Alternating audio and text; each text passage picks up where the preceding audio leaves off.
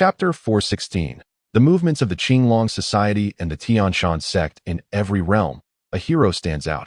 Such is the nature of a formidable figure. Su Chun could only reflect on this truth.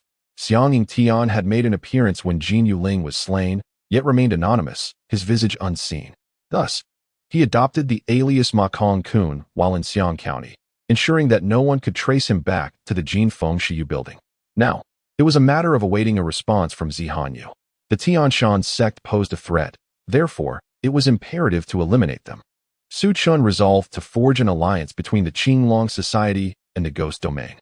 By tasking the Ghost Domain to send missions to the Qinglong Society, who could dare to question their intervention? Should this lead to the downfall of the Tianshan Sect, the reputation of the Qinglong Society would undoubtedly ascend to new heights. This would facilitate the swift acquisition of missions in other regions in the future. He could only hope that Zi Han Yue would provide favorable news. Muttering softly, Su Chun focused his thoughts on the circular disc in his mind, noting the 6 orange lottery cards and 3 blue ones displayed before him. Excluding the 2 orange cards acquired from Xiang Ying Tian, he had only obtained 4 orange cards over the past several days, a rather meager haul.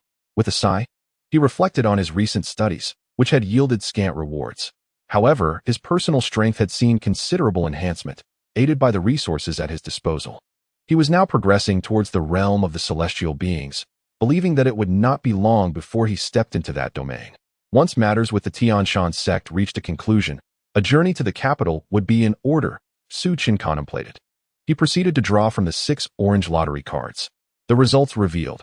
Host has drawn 3 bottles of celestial elixir and 3 bottles of yuan enhancement elixir. 10 of each per bottle. Su Chun's luck was less than favorable, yielding only medicinal potions, with no characters summoned. I had hoped for some noteworthy figures. Yet only potions were bestowed upon me, he lamented. The celestial elixir was renowned for aiding martial artists in achieving unity of the spirit and body, while the yuan enhancement elixir was coveted by those in the celestial realm for its ability to bolster their cultivation. Although the potions were commendable, they could not compare to the allure of obtaining character allies with unfulfilled desires. Su Chun resolved to utilize the potions to further enhance his strength as he contemplated strategies against the Tianshan Sect. Meanwhile, in another location, Zi Han Yue's countenance was grim. She had not anticipated that Feng had already uncovered their operatives infiltrated within the Tianshan Sect.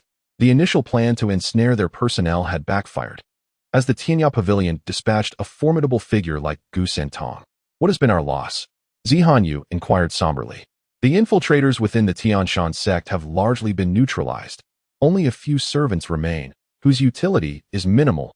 Elder Yin, clad in gray robes, responded.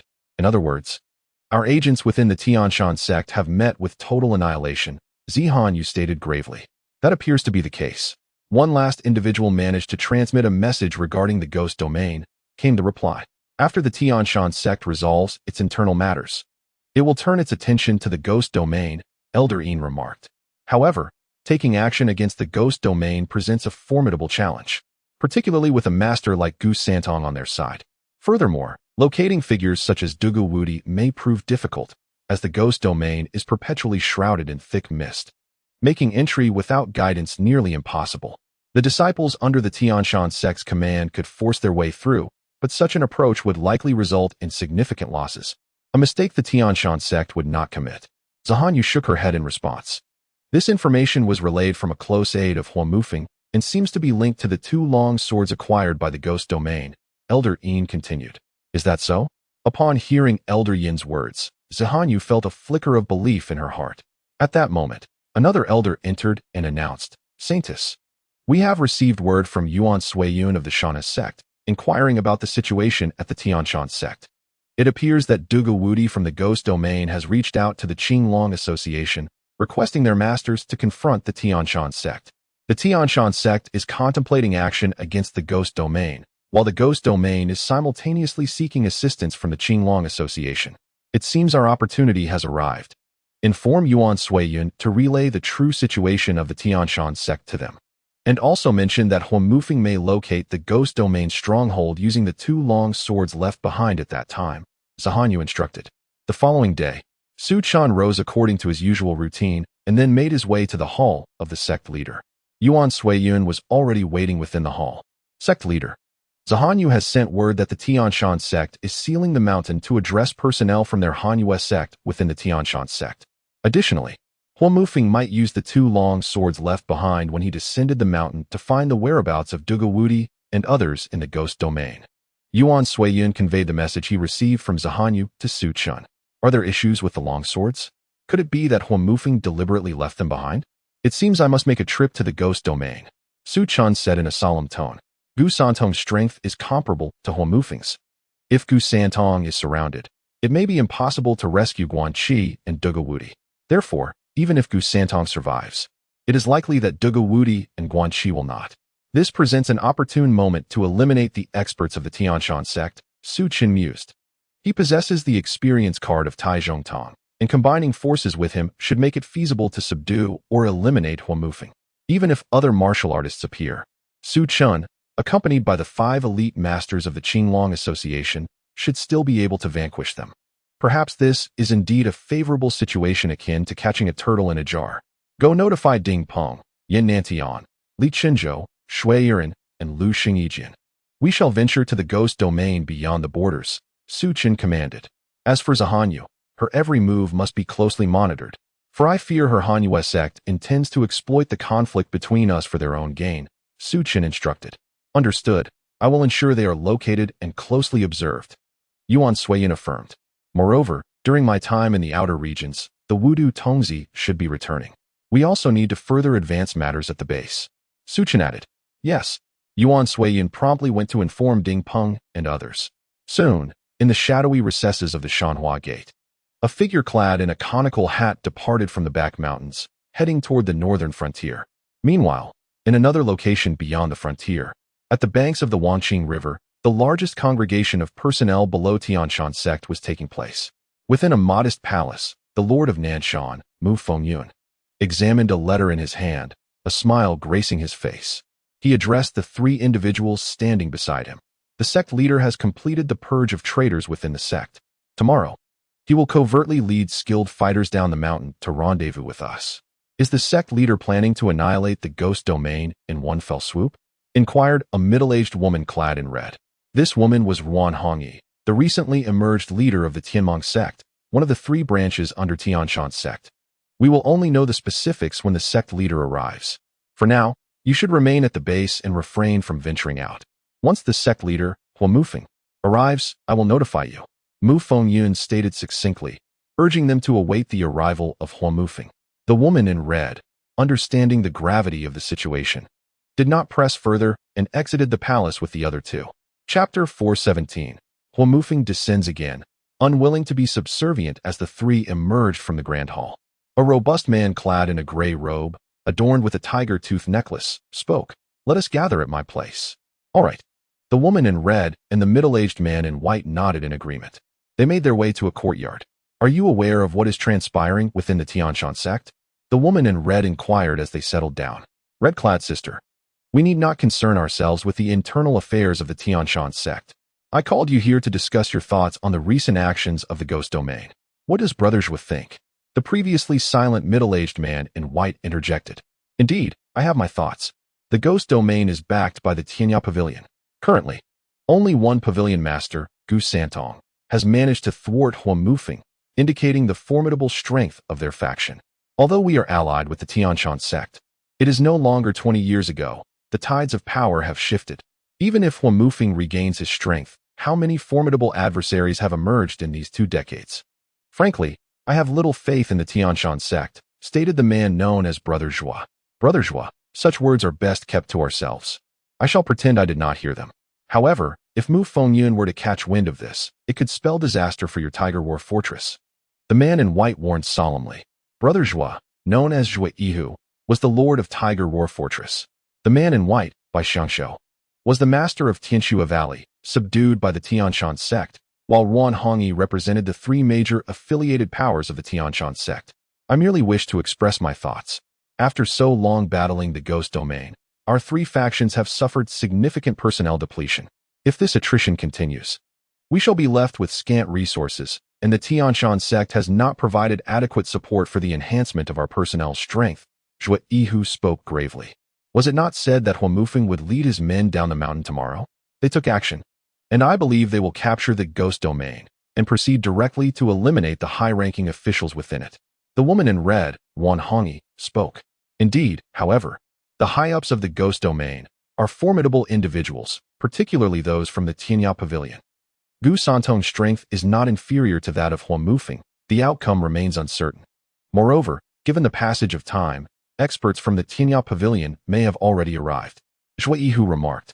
Brother Zhuo, please express your thoughts candidly. There is no need for us to decipher riddles. Bai Xiangshou urged, gazing at Zhuo Yihu. With such extensive groundwork laid, there must be something significant at play. Brother Bai, to speak plainly, I wish to defect from the Tianshan Sect and no longer remain a subordinate force. Zhuo Yihu declared. Upon hearing his words, Bai Xiangshou and Wan Hongyi were taken aback, their expressions reflecting astonishment. They had not anticipated Zhuo Yihu's intention to break away from the Tianshan Sect. Brother Zhuo, the people from the ghost domain have approached you, and you wish to ally with them. However, aligning with the ghost domain is not much different from remaining a subordinate to the Tianshan Sect, Bai Xiangshou pointed out. Wan Hongyi, standing nearby, fixed her gaze intently on Zhuo Yihu, eager to glean answers from him. The people from the ghost domain have not contacted me, but other forces have, I believe. Dear Hongyi, you must have an inkling of which faction has reached out to me. Otherwise, you wouldn't be inquiring so deeply about the internal matters of the Tianshan Sect. Zhuo Yihu turned his gaze towards Wan Hongyi. It seems the Cold Moon Sect has also made contact with you. Wan Hongyi did not deny it, responding in a subdued tone. 20 years ago, the three major factions fell to Hua Mufeng, becoming reliant on the Tianshan Sect. Yet now, 2 decades have passed. 2 decades is no mere blink of an eye. Throughout this time, particularly during the period of seclusion, many individuals have experienced shifts in their perspectives. When the Cold Moon Sect clandestinely engaged with them, they inclined towards it. And the Cold Moon Sect promised them that should the Cold Moon Sect take control of the Tianshan Sect, the Qinglong Sect could achieve independence. As she spoke, Wan Hongyi's gaze drifted towards Bai Xiangshou, who mirrored her attention. Bai Xiangshou, feeling the weight of their stares, became alert and promptly declared, during the closure of the valley, I activated the protective formation, forbidding anyone from entering my Tianxue Valley. Thus, the Cold Moon Sect did not appear in my territory, nor did I meet with any of their members. Then, Brother Bai, what are your thoughts now? If we collaborate with the Cold Moon Sect, we could secure independence for our respective factions and restore our former glory, Zhuo Yihu suggested. I currently have no specific thoughts, Bai Xiangshou replied, shaking his head. In truth, he had not disclosed to either of them that while he had not engaged with the Cold Moon Sect, he had recently been in contact with individuals from the Ghost Domain. He had personally met with Duga Wudi and had been successfully persuaded to lead Tianxue Valley into the Ghost Domain. It seems Brother Bai prefers to wait. However, at times, waiting can lead to lost opportunities, relegating one to the status of a mere pawn. Moreover, Hua Mufeng will arrive tomorrow, and a great conflict is imminent. I believe it would be prudent for Brother Bai to make a decision promptly, Zhuo Yihu observed, looking intently at Bai Xiangshou. I shall contemplate this matter thoroughly and will respond to both of you once I have made my decision. Rest assured, I will not disseminate your affairs indiscriminately. For now, I shall take my leave. With that, Bai Xiangshou rose, offered a slight bow to the two, and departed. Having learned what was necessary, there was no purpose in lingering. Wan Hongyi and Zhuo Yihu did not attempt to stop Bai Xiangshou, allowing him to leave without hindrance. Are you truly so unconcerned about him? Wan Hongyi inquired, casting a glance at Zhuo Yihu. It is not a matter of trust. Rather, he dares not speak. The Tianshan Sect has 3 major affiliated powers. Should 2 of them vanish, leaving only his faction, do you believe he wishes for the Tianxue Valley to survive or to be absorbed into the Tianshan Sect, where it would be looked down upon? He still requires us to maintain equilibrium. Furthermore, should the Tianshan Sect falter, it would present him with an opportunity to lead the Tianxue Valley to independence. He is astute enough not to sever his own retreat, Zhuo Yihu remarked, observing the figure that faded from view at the courtyard's entrance.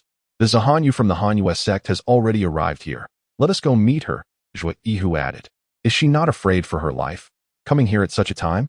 Just a single Mufengian could easily eliminate her, Wan Hongyi expressed, her countenance reflecting surprise at Zhuo Yihu's assertion. She does not come alone. The experts of the Han Yue sect have already arrived. Initially, they intended to collaborate discreetly to seize the Tianshan Sect, but Huo Mufeng's prowess has already revealed their presence, and he has refrained from acting until now, catching her off guard. However, the emergence of the ghost domain has provided her with a chance. I have been informed that the individuals from the ghost domain have expended considerable resources to enlist the aid of the Qinglong Society. Should the Qinglong Society engage, it is likely that both the Tianshan Sect and the ghost domain will suffer significant losses, allowing the Han Yue sect to emerge and profit from the situation, thereby taking control of the Tianshan Sect. Zhuo Yihu elaborated. Very well, I shall accompany you to meet this Zi Han Yue, Wan Hongyi agreed. I possess a secret passage. Let us make haste. Zhuo Yihu guided Wan Hongyi into a chamber, and they departed through the concealed route. Chapter 418. Fishing, Scheming, Tonight. Mufenjian must perish after Bai Xiangshou left the courtyard. He did not tarry, but returned to his abode. Upon pushing open the door, he was taken aback. In the midst of the courtyard stood a figure, seemingly awaiting his arrival. Mr. Guanqi, what brings you to my humble dwelling? Bai Xiangshou inquired, closing the door behind him as he approached the figure, inviting them within. From the mode of address, it was evident that the standing individual was Guanqi. Bai Xiangshou had been successfully persuaded by Dugu Wudi to join the ghost domain, and Guanqi's visit was primarily to ascertain the Tianshan Sect's intentions regarding the ghost domain. The interior was illuminated by a solitary oil lamp, furnished with a simple bed, 2 chairs, and an overall austere appearance. The Tianya Pavilion has engaged in a transaction with the Qinglong Society. They will dispatch individuals to assist the ghost domain in confronting the Tianshan Sect. I have come to inquire about certain matters regarding the Tianshan Sect, Guanqi stated. As Guanqi entered the room, he did not take a seat, but spoke immediately. Upon hearing the news, Bai Xiangshou pondered for a moment before replying, I am not privy to the internal affairs of the Tianshan Sect. However, just moments ago, Mu Fengyun mentioned that Huo Mufeng would descend the mountain tomorrow to rendezvous here. The precise reasons remain unclear, but I speculate it pertains to countering the ghost domain. I must urge the leader of the Dugong sect to prepare accordingly. Bai Xiangshou did not conceal any information and shared all that he knew. Huo Mufeng's descent is indeed promising news. It seems he may not ascend the mountain after all, Guanqi remarked. Additionally, I have just returned from Zhuo Yihu and Wan Hongyi. Both factions have allied themselves with the Cold Moon sect. Bai Xiangshou informed Guanqi of the recent developments with Zhuo Yihu. It is not surprising that the Cold Moon sect is aware of the Qinglong Society's activities and has come to strategize. However, given the Cold Moon sect's prolonged presence within the Tianshan sect, their intentions extend beyond mere territorial establishment. It appears they seek something of great value from the Tianshan sect, though its nature remains undisclosed. Guanqi spoke solemnly. That matter likely falls under confidentiality. Perhaps even the Purple Cold Moon is unaware, Bai Xiangshou replied. Secrets hold little importance. Once we conquer the Tianshan sect, all will be revealed. Guanqi did not linger on the matter.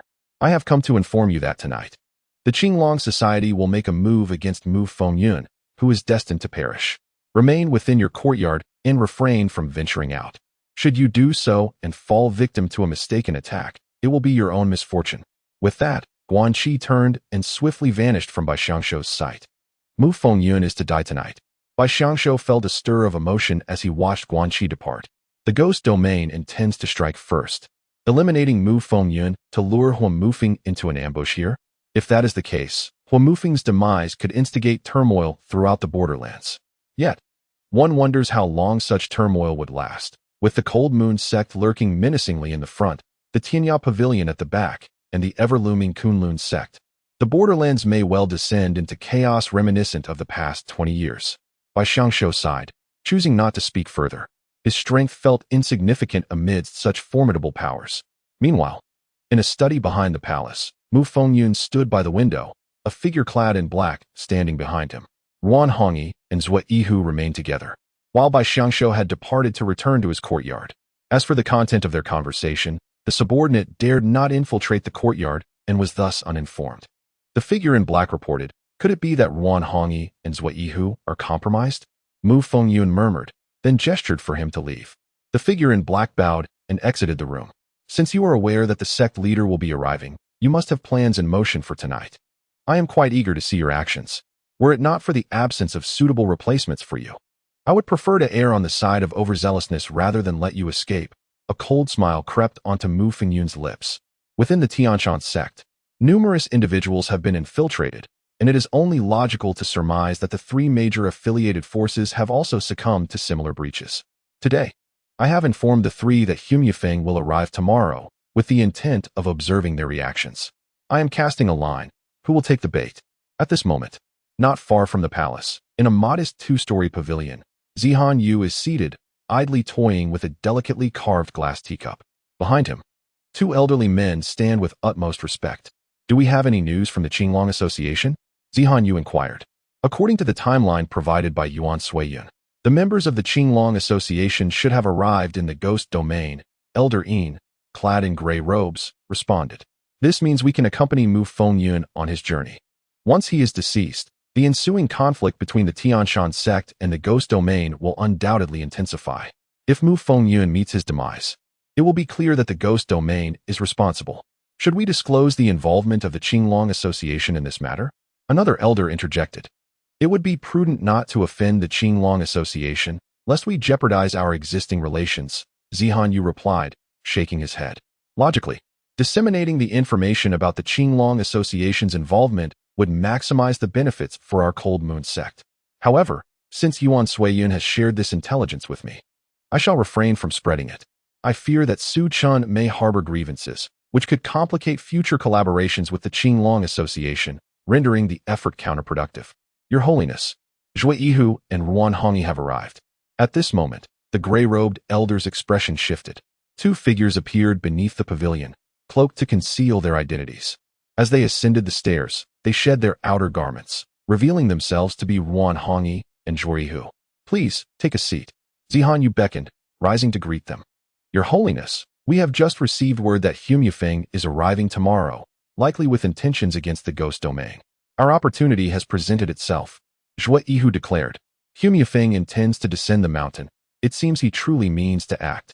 If they strike, the ghost domain will retaliate. This alignment of intentions bodes well for us.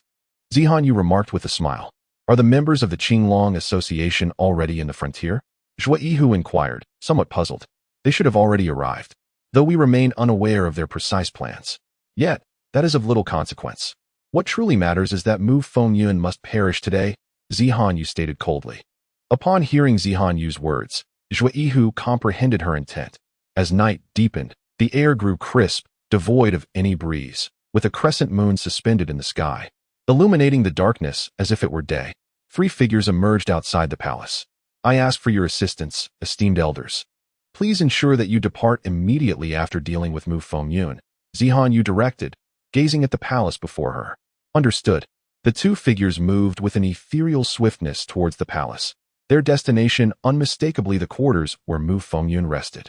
As the two figures advanced, Ruan Hongyi, Zhui Yihu, and Bai Xiangshou remained awake, anxiously awaiting news.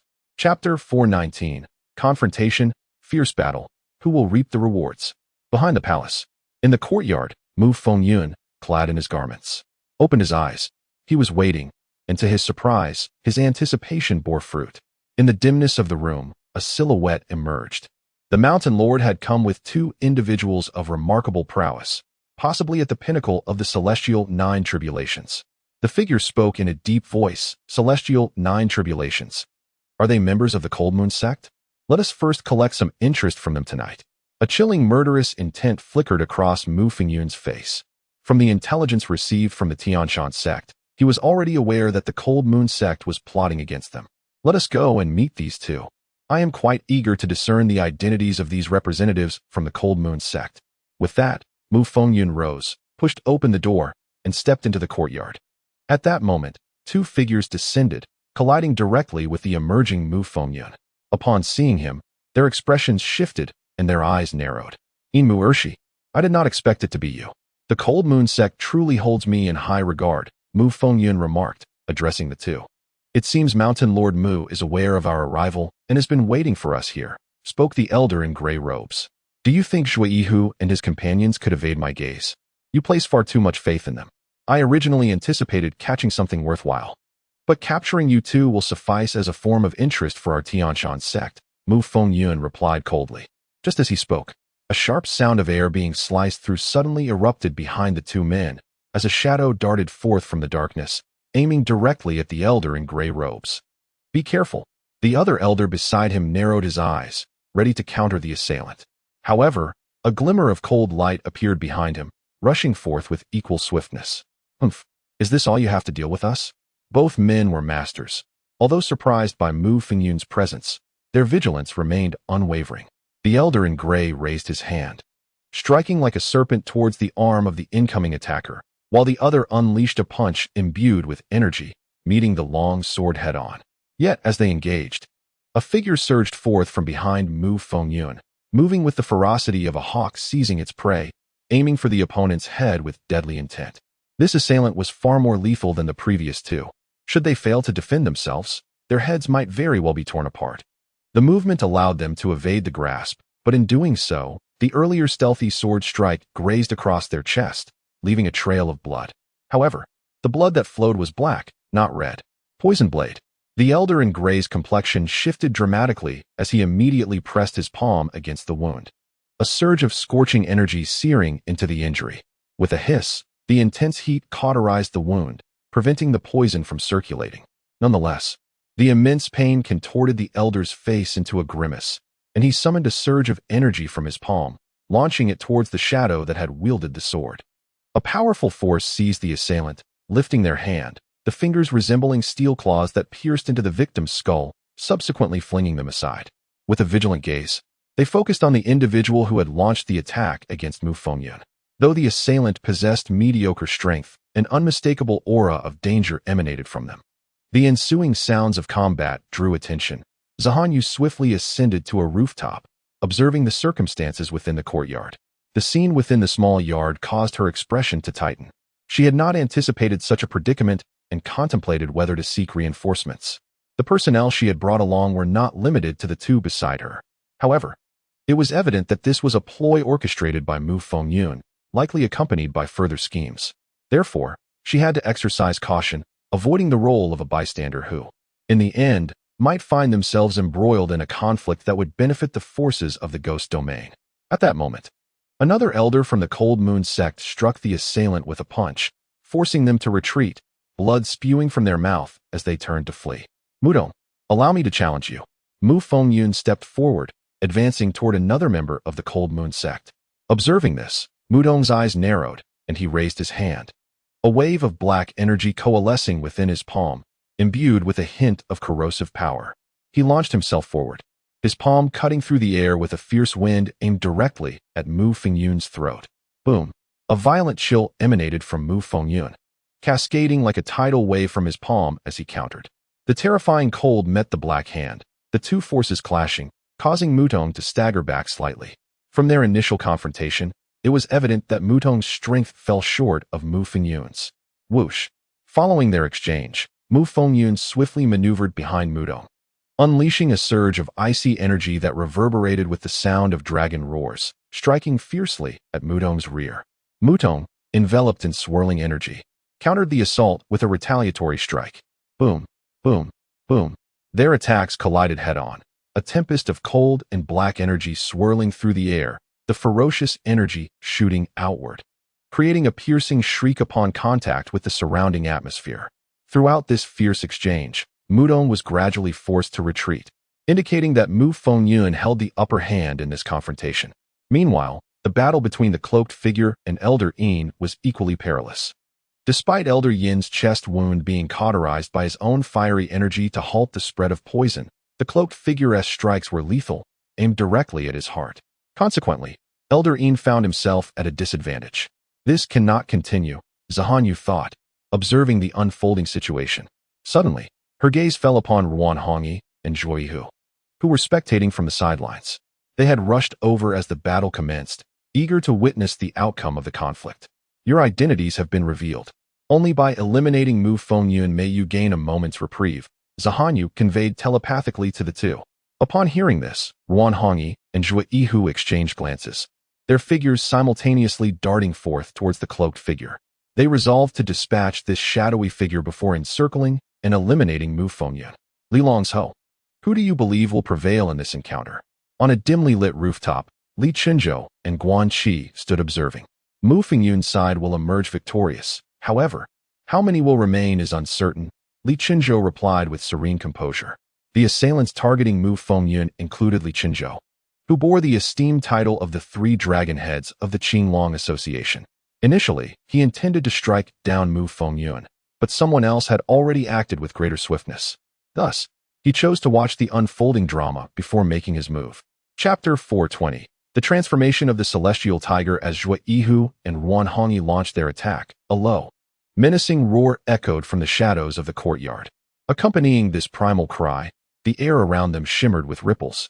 An aura of profound danger permeated the atmosphere. The two assailants hesitated mid-air, acutely aware that this threat was directed towards them. In the shadows, Zi Han Yue's expression shifted dramatically as she focused intently on the source of the disturbance.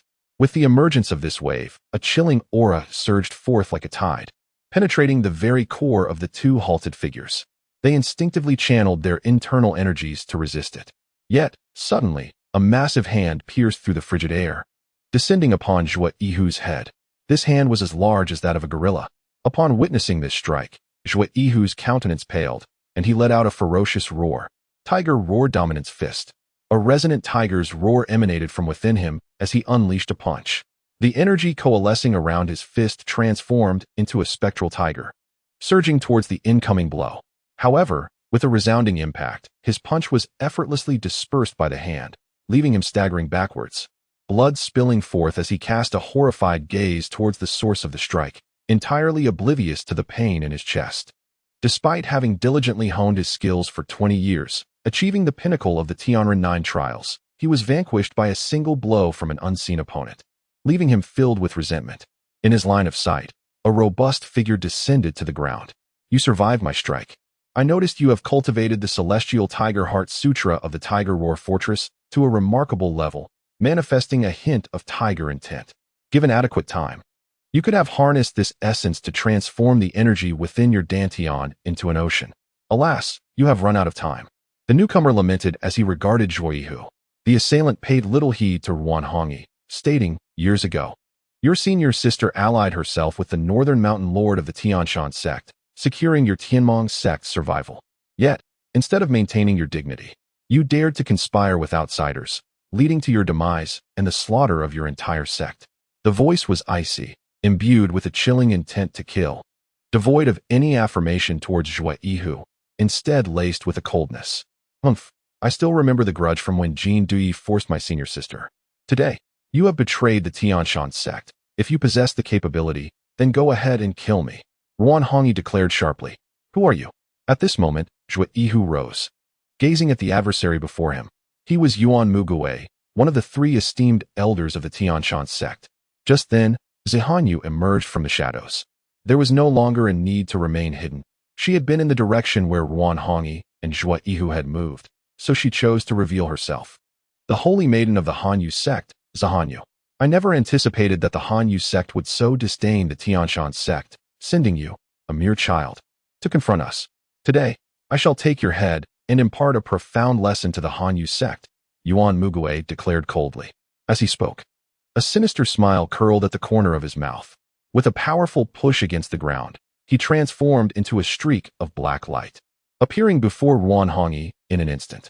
His hand descended like a monkey striking a mountain, delivering a devastating blow. Yuan Hongyi's expression shifted drastically. She raised her arms in defense, yet under the brutal force of the punch, her limbs shattered, blood misting the air and revealing her white bones. She was sent flying, a mouthful of blood spewing forth. In a single strike, Yuan Hongyi was severely injured, left with no opportunity to retaliate. Fierce and ruthless, he acted decisively, denying any chance for his opponent to counter. This was the resolution of their interference in Mu Fengyun's affairs. Intriguing, this individual appears arrogant, yet his actions are resolute. The Tianshan sect is proving to be more formidable than we had anticipated, Li Qinzhou remarked from the shadows. If I were to confront him head-on, a single blow would likely leave me gravely wounded. He just mentioned the energy transformation into the sea. We have no knowledge if he has truly achieved it. Guanxi stated solemnly. His strength had yet to reach the realm of the 9 trials of heaven, leaving him uncertain about the concept of energy transforming into the sea. Hence his inquiry to Li Qinzhou. It has transformed, though the scope is average. Under my fist, he won't last more than 30 moves, Li Qinzhou replied gravely. Not more than 30 moves. Guanxi was taken aback, secretly astonished by Li Qinzhou's prowess. To be candid, during their training, both Guanxi and Xiao Qiushui surpassed Li Qinzhou in strength. However, the randomness of their power allocations during the lottery was beyond their control. Yet, Guanxi's cultivation speed was remarkably swift. In a brief period, he was on the verge of breaking into the 9 trials of heaven. In a typical matchup, a practitioner at the 9 trials of heaven facing Guanxi wouldn't necessarily secure victory. Furthermore, Guanxi possessed the Jin Mei bottle bestowed by Su Chun, ensuring that as long as he did not perish, he could continue to fight. At this moment, even a powerful opponent at the Sea Transformation realm would find it challenging to eliminate Guanxi in a single blow. Meanwhile, Yuan Mugue, having severely injured Yuan Hongyi, turned his gaze towards Zi Han Yue. I had expected your companions to intervene. It seems they have chosen not to. If that is the case, I shall proceed to eliminate Zhuo Yihu. Yuan Hongyi's life is preserved solely due to Jin Duyi's influence. However, Zhuo Yihu found himself in a precarious situation. His breath ragged and his expression shifting dramatically as he cast a glance at Zi Han Yue, who remained motionless.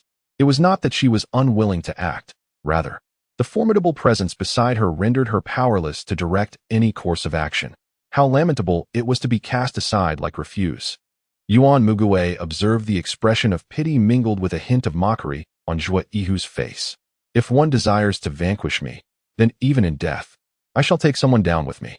Zhuo Yihu raised his head, a dark crimson aura flickering in his eyes, and soon a blaze of the same hue enveloped him. Boom, boom. This fiery energy surged forth, mending his wounds and imparting an aura of ferocity to his being. With a powerful push against the ground, he lunged at Yuan Mugue like a tiger pouncing on its prey. Is this the transformation of the heavenly tiger?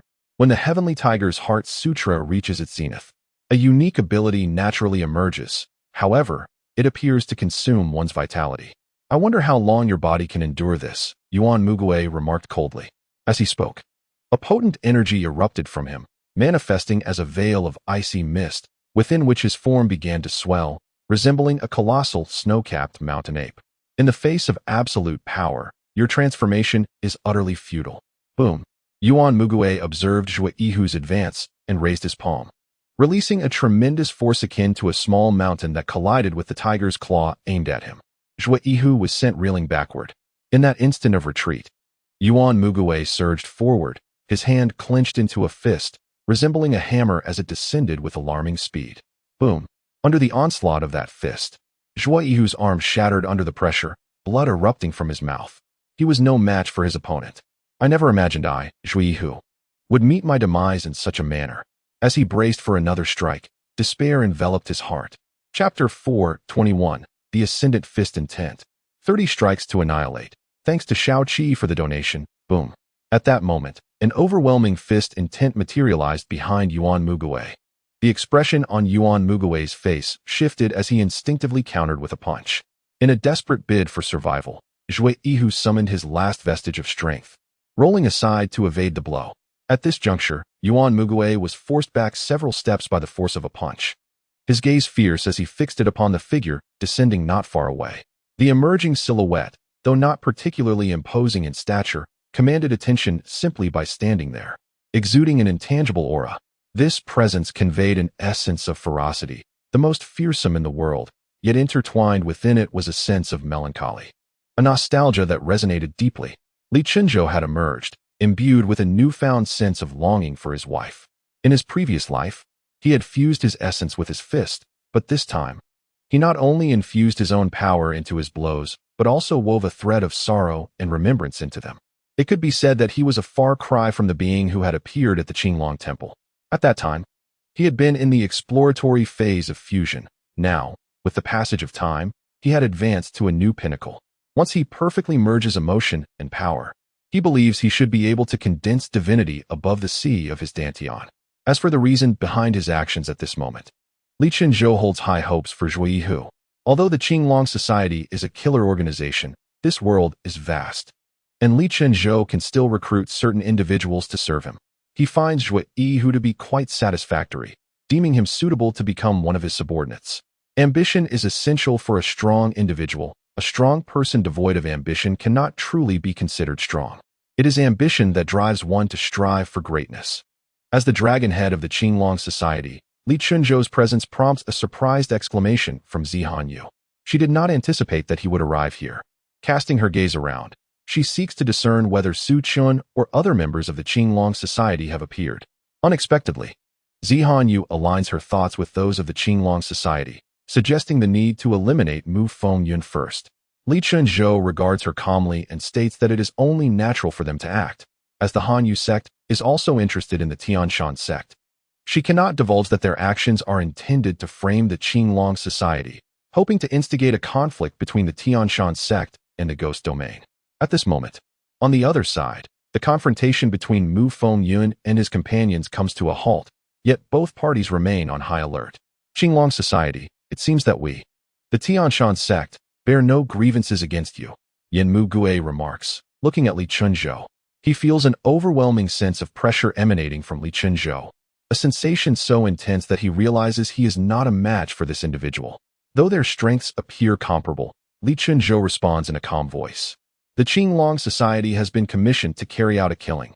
Thus, the notion of grievances is irrelevant. We are merely here to fulfill a contract. Upon hearing this, Yin Mugue's expression darkens as he recalls the intel regarding the Qinglong Society, a killer organization with no room for negotiation. There is nothing left to do but prepare for battle. I will hold them off. You take the opportunity to escape.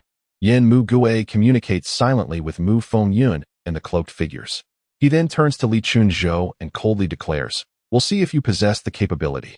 In the instant he speaks, he thrusts his palm forward, unleashing a brilliant coldness that erupts from his hand, surging towards Li Chunzhou with an intense, icy aura.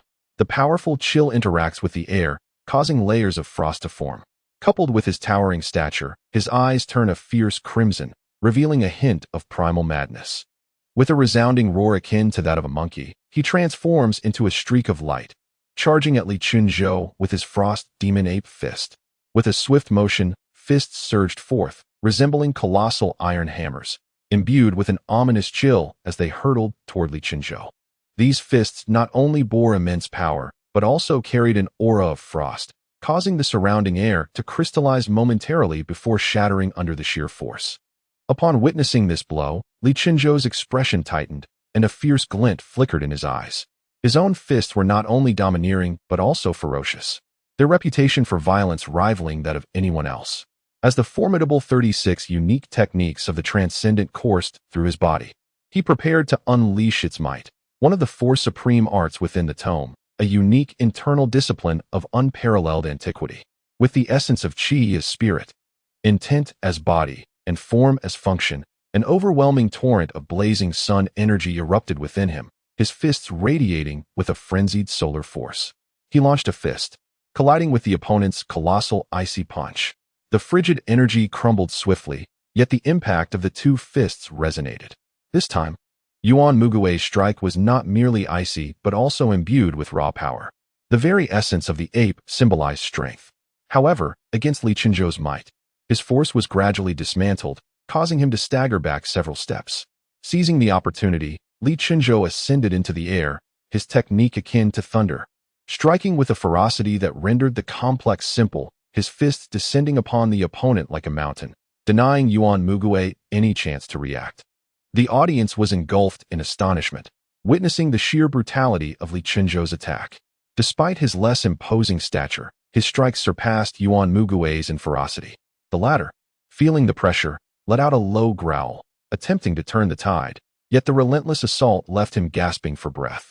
With each blow, his qi and blood surged chaotically, rendering his body nearly uncontrollable. Then came the final 9 strikes. As Li Chunzhou launched into the air, he shouted a low command. Yuan Mugue, momentarily believing he had found a respite, was stunned by the sound, only to realize the impending danger.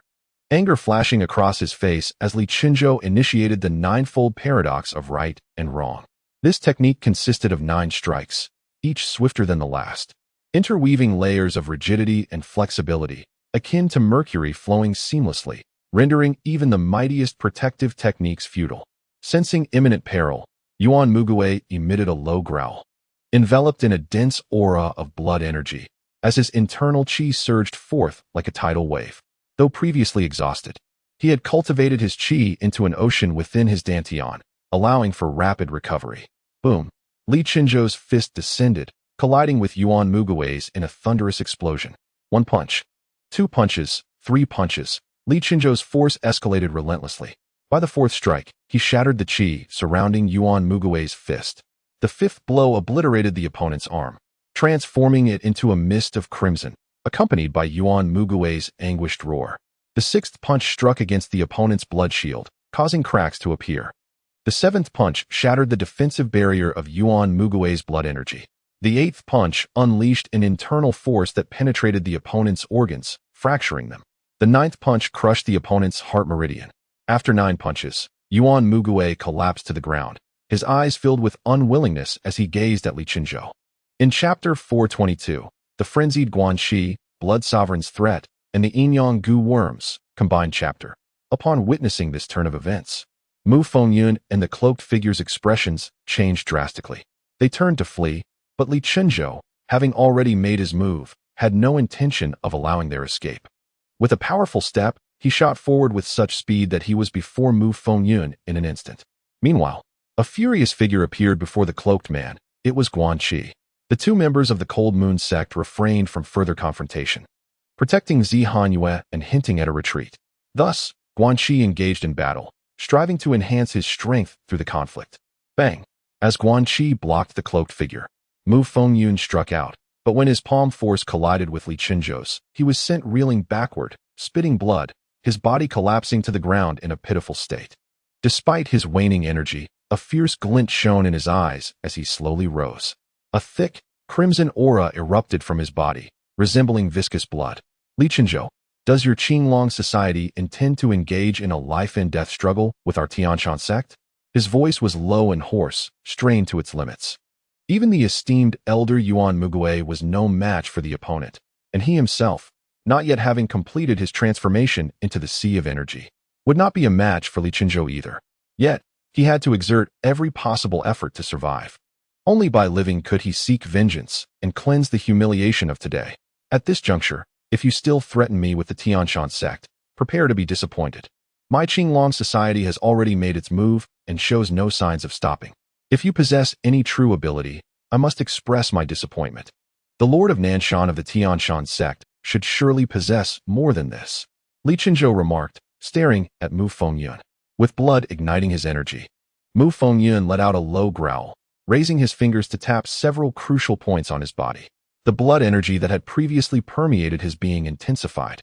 This surging blood energy formed a thick layer of crimson armor around him. The points he had struck began to circulate, generating a powerful current that surged towards his dantian. The once calm dantian began to spin faster with each impact of this energy. Of course, this external consumption of blood energy took its toll, rendering Mu Fengyun's complexion pale. He produced a vial of pills from his hand and swallowed it whole, urging the energy within his dantian to surge forth. He aimed to break through to the dantian sea, though this would deplete his own vital essence, resulting in an average increase in strength.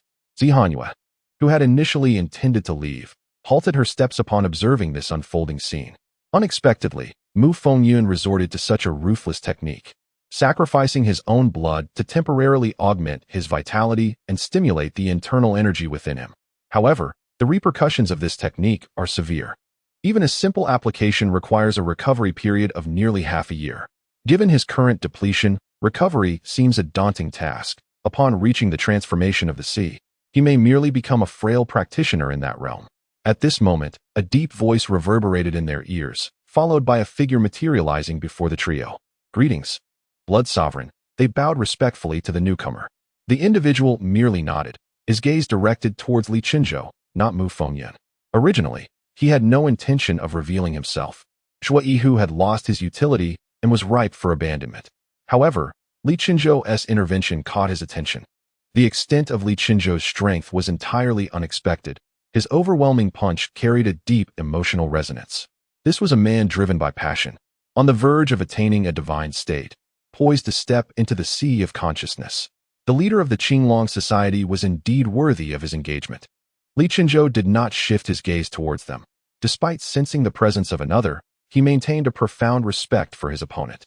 Since I have unleashed my full power, I shall strike you down with a single, mighty blow, he declared. Raising his hand, he clenched it fiercely.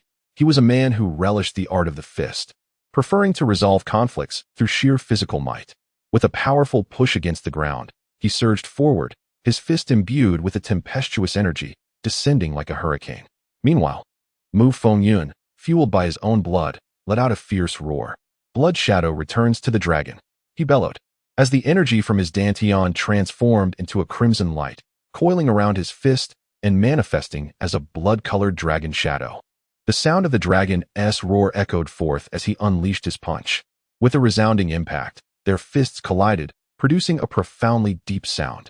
The dragon shadow atop Mu Fengyun's fist shattered, a force surging into his arm and body, causing his garments to explode in that instant, revealing a form riddled with cracks. The fissures shattered, and blood erupted from his body. You will die. The sect leader will avenge us, Mu Fengyun uttered towards Li Qinzhou before collapsing to the ground.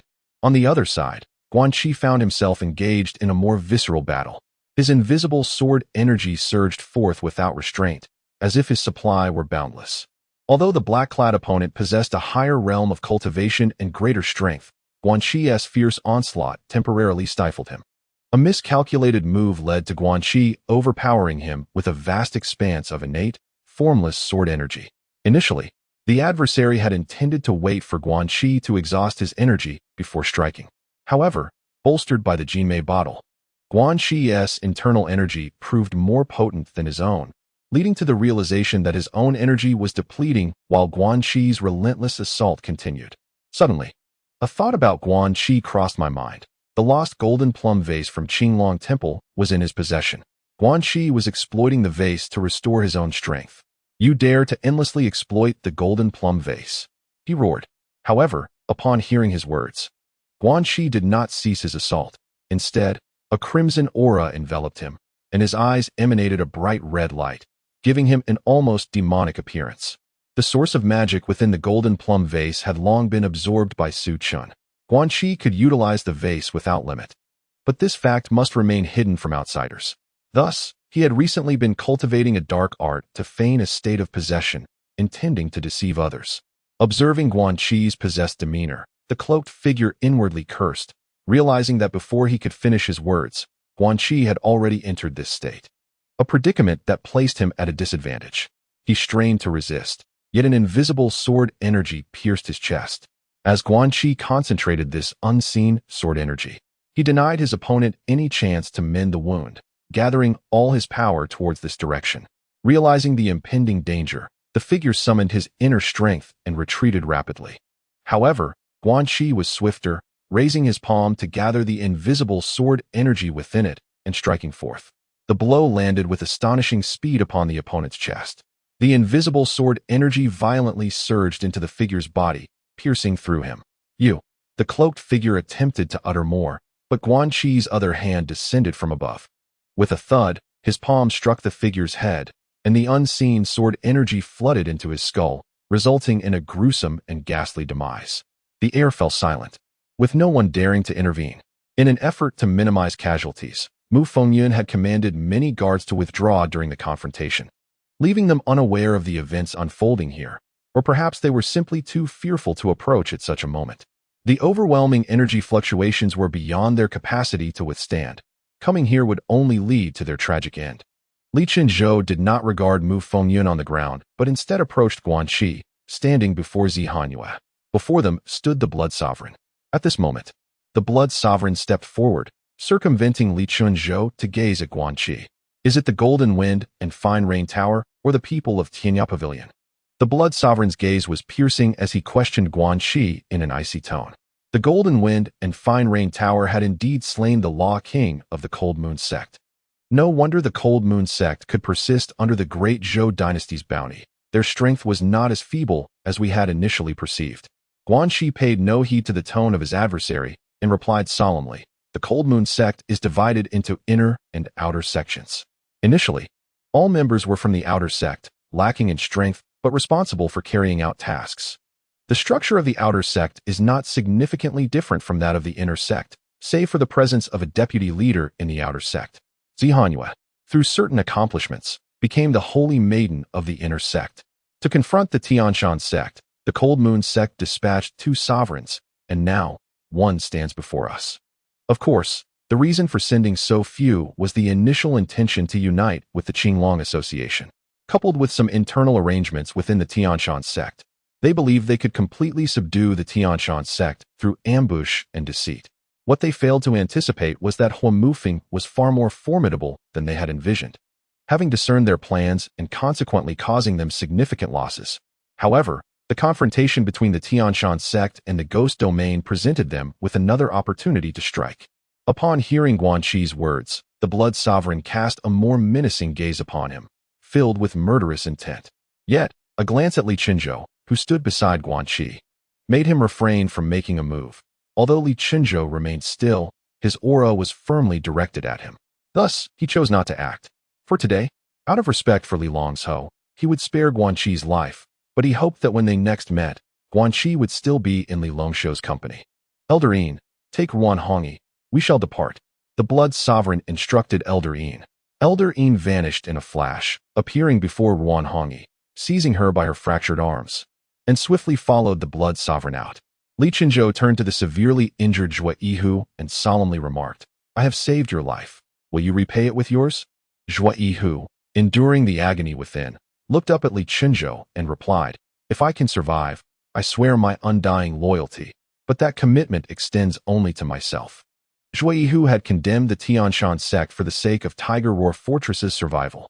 While he could pledge allegiance to Li Qinzhou, Tiger Roar Fortress needed its freedom. Very well, Li Qinzhou nodded. What he desired was not the fortress itself, but the person of Zhuo Yihu. He then produced a pill from his hand. This elixir will aid in your recovery. However, for the internal injuries, you must manage them yourself, Li Qinzhou stated. Without hesitation, Zhuo Yihu consumed the pill, beginning his healing process. We should also take our leave, Li Qinzhou said to Guanxi, casting a glance at the recovering Zhuo Yihu. Once healed, they would seek out Dugu Wudi in the Ghost Domain, who could contact me. With that, Li Qinzhou and Guanxi vanished into the night. At this moment, the area fell silent, and after a while, Zhuo Yihu dragged his wounded body away. The entire palace was enveloped in stillness. Bai Xiangshou, who had remained indoors, was filled with astonishment. Although he had not stepped outside, he was acutely aware of the intense sounds of battle that had erupted. Now that the tumult had subsided, he chose to remain inside. His inaction did not mean that others had not ventured out. Some disciples from Nanshan appeared, and upon witnessing the gruesome scene, they immediately howled while cradling Mu Fengyun's lifeless body. Some swiftly relayed the situation to others. As for Bai Xiangshou, he did not emerge. While the disciples of the Tianshan Sect had not made their presence known in the recent skirmish, it was certain that some had witnessed the events unfold. Though he had not betrayed them, he would still be treated unfavorably. Naturally, given his strength, those outside were no match for him. But he would need to continue his subterfuge within the Tianshan Sect. A carrier pigeon swiftly took flight. The following day, at dawn, a vast carriage traversed the official road beyond the Great Wall. Tender green shoots emerged from the grasslands on either side, and the sky could be glimpsed in the distance. The broad carriage appeared diminutive against the expanse of the roadway. The climate beyond the Great Wall remained somewhat chilly. Inside the carriage, the fragrance of sandalwood wafted through the air. A figure sat gracefully within the carriage, clad in splendid robes. The driver, an elderly man, was one whom Su Chun had hired in Qingqing. As for Ding Peng, Yin Nantian, Shui Yiren, and Lu Xingyijian, these 4 had long since journeyed beyond the Great Wall, traveling day and night. Su Chun did not accompany them. Although the borderland of Linshan lacked picturesque views, it was Su Chen's first visit to this region, and he was eager to witness its conditions. Over the past few days, he had gained a general understanding of the borderland, which bore little difference from the ancient frontiers of his previous life. However, the several settlements he passed through appeared remarkably lively and bustling. Suddenly, a homing pigeon flew in through the carriage window.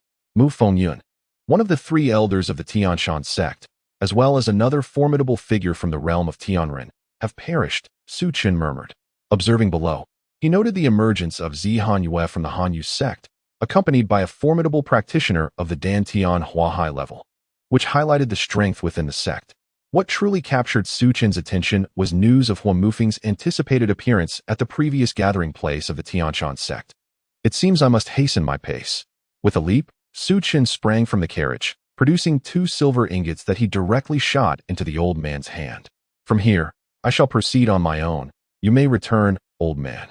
As he spoke, Su Chen's figure had already vanished before the driver. The elderly man halted, stowing the silver ingots in his bosom, and turned the carriage back. Such occurrences were not uncommon for him. Once the elder departed, Su Chen paused, and 4 figures emerged at his side, his secret guardians, the 4 ghosts of Xiangxi. "Take me to the gathering place of the Tianshan Sect," Su Chen commanded. The 4 swiftly lifted him, transforming into a streak of azure light that vanished along the official road. Within the grand hall of the Tianshan Sect, 8 figures convened. Hua Mufeng sat in the hall, his expression grim. Beneath him were 2 elders, one clad in a blue robe, the other in black. They were the remaining 2 esteemed elders of the Tianshan Sect, Hu Mingming in blue and Lu Qingshang in black. Hu Mingming was the master of Mu Fengyun, the lord of Nanshan, and his face was etched with sorrow. Behind them stood Jin Yu, the lord of Beishan, while the other 5 were formidable experts from the 3 major peaks, contributing to the tense atmosphere within the hall.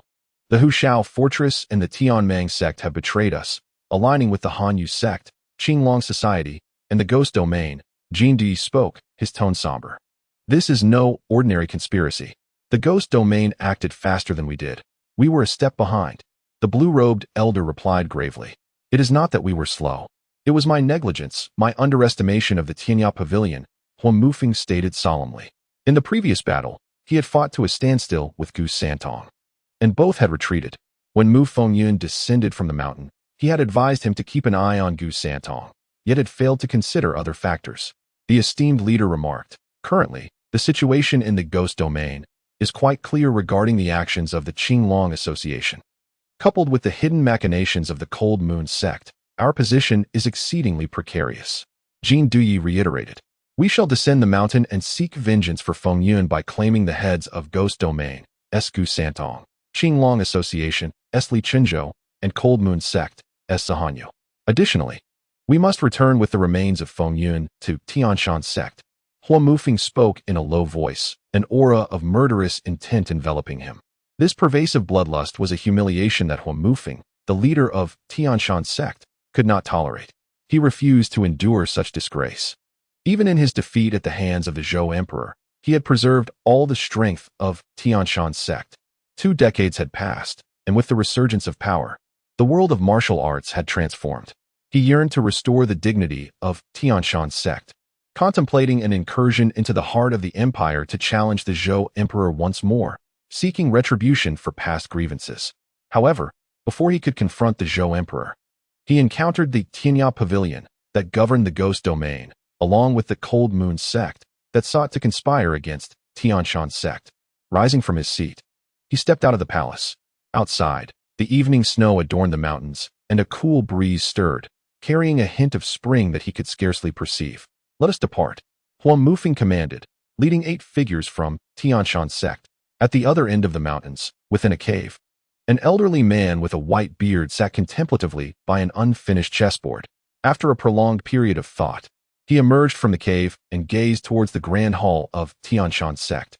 As the winds of change sweep through the martial world, why engage in this fleeting conflict?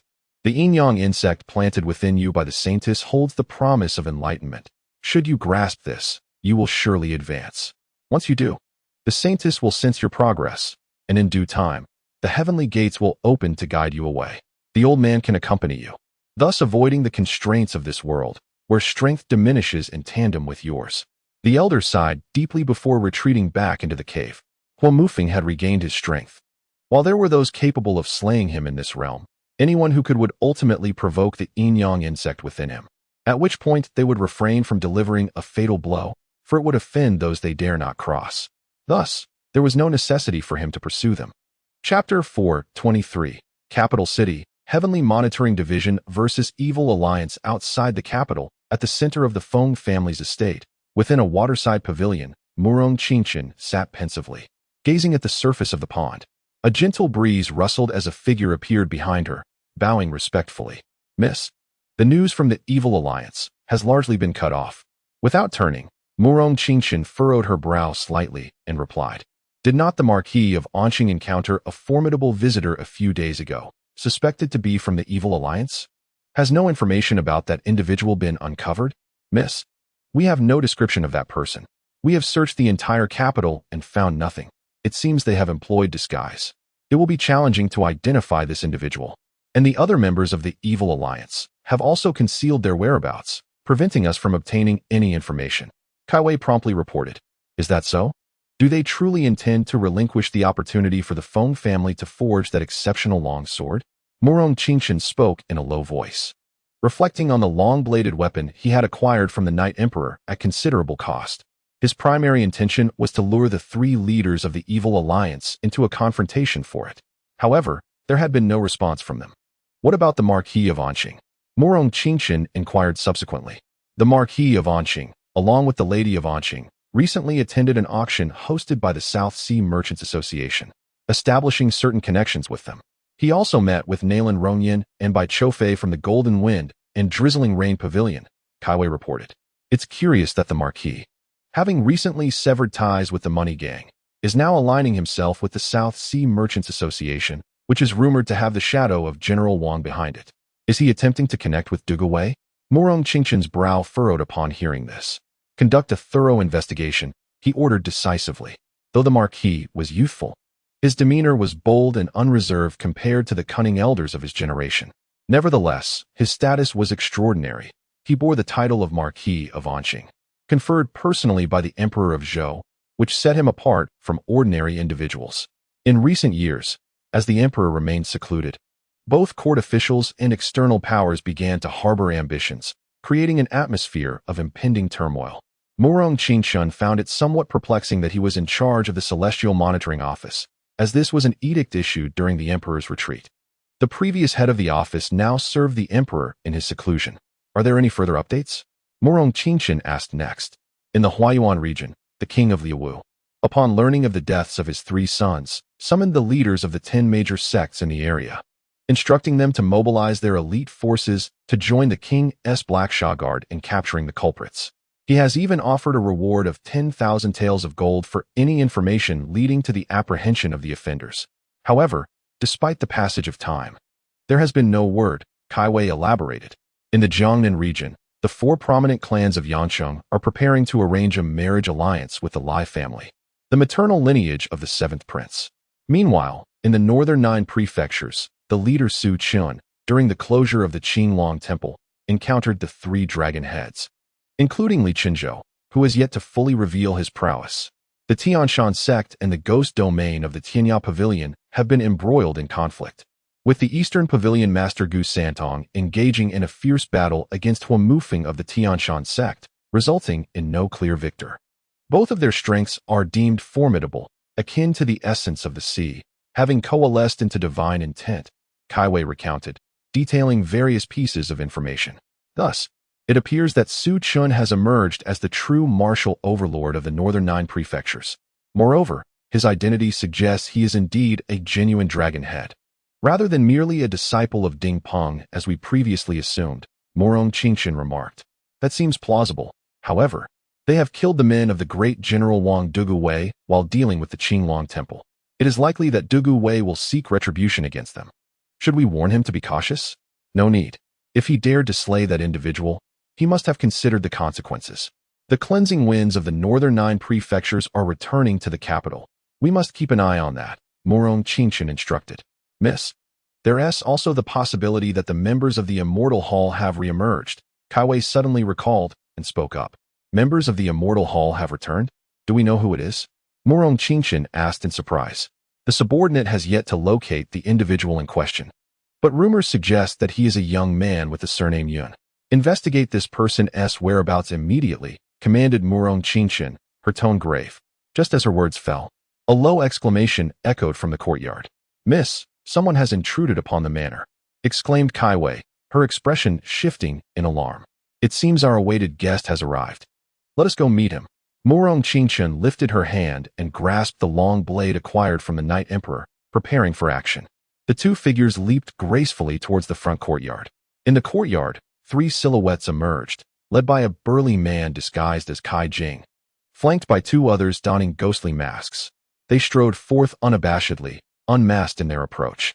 Before them stood an elderly man clad in a brocade robe, who, despite being over 50, wore a full head of black hair and a piercing gaze. This was Wei Tong, one of the 3 elders of the Heavenly Supervision Department. Upon seeing the elder, a cold smirk crept across Kai Jing's face. I did not expect anyone would recognize me. Yet, here you stand, so brazenly confident. It seems you overestimate your own capabilities.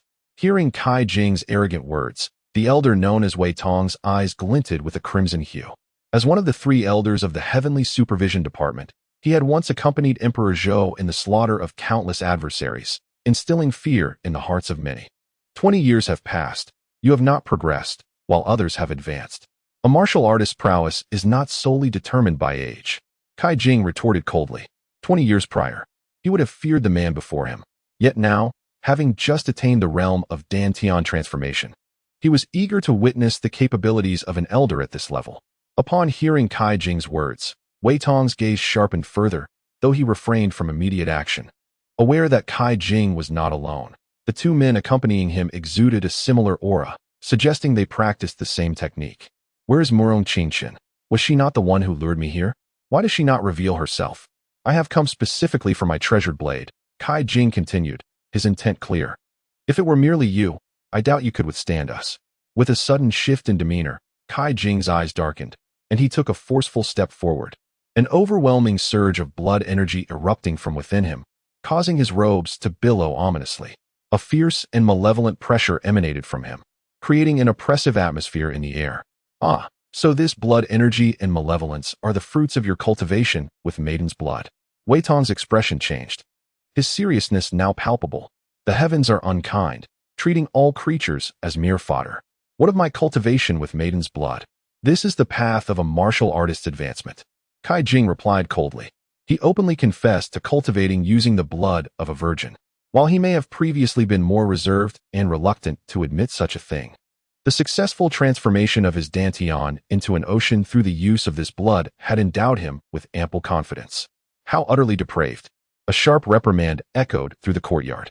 Ma Kong Qun and Kai Wei descended gracefully into the hall, their gazes fiercely directed at Kai Jing. The act of cultivating with virgin blood was both cruel and horrifying, something she could not abide. However, Kai Jing paid no heed to her icy glare. His eyes fixated on the long blade held in Ma Kong Qun's grasp.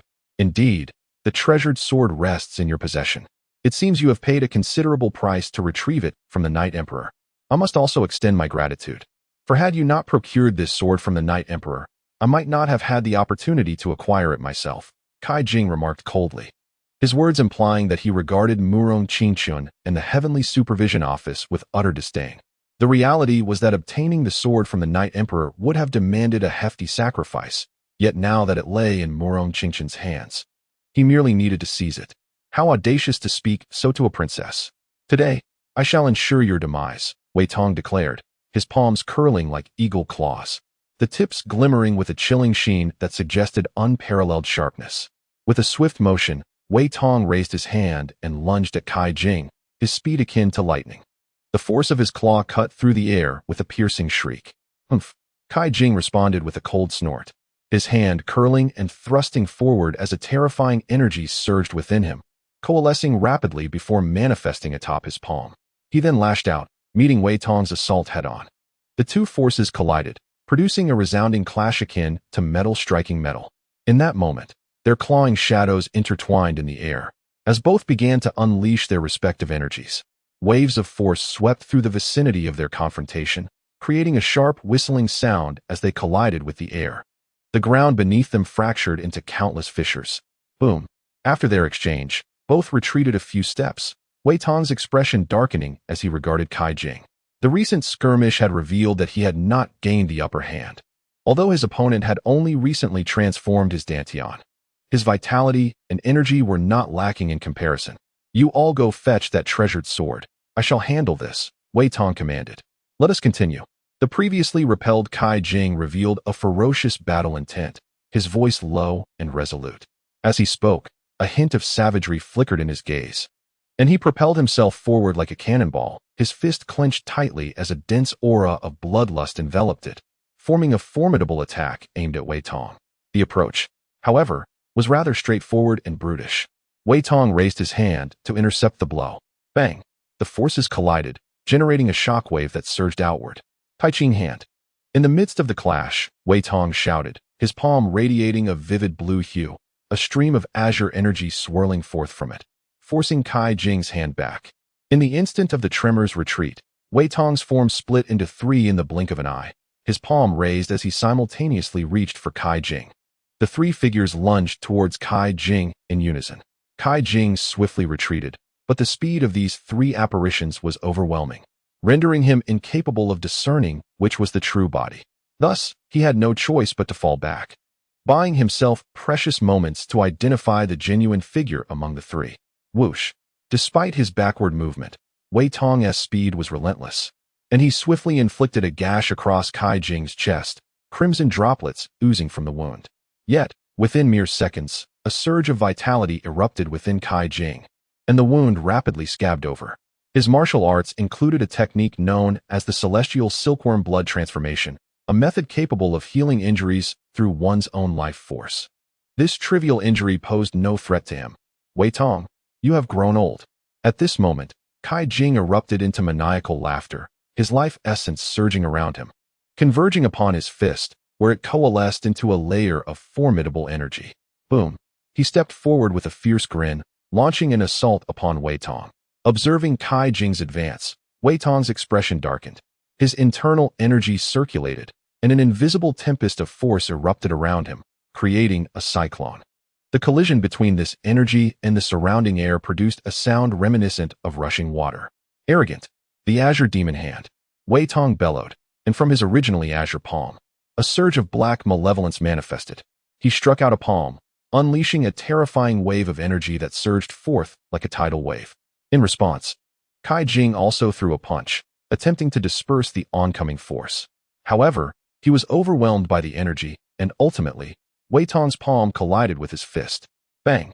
Kai Jing was sent hurtling backward, a layer of black malevolence lingering on his arm. I may be aged, yet my strength remains formidable. I shall not allow you to act with such impunity. At this moment, Wei Tong's internal energy surged forth, compressing the surrounding air into a cacophony of thunderous sounds as he advanced step by step towards Kai Jing, reeling from the blow. With residual malevolence still clinging to his arm, Kai Jing's face illuminated with exhilaration. His life force surged, dispelling the darkness on his arm. Celestial Calamity True Release. Celestial Calamity Wild Fist. He shouted, charging towards Wei Tong, his aura transforming into a frenzied force, his palm raised, a fierce scarlet energy gathering upon his fist. He struck down vigorously towards Wei Tong. Meanwhile, the two companions who had accompanied Kai Jing moved towards Murong Qingchen, their steps synchronized as though they were a single entity. With each stride, a palpable pressure enveloped the air, quickening the heartbeats of Murong Qingchen and Kai Wei. As their pace accelerated, so did their heart rates, subtly hastening their breaths. Just as they felt overwhelmed, a low voice emanated from within the courtyard. Whoosh! Following the utterance, a fierce and formidable sword aura surged through the hall, striking directly toward two individuals advancing forward. The pair halted in their tracks, simultaneously launching their fists in a synchronized motion, as if they were but a single entity. Their fists radiated a golden energy, colliding with the sword aura and producing a sound reminiscent of metal clashing. Though they successfully intercepted the sword energy, they were compelled to take a slight step back, indicating that the sword wielder possessed greater strength. Is your technique akin to that of the Diamond Sect? Are you practitioners of the Buddhist faith? An elder clad in azure robes, wielding a long sword, stepped forth from the depths of the hall, addressing the two who had been momentarily shaken back by his strike. Chapter 4:25. A palm to shatter throats, a sword to pierce hearts, convergence at the frontier. This chapter is dedicated to Shao Qi for their generosity. The azure-robed swordsman, Nie Jinsha. Who would have thought that two of the Heavenly Monitoring Division's elders would arrive? A low and hoarse voice emerged from one of the masked figures. It seems you recognize this old man. Allow me to unveil your masks and discern your identities, declared the elder, known as Nie Jinsha. His gaze fixed intently on the masked duo. He sensed their familiarity with him through their tone, and he was confident that revealing their identities would allow him to recognize them. That will depend on your prowess. But should the two elders of the Heavenly Monitoring Division meet their demise here, I wonder how the division would react, replied the other in a voice laced with a chilling edge. Murong Qingchen awaited their move, fully aware that they too might seek to exploit this opportunity against the Heavenly Monitoring Division. At this moment, her expression was grave, as she gleaned much from their words. You possess remarkable audacity to so brazenly defy the Heavenly Monitoring Division. Let us see if you can withstand my blade. As the azure-robed elder spoke, he unsheathed his long sword, transforming into a streak of flowing light as he launched his attack against the two. In an instant, the sword light and aura sliced forth, and as it neared the pair, it erupted, multiplying into dozens of swords aimed at various vital points on their bodies. Faced with this onslaught, the eyes of the masked duo revealed a serious demeanor, acutely aware of the impending threat. One among them struck out with an outstretched palm, which shimmered with a hue reminiscent of dark iron, meeting the elder's fierce sword light head-on. The collision produced dazzling sparks and an overwhelming shockwave that reverberated through the air, creating a sharp, piercing sound. The ground beneath this individual fractured and buckled under the force of the clash, sending him reeling backward as the earth crumbled around him. Meanwhile, the other masked figure unleashed a seemingly ordinary punch. Yet, this fist was imbued with a fierce innate energy, forming a powerful and menacing aura that, as it surged forth, appeared exceptionally sharp and destructive. As the wind from the punch sliced through the air, it resonated with a deep, ominous hum, heralding its devastating force. The elderly man in the azure robe, engaged in combat with another, sensed the imminent threat of the approaching punch. His heart stirred, and with a swift motion, he redirected his sword, unleashing a torrent of sword energy akin to thunder, aimed at his opponent's arm. Instantly, he sidestepped to evade the strike. However, it seemed as though his adversary anticipated this maneuver. The fist was withdrawn in an instant, colliding with the thunderous sword light. At that moment, the initial attacker, whose iron-colored aura had dissipated, was now enveloped in a chilling malevolence, his eyes revealing a savage intensity as both palms lunged towards the azure-robed elder. In an instant, the shadows of his palms filled the sky, encasing the elder. Upon witnessing this, the elder's expression sharpened, and his long sword slashed out violently, the blade radiating ferocity as he met the onslaught head-on. The sword light intercepted the incoming palm strikes, shattering the surrounding malevolent energy that threatened to invade his meridians. Suddenly, a wave of trepidation washed over him, akin to the sensation of a hidden serpent poised to strike. In an instant, 3 dark rays shot forth from behind the palm shadows, hurtling towards him. The azure-robed elder attempted to raise his sword in defense, but at that moment, the force that had propelled the palm shadows surged dramatically, briefly stifling his chance to counterattack. With a swift hiss, the 3 dark rays penetrated the elder's body, causing him to stagger backward. You have succumbed to my 3 bone-chilling needles. Your vitality will be frozen within. A deep voice echoed ominously in his courtyard. Meanwhile, engaged in combat with Kai Jing, Wei Tong's expression shifted upon hearing those words. He sought to evade Kai Jing and rushed to the elder's aid. Yet, Kai Jing unleashed a tempestuous surge of internal energy, preventing Wei Tong from retreating. With a powerful punch, he charged directly at his opponent. Fury flashed across Wei Tong's face, but he had no choice but to endure the blow. The force of their fists clashed with a resounding bang. However, Kai Jing did not withdraw immediately. Instead, he concentrated all his strength into his fist, coalescing it into a formidable force aimed at overwhelming Wei Tong. Waves of energy surged forth from his fist, layered upon one another, intent on shattering Wei Tong's arm. Seeing this, Wei Tong's countenance shifted to one of astonishment as he contemplated retracting his fist. However, Kai Jing's ferocity left him no option. If he withdrew, his arm could be injured, placing him at a disadvantage. In such a precarious situation, he could not afford to falter. Thus, he summoned his inner strength and circulated it through his arm to withstand Kai Jing's assault. As a seasoned warrior, he possessed remarkable experience. During the confrontation with Kai Jing, his other hand suddenly condensed a surge of energy, launching it towards his opponent's eyes with blinding speed. Instinctively, Kai Jing turned his head, but in doing so, the released energy wavered slightly. Seizing the moment of fluctuation, Wei Tong swiftly transformed his fist into an open palm, aiming to grasp his opponent's wrist. However, Kai Jing, displaying remarkable quickness, deftly twisted his wrist, evading the attempted capture. Unperturbed, Wei Tong's expression remained unchanged. He pivoted, unleashing a surge of inner energy, his back crashing forcefully into Kai Jing. With his back as a weapon, he struck with tremendous impact, A dull thud resonated at the point of their clash, causing Kai Jing to be violently repelled. As he was flung backward, Kai Jing abruptly rotated his hand, unleashing a beam of icy light that shot toward Wei Tong's throat, initially poised to capitalize on the momentum for a fatal strike. Wei Tong was compelled to redirect his focus, raising his fist to deflect the icy onslaught. Meanwhile, the elderly figure in the blue robe, struck by 3 penetrating nails, clutched his chest, his body hunched over, while his sword propped him up. His gaze remained fixated elsewhere, oblivious to the 2 others. The assailant, having successfully landed his strike, surged toward the blue-robed elder, his hand morphing into a claw, radiating malevolence as he aimed directly for the elder's head, intent on decapitating him. Yet, as he closed in, the blue-robed elder's eyes flickered with a cold light. With a sudden movement, he transformed his supporting sword into a streak of icy brilliance, piercing through the assailant's hand and thrusting into his throat. The 3 previously embedded nails fell to the ground with a crisp sound. The wounded assailant, incredulous, stared at the sword embedded in his throat, pointing a trembling finger at the blue-robed elder, unable to comprehend why he had suffered no injury despite being struck by the penetrating nails. "You underestimate the profound depths of our Tianjin division," the blue-robed elder declared, withdrawing his sword, which glistened with traces of blood, slowly dripping onto the ground. The masked assailant clutched his throat, retreating, his gaze drawn to the elder's chest, where 3 holes marred his outer garment. Yet, beneath it, the inner layer shimmered with a dark hue, imbued with a hint of gold. The golden crow lock armor. The masked figure uttered in disbelief before collapsing to the ground. Accompanying him, another masked individual appeared before the fallen one, his eyes betraying a mixture of rage and sorrow. "You have slain my brother."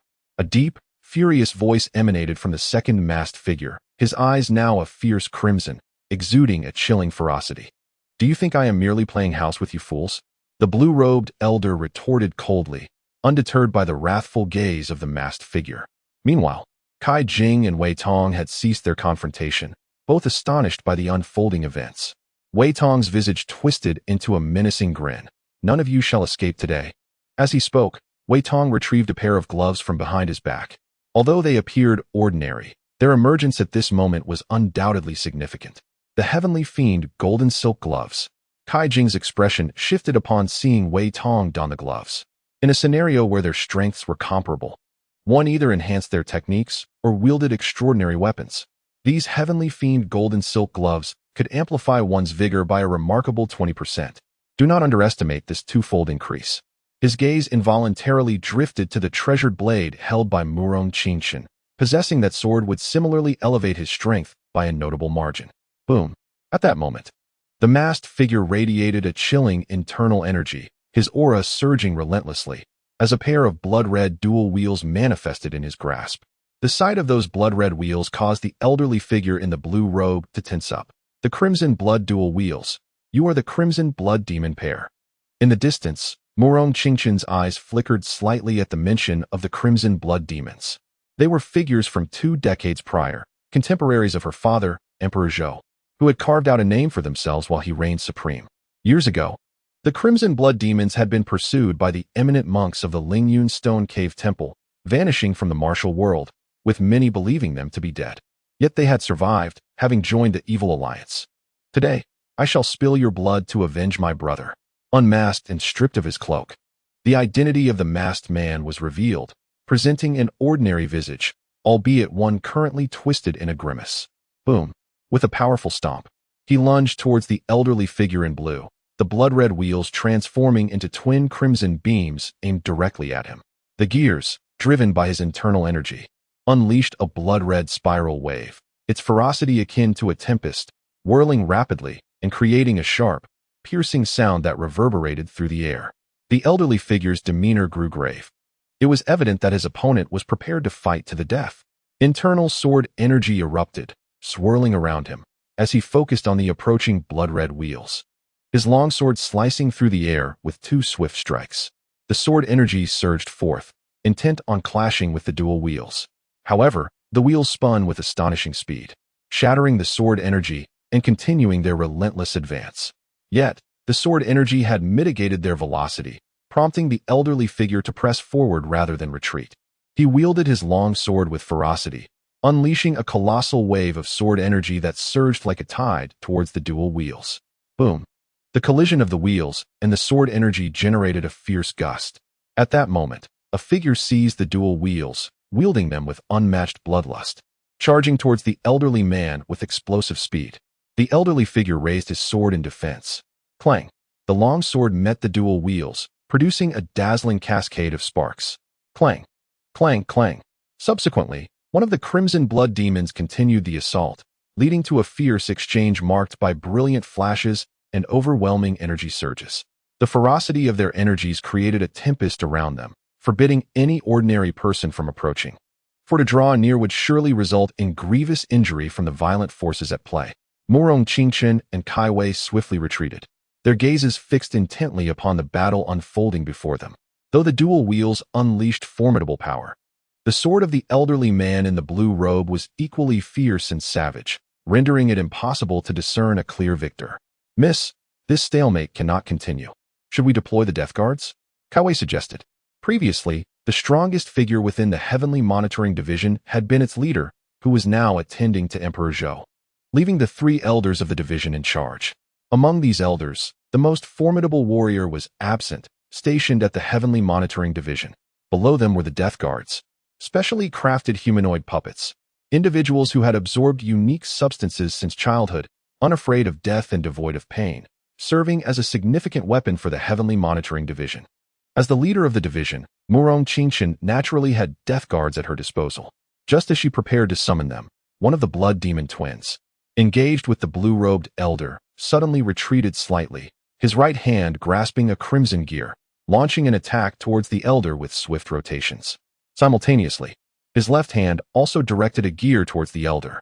The elder deftly deflected the incoming gear with a flick of his sword, then quickly countered the assaults from both sides.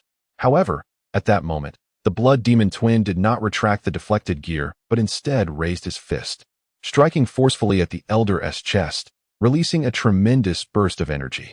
The elder was forced back, but as he did, the gear that had been deflected rapidly spun around, appearing behind him. With a resounding crash, the gear collided violently against the elder's back.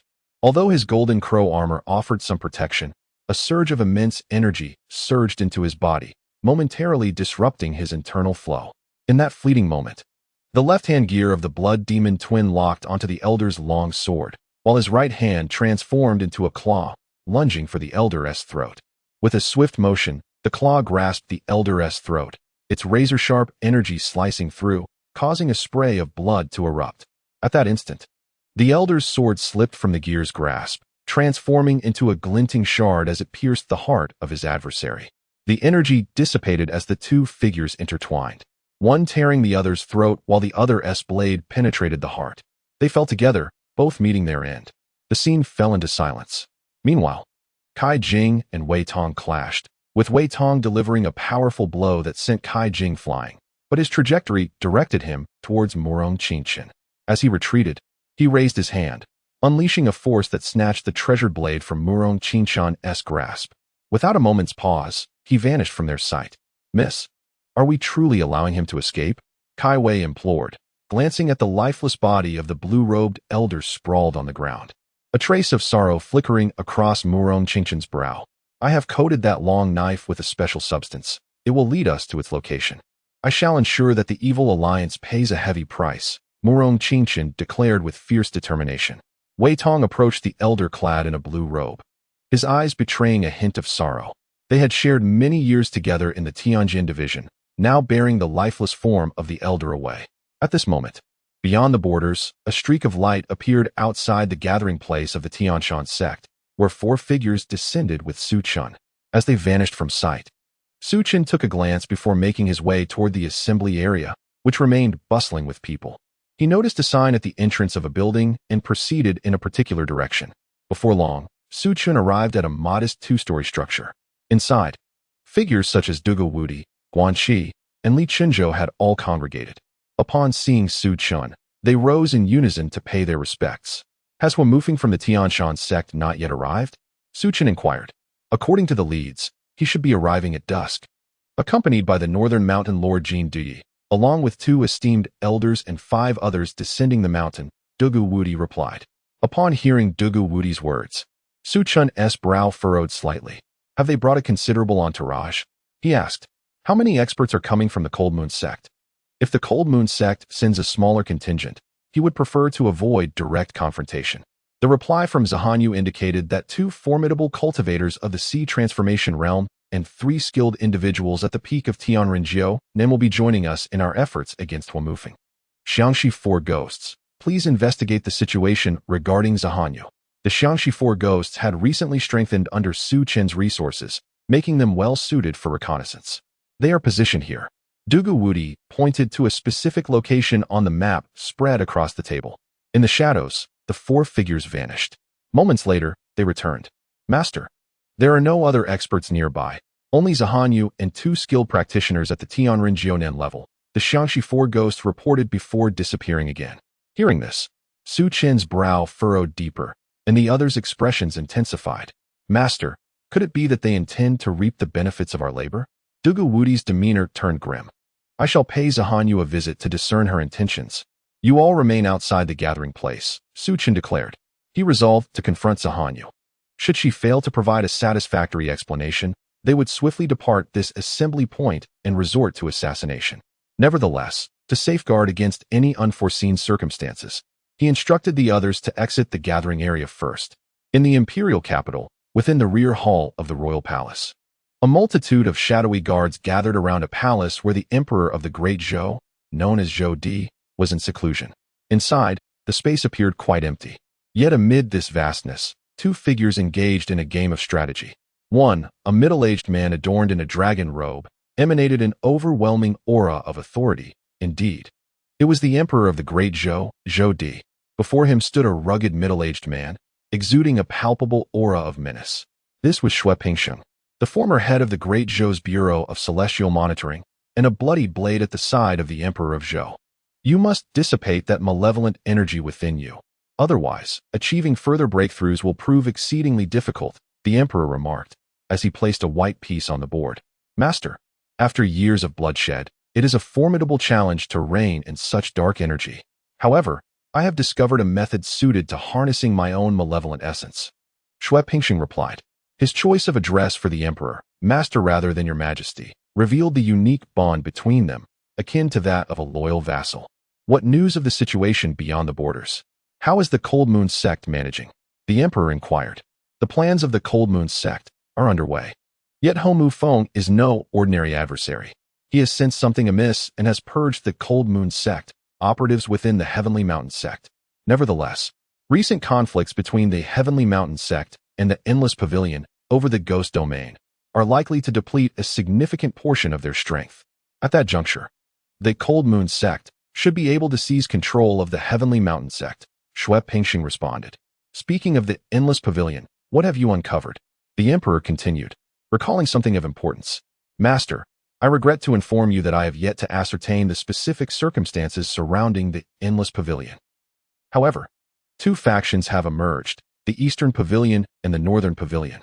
The leader of the Eastern Pavilion, Gu Santong, has achieved the state of sea condensation, where his essence manifests as a colossal golden form.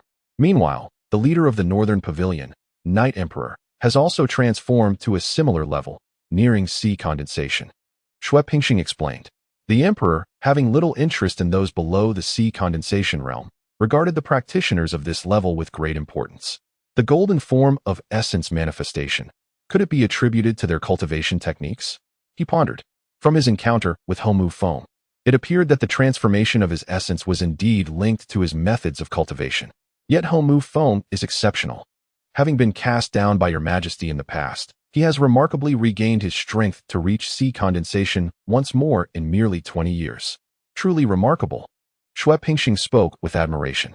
He had witnessed firsthand the severity of Huamufeng's injuries when he fell from grace. The recovery was astounding. He possesses a magical insect within him that aids in his healing. There is no need for envy. The Emperor replied softly. Had it not been for that insect, Huamufeng would have perished long ago at my hands. Indeed, Xue Pingsheng nodded, understanding the Emperor's implications. Additionally, a newly emerged faction known as the Azure Dragon Society, A guild of assassins has surfaced. It is rumored that this society boasts 7 dragon heads, of which 3 have already appeared. The most formidable among them is San Longshou, Li Qinzhou, who, according to our spies, has begun to consolidate his power and is on the verge of breaking through to the sea condensation realm. Despite the emphasis on the 7 dragon heads, a notable figure has emerged in the form of Su Chen, who has recently become the leader of the 9 prefectures in the north. He is quite young, with average prowess, having only recently entered the realm of celestial being, and his talents have not been particularly remarkable in the past. Following the death of his father, he underwent a significant transformation, possibly having concealed his abilities in earlier stages. Furthermore, Su Chen has some connections with Princess Qingchen. However, all is well. Primarily, the members of the Qianglong Society and the Immortal Hall have begun to reveal themselves. Shui Pingxing spoke up. They have emerged, and the forces involved are multiplying. Merely relying on the strength of the world, my own accumulation still falls short. If I can harness more vitality and the malevolent energy of the realm, I should be able to break through the heavenly gates, luring them out, stirring up a tempest, gathering the world's malevolence, and ultimately annihilating them. This will allow me to shatter the celestial barrier with sheer momentum. A fierce glint of murderous intent flashed in the eyes of the Zhou Emperor. The competition among the 9 princes, as well as the other royal offspring, has been disturbingly tranquil. Such calmness will not incite upheaval within the Zhou dynasty, nor will it provoke those individuals. You should be well aware of the next steps to take, the Zhou Emperor declared. From their discourse, it became evident that the emperor orchestrated all the tumult of the world, including the rivalries among the 9 princes, which he had subtly devised. The struggle for supremacy among the dragons was his design. The current chaos within the great Zhou dynasty was a scheme he had meticulously laid out. He was, indeed, a true player upon the board of the world. At that moment, a soft footfall approached from the rear of the hall. It was a eunuch clad in official garb, his complexion fair. He quietly approached the 2 men. "Your Majesty, sire, word has come from the Fengyun Mountain Manor. One of the 3 elders of the Tianjin division, Nie Jiansha, perished in a mutual destruction with the red blood twin demons of the evil alliance," the eunuch reported. "Jiansha has been slain. It seems Lingchen underestimated the evil alliance. Now that we are aware, I must trouble you, Master Kaifeng," Shui Pingxing stated in a calm tone. Master Kaifeng bowed to the Zhou Emperor and retreated. "I did not expect the bloodshed to commence first with our Tianjin division. I wonder why your Majesty chose Princess Lingchen to oversee it. Although Princess Lingchen is exceptionally gifted, her youth renders her somewhat inexperienced in managing the Tianjin division," Shui Pingxing murmured. "Only with Lingchen at the helm can you covertly control the Tianjin division. Others harbor ambitions far greater than hers. Furthermore, Lingchen is more focused on the stability of the great Zhou dynasty, which will lead her to target those who instigate bloodshed. Ironically, this very trait enables others to unleash even greater storms.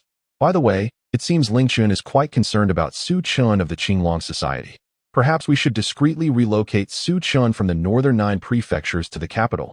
He might assist Lingchen in confronting stronger foes." After finishing his thoughts, the Zhou Emperor made another strategic move. Shui Pingxing fell silent and resumed the game with the Zhou Emperor. Far beyond the frontier, Su Chen remained oblivious to the Emperor's machinations. At this moment, he arrived at the residence of Zi Han Yue. Upon seeing Su Chen, Zi Han Yue's face displayed a look of astonishment. She had not anticipated Su Chen's presence beyond the borders. "I did not expect you to come to the frontier in person, Master Su," Zi Han Yue remarked, gazing at Su Chen. "The collaboration between the Qinglong Society and the Tianya Pavilion was facilitated by me. Hence, my presence is only natural." Su Chen replied softly, taking a seat opposite Zi Han Yue. Scrutinizing her, it had been some time since they last met. After the Ming Shintong incident at the Changhan Palace, Zi Han Yue had vanished from sight. Had it not been for the involvement of the ghost domain, the meeting between them and the Tianshan Sect would likely have been prolonged. "I have come here to inquire, Holy Maiden, how many formidable experts you have gathered to prepare for a joint strike against Huamufeng of the Tianshan Sect alongside the Ghost Domain and our Azure Dragon Society," Su Chen stated bluntly. Upon hearing Su Chen's words, Zi Han Yue replied solemnly, "Sect Leader Su, our Cold Moon Sect has suffered significant losses against the Tianshan Sect. It is unlikely we can assist you in confronting Huamufeng." She gazed intently at Su Chen, eager to discern his reaction to this revelation. Su Chen maintained a calm demeanor.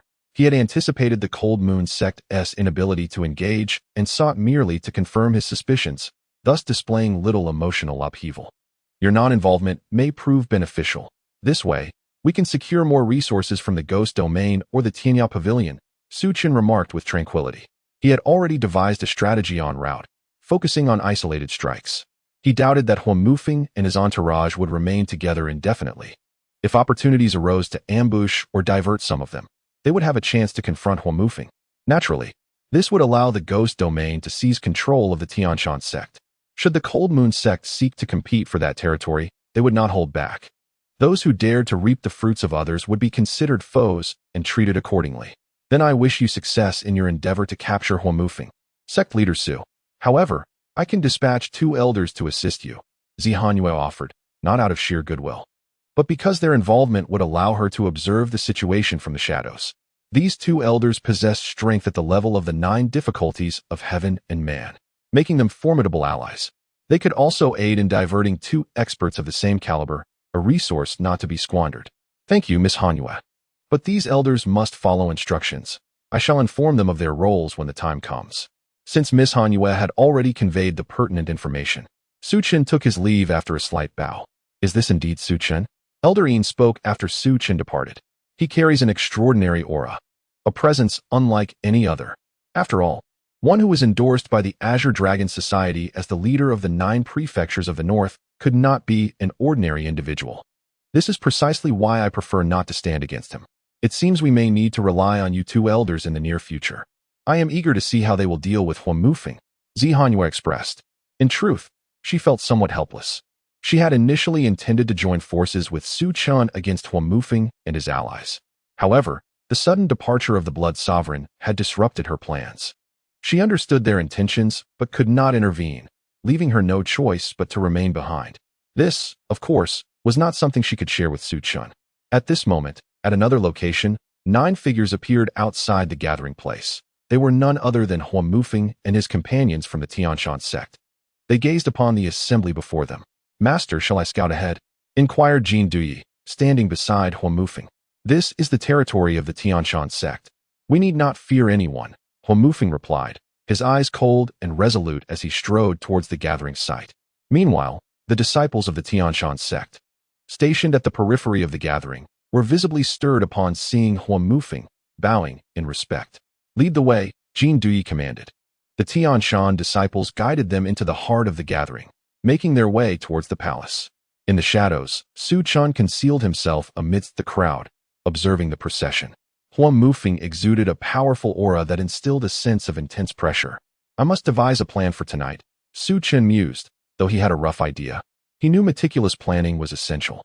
Master, I have sensed no exploration or formidable auras along the way. Jin Yu communicated telepathically, having been vigilant throughout their journey.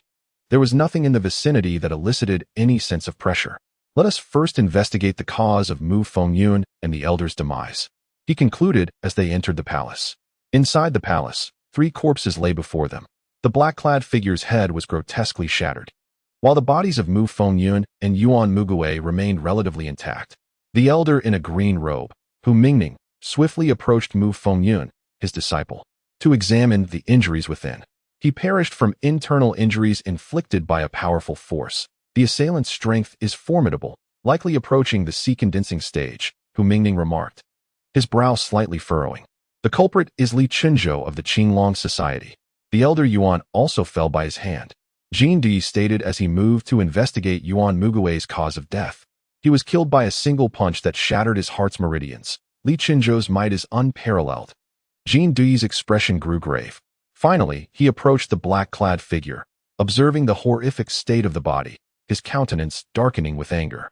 The elder fell to Guanqi, who, in a frenzied state after absorbing the golden plum vase, unleashed a violent storm of sword energy. A black-clad individual within the hall declared, "Has Guanqi absorbed the golden plum vase too many times?" Jin Yu muttered coldly to himself.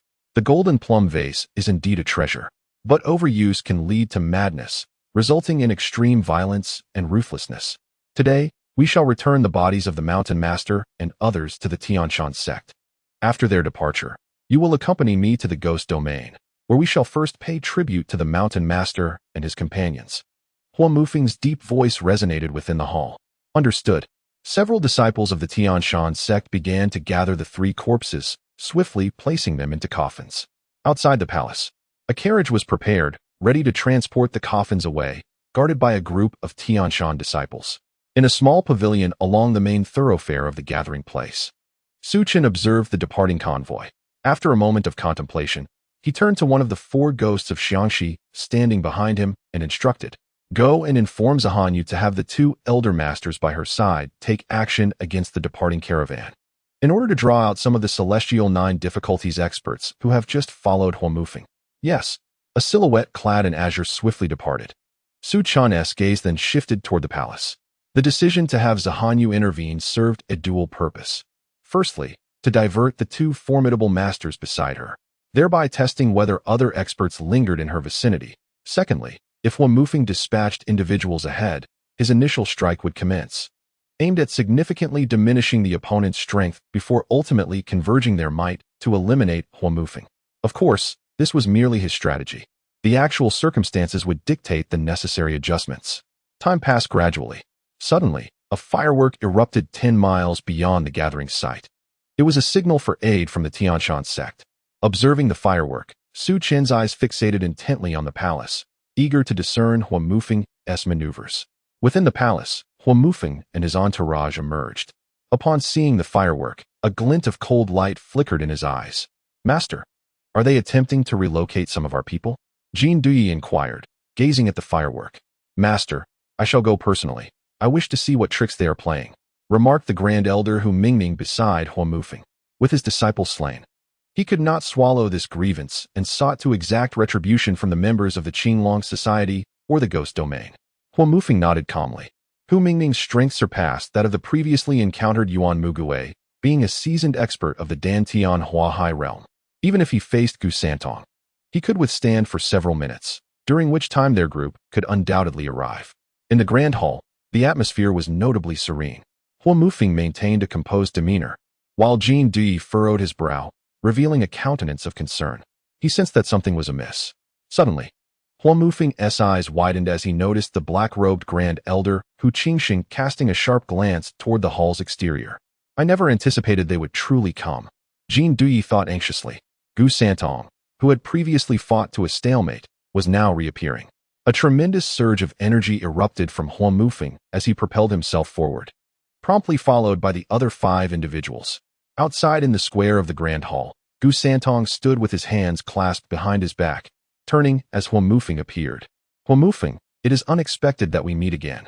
In our last encounter, neither of us emerged victorious. I had hoped to coexist peacefully with your sect, the Tianshan School.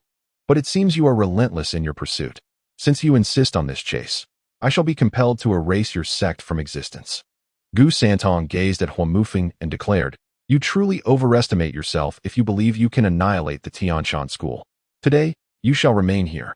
Hua Mufeng's expression darkened as he spoke, vigorous energy surging from within him, forming a formidable current directed towards Gu Santong. "Elder Lu, let us unite to eliminate Gu Santong."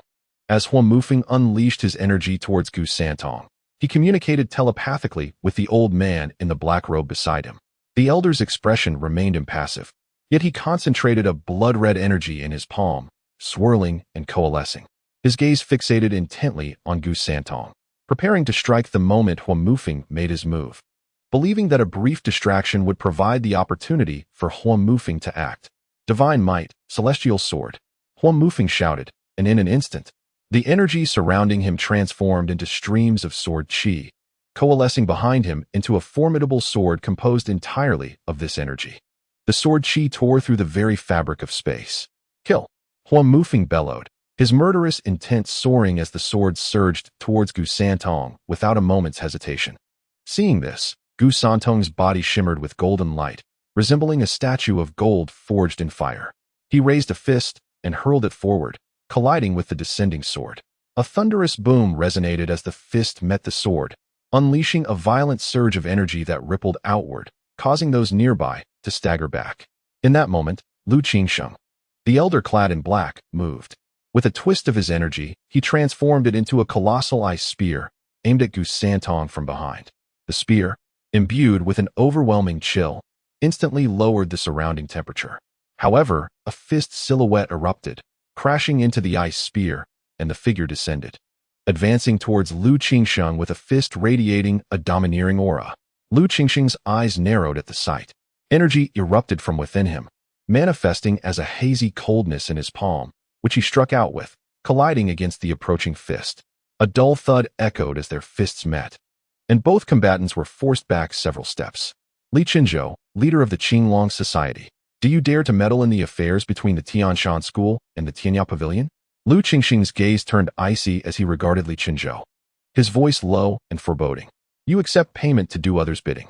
The Tianya Pavilion has offered a price, thus we shall certainly take action, Li Qinzhou replied, his arms swirling with energy, shattering the frost that enveloped it.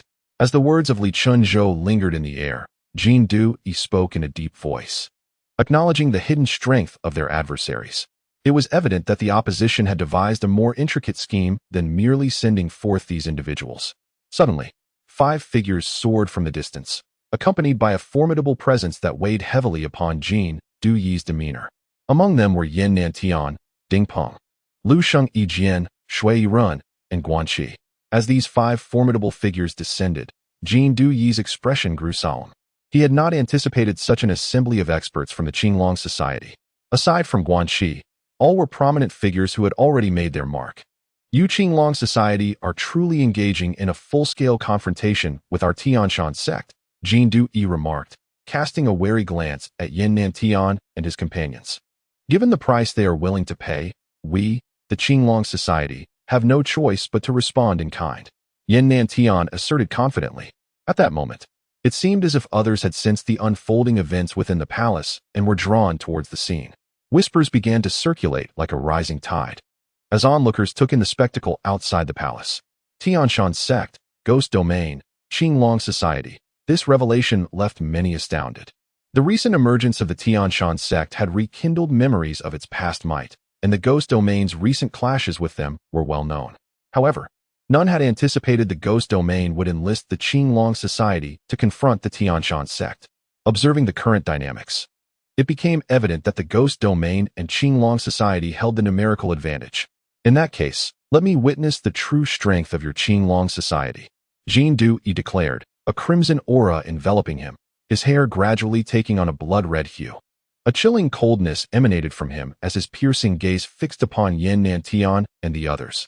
Let me first eliminate a few of you and see how you respond, Jin Yu Ling proclaimed, raising his arm, thick layers of sanguine energy coiling around it, radiating a menacing aura. From a distance, Su Chun observed this unfolding confrontation, his eyes narrowing in realization. Jin Yu Ling was indeed a formidable practitioner at the Dantian level. He contemplated whether to intervene, but hesitated as he glanced at Huamu Feng, who was currently engaged with Gu Santong. His focus remained on Huamu Feng. In that moment, Yannan Tian and Ding Peng surged forward simultaneously. They moved in tandem, with Ding Peng brandishing his demonic blade, unleashing a terrifying and sharp energy from it. Meanwhile, Yannan Tian concentrated his fists intent, preparing to unleash a powerful force. In another location, Zi Han Yue gazed at the scene before her, her eyes flickering with surprise. She had not anticipated the Qinglong Society would mobilize such a formidable contingent. With 3 dragon heads and 2 experts from the Tian Ren 9 tribulations, it was clear that the Qinglong Society had unleashed its strongest forces in the northern 9 prefectures. Suddenly, a surge of power rippled around her. A blood-red figure materialized behind her. It was the Blood Sovereign who had departed earlier. Upon seeing the Blood Sovereign's sudden appearance, Zi Han Yue's eyes widened in surprise. Blood Sovereign, what brings you here? She inquired, astonished.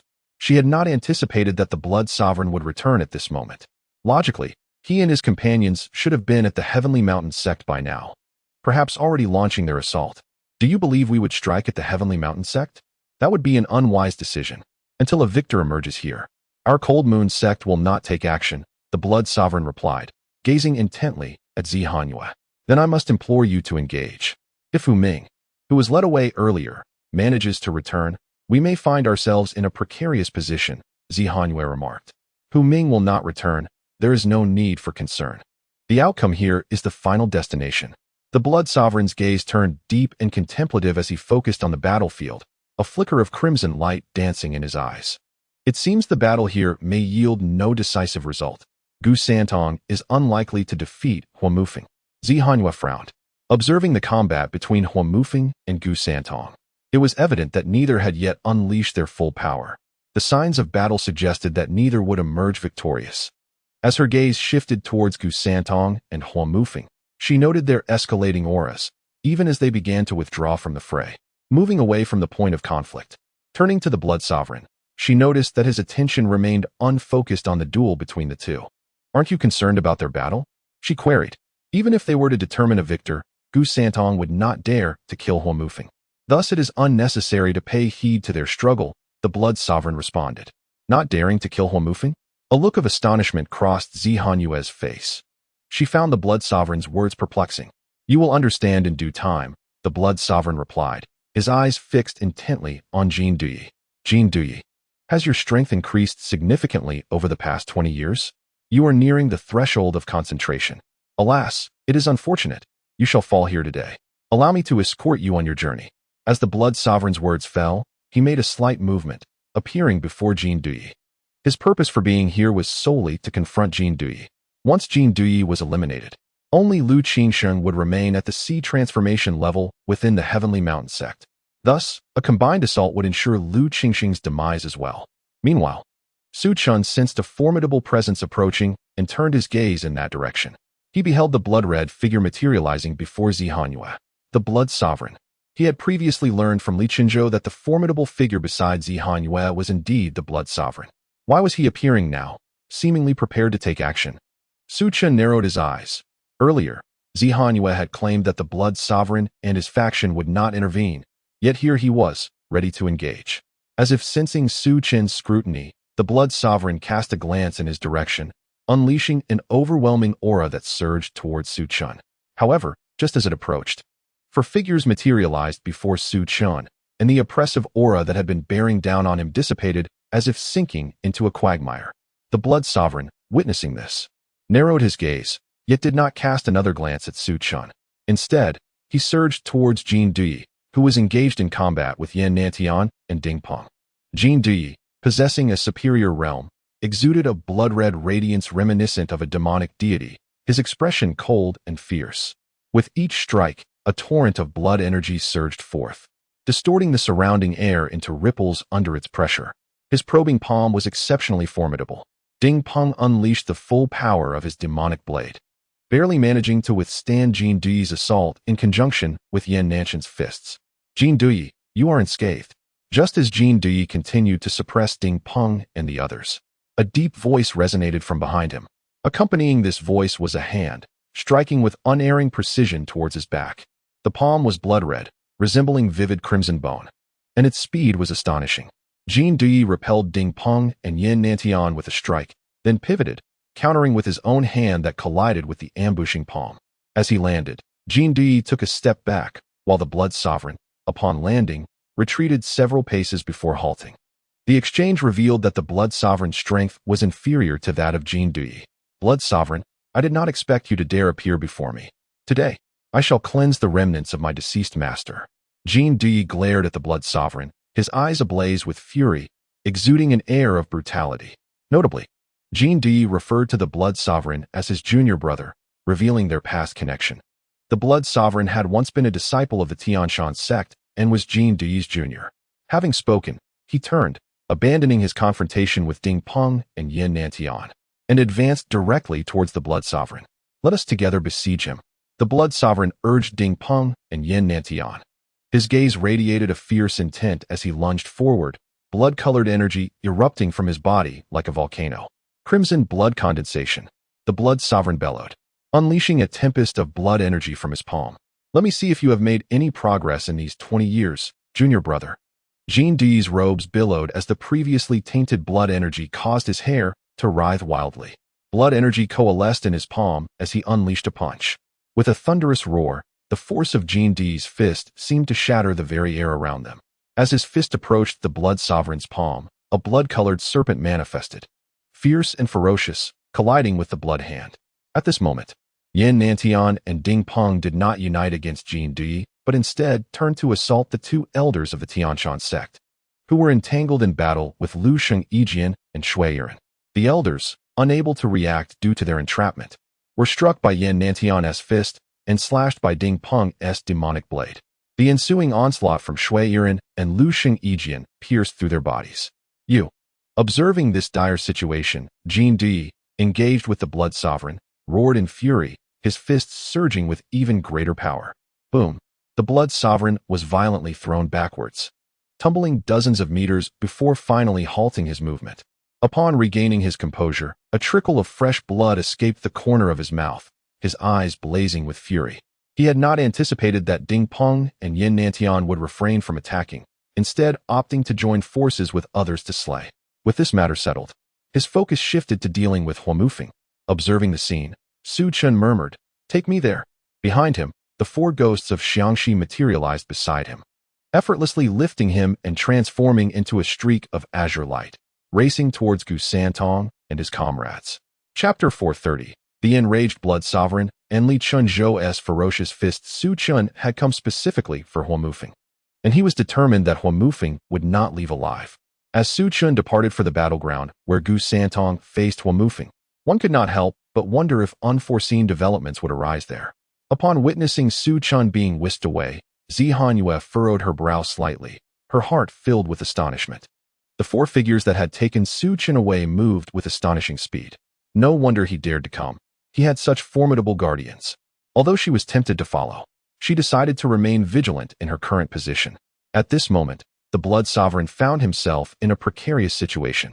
The members of the Qinglong Society did not join him in besieging Jin Yu, leaving him to confront Jin Yu alone.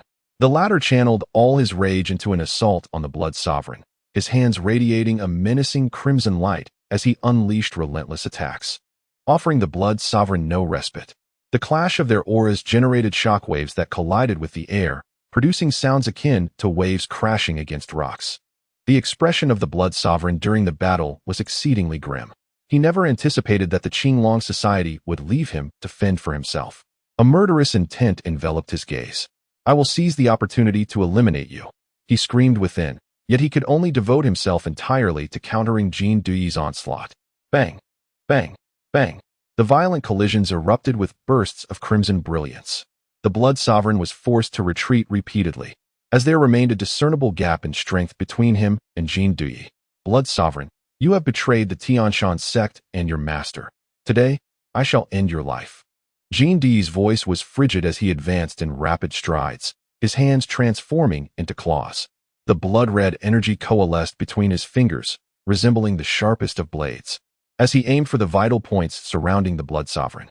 In the face of Jin Yu's fierce barrage, the Blood Sovereign enveloped himself in a shield of crimson, augmenting his defenses. With such protection, he barely managed to withstand the onslaught beneath Jin Yu's grasp. On the other side, the confrontation involving Li Chunzhou was equally intense. The elder in the black robe, Lu Qingsheng, wielded a sword, executing the Tianshan Sect's ice frost sword technique. The sword struck with the swiftness and chill of frost, each movement precise and lethal. Although their attacks did not produce earth-shattering effects, they were remarkably fierce. "Li Chunzhou, I do not believe your fist can maintain its momentum indefinitely. I shall see how long you can sustain it." The black-robed Lu Qingsheng evaded one of Li Chunzhou's punches, turning his body with a menacing glint in his eyes as he gazed at Li Chunzhou. He spoke, yet Li Chunzhou remained silent, continuing to throw punches. Under the force of Li Chunzhou's fist, Lu Qingsheng continuously shifted his stance, beads of perspiration unwittingly forming on his forehead. Li Chunzhou's punches were formidable.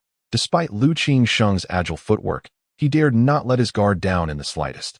Moreover, he sought to find a flaw amidst Li Chunzhou's relentless strikes, aiming to deliver a devastating counterattack. Having clashed head-on with Li Chunzhou several times, he sensed the immense power coursing within his opponent, compounded by the ferocity of his punches. Engaging in direct confrontation drained his energy considerably, and the powerful recoil caused fluctuations within his own strength. Thus, he altered his approach, seizing the opportunity to strike with his sword during a brief opening, the blade imbued with a chilling aura to disrupt Li Chunzhou's movements. Noticing Li Chunzhou's silence as he continued to throw punches, Lu Qingsheng felt a tremor of apprehension. Evading, he flickered his sword with a dazzling light, while a vortex of icy energy coalesced in his left hand. Tianshan Ice Soul Palm. The sword's brilliance suddenly retracted, and with his left hand, he struck forth. Their hands collided, his palm meeting Li Chunzhou's fist, unleashing a powerful wave of cold towards Li Chunzhou's blow. Bang! Lu Qingsheng was jolted backward, his outstretched arm trembling. Yet his gaze remained sharp and focused on Li Chunzhou. At that moment, a layer of frost began to form on Li Chunzhou's arm. Just then, as Lu Qingsheng was being pushed back, a glint of cold light flickered in his eyes, and a cruel smile emerged on his face. He seized this fleeting opportunity. His sword emitted a faint hum as he leapt into the air, cleaving downward. The sword light transformed into a blinding white beam, enveloping Li Chunzhou. The opportunity he had awaited was the same as that which Lu Qingsheng sought. As he soared, bang! Li Chunzhou's fist surged with power, shattering the ice. With a powerful push against the ground, the earth erupted, sending countless fragments flying toward the descending sword light. Bang! Bang! Bang! The sword light clashed violently with the hurled debris.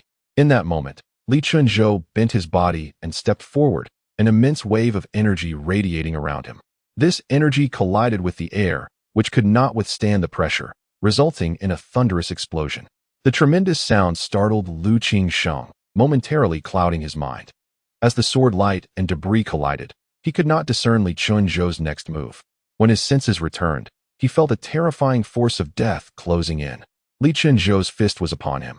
In that instant, Lu Qingsheng's pupils dilated, every hair on his body standing on end. Danger! Under the fierce onslaught of the fist, a dangerously oppressive force enveloped him. The shadow of death loomed over his heart. Instinctively, he recoiled his sword, attempting to parry Li Chunzhou's blow. Boom! The retracted sword met Li Chunzhou's fist, and he immediately felt the immense power emanating from the sword. The blade struck against his chest, the overwhelming force from the punch surging through the sword and into his body. Bang! He was sent flying by the impact. With a sudden gasp, a mouthful of blood spewed forth. You have lost. The defeated shall meet death. The voice of Li Chunzhou echoed in his ears. Soon after, the figure of Li Chunzhou materialized in his vision. This time, Li Chunzhou's fist was not veiled in ambiguity, but rather unleashed with abandon. A colossal force emanated from his fist, enveloping not only Lu Qingsheng's body, but also suppressing his very spirit. Lu Qingsheng, already injured from a previous blow, found himself unable to resist the might of Li Chunzhou's strike. The fist descended, crashing into his chest with tremendous force, sending shockwaves through his skin and penetrating his internal organs. His meridians, heart vessels, and innards shattered under the overwhelming impact. Externally, Lu Qingsheng showed no visible change. Yet his eyes were wide with shock, staring incredulously at Li Chunzhou. Alongside the astonishment, there was a trace of fear and disbelief. Li Chunzhou was a revered figure. Yet he found himself felled by the very fist of this man. With a thud, Lu Qingsheng collapsed to the ground, prompting gasps of astonishment from the onlookers, who regarded Li Chunzhou with awe. Even if we stand on equal footing, beneath my fist, you shall perish. Li Chunzhou's voice resonated with authority. This scene caused Jin Yu, who was engaged in battle with the Blood Sovereign, to shudder involuntarily, momentarily slowing his attack. The Blood Sovereign, sensing the shift in Li Chunzhou's battle, was equally taken aback. Missing the opportunity to counterattack Jin Yu, with a swift turn, Jin Yu attempted to flee. He realized that even if he were to slay the Blood Sovereign today, escape was unlikely. You shall not escape, the Blood Sovereign declared as he stepped forward, his hand morphing into a blade of crimson light. With a powerful stride, he unleashed a devastating strike aimed at Jin Yu's back, determined not to squander this chance to eliminate him. Jin Yu found his escape thwarted, a glint of cold light flashing in his eyes. He pivoted, raising his hand to evade the Blood Sovereign's assault. In a sudden turn, he appeared before the Blood Sovereign with ferocity, launching an assault. The Blood Sovereign, caught off guard by Jin Yu's unexpected maneuver, had initially intended merely to intercept him. But now, faced with a rapidly approaching hand, he could only respond in kind. The two hands collided with a resounding impact, unleashing a force so staggering it cascaded over him like a tempestuous sea. With a violent recoil, he was sent flying, blood spilling from his mouth. Damn it! The Blood Sovereign cursed as he landed, executing a swift turn to depart without pausing. Jin Yu sought to pursue, Yet at that moment, the formidable demon blade Ding Peng intervened, swiftly appearing before him, the glint of his white blade illuminating the air. In that instant, Yin Tian unleashed a powerful punch, the weight of his strength surging towards Jin Yu. With a tempestuous surge of bloodlust, the fist surged toward Jin Yu's chest. Jin Yu pivoted, his palm radiating a fierce crimson light as he grasped Ding Peng's enchanted blade. He then unleashed a punch, the ferocious force of his strike repelling Yin Nanshan's assault. Jin Yu's prowess surpassed that of Ding Peng and Yin Tian, leaving their attacks unable to inflict substantial pressure upon him. At that moment, a blinding beam of sword light, akin to a tempest of sharp metal, materialized before them. The assailant was Shui Yiren, who, following the battle at the Qinglong Temple and with the aid of elixirs, had ascended to the 9th difficulty of the celestial realm. Shui Yiren's swordsmanship was astoundingly sharp and terrifying, compelling Jin Yu to retreat involuntarily. After this initial strike, Ding Peng turned his magical blade and struck again, the blade's light causing the air to tremble. It was as if a black luminescence had emerged within the blinding radiance, the ferocious blade obscuring vision and howling like a wailing specter as it descended. With a sharp sound, Jin Yu's defensive energy was rent asunder by the blow, a deep gash appearing on his chest as blood spurted forth. Divine Fist of the South. At this juncture, Yin Tian struck, his fists imbued with rampant energy, relentlessly pounding at the area where the wound had been inflicted. Boom, boom. Jin Yu was forced back by the impact, the gash on his chest widening as blood gushed forth. He felt as though he had been struck by a 1,000-pound hammer. Staggering back several steps, a trickle of blood escaping from the corner of his mouth, his gaze reflecting disbelief. Yet the onslaught did not cease. Shui Yiren, who had previously evaded, advanced once more, roaring fiercely as his sword, like thunder, launched another assault. Swift and sharp, severing all. Caught in the midst of a three-pronged assault, Jin Yu found himself at an extreme disadvantage.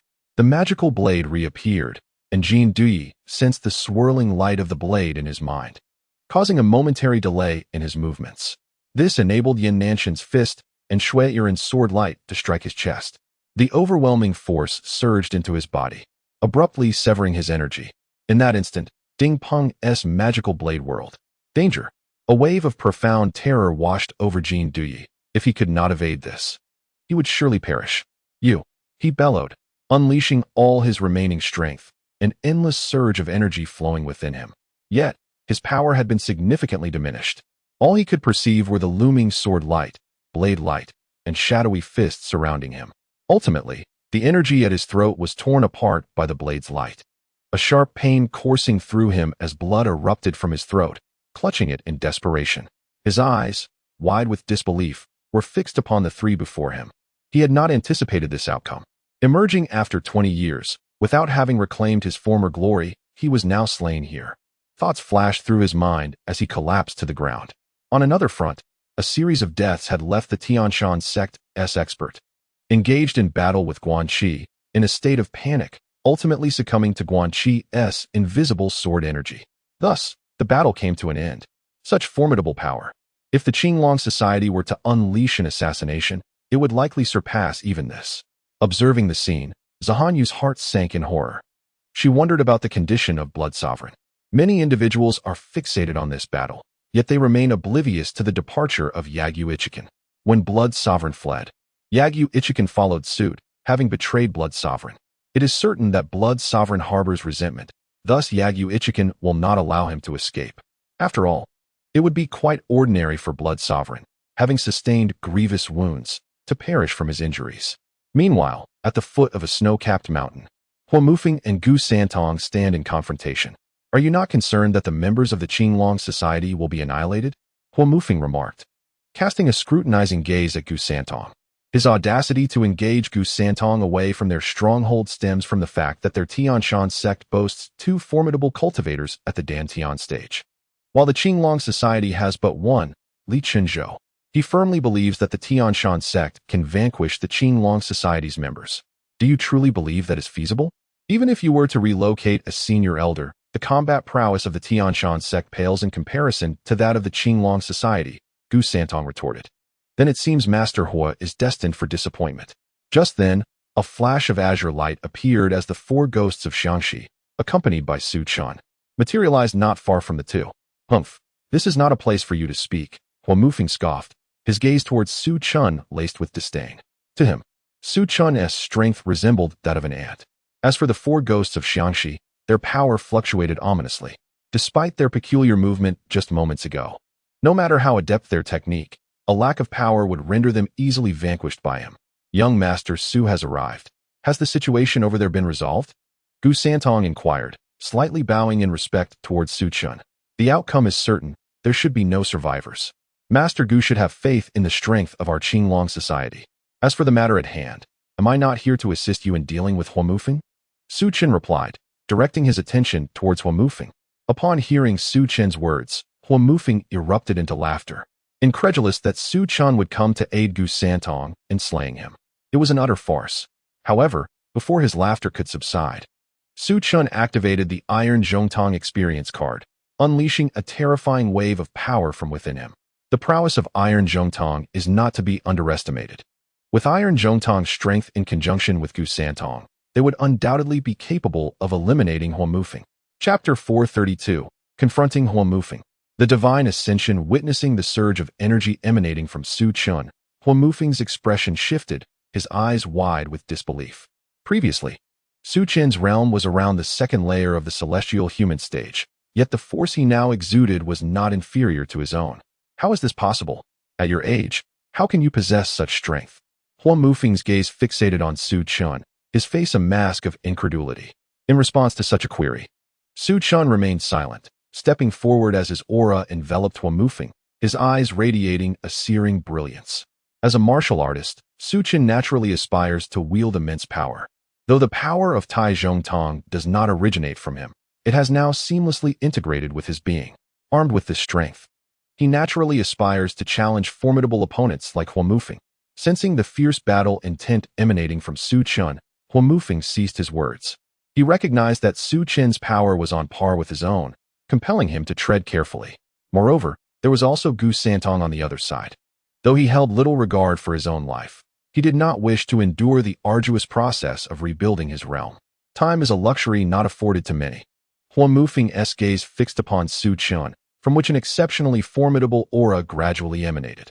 This aura was imbued with an icy chill, as well as a weight akin to that of a mountain.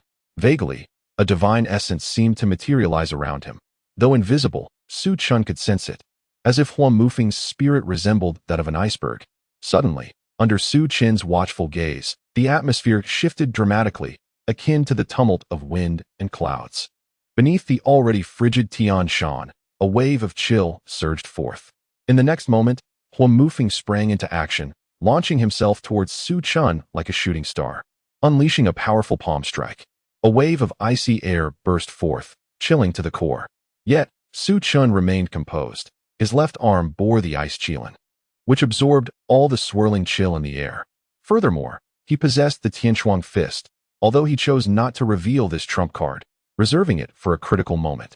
As his hand spun behind him, the fine rain blade materialized in his grasp. Although Su Chen had utilized Tai Zhongtong's experience card, he did not employ Tai Zhongtong's martial arts, instead leveraging his own prowess with the borrowed strength.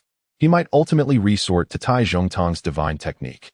After merging with the experience card, a message regarding the divine technique emerged in Su Chen's mind, representing the pinnacle of power for a strong practitioner like him.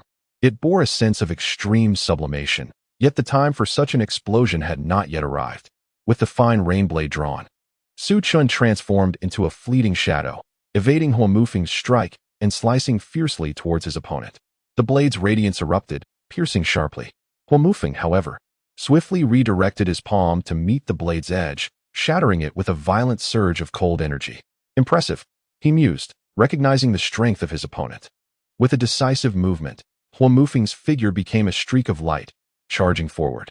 At that moment, his right hand extended, fingers curling into claws, enveloped in a dense, swirling cold, sky mountain shattering dragon claw. Hua Mufeng's deep voice resonated, and Su Chen beheld as Hua Mufeng's hand transformed into a dragon's claw, launching a fierce assault towards him. Gu Santong, observing from a distance, silently acknowledged the intensity of Hua Mufeng's attacks and the unusual power he wielded. Although he had initially intended to join forces with Su Chen to confront Hua Mufeng, he refrained.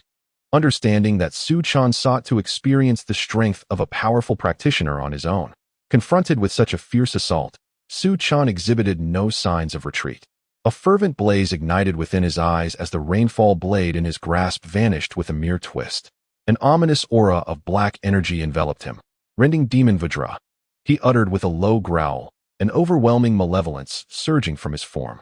Under this ferocity, his physique began to swell, reminiscent of a rampaging demon ape. With a resounding crash, he raised his fist to collide with the descending dragon claw. A crisp sound echoed through the air as the icy talons began to fracture beneath the ferocity of Su Chen's strike. With a final explosive impact, the dragon claw shattered into pieces. Witnessing this spectacle, Huamufeng was momentarily taken aback. In his moment of distraction, Su Chen propelled himself into the air. His hands clasped together and descended like an enraged titan, aiming a powerful blow towards Huamufeng. Sensing the impending force, Huamufeng quickly regained his composure, pivoting to evade the devastating strike. However, the ground where he had stood was left with a colossal crater from Su Chen's blow. Countless shards of rock shooting outward like bullets, striking Huamufeng and shattering upon contact with his energy shield. The sight astonished Huamufeng. As he noted the stark difference in power, while Gu Santong radiated a golden aura, it paled in comparison to Su Chen's ferocity. Undeterred by the missed attack, Su Chen surged toward Huamufeng once more, unleashing punches imbued with the weight of mountains. Clang! Clang! Huamufeng was forced into a direct confrontation, the violent energy surging like ocean waves at the point of their clash. The air around them compressed, creating a vacuum as they exchanged blows at an astonishing speed, engaging in over 10 brutal rounds in mere moments. In this fierce contest, both warriors pushed their internal energies to the utmost limits. Huamufeng's chilling energy sought to freeze. Yet Su Chen's ferocity shattered the icy assault. Unless Huamufeng could instantaneously encase Su Chen in frost, his chilling power held little advantage against Su Chen's overwhelming savagery. Of course, if he did manage to freeze Su Chen, the latter would undoubtedly counter with his ice-Qilin arm, absorbing the frost. Huamufeng's expression darkened as he assessed the situation. This incarnation of Su Chen proved to be even more formidable than Gu Santong. The intensity of Su Chen's presence escalated with each clash, while Huamufeng felt he was being steadily overwhelmed. Should this continue, he risked being suppressed, leaving him vulnerable to Gu Santong's opportunistic strikes, which could result in severe injury. Such injuries might not deter his opponents from pressing their advantage, potentially leading to his downfall. A flicker of gravity crossed his gaze. He needed to devise a means to escape this predicament. Then, a spark of determination ignited within him. After being forced back by Su Chen's punch, he leaped into the air, channeling all his chilling energy to its zenith. Heavenly crystal ice, soul palm. Huamufeng uttered a low growl, unleashing a palm strike that sent forth a tumultuous wave of frigid air, freezing everything in its path. In the wake of this strike, a white silhouette emerged behind him. As this figure appeared, the chilling energy of the world surged violently towards it. In Chapter 433, Iron-Blooded Divine Technique. Joint Assault. Huamufeng resolved to delay no longer. He directly invoked the divine technique acquired from his meditation in the Sea of Trials. The white figure behind him, absorbing the cold, was the manifestation of his divine essence. Its emergence indicated Huamufeng was nearing a breakthrough into the shattered void. At the moment of achieving meditation in the Sea of Trials, one could not produce such a divine apparition. Su Chen unleashed a punch, channeling all his strength and vitality to collide with Huamufeng's palm strike. Upon shattering the opponent's attack, he was forced back several steps. In that moment, the surrounding air currents converged towards Huamufeng. He looked up to see the white phantom, a hint of gravity in his gaze. Realizing that Huamufeng had already resorted to his divine technique, Su Chen dared not underestimate this move. 1,000 degrees of frost, freezing the world, Huamufeng shouted, raising his hand. While the white silhouette mirrored his gesture, their palms merging. He then struck towards Su Chen. An endless tempest of frost manifested in the heavens and earth. A layer of ice quickly spread across the ground towards Su Chen. As the chilling wave approached, the ice-Qilin on Su Chen's arm stirred restlessly, yearning to absorb the oncoming cold. However, Su Chen wished to fully experience the might of a strong practitioner from the Sea of Trials and the formidable power of Tai Zhongtong's iron-blooded divine technique. Tai Zhongtong, born of the iron-blooded Banner sect, had mastered the Grand Banner Wind and Cloud Palm, the Iron-Blooded 13 Styles, the Wedding Dress Divine Art, and the power of the Night Emperor. Perhaps he was the embodiment of a union between the Night Emperor and Yin Nan Tian. Yet, being born of the Iron-Blooded Banner Sect, Tai Zhongtong inherited its indomitable will, making his divine aura one of iron and blood. At that moment, Su Chun unleashed the diamond-shattering demon, combining his own ferocity with Tai Zhongtong's iron-blooded divine technique, eager to see the extent of his unleashed power. Boom! As Su Chun executed the divine technique, a dense aura of blood surged through the realm, a boundless crimson tide flooding the atmosphere. The fervent iron-blooded energy, accompanied by a fierce malevolence, permeated the surroundings, stirring the very fabric of existence. Boom! He threw a punch, his fist colliding with Hua Mufeng's palm. Bang! At the moment of impact, a tremendous shockwave erupted, shattering the ground and compressing the air, leaving behind trails of destruction. Both combatants were jolted backward by the force of their clash. The cold and blood energies collided, creating a balance of power. Su Chun did not gain the upper hand. Hua Mufeng was a warrior of his era, equally formidable. As Su Chun struggled to contain the tumultuous blood energy within, Hua Mufeng too wrestled with the boiling vitality coursing through him. Who exactly was Su Chun, that he could match Hua Mufeng's full strength? 20 years had passed without a trace. The transformations in this world are truly astonishing, giving rise to numerous formidable individuals. Hua Mufeng found it difficult to fathom. Observing the dissipating chill and the residual bloodlust, he sensed a miscalculation, a compelling urge to retreat. Just then, a golden figure materialized behind him, delivering a powerful punch. The resplendent golden light erupted from his fist. It was Gu Santong, who had chosen to intervene. Following the earlier confrontation between Su Chun and Hua Mufeng, the anomalies in the heavens and earth had likely drawn many spectators, making this the opportune moment to act.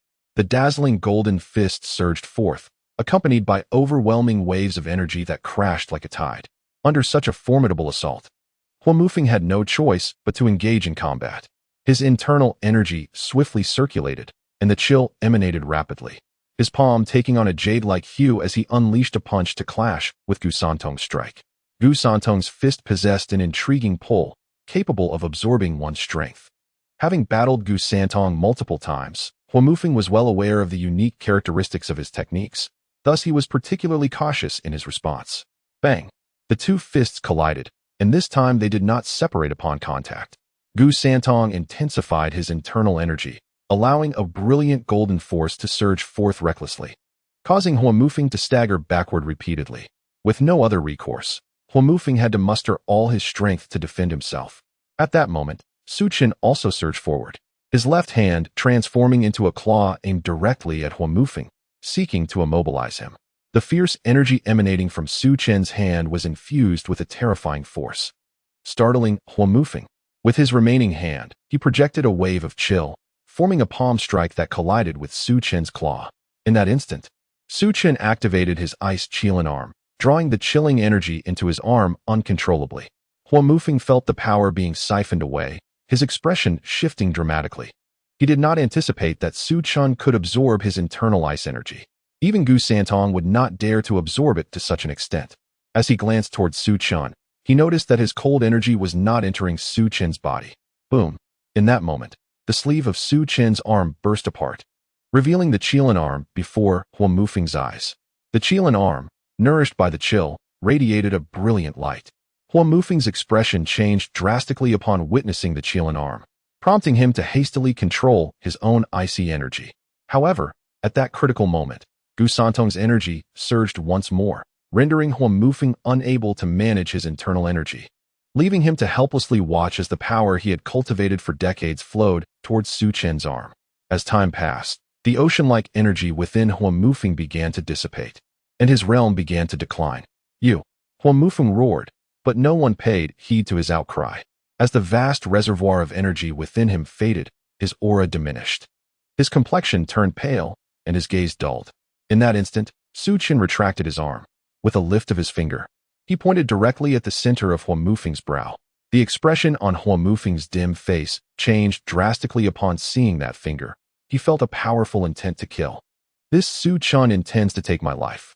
How dare you kill me? He bellowed. As he roared, A mark of a parasitic creature appeared on his brow. Witnessing the emergence of the mark, Su Chen furrowed his brow, yet his finger did not waver as it pierced through the mark, penetrating Huo Mufeng's forehead. I have come solely to end your life. There is no way I will allow you to survive. Su Chen declared coldly. You kill me, and you shall not live either. Even the Emperor of Zhou dares not slay me, huh? After a maniacal laugh, Huo Mufeng's body fell stiffly to the ground. At that moment, as Huo Mufeng's form collapsed, a white parasitic creature burst forth from within him, charging towards Su Chen. A layer of frost enveloped Su Chen's palm, grasping the white creature, yet it penetrated the icy barrier and continued its advance. Discovered a Yang parasite, triggering the reward of 3 orange lottery tickets. Can use a primary beast control talisman to command it. At that moment, information flooded Su Chen's mind. Realizing this, he produced a primary beast control talisman with his other hand and affixed it onto the Yang parasite. The talisman instantly merged into the creature's being. In that instant, Su Chen experienced a sensation reminiscent of the control he had over the ice silkworm parasite within Mu Qingxue. However, at that moment, the experience card from Tai Zhongtong vanished, leaving Su Chen with a sense of weakness. We must leave. Although uncertain of what this thing is, it is not wise to linger here. The 4 ghosts of Xiangxi appeared beside him, swiftly escorting Su Chen away with Gu Santong. Chapter 434, Huo Mufeng's Demise. The response of the Cold Moon Sect at the Tianshan Sect. An elder stood before the cave, gazing at the vanishing celestial phenomena. The crimson hue differed from the previous manifestations. The elder murmured. Suddenly, blood spurted from his mouth, and his expression transformed. Something has happened to Huo Mufeng. Without a moment to wipe the blood from his lips, the elder transformed into a beam of light, hastily departing towards the Tianshan Sect's exterior. Not only this elder, but others were also making their way to the site where the celestial phenomena had just vanished. Upon their arrival, many stared in horror at Huo Mufeng's lifeless form on the ground. Huo Mufeng of the Tianshan Sect has been slain? They could scarcely believe their eyes. Yet the reality remained that Huo Mufeng lay there, devoid of breath. The situation beyond the border has shifted. They all knew that Huo Mufeng had engaged in combat with Gu Santong. Now that Huo Mufeng was dead, the perpetrator must undoubtedly be Gu Santong. It seems that the ghost domain will now hold sway. Some murmured softly. In the gathering, the Tianshan Sect had suffered a grievous loss with Huo Mufeng's death. It foretold the potential demise of the sect. Amidst the crowd, Zi Han Yue's beautiful eyes filled with astonishment, while others believed Huo Mufeng's death to be connected to Gu Santong. She understood that this incident might be linked to the Qinglong Society, for Su Chen had arrived here. Upon the death of Huo Mufeng, the Tianshan Sect found itself leaderless, presenting an opportunity for our Cold Moon Sect. However, should we act now, we risk provoking a conflict with the Ghost Domain. Zi Han Yue pondered this dilemma. The Qinglong Society had been summoned by the Ghost Domain, and for the time being, their interests were aligned. If we were to strike, the Ghost Domain would likely call upon the Qinglong Society to retaliate. Having witnessed their formidable strength earlier, she understood that any engagement could lead to significant losses on our side. A prudent deliberation was necessary. Stepping back, she resolved to seek out the Blood Sovereign to discuss the matter further. After her departure, many others followed suit, having merely wished to observe without entangling themselves in conflict. In a secluded chamber underground, Zi Han Yue materialized. The elders she had dispatched earlier had returned, accompanied by a man clad in black robes. The 3 bore grave expressions as they addressed her. Did you encounter the Blood Sovereign? Inquired the man in black. Blood Sovereign Lin, has he not returned? Upon hearing this, Zi Han Yue's countenance shifted. No, we have been unable to reach him. The Saintess is at the Tianshan Sect's encampment. What precisely transpired? The elder Lin asked with a solemn tone. Zi Han Yue recounted the events as they unfolded. The Blood Sovereign's injuries should not have been severe. Why then? Can we not contact him? The man in black furrowed his brow. Is it possible that something has befallen the Blood Sovereign? Elder Yin interjected. Under normal circumstances, the injured Blood Sovereign would be here with us, both for healing and to strategize against the Tianshan Sect. The absence of the Blood Sovereign suggests an unforeseen complication. The man in black spoke gravely. We must fully investigate and ascertain the whereabouts of the Blood Sovereign. Even if he has perished, we must retrieve his remains. I have already dispatched individuals to search for him. I believe news will come shortly, Zi Han Yue assured them. Just as her words concluded, a figure clad in black entered the chamber. I have met with the Saintess. The Blood Sovereign is deceased. His body has been reduced to a viscous state. Unfortunately, we cannot identify the assailant. However, no signs of struggle were found at the scene of the Blood Sovereign's demise. It appears he was struck down in a single blow. The newcomer reported with a bow. A heavy silence enveloped the chamber upon this revelation. Many faces darkened. Could it have been the Qinglong Society that struck? The man in black queried. If the Qinglong Society had intended to kill him, there would be no need to obliterate his remains. As an assassin organization, murder is commonplace for them. Thus, I suspect it may have been the handiwork of the Tianya Pavilion. Only Gu Santong and Guanxi have made an appearance from Tianya Pavilion. I find it hard to believe they would act with merely 2 individuals. There must be others who remained hidden, perhaps ambushing the Blood Sovereign upon witnessing his injuries, fearful that we might uncover their trail, hence the obliteration of the body. Moreover, the recent assassination of Hua Mufeng has dealt a severe blow to the Tianshan Sect, leaving us, the Han Yue Sect, as the sole opponent against the forces of the Ghost Domain. The elimination of Blood Sovereign only serves to diminish our strength, as analyzed by Zi Han Yue. Did you just say that Hua Mufeng has been killed? The figure in the black robe inquired, gazing at Zi Han Yue with disbelief. Indeed, Hua Mufeng has met his demise. I have just seen the corpse, which was pierced through the forehead by a single finger, Zi Han Yue replied. How can this be possible? Who would dare to kill Hua Mufeng? The black-robed man's expression shifted, revealing utter disbelief. It appears that Gu Santong has joined forces with the Qinglong Society to eliminate Hua Mufeng. I am curious, Lin Huzuan. When you mentioned that no one would dare to kill Hua Mufeng, what did you mean?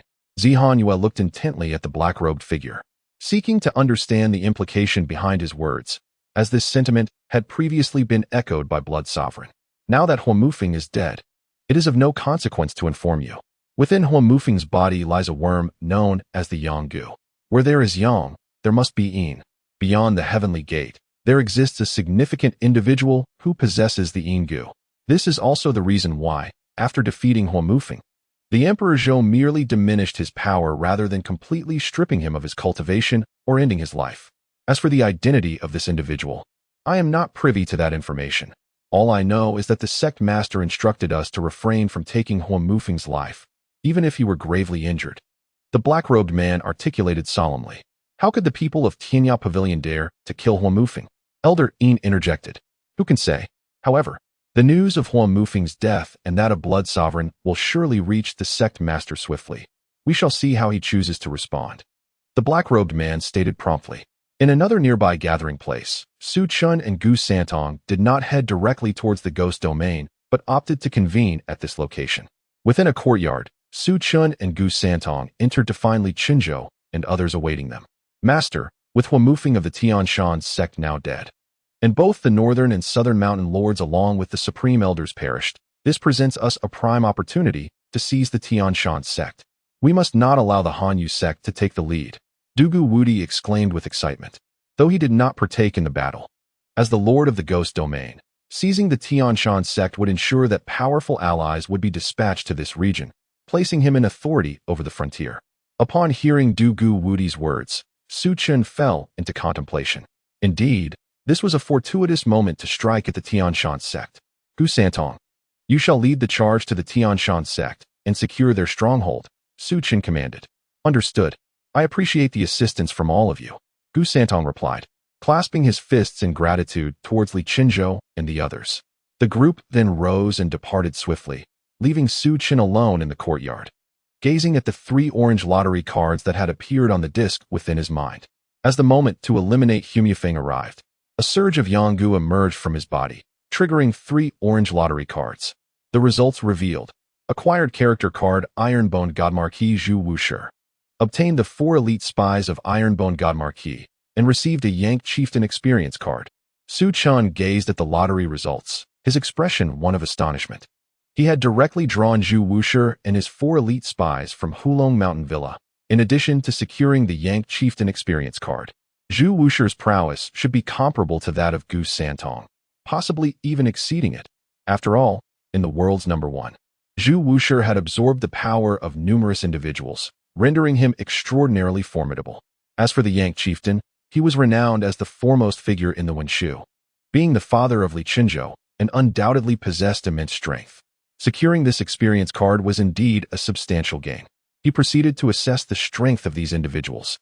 Zhu Wushi, akin to Gu Santong, had also reached the stage of C concentration, marked by the symbol of breaking the void. Among the 4 elite spies, Duan Tianya and Gue Hai Dao had attained the 9th difficulty of Heavenly Man, though they had yet to reach the stage of Dantian transformation into the sea. The strength of Cheng Shifei was at the 6th difficulty of Heavenly Man, somewhat lacking, while the weakest was Shangwan Haidang, whose strength was merely at the 1st difficulty of Heavenly Man. Regarding the Yang chieftain, Su Chen's breath quickened. The designation bestowed upon him was indeed at the 9th difficulty of Heavenly Man, a figure of the 3rd stage of breaking the void.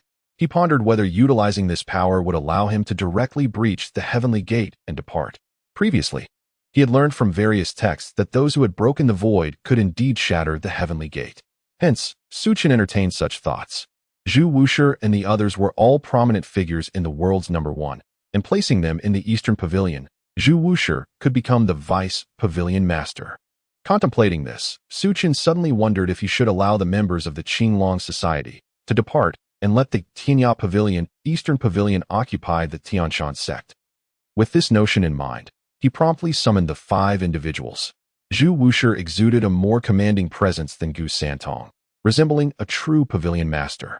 Yet due to his later arrival, he could only assume the role of Vice Pavilion Master. Duan Tianya's demeanor was calm, while Gue Hai Dao radiated a terrifying aura of blade energy. Shangwan Haidang was as enchanting as a flower, her temperament refined, whereas Cheng Shifei carried an air of unruliness. "We pay our respects, Master," they all greeted in unison. "This is my token. You may proceed to the Tianshan Sect to rendezvous with Gu Santong and replace the members of the Qinglong Society. From now on, you shall assume the position of Vice Pavilion Master of the Eastern Pavilion of Tianya Pavilion. I trust you will grasp the situation here. I need not elaborate further." Su Chen addressed Zhu Wushi. With confidence in Zhu Wushi's capable team, Su Chen believed they would swiftly comprehend the circumstances. Understood. The 5 departed promptly, eager to familiarize themselves with the situation, thus not lingering excessively. At their pace, they should be able to catch up with Gu Santong and his group. Making this expedition beyond the frontier remarkably smooth, Su Chen murmured softly. Upon completing his tasks, Su Chen stepped out of the courtyard, eager to explore the bustling market that had begun to flourish with the arrival of early spring. Merchants from beyond the borders were engaging in lively trade with the local populace. As Su Chen entered a tavern, he ordered a selection of food and drink, settling by the window to relish his meal while eavesdropping on the conversations around him. "Have you heard? The Tianshan Sect is finished," exclaimed a burly man with a thick beard. "How could the Tianshan Sect possibly come to an end? Where did you hear such news?" queried another nearby. "It's true. Did you witness the recent celestial phenomenon? That was the scene of the Tianshan Sect's leader, Feng. In combat," the bearded man continued. "Last time there was a phenomenon who didn't suffer any harm. True, but this time, it's different. Feng has been slain, and his body remains at the site," the bearded fellow asserted. "Moreover, the esteemed elder and the mountain lord of the Tianshan Sect have also been killed by the Qinglong Association." Someone interjected. "The Qinglong Association, the one that controls the 9 northern prefectures, they have no grudge against the Tianshan Sect. It is said that the people from the Ghost Domain paid a hefty price to enlist the Qinglong Association's aid," another added. "The Qinglong Association is indeed formidable." Su Chen, while savoring his meal, couldn't he help but reflect on the rapid spread of such news. Sovereign Su has left rather hastily. If not for the multitude within the Han Yue sect, I would have struggled to locate him. At that moment, a figure clad in purple appeared before Su Chen, Zi Han Yue. She wore a conical hat, and as she sat down, a delicate fragrance wafted through the air. "Saintess, you seek me?" Su Chen inquired, his brow slightly furrowed at her swift arrival. "I wish to know who killed Feng." Zi Han Yue communicated telepathically. "Do not feign ignorance. I am aware you were present and witnessed the events. And why should I divulge that information to you?" Su Chen replied softly. "If you share what you know, I shall reveal a secret concerning the goo worm associated with Feng. I believe a goo worm manifested at his demise."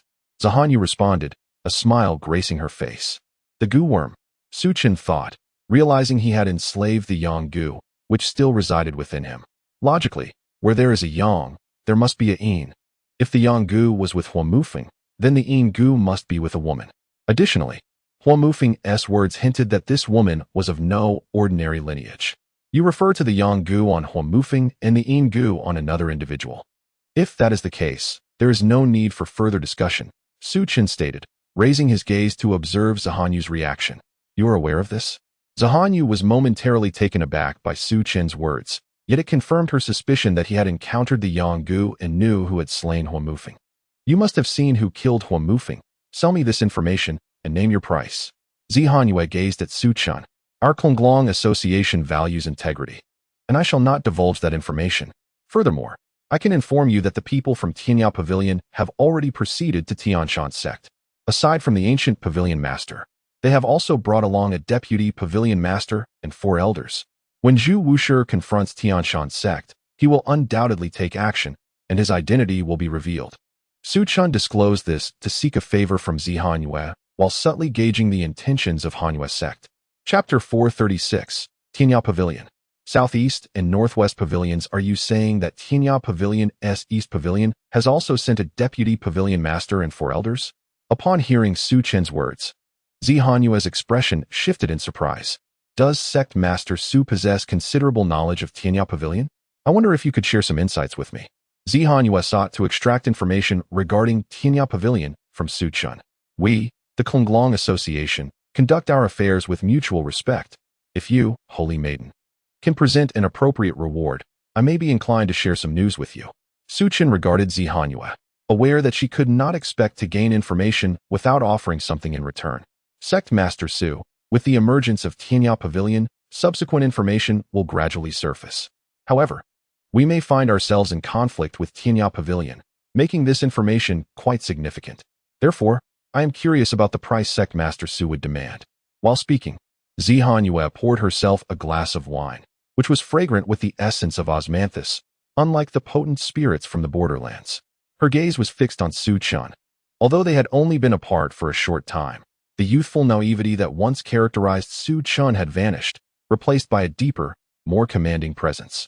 This aura subtly conveyed a sense of dominance and authority, prompting her to invite Su Chen to make his request. In her mind, she recalled their first encounter. He had not been a prodigal, but rather an ordinary individual, one she had not regarded highly. However, subsequent events had revealed Su Chen's capabilities, and she had contemplated inviting him into Han Yue sect. Yet, he had ascended to the position of the young dragon head of the Qinglong Association, commanding the martial world of the 9 northern prefectures and becoming its leader. This information is worth approximately 10,000 taels. Su Chen set down his wine glass and spoke. Although their lips moved, outsiders could not hear their exchange. Zi Han Yue retrieved a silver note from her bosom, a universal currency redeemable at financial institutions across the Great Zhou dynasty. She placed it on the table and slid it towards Su Chen. He accepted the silver note and tucked it away. Tianyao Pavilion is divided into 4 major pavilions: East, South, West, and North. Each pavilion has a head pavilion master and 2 deputy pavilion masters, along with elders, respected members, and 10 emissaries. Among them, the East Pavilion boasts the strongest martial prowess, while the North Pavilion is the weakest. The East Pavilion excels in combat strength, the South in financial resources, the West remains the most enigmatic, and the North primarily focuses on intelligence gathering.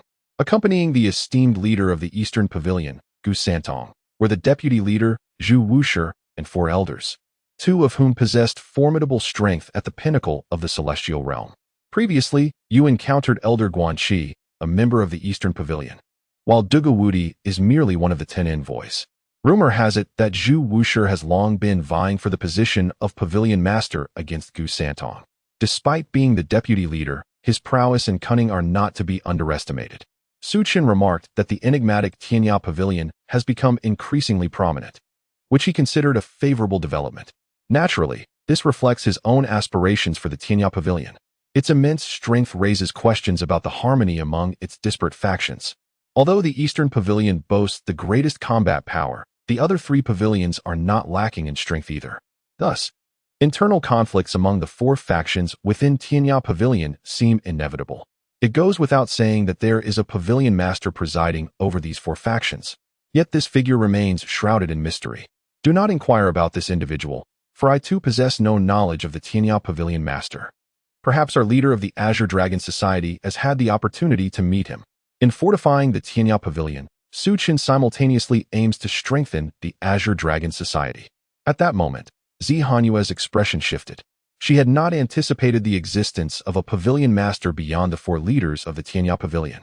This master must undoubtedly possess extraordinary capabilities to command the 4 leaders beneath him. As for the leader of the Azure Dragon Society, Zi Han Yue refrained from asking further, fully aware that Su Chen would not divulge any information about the Azure Dragon Society. Thank you, Master Su. I shall not linger here, but will return to report this matter. Otherwise, the Han Yue sect may find itself embroiled in conflict with the Tianya Pavilion. With a respectful gesture, she stood and departed. A clever woman, she understood what inquiries were appropriate and which were not. Watching Zi Han Yue leave, Su Chen silently acknowledged her wisdom. He then poured himself another glass of wine, indulging in solitary contemplation. Su Chen believed that his words would prevent the Han Yue sect from clashing with Gu Santong and his faction. He had made it clear that the opposing force was formidable. Should they still choose to confront the Tianya Pavilion, it could only mean that the Han Yue sect possesses considerable strength or that the Tianshan Sect harbors something they deem essential. The choice lay before them. A day later, news spread beyond the borders. The Tianya Pavilion had seized control of the Tianshan Sect, marking the end of an era for the Tianshan Sect and heralding a new dominion in the region. Within his chamber, Su Chen's countenance brightened upon hearing this news. Congratulations. The host faction has successfully captured the major sect of the Tianshan Sect. Rewards have been triggered, yielding 2 orange lottery cards. To his surprise, this victory also activated rewards. However, with Gu Santong's faction now in possession of the Tianshan Sect, he felt compelled to investigate their ancient texts, hoping to uncover further rewards. Such thoughts danced through Su Chen's mind. However, Zi Han Yue was genuinely deceived by her own bravado and refrained from taking action, truly a person who understands the times. Su Chen praised inwardly, believing that if the Cold Moon Sect intervened, Gu Santong and his companions would not easily seize the Heavenly Mountain Sect. After a brief organization of thoughts, Su Chen donned his hat and departed from the inn. Upon exiting the gathering place, he transformed his appearance into that of an ordinary martial artist and made his way towards the Heavenly Mountain Sect. Meanwhile, in another location, Zi Han Yue was in a private room of a restaurant with Elder Lin. The information provided by Su Chen was accurate. The deputy master of the Eastern Pavilion, Zhu Wushi, possessed strength on par with Gu Santong. Moreover, among the 4 individuals accompanying him, 2 were exceptionally powerful. Although they had not yet reached the realm of Dan Tian, their combat prowess was formidable. Even if I were to confront them, I might inadvertently find myself in peril, Elder Lin stated gravely. Yet, if we fail this mission, the master will surely. Zi Han Yue replied somberly.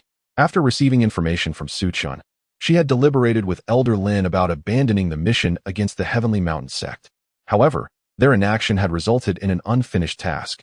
You need not worry about this matter. Lord Chu Kuang has already reported back to the headquarters, Elder Lin reassured her.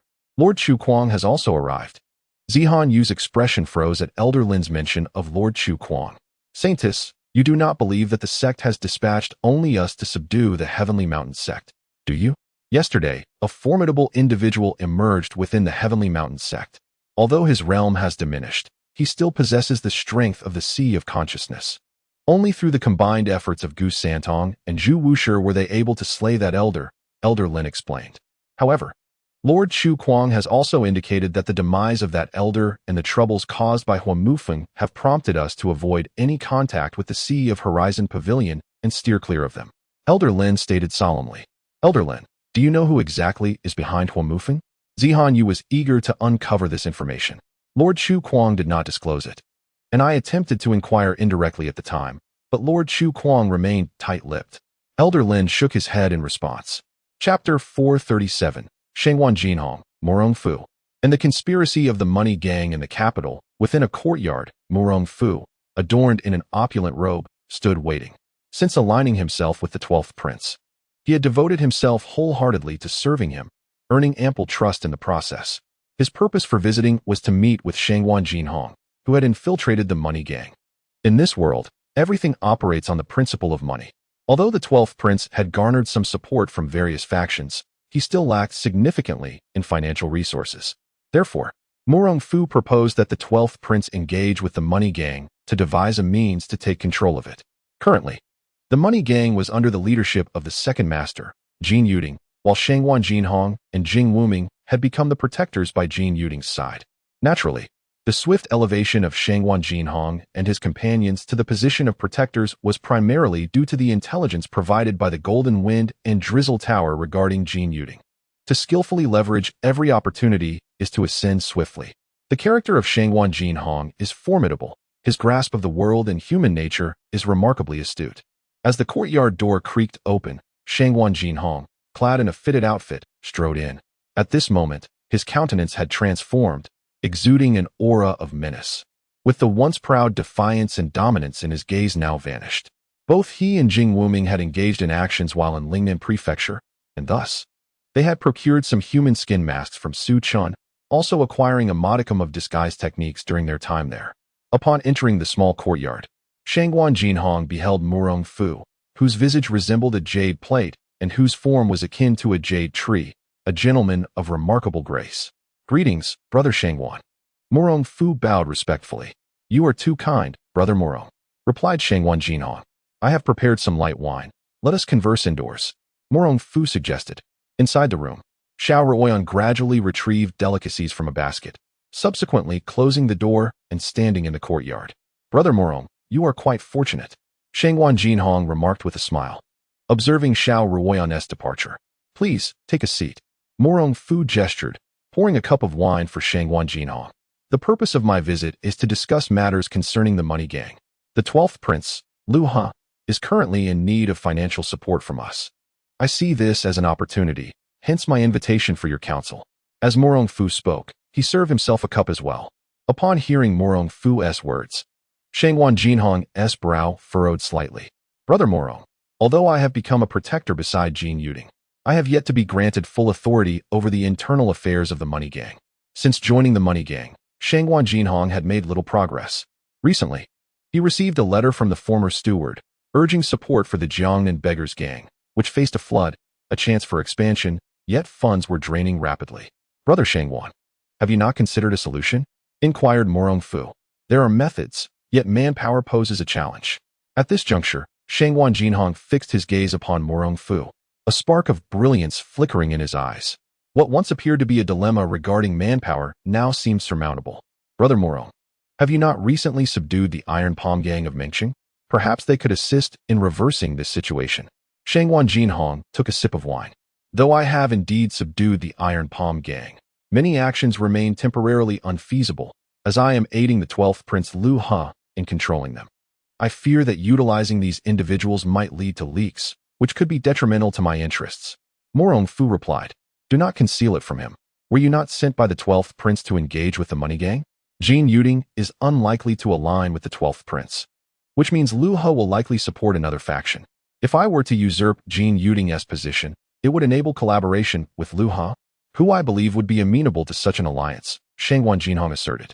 "However, I fear that the 12th Prince may not be entirely convinced.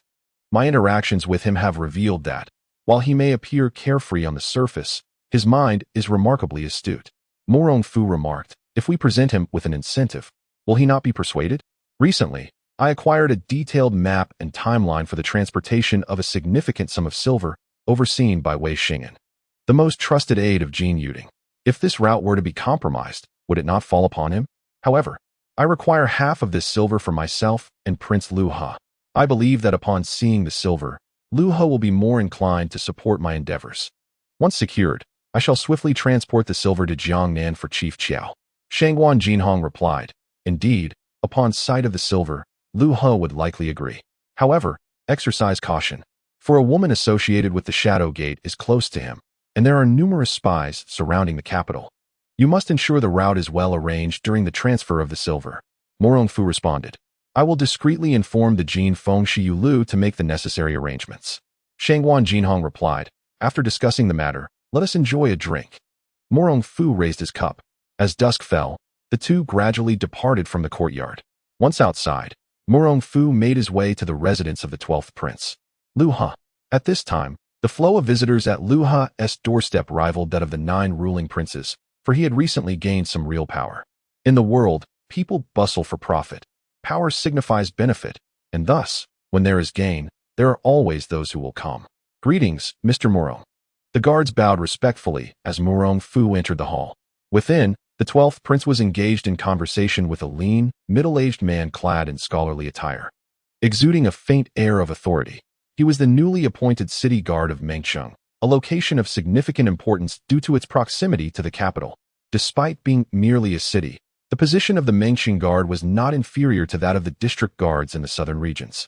Mr. Morong, City Guard Qin. The two exchanged greetings, and Morong Fu bowed to Lu He, saying, Your Highness. Mr. Morong seems to be in a hurry. Do you have matters to discuss? City Guard Qin inquired. Your Highness, today I met with Shang He, the protector at Jin Yu Ling's side. He is ambitious and seeks to usurp Jin Yu Ling's position as his right-hand man. He wishes to collaborate with us. As he spoke, Morong Fu leaned closer to Lu He and whispered. The 12th prince's eyes sparkled with intrigue at Morong Fu's words. Are you suggesting that this shipment of 200,000 taels of silver is destined for the Jin money gang in the capital? Lu He asked in a hushed tone. Indeed, but Shang He demands half of the silver, Morong Fu replied. Such a mutually beneficial arrangement is acceptable. However, inform him that while he may receive half this time, he will only be entitled to 20% in future dealings, Lu He declared.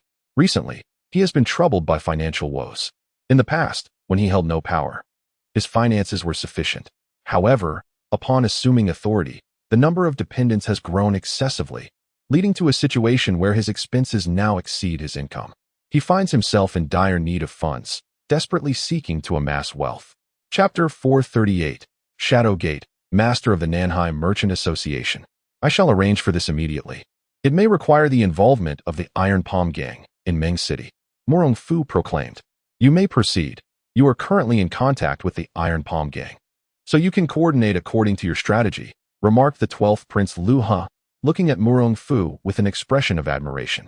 Morong Fu possesses a keen insight into various matters, always reporting while never concealing his own ambitions, a quality Lu He greatly appreciates. After the recent departure of the Qin City Guards, you may want to engage more frequently, Lu He suggested. I will take charge of the money gang affairs promptly to assist your highness in reclaiming what is needed, Morong Fu replied. Upon finishing, Morong Fu did not linger, as both Lu He and Xiao Feng and Jiangnan urgently required funds. Thus, he needed to swiftly procure silver from the money gang. After Morong Fu's departure, Hong Luo, clad in crimson from the Shadow Gate, emerged from the inner hall. You entrust this matter to Morong Fu. Are you truly at ease with this? Hong Luo inquired.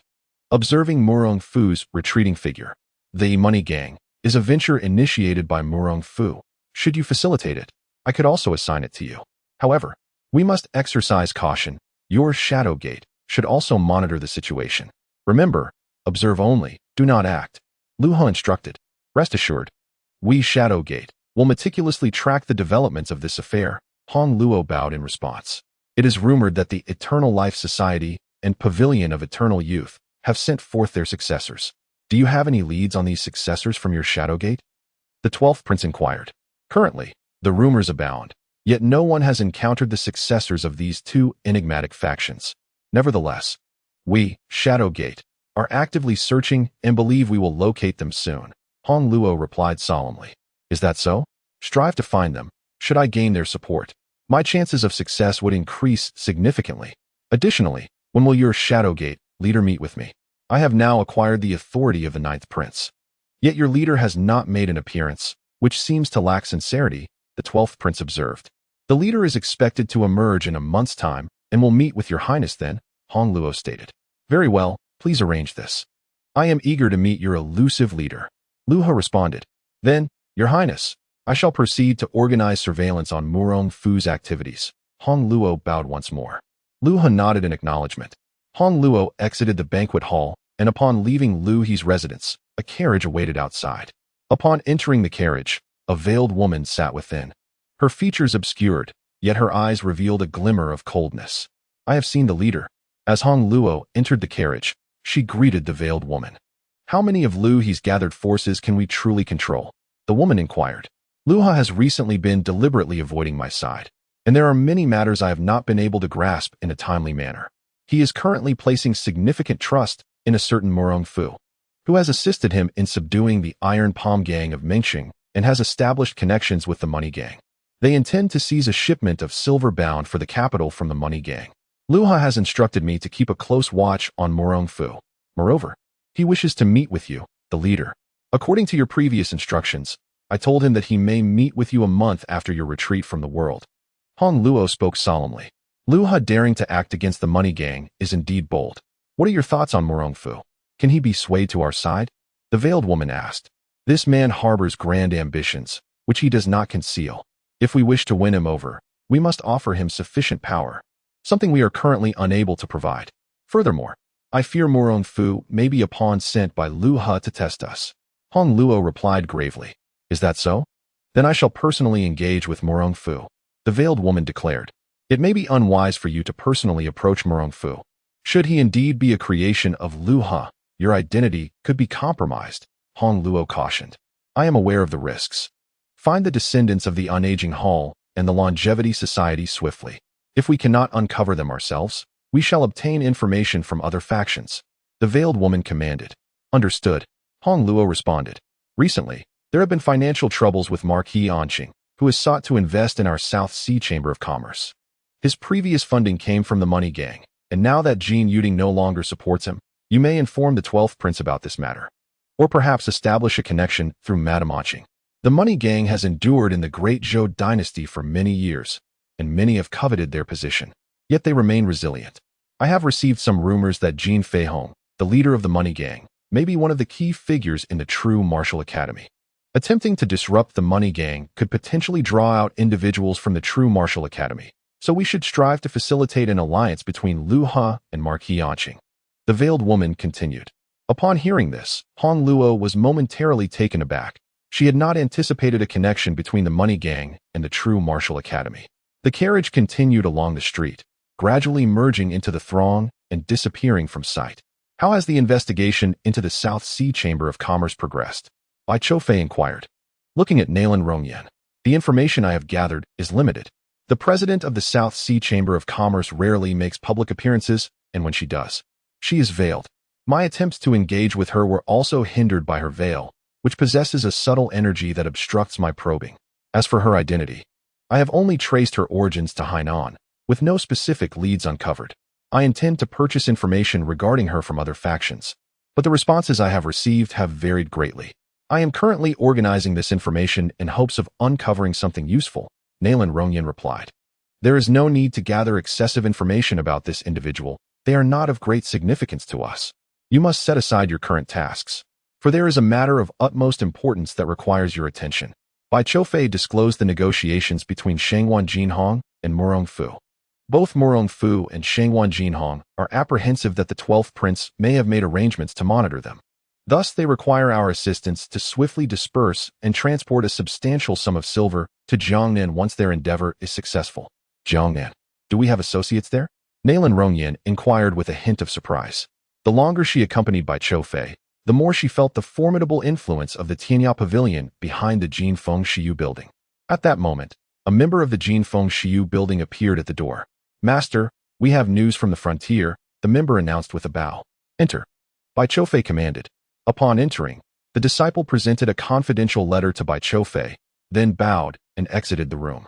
Bai Choufei opened the letter, his expression transforming into one of astonishment before passing it to Nalen Rongyan. Chapter 439, Jin Feng Shiyu Building, Beggar's Sect, Night Emperor's Evil Alliance. Observing Bai Choufei's astonished demeanor, Nalen Rongyan took the letter from him. After reading it, her face displayed a look of disbelief. The Eastern Pavilion has allied with the Qinglong Association to annihilate the Tianshan Sect on the frontier, and the Eastern Pavilion now occupies the Tianshan Sect. Her voice quivered with incredulity. Nalen Rongyan was well aware of the Tianshan Sect, which, despite its 2-decade silence, retained formidable strength. Situated near the 9 northern counties close to the frontier, the leader of the Eastern Pavilion, Gu Santong, along with deputy leader Zhu Wushi, were formidable figures capable of contending with the 2 powerful beings in the sea, and with the assistance of the Qinglong Association led by the young master. Subduing the Tianshan Sect was indeed feasible. Master, I am quite curious about the identity of the young master, Nalen Rongyan remarked. Bai Choufei understood the implication behind her words. Su Chun was the young dragon head of the Qinglong Association, yet he also had ties to the Tianya Pavilion.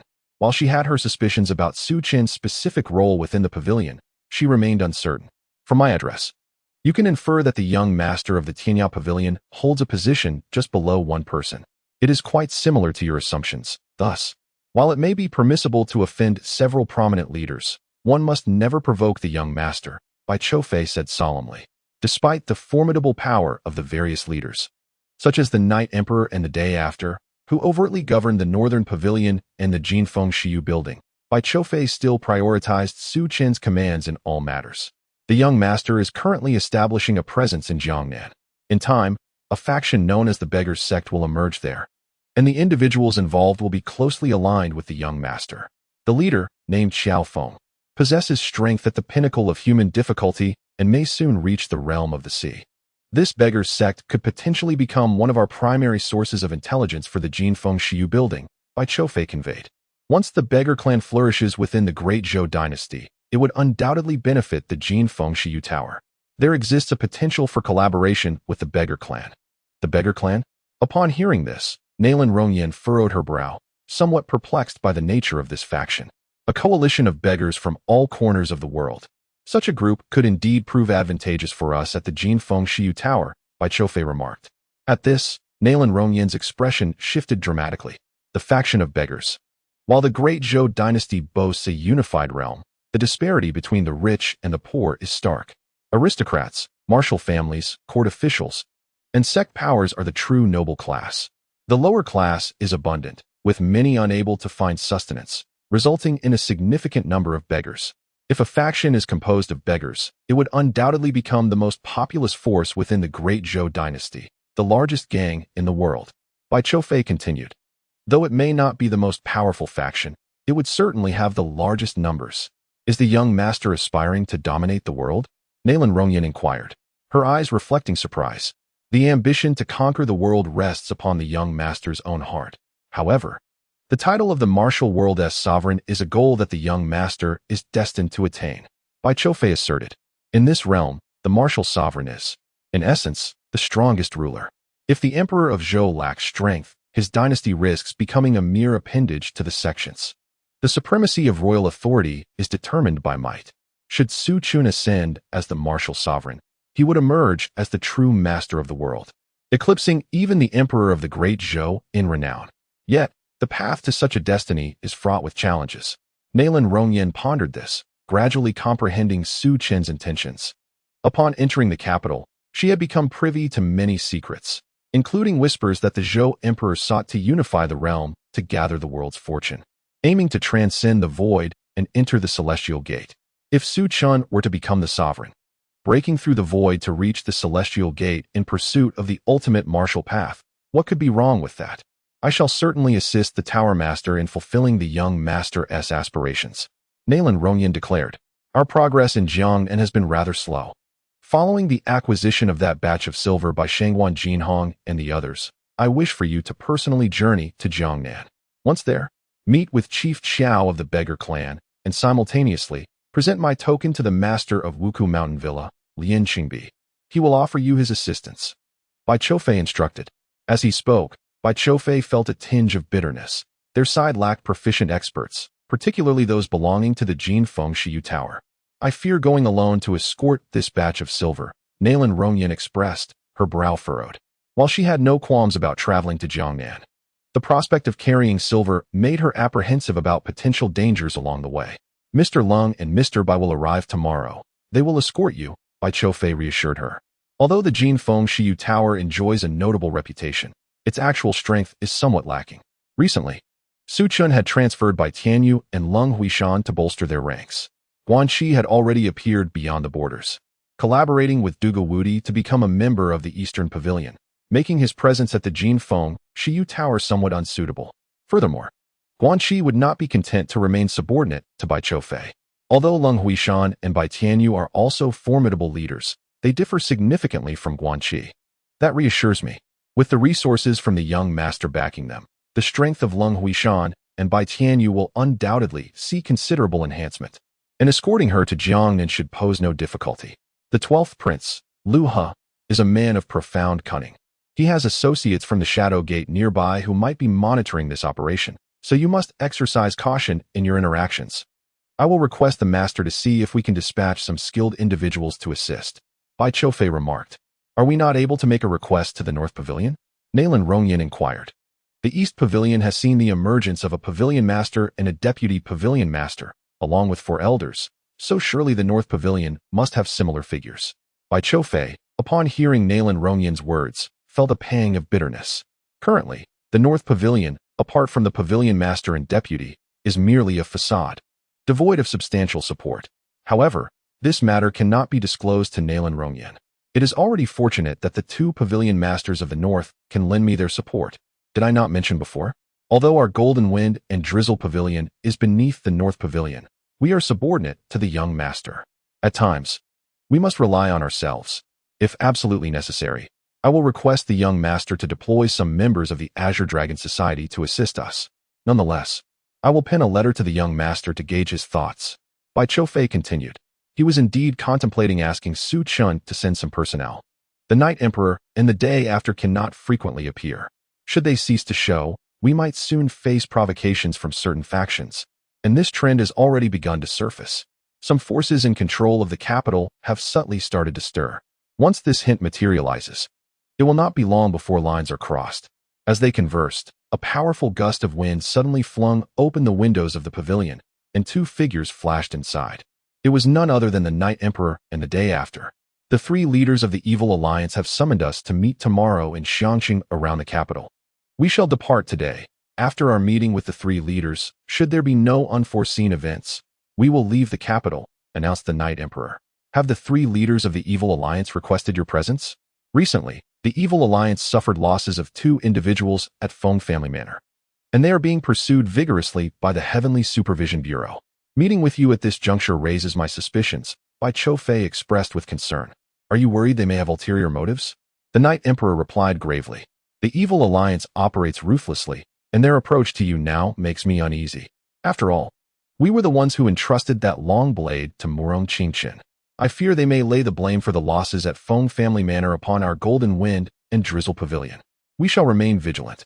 After our meeting, we will inform you of the proceedings, the Night Emperor assured. My Lord Night Emperor, these are messages from the frontier. Please take a moment to review them. Bai Qiufei glanced toward Nalan Rongyan. Nalan Rongyan handed the recent confidential letter to the Night Emperor, who, upon reading it, slightly furrowed his brow before passing it to Riho beside him. Riho's expression remained remarkably calm. Once this information is disseminated, I believe the Evil Alliance will deliberate carefully, even if they choose to act. We have come to bid you farewell, and kindly request that you convey our regards to the young master. After Riho finished speaking, he cast a glance at the Night Emperor and remarked, we should take our leave. With that, he departed first, followed silently by the Night Emperor. Once the 2 had left, Nalan Rongyan approached and closed the window, inquiring, should we send someone to monitor the situation over there? No need, Bai Qiufei replied. You should now disseminate the information from the border. I suspect the Evil Alliance will respond as Riho anticipated. Of course, even if the Evil Alliance decides to take action, with both the Night Emperor and Riho, their safety should be assured. The combined strength of the Night Emperor and Riho can indeed contend with formidable foes in the sea. Yes, I will arrange it at once, Nalan Rongyan said, bowing slightly before exiting. At that moment, Bai Qiufei approached the desk and withdrew a portrait. The image depicted an elderly man adorned in splendid robes, his hair tinged with white, exuding an air of scholarly elegance and gentleness. Tai Bao, nearing his twilight years, Bai Qiufei mused, identifying his target. Though the Azure Dragon Society may have some conflicts with the Crown Prince, the Jin Feng Shiyu Lu, as an intelligence agency, harbored no such disputes. Previously, Bai Qiufei had been covertly engaging with this individual. Now, with the Tianya Pavilion having eradicated the Tianshan Sect at the border, their interaction would likely proceed more smoothly. Earlier, Su Chen had suggested that Bai Qiufei connect with Murong Qingchen to foster collaboration. Should that occur, the Tianjinsi, under Murong Qingchen's stewardship, could become a significant source of revenue. However, after some interaction, Bai Qiufei sensed a certain dissonance between Murong Qingchen and the Tianjinsi. It was an instinctive feeling. He refrained from voicing this, perhaps attributing it to Murong Qingchen's recent assumption of leadership over the Tianjinsi. as the envoy sent by Su Chen to the capital. He could not afford to wait for Murong Qingchen to fully seize control of the Tianjin. He needed to actively develop resources in the capital. The Crown Prince's failures in the northern 9 prefectures and his offensive in Jiangnan faced sluggish progress due to the intricate web of power dynamics in that region. This represented an opportunity for Bai Qiufei. Many matters required direct involvement to gain a clearer understanding of the unfolding situation.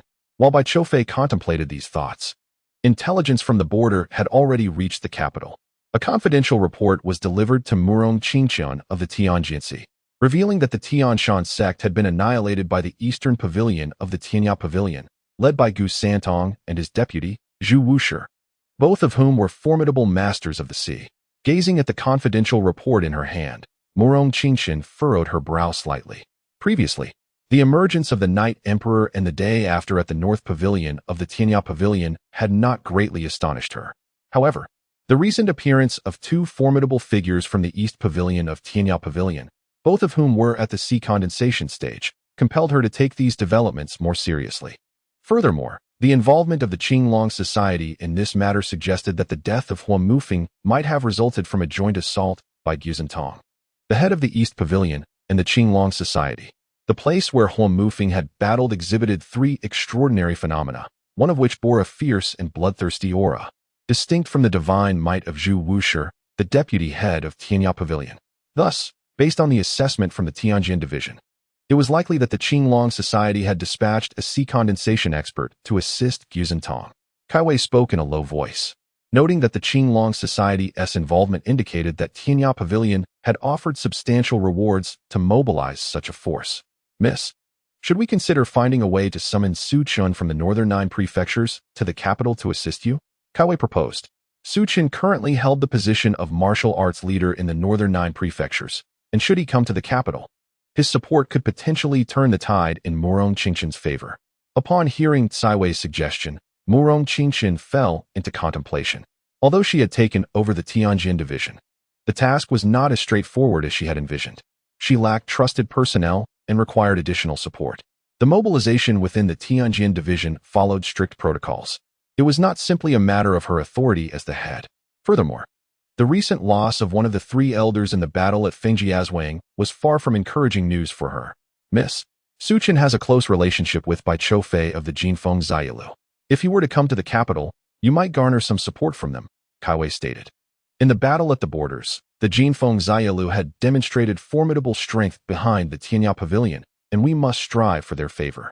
I will think this over carefully and see under what conditions I can persuade Su Chen to come to the capital to assist me. Murong Qingchen replied after a moment's reflection. As for the support from the 4th prince, she found it unnecessary at the moment, particularly since he was currently under pressure. The rivalry among the 9 princes was already fierce, and with the rise of other princes, she sensed that the capital was on the verge of tumultuous upheaval. Father, what precisely are your thoughts? Murong Qingchen murmured. The current situation in the Great Zhou dynasty was undoubtedly linked to her father's seclusion. What progress has been made regarding the evil alliance? Do we have any leads? Murong Qingchen inquired. We have received intelligence that the 3 leaders of the evil alliance will meet with the Night Emperor in the day after outside Xiangqing tomorrow. Should we take action? Kaiwei responded solemnly. They are meeting soon. We must find a way to capture the 3 leaders of the evil alliance. I will consult Mr. Situ and have him take direct action. A glint of cold determination flickered in Murong Qingchen's eyes. Chapter 441. Changes Beyond the Borders. Stirring the capital, Murong Qingchen spoke of Master Situ, the foremost among the 3 elders of the Heavenly Monitoring Office, a formidable cultivator of the sea realm, and the strongest force left to her by the previous head of the Heavenly Monitoring Office. With Master Situ's intervention, it was certain that the leader of the evil alliance would not escape. Should the leader of the evil alliance be apprehended by our Heavenly Monitoring Office during their encounter with the Night Emperor in the future, the prospect of collaboration between the evil alliance and the Tianya Pavilion would be utterly thwarted. This would be a double victory for us, Kaiwei remarked softly. It was imperative to closely monitor this matter, as well as the situation in the 9 northern prefectures and beyond the borders, ensuring timely communication without delay. As Murong Qingchen spoke, she rose from her seat to summon Master Situ for action on the morrow. As she set forth, news of the situation beyond the borders swiftly spread throughout the capital. In the late hours of the night, within the underground chamber of the Kai residence, Kai Jing sat cross-legged, a swirling amalgam of white and crimson energies circulating around him, distinct yet interconnected. These energies intertwined continuously before merging into his being. Within his dantian, a sea of energy manifested, one side white, the other crimson, the potent vital force nourishing his body. Suddenly, he opened his eyes, drawing all external energies into himself, and commanded, "Enter."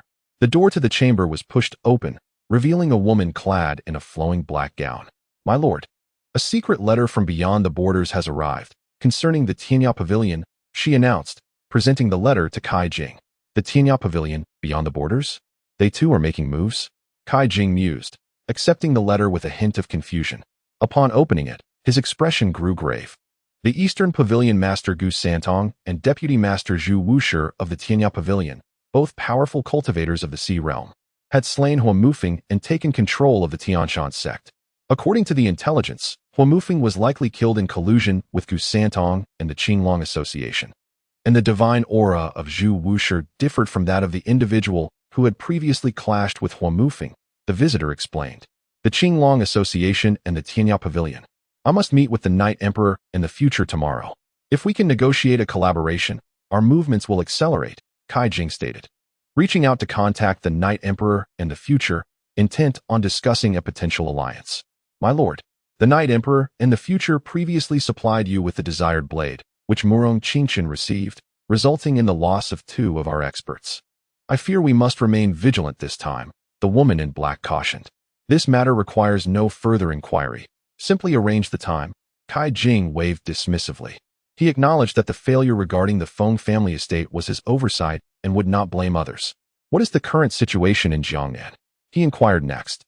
"Flooding has begun to occur, and it is anticipated that soon there will be a surge of displaced persons, accompanied by the onset of plague. Medicinal supplies for the plague have already been stockpiled," came the reply. "Do not allow any leaks. The medicinal herbs must remain secure," the woman in black declared. "This matter must be handled with utmost precision. There can be no room for error," Kai Jing instructed. "Rest assured, my lord. This time we have chosen to collaborate with the direct descendant of the Lai family, Lai Ao. With his involvement, there will certainly be no issues," the woman in black replied. Upon hearing her words, Kai Jing nodded and said, "There must be no mistakes regarding the affairs in Jiangnan. You shall personally travel there." He placed great emphasis on this, as it was their initial trial. The woman in black felt a twinge of doubt at Kai Jing's insistence. With the Lai family's assistance, she believed their gains were secure. Yet, she dared not contradict his command. "I shall depart for Jiangnan at once," she bowed. "Take Chiu-san with you," Kai Jing ordered. "Yes." The woman in black exited the secret chamber, and Kai Jing followed her into the banquet hall, where no others were present. However, as he entered, a shadow emerged from the darkness. "I will accompany you to meet the Night Emperor and the future king," the shadow said in a low voice. "Are you concerned for my safety? My strength has grown significantly since a few days ago. Even if the Night Emperor were to concentrate his energy, it would be challenging for him to detain me," Kai Jing replied. "The Night Emperor and the future king should not pose a threat to you, as we have no conflicting interests. Yet, I sense a larger hand orchestrating events behind the scenes, and I fear others may strike against you. Your current status is of great importance to us. We cannot afford any mishaps, hence I will accompany you," the shadow asserted. "Is that so? Then come along, and perhaps we can assess our potential collaboration with the Tianya Pavilion in the process," Kai Jing proposed. "You must locate the heirs of the Undying Hall and the Longevity Society. If we could forge an alliance with them, it would greatly benefit us," the figure in black insisted. "I have already begun the investigation, but I suspect it may be a ruse orchestrated by those with ulterior motives. By all logic, the Undying Hall and the Longevity Society should not emerge at this time. The world is not yet in chaos," Kai Jing responded. "Perhaps chaos is on the horizon? If the Zhou Emperor remains secluded for much longer, turmoil will inevitably engulf the realm and the martial world. Many will seize any opportunity presented," the shadow remarked. Indeed, the recent emergence of the Qinglong Society, Tianya Pavilion, and the Guqi sect in the South Sea, as well as the Wudamogio in the Chuanyan region, suggests that these factions did not arise without reason, the figure continued. After a brief moment of contemplation, Kai Jing replied, "In times of chaos, fortunes converge. There are likely others who share our thoughts. Let us depart for Xiang City. As he spoke, his appearance transformed into that of an ordinary middle-aged man, and he quietly left the left prime minister's residence. Meanwhile, in the residence of the crown prince, he was engaged in a game of chess with an elderly man clad in splendid robes. Master, our progress in the Jiangnan region has been sluggish. Should we not increase our manpower? The crown prince inquired as he placed a white piece on the board. A potent aura of aggression emanated from the chess piece. The prospects of expanding in the Jiangnan region seem rather bleak. Our previous intentions were merely to temper their fervor, rather than genuinely seeking to augment our sphere of influence. With our objectives achieved, it is prudent that we retract our ambitions and seek new alliances. The elderly man in the brocade robe, seated opposite him, softly declared as he placed a black piece on the board. The black piece fell, rendering the mountain forest silent, effectively countering the earlier ferocity of the white pieces, while subtly manifesting a nascent vigor. Master, it appears you have a new target, the crown prince remarked without making a move. Recently, Bai Choufei from the Golden Wind and Drizzling Rain Pavilion has approached me multiple times, proposing a collaboration.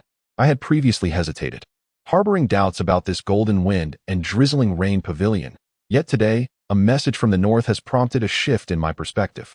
I believe we can engage with the Golden Wind and Drizzling Rain Pavilion for mutual benefit, the elderly man in the brocade robe replied. From their exchange, it became apparent that the elderly man was another mentor of the crown prince, the esteemed Taibao Nian Junluan of the current Great Zhou dynasty.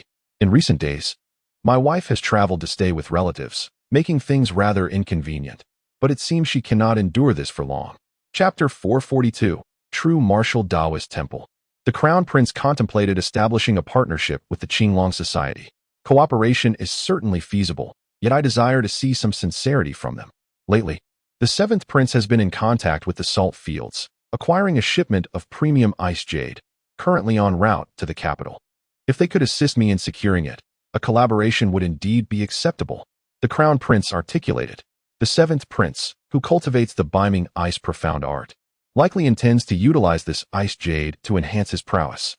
Should the Golden Wind and Drizzling Rain Pavilion seize this batch of ice jade, coupled with the fact that the seventh prince's mentor, the true man of Taishu, perished at the hands of the Qinglong Society, it intertwines their fates. Together, they would forge a formidable adversary for the seventh prince.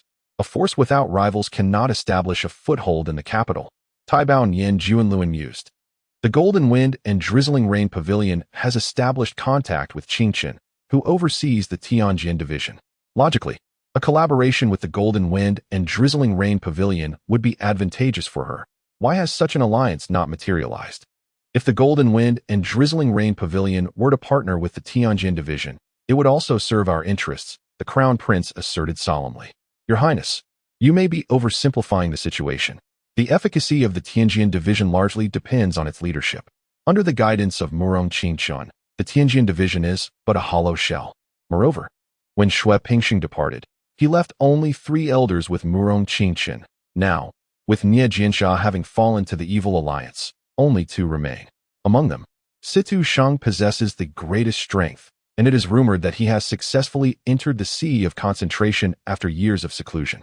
However, the power within the sea of concentration varies, and given that Situ Shang's vitality appears to be waning, I suspect he must have relied on medicinal aids to achieve this advancement, rendering his strength quite feeble.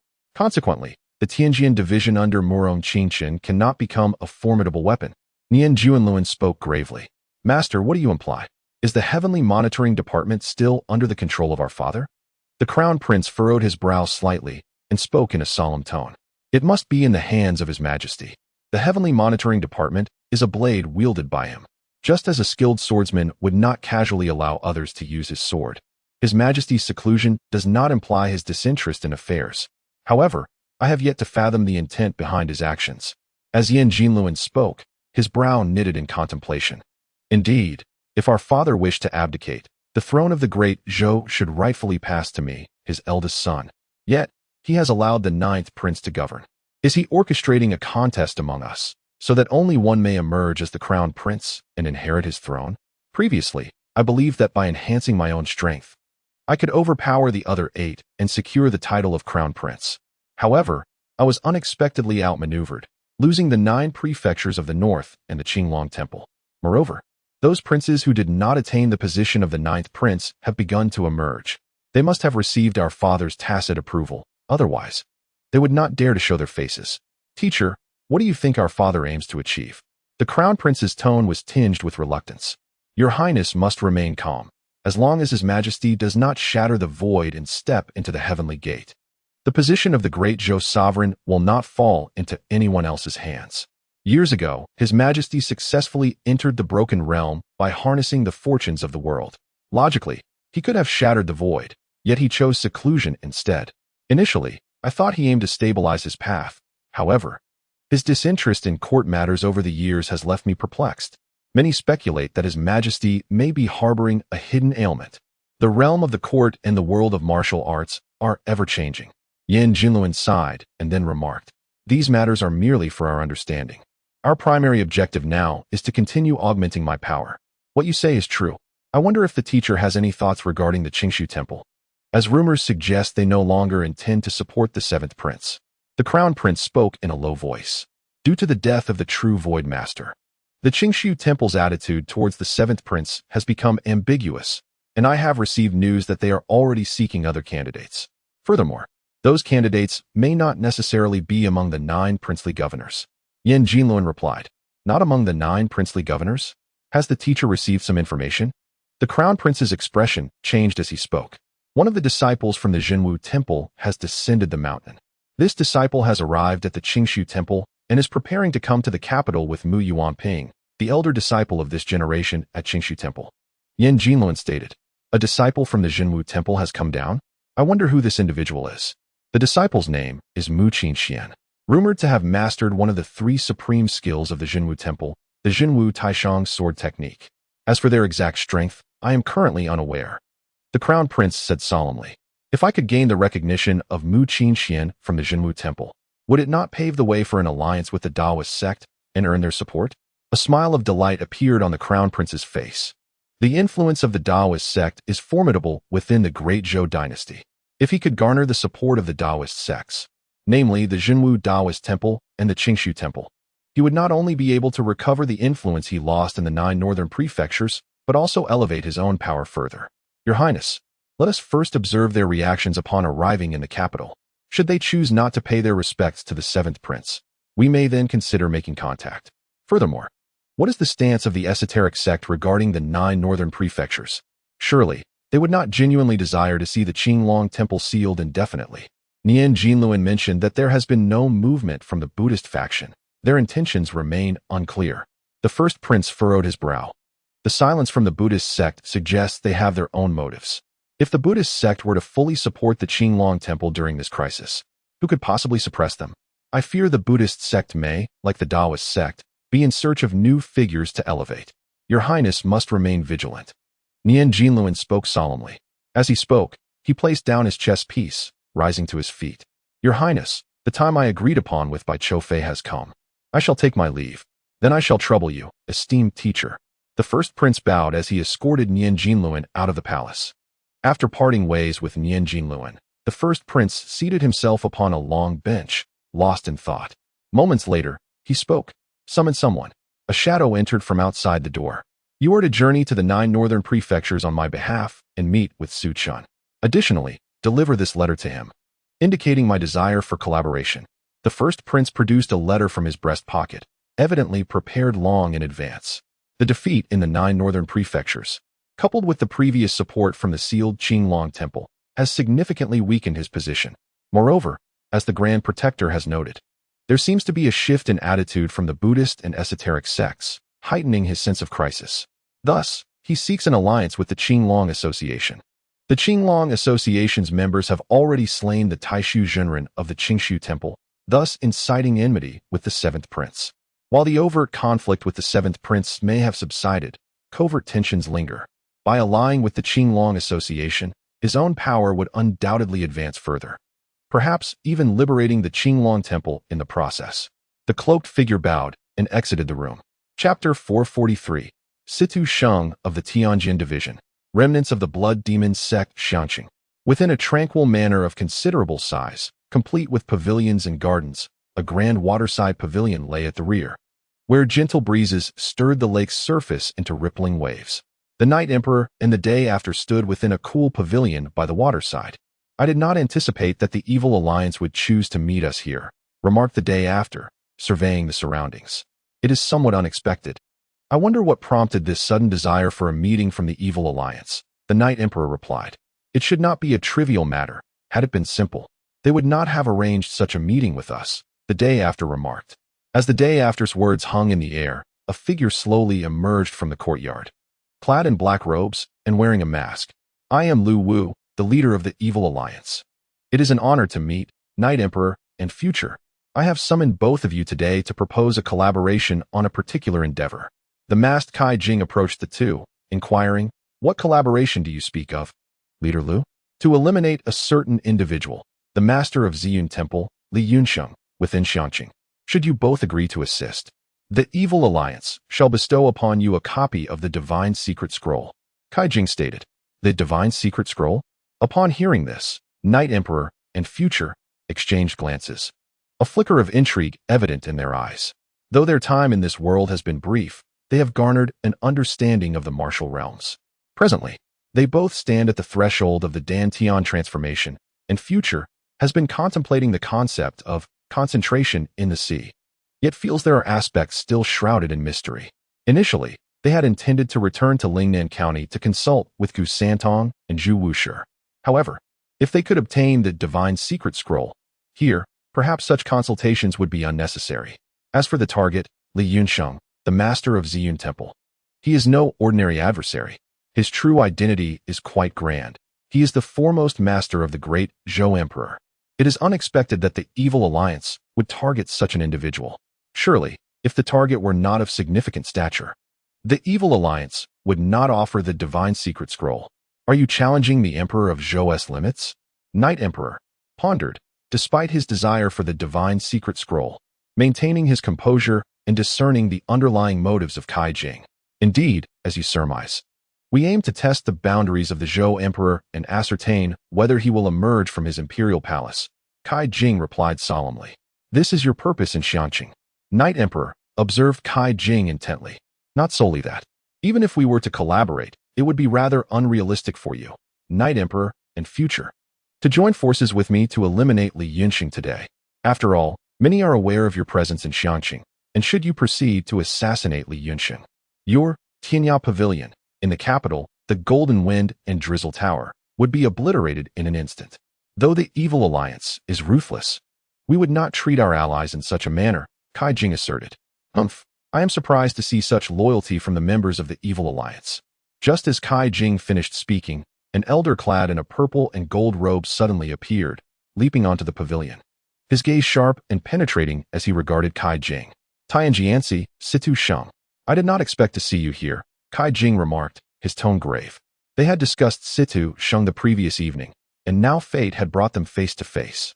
I am astonished that you know of me, which suggests we may be acquainted. I am eager to behold the visage beneath your mask, and you, daring to conspire with the evil alliance against the imperial master, will meet your end today, as a display of our great Zhou's might, Situ Sheng declared, his voice laced with cold authority. He was aware of numerous matters. Although he recognized that it was the emperor who allowed these individuals to create turmoil, he also understood that the emperor would not tolerate their attempts to test him. Thus, these individuals were deserving of their fate. He had no intention of capturing them, for he had no need to uncover the secrets lurking behind their actions. As he spoke, a layer of dark, surging blood energy enveloped him, resembling flames of black fire. A torrent of formidable aura surged around him, manifesting as an indistinct shadow of darkness, exuding a palpable bloodthirst. The Night Emperor and the future Sun swiftly consolidated their forms, realizing that this individual possessed strength surpassing their own, compelling them to unite in order to evade their adversary. However, their gaze turned towards Kai Jing, who, clad in a black robe and donning a mask, emitted no discernible aura. His expression remained unervingly calm, as though he paid no heed to the arrival of Situ Sheng. Situ Sheng, do you believe I was unprepared for you of the Heavenly Surveillance Division? One of the three elders, Nie Jian, has been slain. You may join him. Kai Jing spoke coldly. As he uttered these words, a figure gradually approached from a distance. This figure, also dressed in black and wearing a mask, emanated a wave-like energy that surged and swirled, poised to erupt like a tempest. The eyes visible through the mask gleamed with a sinister intensity, betraying a crimson intent to kill. Upon seeing this figure, Situ Sheng's expression shifted, and he spoke in a low voice. "You are a member of the Blood Demon Sect. How can this be? The Master eradicated your entire sect in the past. How could any remnants possibly survive?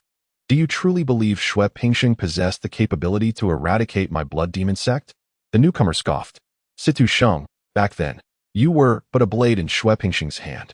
If I were to eliminate you today, I am certain he would not remain idle. My prior caution has unexpectedly lured you out. Truly, the heavens do not forsake me." As the masked figure spoke, his murderous intent intensified. He transformed into a streak of bloodlight, hurtling towards Situ Sheng. Boom! Situ Sheng countered with a palm strike, and after exchanging several blows atop the waterside pavilion, they landed on a nearby open space. Upon landing, the masked figure propelled himself off the ground, compressing the air as he charged at Situ Sheng, his fist clenched. Radiating power. Blood slaughter, 5 extremes kill. The masked figure shouted, splitting into 5 distinct forms that simultaneously assaulted Situ Sheng. Situ Sheng's gaze sharpened. He was unable to discern which of the 5 figures was the true body. Boom. Since he could not identify the real one, he decided to unleash his divine technique. His aura shifted, and the previous blood-colored shadow emerged, sending forth a colossal force towards the 5 figures. One of the figures appeared to be affected by this surge. In that fleeting moment, a cold smile crept across Situ Sheng's lips. With a sudden push from the ground, he leaped into the air, raising his palm like a blade. Divine technique, 3 moon blade slash. With a swift strike, the blade glimmered like the moon, splitting into 3 shadows that converged with formidable power. A sharp sound echoed as the figure was cleaved in 2, yet no blood gushed forth. Situ Sheng's pupils constricted suddenly. At that moment, one of the 5 figures had already appeared before him, hand descending towards his heart with unrestrained force. Chapter 444, The Malice of Kai Jing. Situ Sheng's demise. Upon witnessing this, Situ Sheng's energy surged violently, forming a protective barrier around him. When the cloaked figure's hand made contact with his chest, their eyes locked momentarily before the energy erupted like a volcano. The immense force sent Situ Sheng careening backwards, crashing into the riverside corridor and causing it to collapse. With a spurt of blood from his mouth, Situ Sheng was not fatally wounded. He burst forth from the wreckage of the corridor, his gaze filled with malice as he fixed his eyes on the masked figure.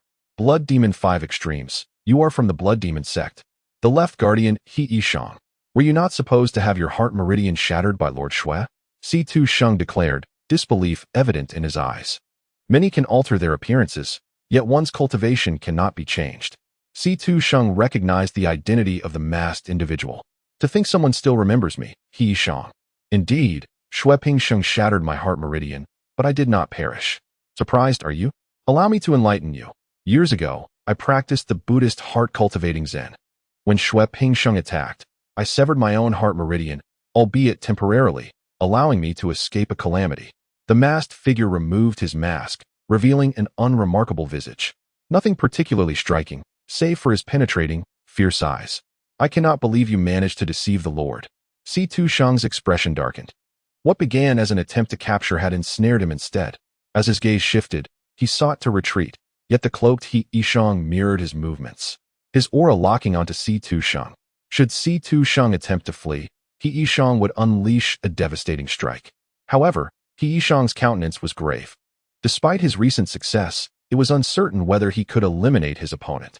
Their strengths were closely matched, and should Situ Sheng choose to escape, capturing him would prove challenging. Under He Yishang's intense scrutiny, Situ Sheng's expression grew even more sinister. The moment he moved, his form was locked in place, indicating He Yishang's intent to prevent his escape. Observing the situation, Situ Sheng's eyes glimmered with resolve as he leapt into the air, raising his hand to strike at He Yishang. Blood Sea Emerald Wave Palm. His palms surged with energy, blood essence swirling forth, accompanied by a thunderous roar as it advanced towards He Yishang. In response, He Yishang retaliated with a punch. The force of their blows converged, creating a massive shockwave as they collided. Bang! In this direct confrontation, the two were closely matched. However, after the collision, A fresh trickle of blood escaped from the corner of Situ Sheng's mouth. He gazed at He Yishang, astonished. I never anticipated that after 15 years. Your prowess could ascend to the realm of sea of concentration. I recall when I annihilated your blood demon sect. Your strength barely reached the initial stage of the Dantian Sea. To think you have independently broken through to the sea of concentration. Despite his surprise, Situ Sheng added. Yet even so, I am wounded, and you may not be able to stop me. Situ Sheng observed He Yishang, who appeared somewhat taken aback. It seemed that He Yishang's strength within the sea of concentration was not particularly formidable. The Night Emperor, watching the duel unfold, transmitted a message to the day after. Undoubtedly, the strength of these two adversaries exerted considerable pressure upon him. He and the day after could effortlessly confront either Situ Sheng or He Yishang in unison. With so many present, could we not restrain you? The Night Emperor and the day after realized that the opposition had previously sought their demise. Yet now they could unite to eliminate him. He Yishang turned to the Night Emperor and the day after, saying, If you join forces with me to eliminate the members of the Evil Alliance, I assure you that I, from the Heavenly Supervision Division, shall not interfere. At this moment, Situ Sheng seemed to contemplate something and interjected, We do not require your Heavenly Supervision Division's oversight in our endeavors. The Night Emperor retorted coldly. As he spoke, he and the day after shifted their positions, appearing at a different location. Meanwhile, the masked Kai Jing materialized at another point, forming a triangular formation that encircled their foe. Seeing this, Situ Sheng's expression darkened. He had not anticipated that the Night Emperor and the day after would dare to oppose the Heavenly Supervision Division. Who would know it was us if we were to eliminate you? The death of you would solely implicate the Evil Alliance, not us. What say you, esteemed gentlemen? The Night Emperor directed his gaze at Kai Jing and He Yishang. Kai Jing responded, Indeed, the Evil Alliance shall bear the consequences. We are merely seeking to expand our influence. Listening to their exchange, Situ Sheng's countenance grew cold as he suddenly lunged towards Kai Jing. Among the three factions, Kai Jing appeared the most vulnerable, hence he was the prime target for a breakthrough. With remarkable speed, he surged forth. Kai Jing remained vigilant. And as the foe made his move, he acted first, thrusting both palms forward with precision. Situ Sheng's eyes narrowed in disbelief. He had not expected his opponent to engage him head-on. Unwittingly, his palm met Kai Jing's, yet at the moment of contact, his energy was instantly pierced through. Kai Jing's two sharp needles penetrated Situ Sheng's defense, embedding themselves in his palm. Situ Sheng let out a cry of agony, but the sheer force of his energy unleashed sent Kai Jing sprawling backward. Kai Jing's arm was shattered, blood spraying forth. However, he paid little heed to the injury. A crimson energy enveloped his arm, imbued with a trace of vitality, swiftly mending his shattered limb until his veins returned to their pristine state. Regarding the complexion, it is obscured by the mask. The anguished cry of Situ Sheng was abruptly interrupted as he spewed forth a mouthful of blood, his form lunging towards Kai Jing. However, at that moment, He Yishang had already made his move, darting forward. Situ Sheng, in a sudden twist of his body, raised his palm, causing the steel needle embedded within it to shoot forth violently towards He Yishang. His hand transformed into a claw, exuding a chilling aura that manifested as a cold gleam, striking with remarkable speed. Night Emperor and Riho, witnessing this scene, were taken aback.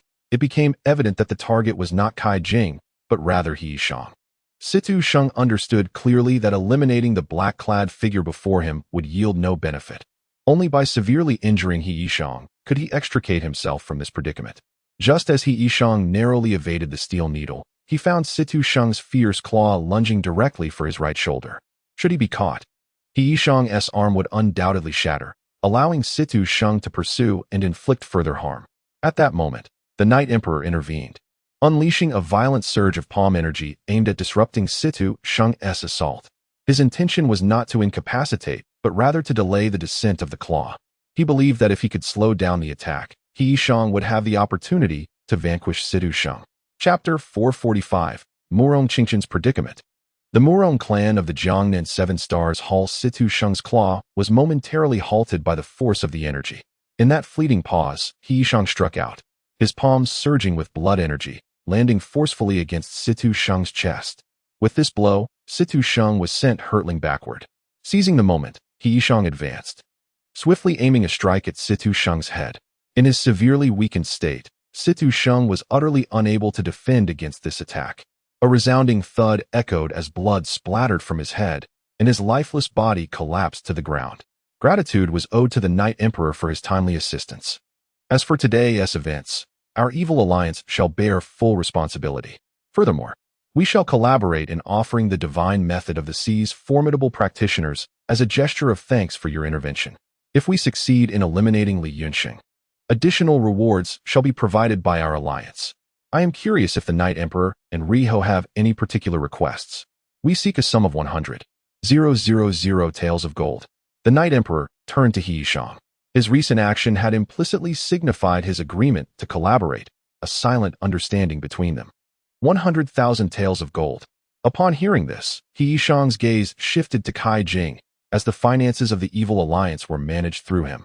He had little concept of wealth. Kai Jing, upon hearing the Night Emperor's proposition, furrowed his brow beneath the mask. 100,000 taels of gold appeared to equate to approximately 1 million taels of silver, yet gold was exceedingly rare. Moreover, amassing such a quantity in a short time posed considerable difficulty. There was also the risk that their knowledge of gold circulation might lead to unwanted scrutiny. As the typical flow of currency was silver, I am willing to offer 200,000 taels of silver instead, Kai Jing proposed, producing 4 silver notes as he spoke.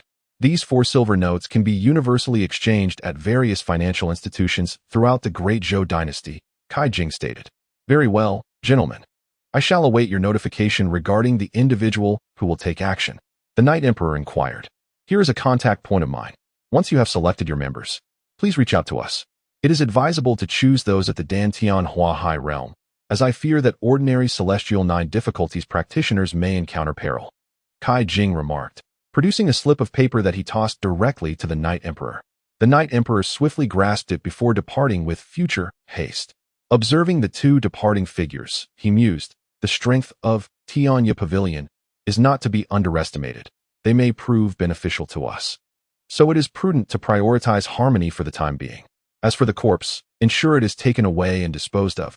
Do not leave it here. He Yishang commanded. Understood. I will handle the body discreetly, and no one shall know of its demise. You may return for now, Kai Jing replied, casting a glance at the lifeless body of Situ Sheng sprawled on the ground.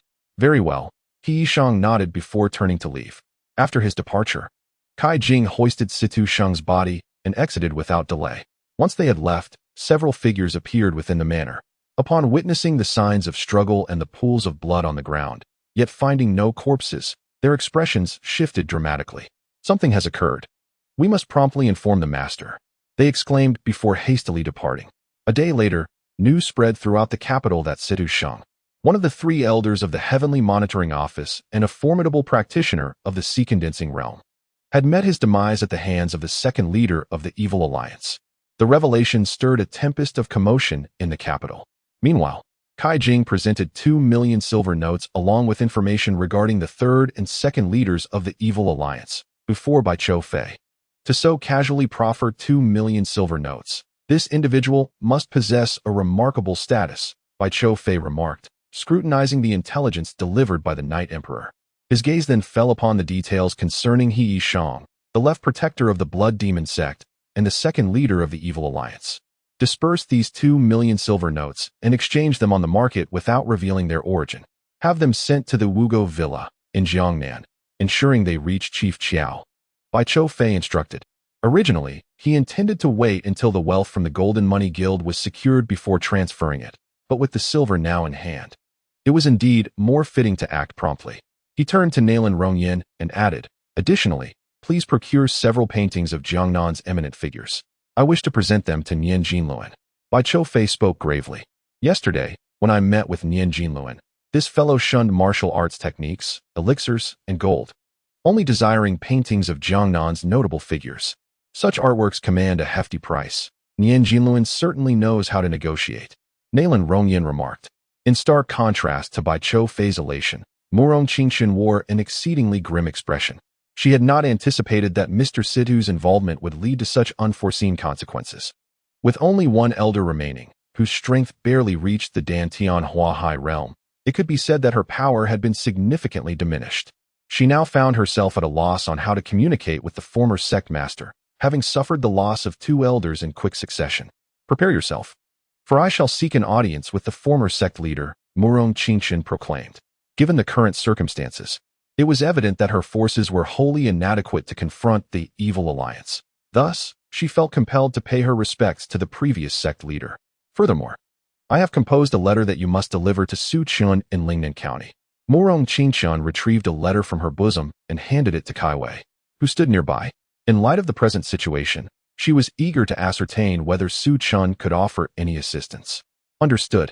Kai Wei accepted the letter from Ma Kong Qun, tucking it into her garments, her bowed head betraying a glimmer of hope in her eyes. Meanwhile, Ma Kong Qun stepped out of the chamber, making her way to the residence of the former sect leader, Shui Pingxing. Beyond the borders, after the Eastern Pavilion seized the Tianshan Sect, the personnel of the Ghost Domain swiftly infiltrated the sect's stronghold.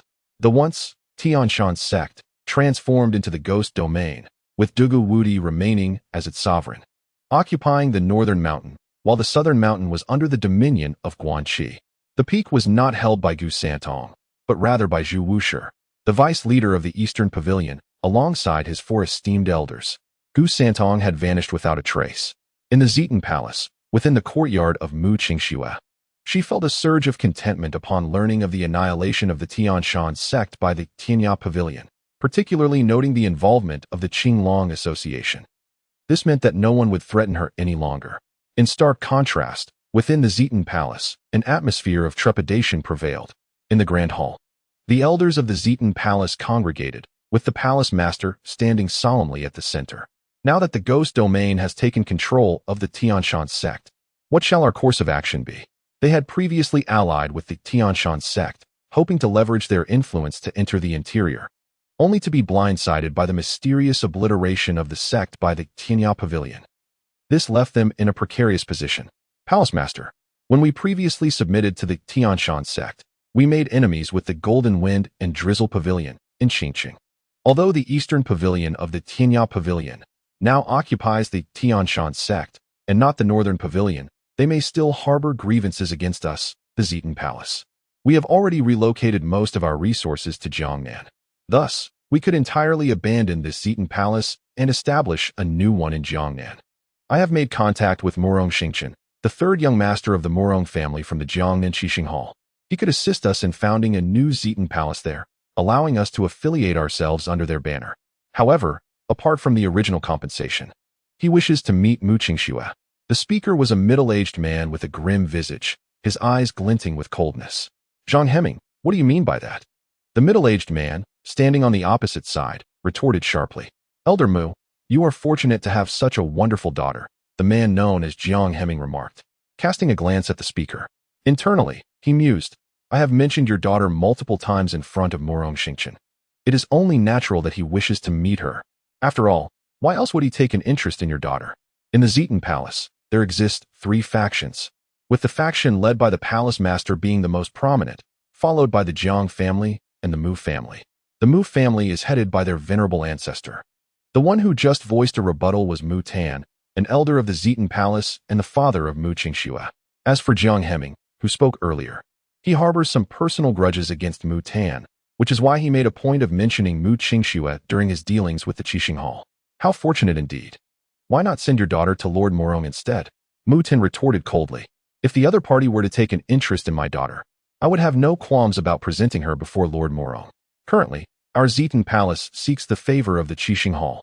Your daughter stands a better chance of finding a good match, which would be a mutually beneficial arrangement. You ought to feel pleased. Zhang Heming replied. Though he spoke these words, a cold smile flickered within Zhang Heming's heart. Mu Qingxue is indeed beautiful, but there are countless beauties in Jiangnan. And Lord Ma Kong is a notorious playboy, surrounded by numerous enchanting companions. Eventually, he would forget about Mu Qingxue, which is why Zhang Heming felt no concern. Otherwise, should the Mu family align themselves with Lord Ma Kong, it would threaten the position of the Jiang family. I cannot agree to this, Mu Tan declared. Having previously introduced Mu Qingxue to the Tianshan Sect, he now found himself being urged to present her to the Jiang family's Qixing Hall, as though his beloved daughter were merely a gift to be passed around. As he spoke, Mu Tan cast a glance toward the palace master of Zitan Palace, who maintained a calm demeanor. Though he internally concurred with Mu Tan, he refrained from voicing his agreement openly. His gaze shifted toward Mu Dongyuan, the ancestor of the Mu family.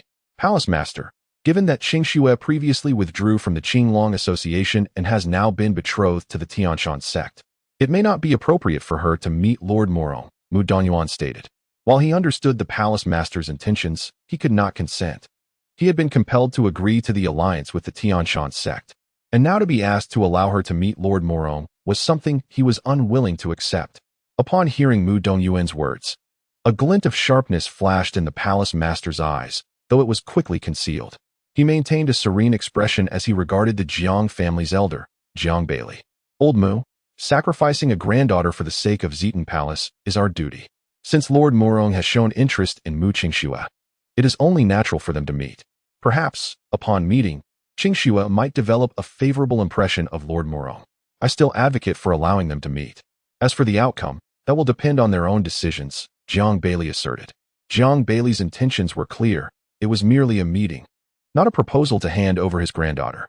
Just as Mu Dongyuan was about to voice his thoughts, a middle-aged man dressed in a brocade robe from the Mu family interjected, "Ancestor, I believe there is nothing wrong with letting Qingxue meet Lord Morong." The speaker was Mu Tianyang, the eldest son of the second generation of the Mu family and Mu Tan's older brother, who held a position just below the esteemed elders, making him one of the key figures in the Mu family. Indeed, he wholeheartedly endorsed the notion of gifting Mu Qingxue to Morong Xingchen. Morong Xingchen, the young master of the Seven Stars Hall in Jiangnan, commanded an immense influence and power throughout the region. Should they manage to ally with such a formidable figure, the Mu family could secure a firm foothold in Jiangnan and potentially ascend to the position of the next master of the Zitan Palace. Thus, he spoke up, "Elder brother." Mu Ting gazed at him in disbelief, while Mu Tianyang averted his eyes, stating, "I believe Qingxue would consent to this arrangement as well. We, the Mu family, shall persuade her regarding the matter of the Palace Master." Mu Tianyang took decisive action. Mu Tan's gaze shifted towards the family patriarch, Mu Dongyuan, who appeared poised to speak. However, the fourth ancestor of the Mu family interjected, "Elder brother, I too concur with Tianyang's perspective. Since our family has already consented, we must swiftly relocate our resources and depart from the frontier." The master of the Zitan Palace then spoke, turning to leave. Although a considerable amount of resources had already been relocated, much remained, making it a significant undertaking. Within the hall, Jiang Heming approached Mu Tan, whispering, "When we arrive in Jiangnan, I shall settle accounts with you regarding past matters." After uttering these words, he followed the Jiang family members out of the grand hall. "Elder brother, why have you acted thus?" Mu Tan confronted Mu Tianyang coldly. "This is the optimal choice for our family. The Seven Stars Hall in Jiangnan is closely aligned with the Jiang family, and we share no ties with them. Qingxue's situation presents us with an excellent opportunity to ally with the Murong family, which would greatly benefit the Mu family. You need not concern yourself with Qingxue's affairs. I will have our third sister and her aunt persuade her," Mu Tianyang replied, before turning to leave. In the grand hall, only Mu Tan remained, his expression darkened. In the small courtyard of Mu Qingxue, aside from her, there was another, Su Chun, who had come from the frontier. With the Tianshan Sect now extinguished, the Zitan Palace held little significance in his eyes, prompting him to seek an audience with Mu Qingxue. After all, he was the one who had claimed her first blood. Having arrived at the frontier, he felt compelled to meet her. To be sentimental is human, yet to be heartless is not, he mused. "To my surprise, you have come to see me," Mu Qingxue exclaimed, her beautiful eyes widening in astonishment and joy as she beheld Su Chun in his white attire. The Su Chun of today was no longer the same as before. As the leader of the Northern 9 prefectures and the young chief of the Qinglong Society, either of these identities could overshadow the Zitan Palace. "I've heard rumors that someone has taken an interest in you, so I decided to come personally to help you resolve this issue," Su Chun stated, looking directly at Mu Qingxue. Taken aback by his words, Mu Qingxue was unprepared for such a response. Recently, due to the alliance with the Tianshan Sect, she had displayed a sorrowful demeanor, contrasting sharply with her previous haughty air, which now evoked a sense of sympathy. "Surprised?" Su Chun inquired, observing her reaction. "I thought you were always domineering." In her memories, Su Chun was notoriously unreasonable, having taken what was his without regard, seizing her first experience. Despite the influence of the parasitic insects, Mu Qingxue's thoughts and spirit retained their own discernment. rendering her feelings for Su Chen somewhat intricate. Qingxue, I hear you are to be bestowed upon the illustrious young Master Morong of the Jiangmen 7 Stars Hall. How fortunate you are. Why not yield to me first? That way, you need not go to young Master Morong. A frivolous and audacious voice echoed from beyond the courtyard, followed by the appearance of a figure at the entrance. It was a young man clad in a brocade robe, his countenance exhibiting a lascivious grin as he strode confidently into the courtyard. Upon spotting Su Chen within, the young man's expression shifted from bewilderment to a furious roar. Who are you, brat? How dare you appear here? His voice was coarse, yet it was met with a flurry of blade light that sliced through the air like a gentle rain, grazing his visage. In an instant, a crimson line appeared upon his brow. Chapter 447. The utterly arrogant Su Chen. 2 blades, 2 kills. The young man who had initially bellowed fell silent. He felt a warm liquid trickling from his brow and instinctively raised a hand to wipe it away. The sticky sensation registered in his palm, and upon inspection, he found it was blood. His eyes widened in disbelief at the sight before him. You, he uttered before collapsing to the ground. Behind him stood several others, all adorned in the attire of disciples from the Zitan Palace. They had only just witnessed a flash of blade light. One of them, Zhang Yuan, pointed at the young man standing in the courtyard and uttered a single word before he too fell. One of the others rushed forward to assess the situation. But upon examining Zhang Yuan's body, he discovered the wound on his brow. His complexion paled as he turned to Su Chen, exclaiming, You have slain Zhang Yuan. He is the 3rd son of Elder Jiang Hemming. His expression was one of terror. Upon hearing this, one of the men behind him bolted away, shouting, Murder! Murder! His figure quickly vanished, presumably to report the incident. To kill him is rather disrespectful to my blade, Su Chen remarked placidly.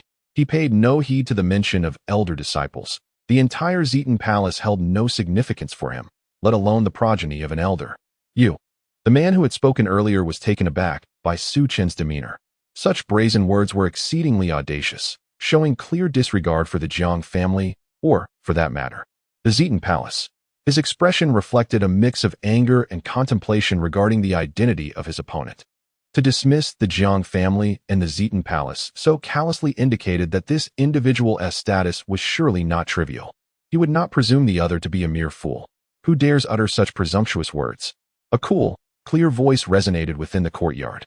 A woman clad in a flowing white gown entered, her appearance quite pleasing, though her countenance bore a haughty chill reminiscent of Mu Qingshue's earlier demeanor. Following her was a middle-aged woman in a violet gown, the same one who had previously urged Mu Qingxue. Aunt, what brings you here? What is the matter regarding young Master Morong that Zhang Yuan just mentioned? Mu Qingxue inquired, gazing at the 2 individuals who had appeared. One was her aunt, Mu Wanshuang, and the other her aunt, Qiu Sutong. Did you slay Zhang Yuan and dare to speak so arrogantly? Mu Wanshuang asked coldly, her gaze fixed on Su Chen. Although she held no affection for Zhang Yuan and wished for his demise, his death could not be associated with Mu Qingxue. I merely state the truth. Where is the arrogance in that? Furthermore, if you share no connection with Mu Qingxue, there would be another corpse lying on the ground, replied Su Chen. Upon hearing his words, Mu Wanshuang's expression turned fierce as she glared at him, her hand twitching slightly, indicating her urge to strike. You will meet the same fate. Su Chen's eyes gleamed with a hint of murderous intent as he spoke. For the first time, he was willing to spare her for Mu Qingxue's sake. But there would not be a second chance. Sensing the lethal aura radiating from Su Chen, Mu Wanshuang's heart skipped a beat, as if her very heartbeat had been locked onto him. She sensed his presence, yet could not grasp his true strength. Could it be that his power transcended the mortal realm? A shock coursed through her. As Su Chen did not spare her another glance, she realized that in his presence, even beings of lesser power were mere blades of grass. Not far from Su Chen, Mu Qingxue stepped forward, asking, Aunt, who is he? She is not worthy to know my name. Su Chen replied coldly, refusing to indulge the older woman. How audacious, too audacious indeed. Within the courtyard, aside from Mu Qingxue, everyone regarded Su Chen with disapproval at his arrogance. Qingxue, is this the one? Mu Qingxue's aunt inquired, approaching. She was aware that Mu Qingxue was no longer a maiden and thus knew of Su Chen's existence, although Mu Qingxue had never revealed his name to her. Mu Qingxue nodded. Since Su Chen had arrived, there was no need to conceal their relationship any longer. Seeing her affirmation, Qiu Sutong directed her gaze towards Su Chen. Noting his handsome features, accompanied by an almost imperceptible aura of authority. Such a presence hinted at Su Chen's extraordinary status. However, regardless of his background, this was the Zitan Palace. The Zitan Palace would undoubtedly uphold the Jiang family's reputation. Jiang Yuan was a disciple of Elder Jiang. His murder would not be overlooked, and the Jiang family would seek retribution. I suggest you leave at once, Qiu Sutong advised. And if they do not relent, what then? Su Chen retorted. He had no intention of departing.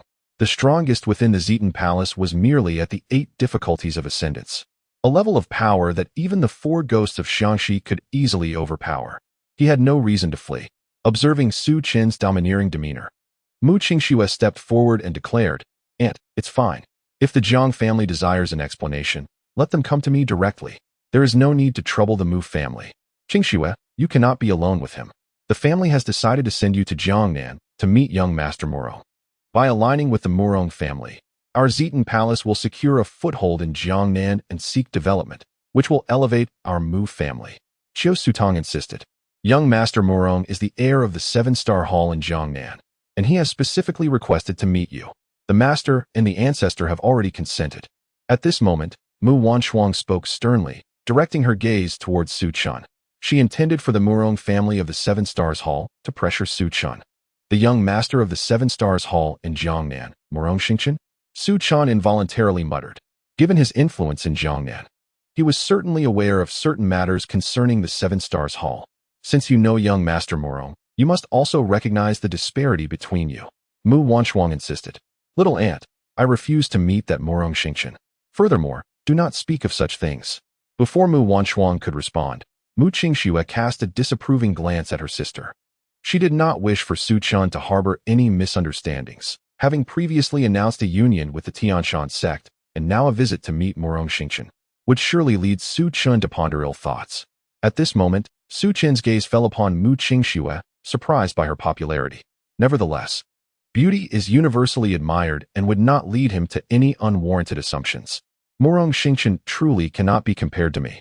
During the ensuing silence, Su Chen uttered these words casually. "You," Mu Wanshuang, already irritated at being interrupted by Mu Qingxue, felt her temper flare as she heard Su Chen's remark, momentarily at a loss for words. Just then, a voice, filled with rage and a chilling undertone, resonated from outside the courtyard. "Who is it? Who killed my son?" It was Jiang Yuan's father, Jiang Heping, who had a personal vendetta against Su Chen's father. Mu Qingxue relayed telepathically, "Jiang Heping has a grudge against my father." As the voice echoed, a figure burst into the courtyard. Upon seeing the knife mark on Jiang Yuan's forehead, Jiang Heping's expression darkened ominously. "It was he. It was he who killed Brother Jiang," exclaimed a disciple of the Zitan Palace who had spoken earlier. "You little bastard, you killed my son. I will see you dead."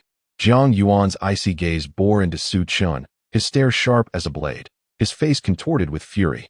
He charged forward, intending to strike Su Chen down to relieve his pent-up hatred. "Do you think you can kill me?" As Jiang Heping attacked, Su Chen also moved, his speed surpassing that of his opponent. Jiang Heping was indeed stronger than the 3rd master of the Mu family he had encountered previously, nearing the threshold of transcending mortal limits. Yet, in Su Chen's presence, such prowess was merely a matter of a single strike. This time, Su Chen's blade did not fall like fine rain but descended with the ferocity of a waterfall, the blade's light erupting. Jiang Heping was cleaved in two, blood spraying forth like rain upon the faces of those present.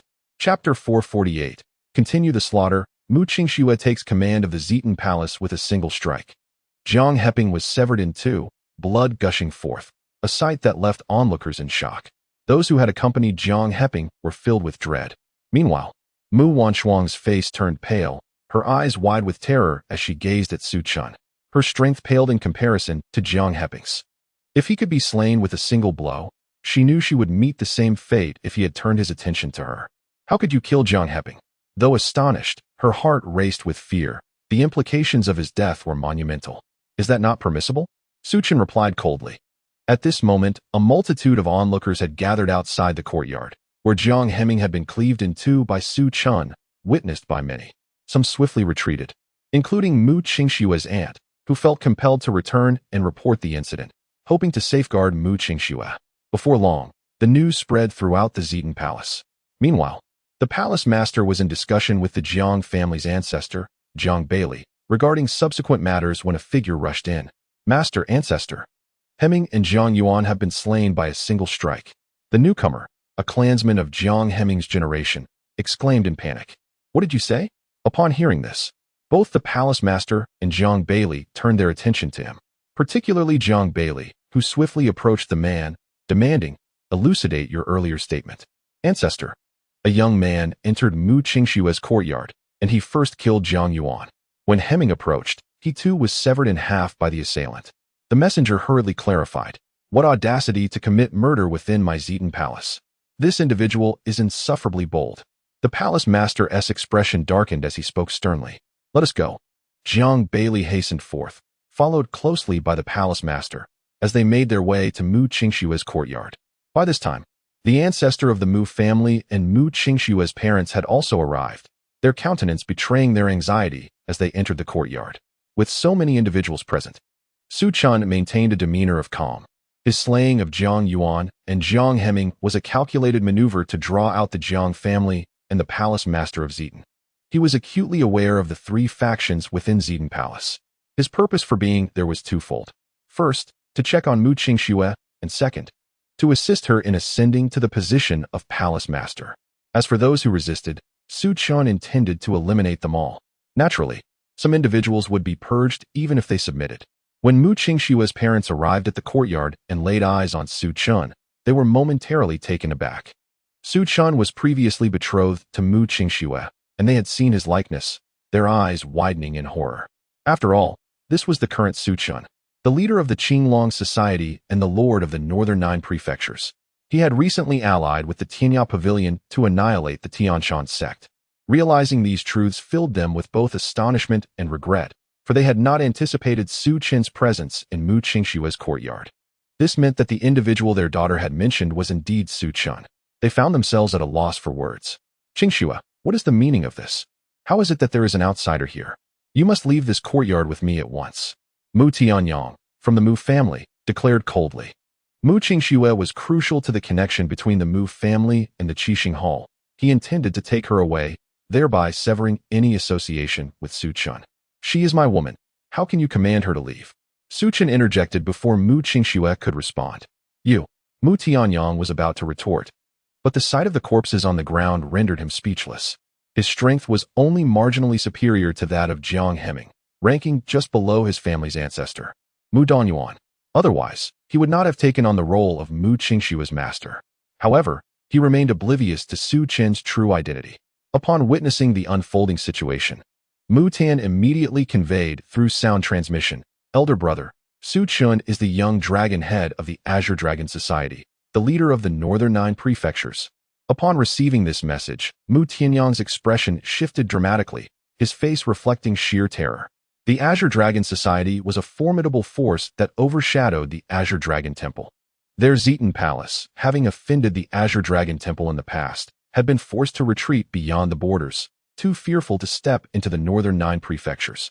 The strength of Zitan Palace had significantly increased since those days. At this moment, the elder of the Mu family also recognized Su Chen's identity. He wished to articulate his thoughts, yet found himself at a loss for words. After all, they had previously withdrawn from their engagement. Now, with Su Chen's unexpected arrival, was he here to seek vengeance against the Mu family? He was unaware that Mu Qingxue had already lost her maidenhood, which colored his thoughts. The atmosphere grew heavy with silence. Who dares to slay a member of the Jiang family? A deep voice emerged from outside the courtyard. As the words resonated, Jiang Bailey charged in, his gaze turning crimson upon seeing the bodies strewn across the ground, then fixating on Su Chen. With no one else present, it was evident that Su Chen was the perpetrator. There is no need for further discussion. They were slain by my hand, Su Chen declared coldly. Addressing the elder of the Jiang family, Jiang Bailey. You insolent wretch, I shall sever your head, Jiang Bailey exclaimed, launching himself into the air. Disregarding any further dialogue with Su Chen, intent on beheading him before settling the score with the Mu family. The elder of the Mu family and Mu Tianyang remained motionless, watching Jiang Bailey ascend. Su Chen did not budge. He recognized that Jiang Bailey possessed the strength of the 7th heaven and was not his match. Moreover, at this juncture, there was no need for him to intervene. The 4 ghosts of Xiangxi should soon make their move. Noticing Su Chen's inaction, Jiang Bailey's expression grew increasingly ferocious, believing that Su Chen had succumbed to his imposing presence. However, just as his hand was about to grasp Su Chen's head, 4 ethereal figures materialized before him. These 4 figures swiftly converged, intercepting Jiang Bailey's attack.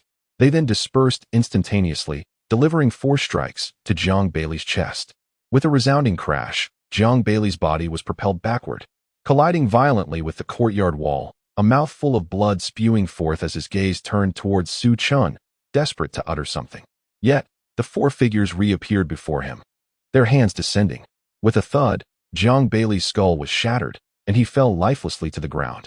The 4 figures did not pause. They advanced towards the few followers who had trailed behind. Those individuals had no time to react before collapsing to the ground. Only the leader of Zetan Palace remained, his expression one of horror, unable to fathom that these apparitions had not only dispatched Jiang Bailey, but were also targeting others. He attempted to speak, but the 4 ghosts of Xiangxi had already materialized before him, their indistinct forms rendering it impossible for him to discern their positions. The atmosphere was charged with boundless energy. Upon witnessing the scene, the master of Zetan let out a low growl, raising his palm as a terrifying surge of energy erupted from it, like crashing waves. Unable to locate his opponent, he resolved to cover all angles. As the energy burst forth, a dreadful flame enveloped him. The intent was to force the adversary out, and then with his cultivated fiery true energy, to strike down the foe. Feng. Before him, the 4 ghosts of Xiangxi merged into a singular entity, delivering a powerful palm strike that countered the master of Zetan's attack, while sending a surge of energy back towards him. The master of Zetan's expression shifted, and he retreated, channeling his fiery true energy into his right arm before unleashing a devastating strike.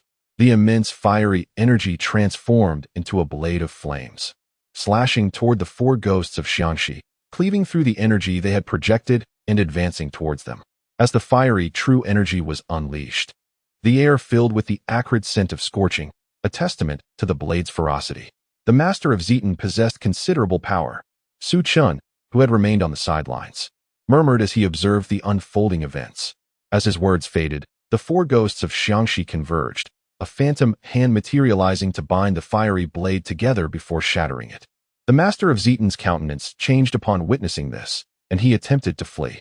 However, the 4 figures moved with incredible speed, swiftly appearing before him. Their forms shifted continuously as they attacked the master of Zetan, whose strength was merely at the level of the 8 difficulties of the celestial realm, rendering him no match for the 4. When he sought to call for assistance, they offered him no opportunity. Within mere breaths, they brought him to his demise. Witnessing this scene, the elder of the Mu family and Mu Tianyang exchanged worried glances. Not a single member of the Jiang family or the master's lineage remained. At that moment, Su Chen's voice resonated throughout the courtyard. A figure departed from the outer courtyard. Chapter 449, The Beggar's Sect. We come from the Beggar's Sect at this time. In the city of Luo in Jiangnan, the rain fell incessantly, saturating the air with moisture. Within a dilapidated temple, a bonfire flickered. An elder of the 9 bags and an elder of the 8 bags were boiling a pot of hot water. The elder of the 9 bags, named Lu Yue, and the elder of the 8 bags, named Tian Hu, were engaged in their task. Xiao Feng stood at the entrance, gazing at the relentless downpour outside. How many individuals have we gathered in Luo City? Xiao Feng inquired. Master, we have only gathered about 500 disciples of the Beggar's Sect here in Luo City. The plague is spreading, and our medicinal herbs are insufficient, replied an elder of the 8 bags, who was tending to the fire. Have we discovered where the medicinal herbs are currently located? Xiao Feng asked. Master, it has been investigated. The herbs are congregated at the residence of Lai Ao, the direct descendant of the Lai family in Jiangnan. This area of Qinglong County belongs to the Lai family's territory. Lai Ao, the maternal family of the 7th prince. They are currently seeking to forge alliances with the 4 prominent families of Jiangnan to enhance the Lai family's standing in the region, Xiao Feng murmured. This matter seems rather improbable. The 4 illustrious families of Jiangnan wield control over half the power in the region. Should they ally through marriage with the Lai family, it would indicate their support for the 7th prince. It is not yet time to make bets. They are unlikely to choose such a course of action. This may merely be a ruse orchestrated by the Lai family to counter the 1st prince's maneuvers in Jiangnan. Leader, should we intercept the residence of Lai Ao? Inquired the 8th elder. How many followers do we have in Qiang County? Xiao Feng subsequently asked. Approximately 3,000, plus the 100 disciples we brought with us, replied the ninth elder, Lu Yue. With such strength, can we procure medicinal herbs and disaster relief grain from Liao? Xiao Feng questioned. Leader, it would be challenging. The county magistrate, the guards outside the city, and the commander of the Southern Pacification Office are all aligned with the seventh prince. If anything were to happen on Liao's side, not only would the magistrate assist, but the city defenses and the Southern Pacification Office would also intervene. The forces in Luoqing are largely under the Lai family's control, and should unrest arise, they too would mobilize. The consequences for us would be dire. Lu Yue stated solemnly. The county seat of Changha, Anqing, is vast, with considerable forces both within and beyond its walls. The Lai family governs Changha County, securing substantial influence in the area. Medicinal herbs and food supplies are not easily transported. Attempting to do so could provoke interception. If the opposing force is too formidable, we would suffer significant casualties. Furthermore, the influx of beggars into Anqing may also incite some upheaval. It appears we must devise a strategy to have them deliver the herbs and supplies outside the city before we can take action. Xiao Feng spoke gravely. Leader, we could actually purchase them. The young master has sent us 1,000,000 taels in silver notes from the capital, along with an additional 300,000 taels he privately raised, all of which have already arrived in Changha County. We could certainly use these funds to procure herbs from Liao, suggested the eighth elder. From my observations, Liao hoards medicinal materials primarily for profit. He is not akin to those who create plagues.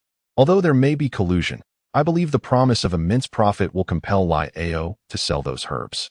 Should he refuse to part with them after receiving payment, the leader and I can take matters into our own hands and eliminate him, which would surely instill fear throughout Changha County, enhancing the reputation of our beggar clan. In the meantime, we should gather more disciples to bolster our ranks, allowing us to overshadow them.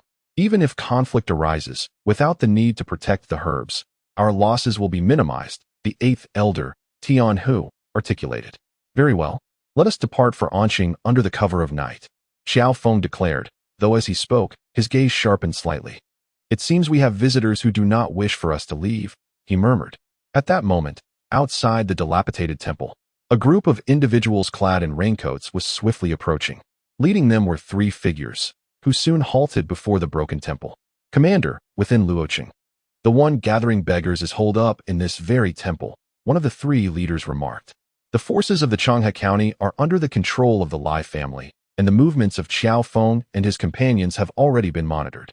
This group of individuals has come from the in-city of Changha County to the Lai family, although the seventh prince and the first prince have ostensibly ceased their struggle.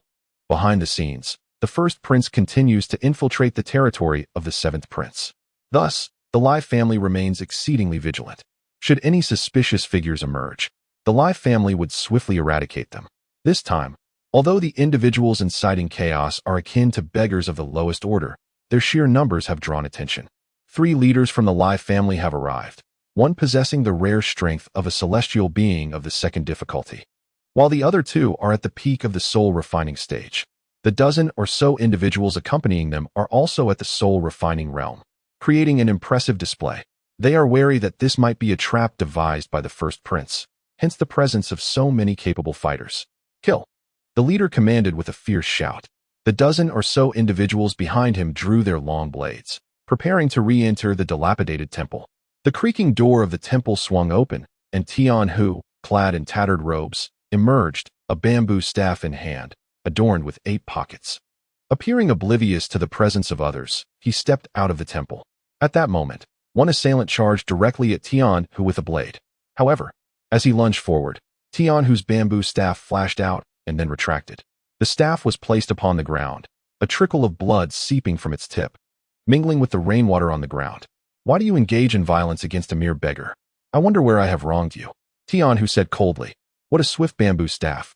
The leader's eyes glinted with cold light, as he realized he had not seen the opponent strike. Is that so? I wonder if you can evade my bamboo staff. Tian Hu replied coldly, withholding his full strength, for the power of a celestial being of the 7th difficulty would surely cause a stir. Kill! The leader's expression hardened, and alongside 2 companions and the dozen others behind him, they simultaneously launched an assault on Tian Hu. The numerous soul refining experts, who often trained together, were more than capable of surrounding and eliminating even a celestial being of the first difficulty. Blades flashed, rain fell, and shadows danced. Yet, a surge of azure light swiftly cleaved through these figures. The attacking group halted abruptly, collapsing to the ground. Blood mixed with rainwater, saturating the earth in crimson. The leader's countenance changed as he brandished a long knife, launching an immediate assault on Tian Hu.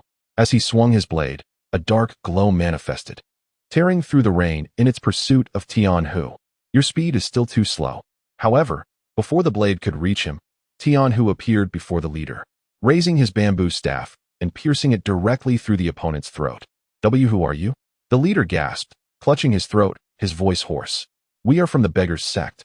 Tian Hu's voice echoed in his ear. Chapter 450, Qianglong County, the Lai family, and the county governor Lu Qingyao in Qianglong County. The county town is adorned with the Lai residence, its golden characters shimmering brilliantly. Within the estate, it resembles a verdant garden.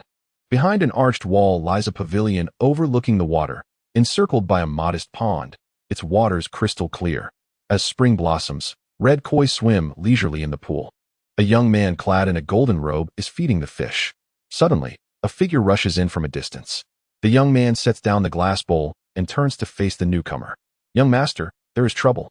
The dark guards from the main residence have perished in Luoqing. And Commander Liahu is on his way here, the elder announces. Why was I not informed that the dark guards were dispatched to Qianglong County? The young man inquires solemnly. He is Lai Ao, the scion of the Lai family in Qianglong County. They were sent to deal with some troublesome elements, hence the lack of notification.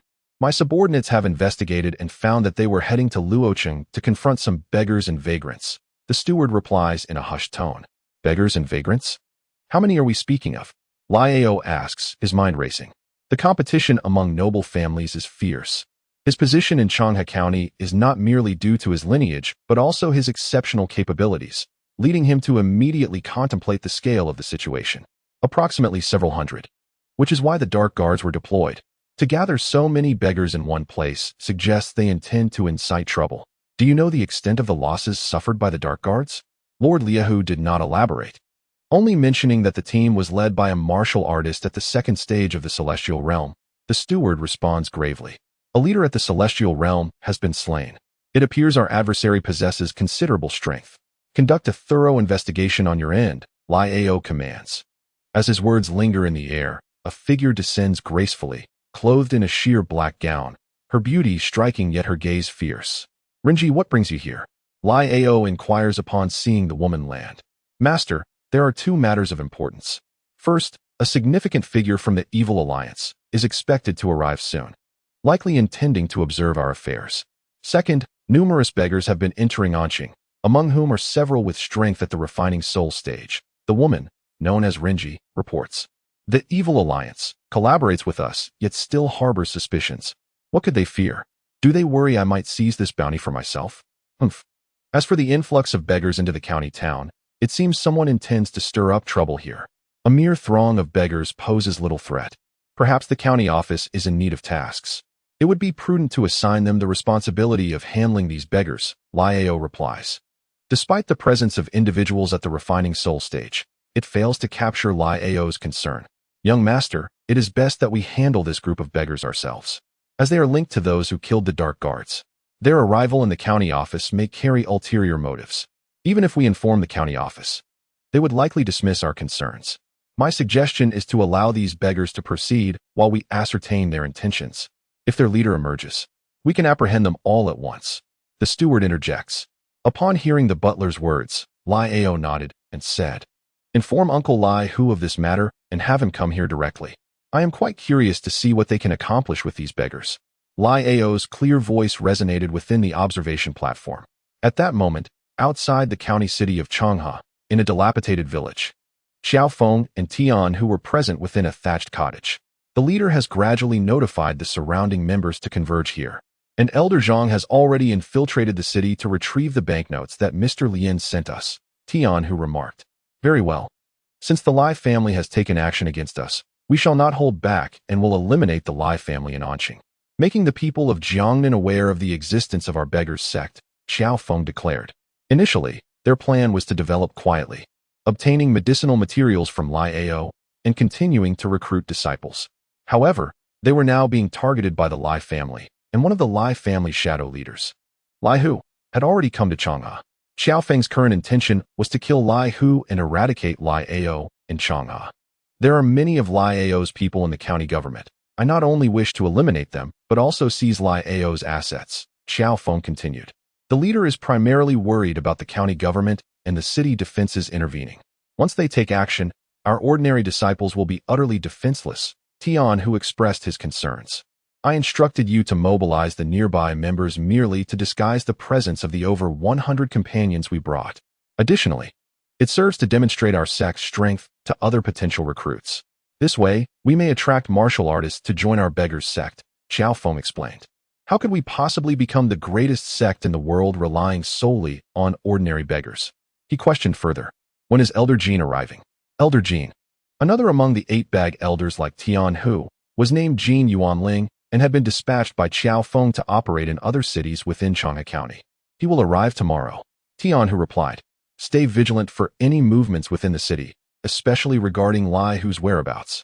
Inform me immediately if there is any news. I plan to enter the city to meet with the county magistrate, hoping to glean some information from her, Xiao Feng stated.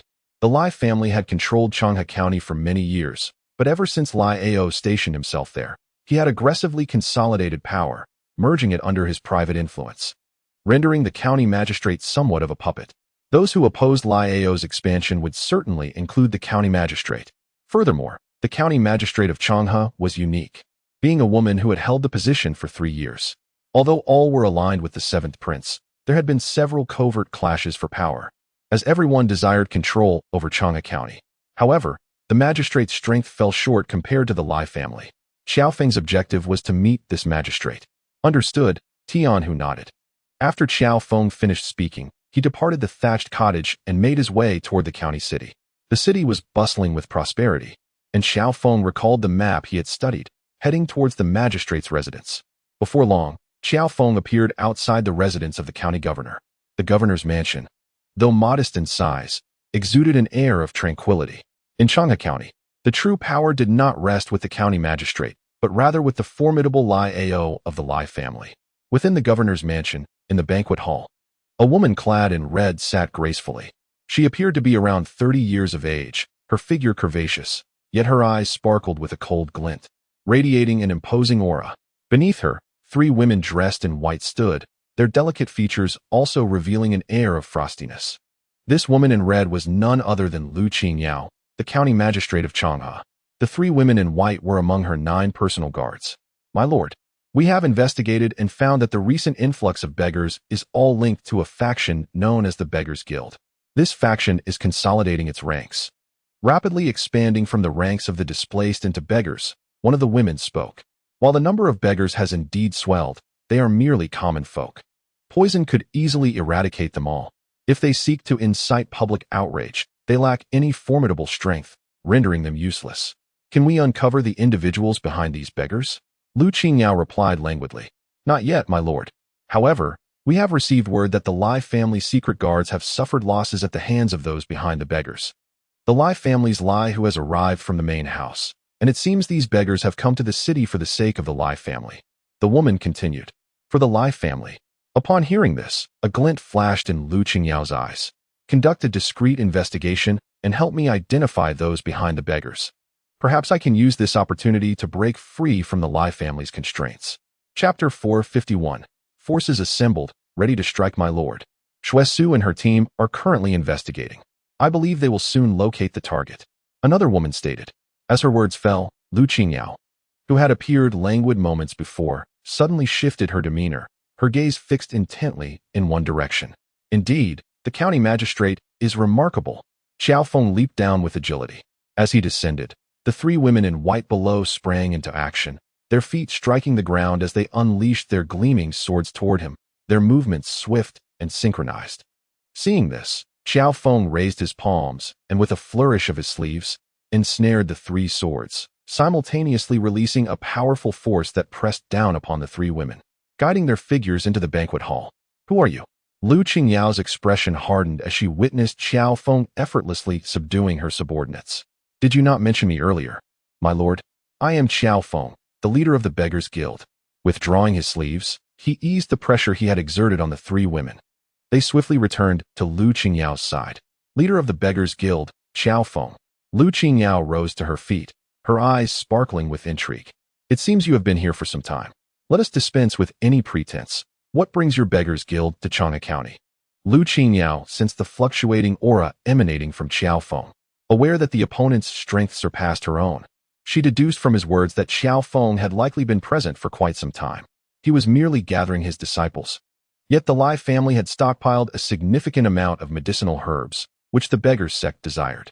Feng remarked, "These herbs possess a certain provenance. They are not solely from Liao." Upon hearing him mention the herbs, Lu Qingyao inquired in a low voice, "Are you, the county governor, also involved in this matter?"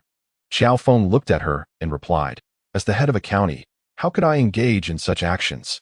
The accumulation of herbs is likely a collaboration between the Lai family and the Evil Alliance." Evil Alliance?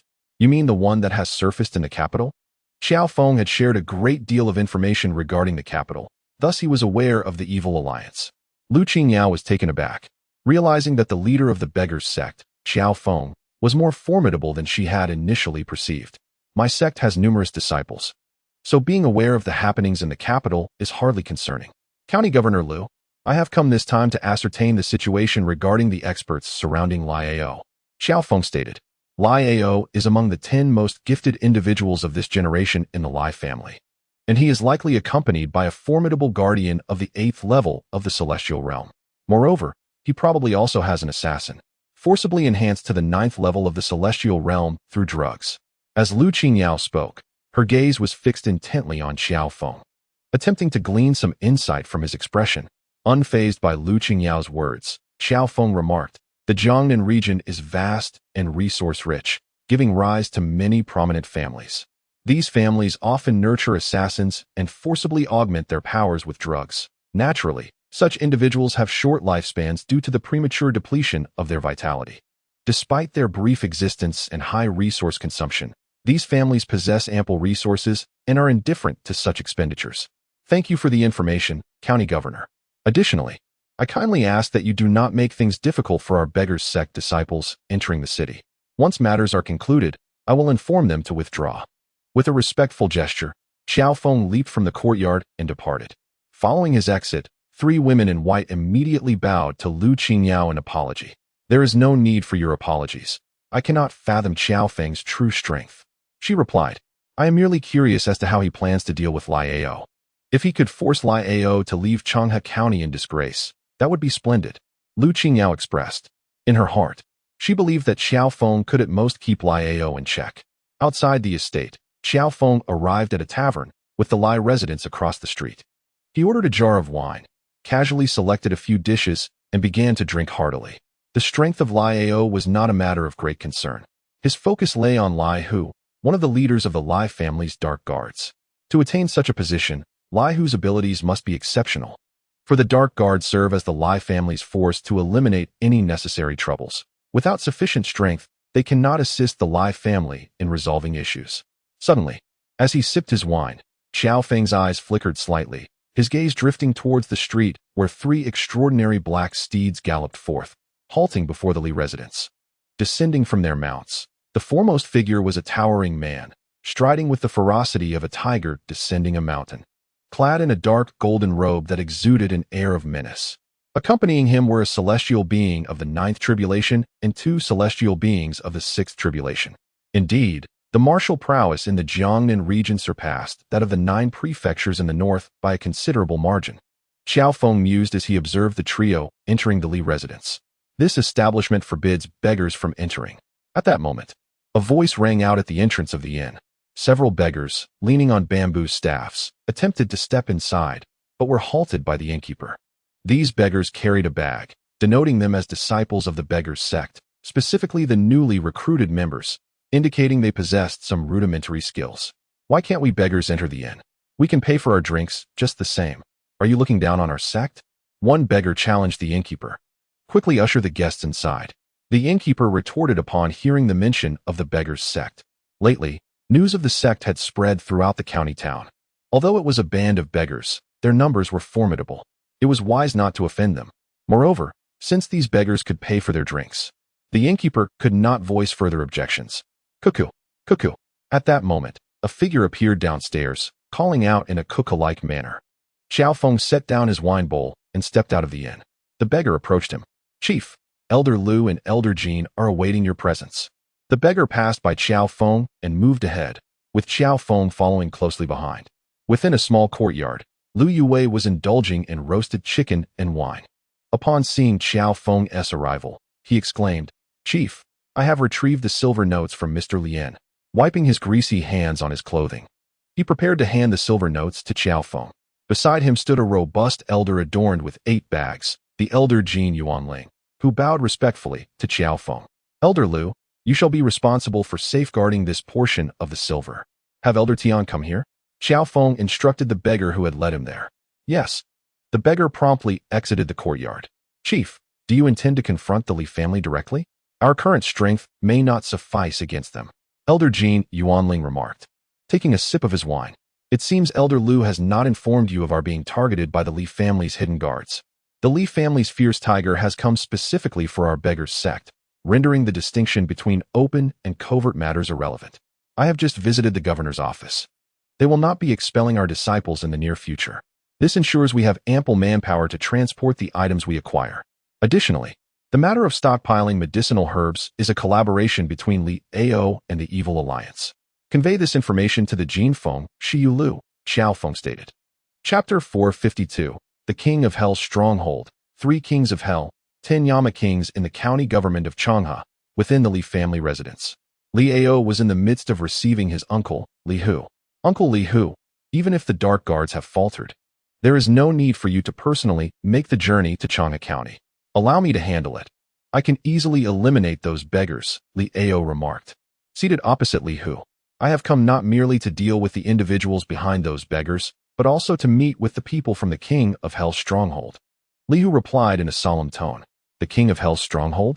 Our Li family is to collaborate with them? Upon hearing this, Li Ao's expression shifted in surprise. He had not anticipated that his uncle's purpose for this visit was to engage with the denizens of the King of Hell's Stronghold. The King of Hell's Stronghold is situated at the confluence of Changha County, Tianhe County, and Xiangyu County, in a place known as Shui Mountain. This is a lawless territory, primarily due to the overwhelming influence of the King of Hell's Stronghold. It is governed by 3 formidable figures known as the Kings of Hell, the Golden King, the Silver King, and the Iron King, all of whom are exceptionally skilled, nearly reaching the realm of divine concentration. Beneath these 3 kings, there are the 10 Yama Kings, and the stronghold is fraught with treacherous traps. For ordinary individuals, entering is tantamount to courting death.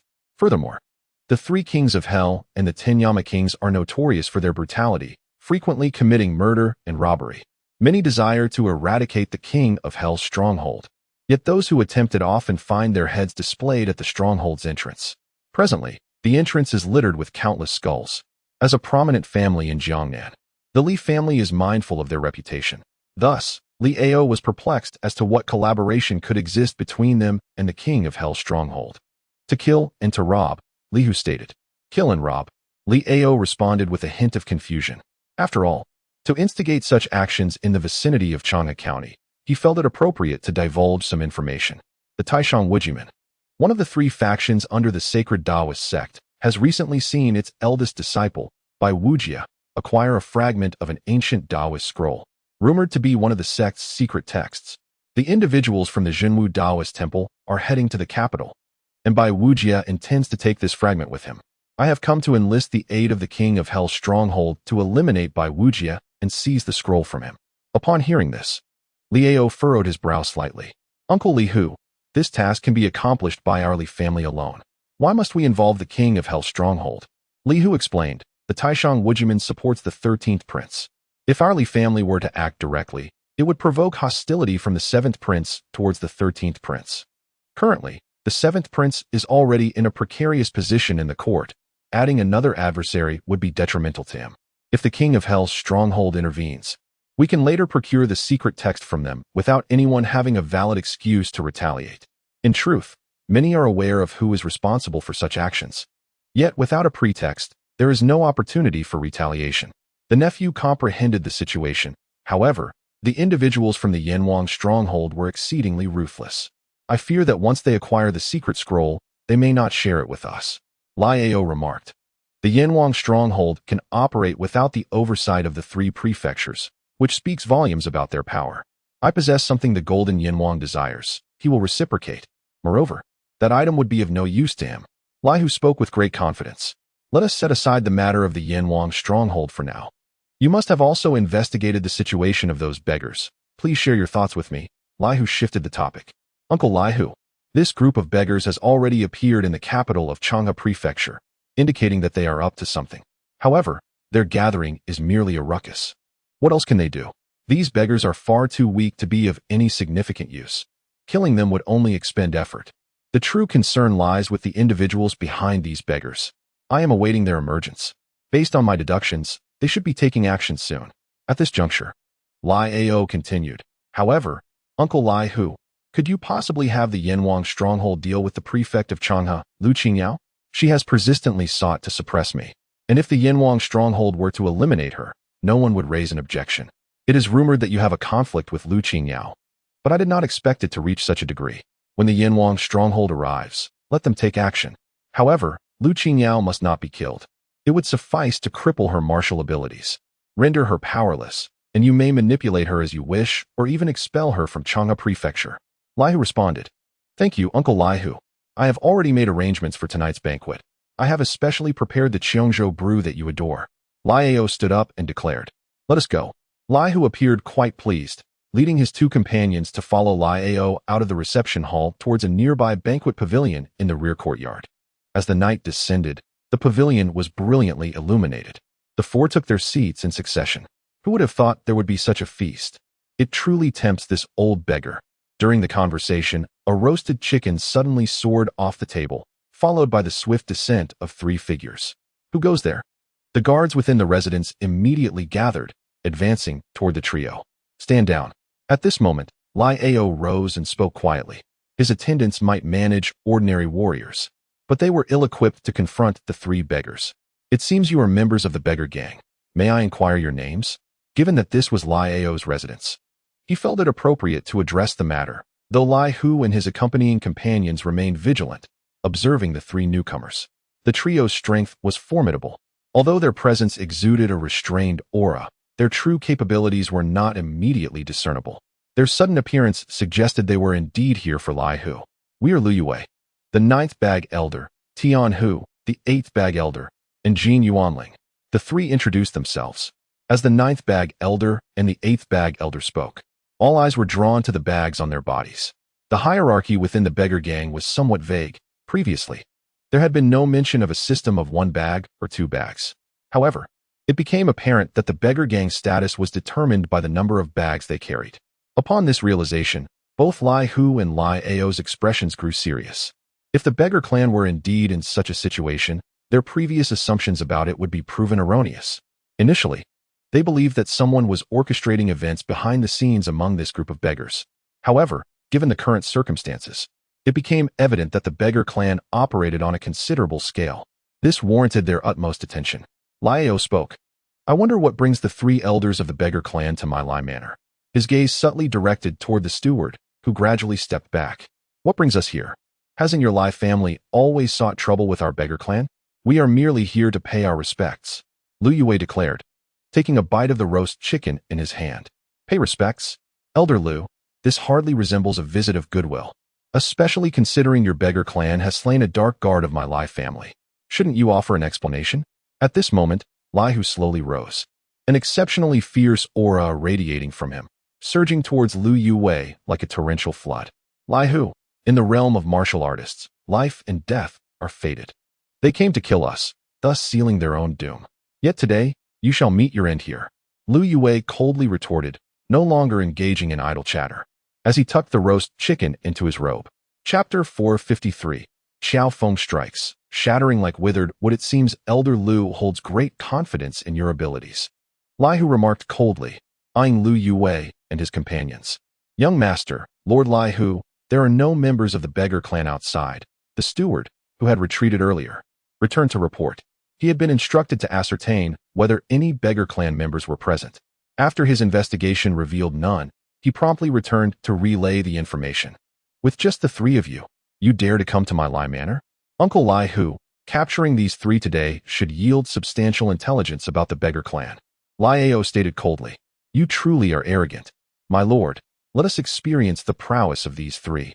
At this moment, two individuals accompanying Lai Hu stepped forward, leaping into the presence of Lu Yue and his companions. One brandished a silver spear, while the other wielded a long knife. Their energies erupted, resonating through their weapons, producing a low humming sound that echoed in the courtyard. Lai family, Wang Yan. Lai family, Mu Yuan. With their declaration, a formidable wave of energy surged towards Lu Yue's trio. As they taunted, you two insignificant pests dare to emerge. At this juncture, Tian Hu stepped forth, his energy erupting with a force far surpassing that of the two. It swept across the surroundings like a tidal wave. Heavenly Man, 8 trials. Detecting Tian Hu's presence, Lai Hu's eyes widened in astonishment. His two subordinates possessed only the strength of Heavenly Man, 7 and 6 trials. Together, they might not withstand Tian Hu's prowess. However, he did not command them to halt. Kill. The imposing aura exuded by Tian Hu towered over 2 figures from the Lai family, prompting their dark guards to emerge first. With a thunderous stomp, they shattered the ground beneath them with overwhelming force. Their figures surged forth, one wielding a long blade, unleashing a formidable wave of cutting energy that burst forth like a mountain crashing down, accompanied by the incessant roar of sonic booms. The ground trembled under this pressure, splintering the withered branches around. This was a direct challenge for Tian Hu to receive the blow. With a swift motion, Tian Hu twirled his bamboo staff, channeling a tremendous force into it. He struck out, releasing a massive surge of energy from the staff that collided with the long blade. In that moment of impact, a flash of silver light, akin to scattered cold stars, darted towards Tian Hu's heart. Observing this, Tian Hu let out a cold smirk, raising his palm to reveal a resonant dragon's roar. As an elder of the 8th bag, he had also mastered the secret techniques of the beggar's sect, the 18 dragons subduing palms. Though he had not completed all 18, he had mastered several formidable moves. With a dominant force, a golden dragon shadow erupted from his palm, meeting the thrust of the silver spear. The clash resounded with a thunderous explosion. The assailant, Mu Yuan, suddenly felt an immense power surging through the spear into his arm, causing it to burst apart in an instant. At that moment, Tian Hu retracted his bamboo staff, only to strike again with astonishing speed. The injured Mu Yuan failed to react, and his throat was pierced. Blood gushed forth. Seizing the opportunity, Tian Hu pivoted and launched an assault against the knife-wielding brute, enveloping himself with the bamboo staff like a swirling cloud of dark green. The man attempted to defend with his blade, but after several exchanges, wounds began to mar his body. Uncle Lai Hu, the strength of this 8th bag elder from the beggar's sect rivals the 8th celestial difficulty. What about the 9th bag elder? The 9th celestial difficulty. Let your remaining guards test him. Lai Hu declared coldly. Understood. Lai Ao nodded, lightly gesturing. From the shadows of the courtyard, a fierce crimson light erupted, revealing a figure clad in dark red robes, launching a powerful punch imbued with crimson energy. This fierce aura targeted Lu Yue, the leader. Beside him, Jin Yu Ling attempted to intervene, but was halted by Lu Yue. You are no match for him. I shall take him down, Lu asserted, recognizing that Jin Yu Ling and the others lacked the capacity to defeat such a formidable opponent. With that, Lu Yue took action, raising his hand to unleash a golden light, clashing with the opponent's palm. The assailant was sent flying back, but appeared unfazed by the pain, swiftly charging forward once more. The energy around his fist morphed into a vicious crocodilian form, hurtling towards Lu Yue. Meanwhile, Wang, facing the oppressive might of Tian Hu, felt his strength waning and was unlikely to endure for much longer. Steward, go assist Captain Wang. Liao Ao cast a glance at the situation and spoke. While the steward beside him, a guardian of formidable strength at the 8th level of the Heavenly Man, received the command and darted towards Tian Hu. At that moment, Jin Yu Ling swiftly turned to block the opponent's path. In an instant, the two were engaged in combat. With both possessing equal strength at the 8th level of the Heavenly Man, the outcome remained uncertain. With such meager power, you dare to approach the Liao residence? Do you not regard me, Liao Hu, with any respect? Liao Hu said coldly as he surveyed the scene. You shall meet your end at my hands, Commander Liao Hu. Just then, Xiao Feng leapt down, addressing Liao Hu directly. Who are you? I am Xiao Feng, the leader of the Beggars Sect, here to experience your esteemed skills. Commander Liao Hu.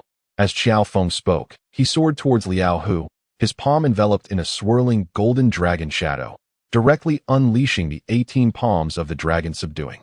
Though he could have personally dealt with these adversaries, the Beggars Sect needed to thrive and showcase its strength to others.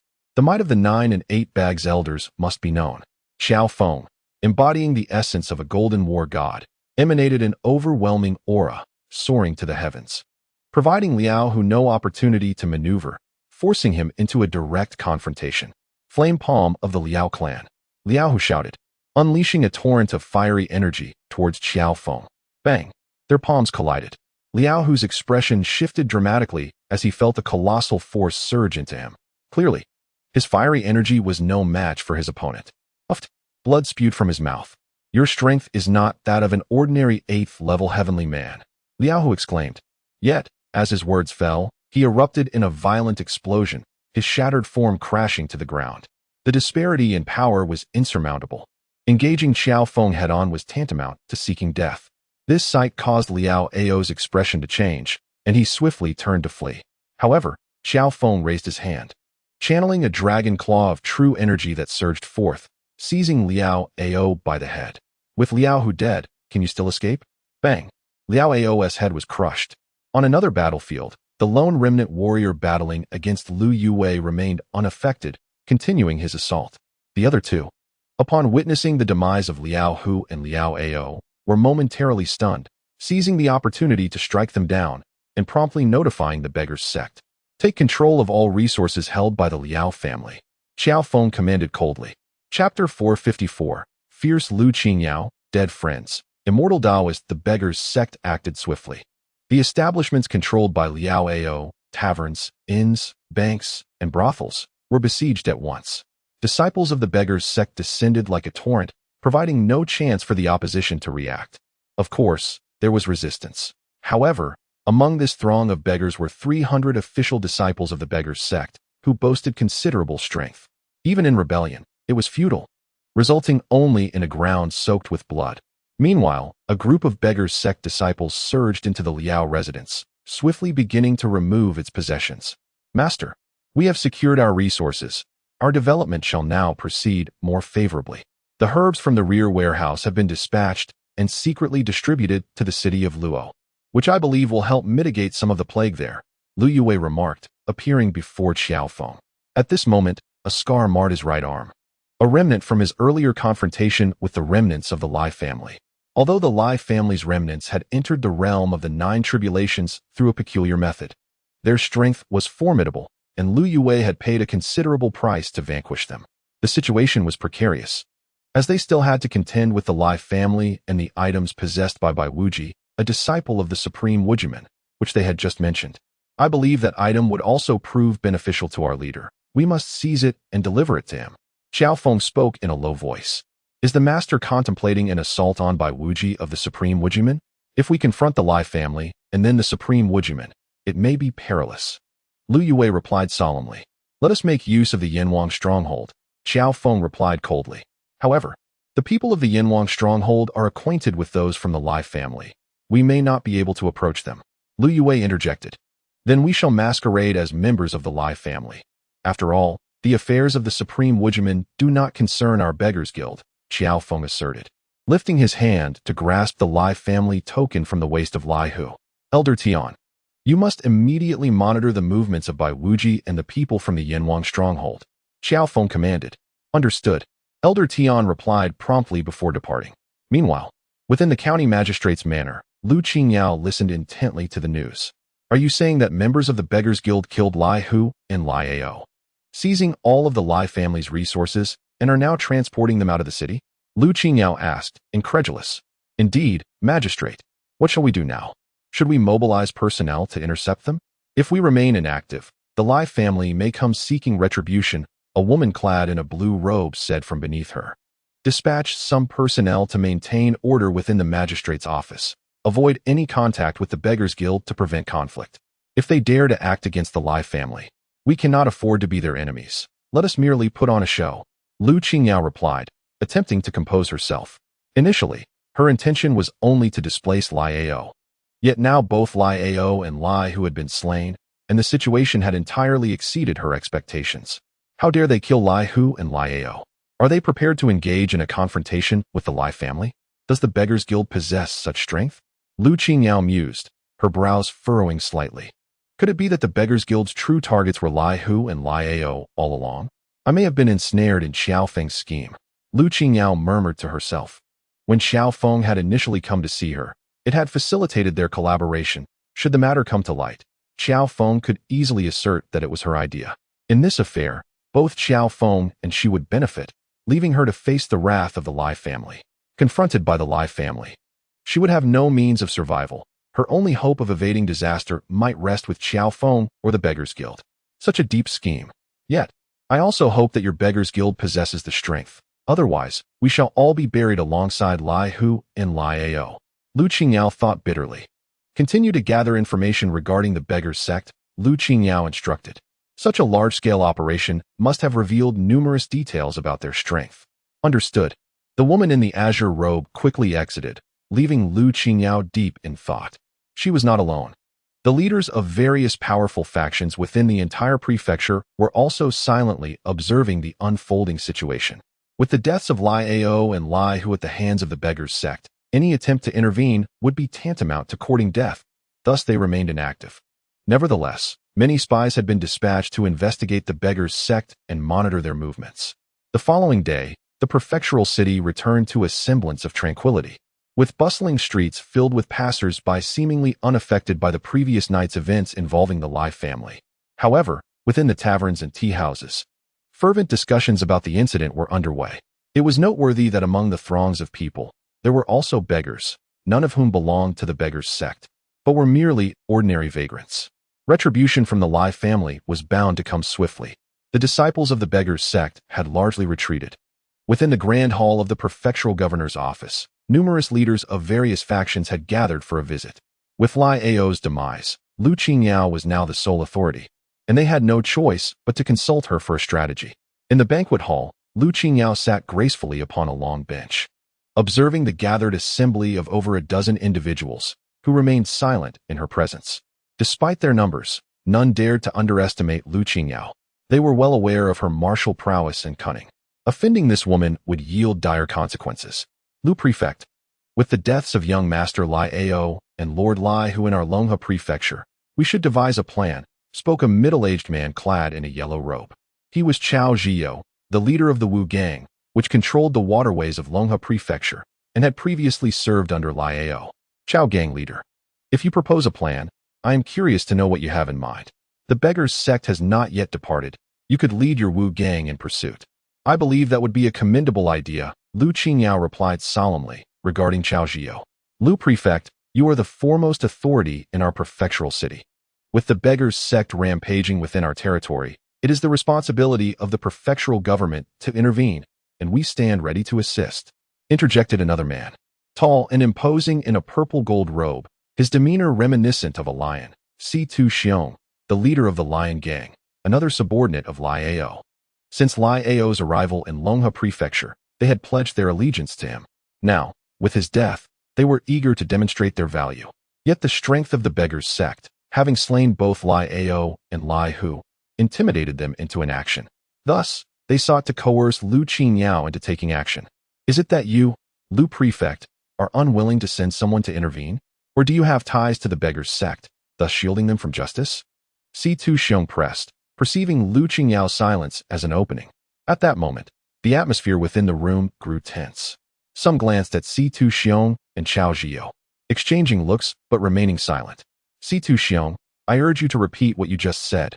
In the depths of Lu Qingyao's beautiful eyes flickered a chilling light as she gazed at the speaker, Si-Tu Xiong. Her tone exuded an indescribable authority, as if she could penetrate the very core of Si-Tu Xiong's heart. Observing this, Si-Tu Xiong's countenance darkened, yet at this juncture, he found himself unable to retreat. Lu County Magistrate, is it not true? If you fail to send someone to pursue the disciples of the Beggar Gang, I have every reason to suspect your collusion with them. Otherwise, why not lead your men now and chase after those from the Beggar Gang? Si-Tu Xiong proclaimed loudly. Impudent. A female attendant beside Lu Qingyao interjected sharply. A mere servant has no place in this discourse.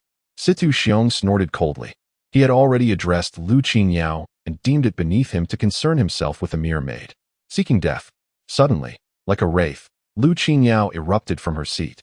And at the same moment, a blinding sword light surged from her hand, sweeping towards Situ Xiong with unparalleled ferocity. In the midst of this sudden assault, amidst a flurry of sword light, Situ Xiong bellowed, "You dare!" His hand grasped the long blade resting on the table beside him. As the sword light approached his face, his blade erupted with violent intensity, tearing through the air to confront the encroaching brilliance. Clang, clang, clang. Sparks flew as blade met blade, compelling the onlookers to retreat. They had not anticipated such an abrupt confrontation. After the sparks settled, the two figures disengaged. Lu Qingyao, sword in hand, stood defiantly opposite Situ Xiong. "You insolent woman. I show you respect by addressing you as county magistrate, yet you presume to elevate yourself." Situ Xiong uttered coldly. Lu Qingyao remained silent, but with a sudden, fierce cry, she lunged forward, unleashing a thunderous surge of sword light that erupted like a storm, targeting Situ Xiong's vital points. Situ Xiong, unwilling to yield, retaliated with his long blade, clashing fiercely with her sword light. The air exploded around them, sending shards of stone flying from the site of their fierce engagement. "Your prowess is lacking. Had Master Lai not refrained from dealing with you, you would have long since met your end. I would have shown you what a woman truly is." Situ Xiong laughed boisterously as he swung his blade. At the sound of his laughter, rage surged within Lu Qingyao's expression, a murderous intent suffusing the air as her sword light abruptly vanished. Then, a flash of red darted forth, piercing Situ Xiong's throat. "If you seek death, I shall grant it." Lu Qingyao's cold voice resonated through the hall. With a thud, Situ Xiong's body collapsed onto the ground, several crimson embroidery needles protruding from his throat. "One step, one hit, needles from my sleeve." Witnessing this, those present inhaled sharply. "Remove him at once, lest he stain the floor," Lu Qingyao commanded as she returned to her seat, her voice stern. Outside the hall, two men swiftly dragged Situ Xiong's lifeless body away. The hall fell into a profound silence. At this moment, a man clad in a blue robe spoke up, "Your Excellency, the forces of the Wu Gang are numerous and indeed capable of dealing with the Beggar Gang. If the Beggar Gang and the Lai family could not withstand them, who would dare to confront them? Now that Situ Xiong has perished, it appears that the Wu Gang is the only option left." "Qin Taiyuan, how could you?" Xiao Zhio did not anticipate that his words would ignite such a firestorm. "My lord, since Chief Chao is willing to mobilize forces to pursue the members of the Beggars Gang, I believe he should set out immediately, otherwise, the beggars will escape far away." One person promptly stated, "Death to the poor Taoist, not to the Taoist friends. If we are to provide an explanation to the Lai family, it can only be at the cost of others' lives." "Indeed, that is our consensus," others echoed in agreement.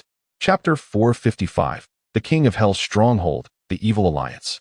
By Wuji, since everyone concurs, let each faction contribute some manpower to Chief Chao, who shall lead the pursuit of the Beggars Gang out of the city at once.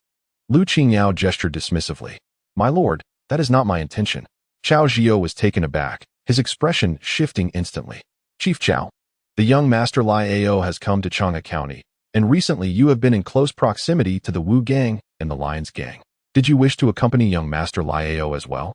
A flash of murderous intent flickered in Lu Qingyao's eyes. Seeing this, Xiao Zhio's heart sank in trepidation. "You vile woman, are you sending me to my death?" He cursed inwardly, yet could only voice, "My lord, I shall lead the pursuit of the Beggars Gang. You too shall accompany Chief Chao." Lu Qingyao instructed her two attendants. Xiao Zhio's countenance darkened. He had initially thought of putting on a facade, but with Lu Qingyao's subordinates at his side, it would be challenging to maintain any semblance of pretense. Outside the city, a figure clad in a conical hat was sipping tea in a tea house. Beneath the hat, the individual donned a silver mask. A shadow swiftly approached the hat-wearing figure. The masked individual slowly rose and made their way outside the tea house. "What is the situation within the city?" The voice of the hat-wearer was low and grave. The accompanying figure responded, "Reporting to you, my lord, there has been an incident with the Lai family. Lai Hu and Lai Ao have been slain by the Beggars Gang, and the Lai family's resources in Qianghai County have been completely depleted." "What?" Upon hearing this news, the hat-wearer displayed a look of astonishment. "The Beggars Gang? What kind of force is this?" After a moment of shock, the hat-wearer inquired solemnly. A newly risen faction in Xiang County, composed of beggars, rumored to have members known as the Nine Bags Elder.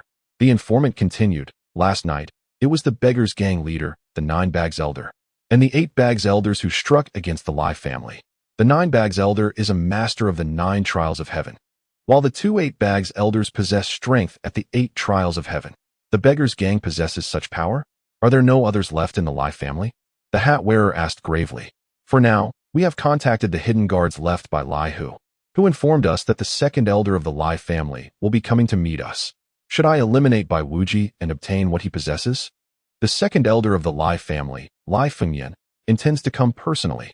It seems the Lai family is determined to acquire what Bai Wuji holds. Inform them that we will not act until we have secured at least half of the items. The figure clad in a bamboo hat spoke coldly indeed. The messenger promptly departed, while the hat-clad individual made their way into the city. Within the governor's mansion, after arranging for Chao Zhio's departure, Lu Qingyao instructed everyone else to leave and proceeded to the backyard. In the courtyard, Xiao Feng was indulging in copious amounts of wine. Master Qiao, you truly revel in your freedom. After slaying Lai Hu and Lai Ao, you have not left the county. Are you not afraid of retribution from the Lai family? Xiao Feng took a sip of his drink and continued, what are your thoughts, Miss Lu, on Lai Hu's arrival at Qiang County? Surely it cannot be solely aimed at your beggar's sect. There must be another motive. Upon hearing Xiao Feng's words, Lu Qingyao furrowed her brow slightly. It was evident that Xiao Feng would not speak without reason. His statement suggested that Lai Hu indeed harbored ulterior motives. The Supreme Wujiman and Bai Wujia. I presume you are aware of them, Miss Lu? Xiao Feng inquired. Bai Wujia, they say he possesses a fragmented Dao scroll. Could it be that Lai Hu has come for that scroll? Lu Qingyao's beautiful eyes flickered with intrigue. But it is merely a broken scroll. What use would the Lai family have for it? Even if it is rumored to record the method to ascend to the heavenly gate. What value does a broken scroll hold? Over the years, countless fragmented scrolls have circulated, yet no one has managed to ascend to the heavenly gate in centuries. Her words revealed her skepticism regarding the scroll's significance. This scroll must be extraordinary, otherwise, the Lai family would not have dispatched Lai Hu to engage the people of Yanwang Zhai. Xiao Feng asserted. The individuals from Yanwang Zhai should have already arrived in Qiang County. I implore you, Miss Lu, assist us in locating them. What? You mean the people from Yanwang Zhai have come to my Qiang County? Do you know who has arrived? Lu Qingyao's expression grew tense. The people from Yanwang Zhai revel in slaughter and thrive on the blood of others to enhance their power. Even one of the 3 kings of Yan would be unstoppable in Qiang County. Her anxiety was palpable, with the Lai family's fate hanging in the balance. If the Yanwang Zhai members could not find someone to trade with, they would surely not leave empty-handed. I do not know the specifics. Hence, I wish for you to identify these individuals from Yanwang Zhai. We are now in the same boat, and I believe you can expedite the search, Xiao Feng stated. Master Qiao, I am not aligned with your beggar's sect. Lu Qingyao retorted. Your sect is your own. I am my own person. Were it not for our actions against Lai Hu and Lai Ao, you would likely find yourself in peril as well. I have heard they intend to eliminate you. Xiao Feng spoke softly.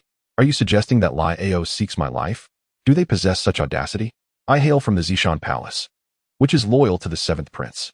How could they justify an attack on us to him? Lu Qingyao replied with a serious tone. Does your demise at the hands of Yanwang Zhai require justification? Besides, can the Zishan Palace truly be compared to the Lai family? Sometimes, one must think for oneself. To be honest, the Lai family is not one we, the beggar's sect, regard with much concern. As Xiao Feng spoke, an air of confidence emanated from him. His purpose in coming here was primarily to win over Lu Qingyao, the esteemed 3rd disciple of the 1st leader of the Zishan Palace, which held a significant position within the region of Jiangnan, regarded as a formidable force. Furthermore, it maintained considerable influence in several cities, making such an ally a promising development for the beggar's sect. Master Qiao intends to subdue me. At that moment, Lu Qingyao appeared before Xiao Feng like a specter, her delicate finger poised at his throat. Her crimson lips brushed against his ear as she softly murmured, it is not subjugation, but collaboration, and a guarantee for Miss Lu. Unfazed, Xiao Feng took a sip of his drink and replied, a guarantee? Surely the Zishan Palace can offer me one? While the Zishan Palace was respectable in Jiangnan, it paled in comparison to the entirety of the Great Zhou dynasty. By the way, Liao Ao is hoarding medicinal herbs in conjunction with the Evil Alliance. If the Evil Alliance were to learn that I, Xiao Feng, am here, do you believe your Zishan Palace could fend off their forces? As Qiao Feng's words fell, Lu Qingyao's expression shifted, and she materialized before him. Are you suggesting that the Evil Alliance is present in my Qiang County? What do they intend to do? Lu Qingyao, as the county magistrate, understood that the Evil Alliance would not appear here without purpose. If trouble arose, she would be at the forefront. The plague that has emerged in the cities downstream of Qiang County is the work of the Evil Alliance. Xiao Feng stated, if the situation is not contained, the plague will spread throughout all of Qiang County. In such a case, chaos may ensue, and our beggar's sect's act of seizing those herbs is, in fact, aiding you as the magistrate. Listening to Xiao Feng, Lu Qingyao replied solemnly, even if we acquire the herbs, it is unlikely they will suffice to curb the plague's advance. The Evil Alliance will not allow you to contain it. We, the beggar's sect, can only do what is within our means. Whatever we can save, we shall. But beyond that, it is not our responsibility. It falls to you, the magistrate of Qiang County, Xiao Feng remarked, gazing at Lu Qingyao. With my strength, I am unable to contend with either the King of Hell's stronghold or the Evil Alliance. Master Qiao, we are allies. I trust you will assist me. Lu Qingyao looked earnestly at Xiao Feng, knowing he was her only hope. That rogue Qiao Zhio outside the city is a sacrificial pawn for the Liao family. I believe Magistrate Lu can handle him. Xiao Feng aimed to extract more concessions from Lu Qingyao, for once he ventured outside, his life would be at stake. Lu Qingyao nodded. Qiao Zhio was indeed pushed out as a scapegoat, a mere appeasement for the Liao family. Just then, a figure appeared in the courtyard. Master Magistrate Lu. The newcomer was Jin Yu Ling from the beggar's sect, who swiftly approached Xiao Feng and whispered urgently. The Silver King of the King of Hell's stronghold has made contact with the Evil Alliance. Xiao Feng muttered under his breath, Magistrate Lu. I must meet with the people of the Evil Alliance and the King of Hell's stronghold. We shall continue our discussion another time. With that, he rose. As Xiao Feng rose, Lu Qingyao followed suit. I shall accompany you to take a look. Upon seeing this, Xiao Feng pondered for a moment and nodded. The three silhouettes departed from the magistrate's residence, each donning a wide-brimmed hat. Navigating through the bustling streets, they halted before a grand estate. The leader, the Evil Alliance, and the people from the King of Hell's stronghold are all inside. Jin Yu Ling remarked. You remain outside while I venture in to meet the members of the Evil Alliance and the King of Hell's stronghold. Lu Magistrate, do you truly wish to accompany me? Xiao Feng inquired, gazing at Lu Qingyao. Since I am here, I must at least take a look. Otherwise, how will I know if what you, Xiao Gang leader, say is true? Lu Qingyao replied, meeting Xiao Feng's gaze. With a swift leap, Xiao Feng entered the estate. Inside, the atmosphere was remarkably tranquil, devoid of servants. In the main hall of the courtyard, a woman clad in a black dress stood poised. Opposite her was a figure adorned with a Silver King of Hell mask. Silver King of Hell, your dealings with the Lai family are concluded. How about engaging in a transaction with us, the Evil Alliance? The woman in black proposed. Engaging in a transaction with your Evil Alliance is not our style. Unlike Lai Ao, we of the King of Hell's stronghold prefer cash. The Silver King of Hell replied coldly. Certainly, cash it is. Now that the beggar's sect has annihilated the Lai family, seizing their resources in the county town. It is important to note that Lai Ao merely occupied a fraction of the businesses in Qiang County. The county is vast, housing numerous banks, inns, and taverns. Your King of Hell's stronghold can easily eliminate local forces and appropriate their resources, pinning the blame on the beggar's sect afterward. Would you not consider such a splendid opportunity? The woman in black continued to entice him. This beggar's sect is no trifling matter. Are you suggesting that we, the King of Hell's stronghold, provoke them? Your calculations are astute. A horde of beggars. Does your stronghold truly fear them? Moreover, we of the Evil Alliance shall assist you in erasing any traces of your involvement. No one will ever know of your actions.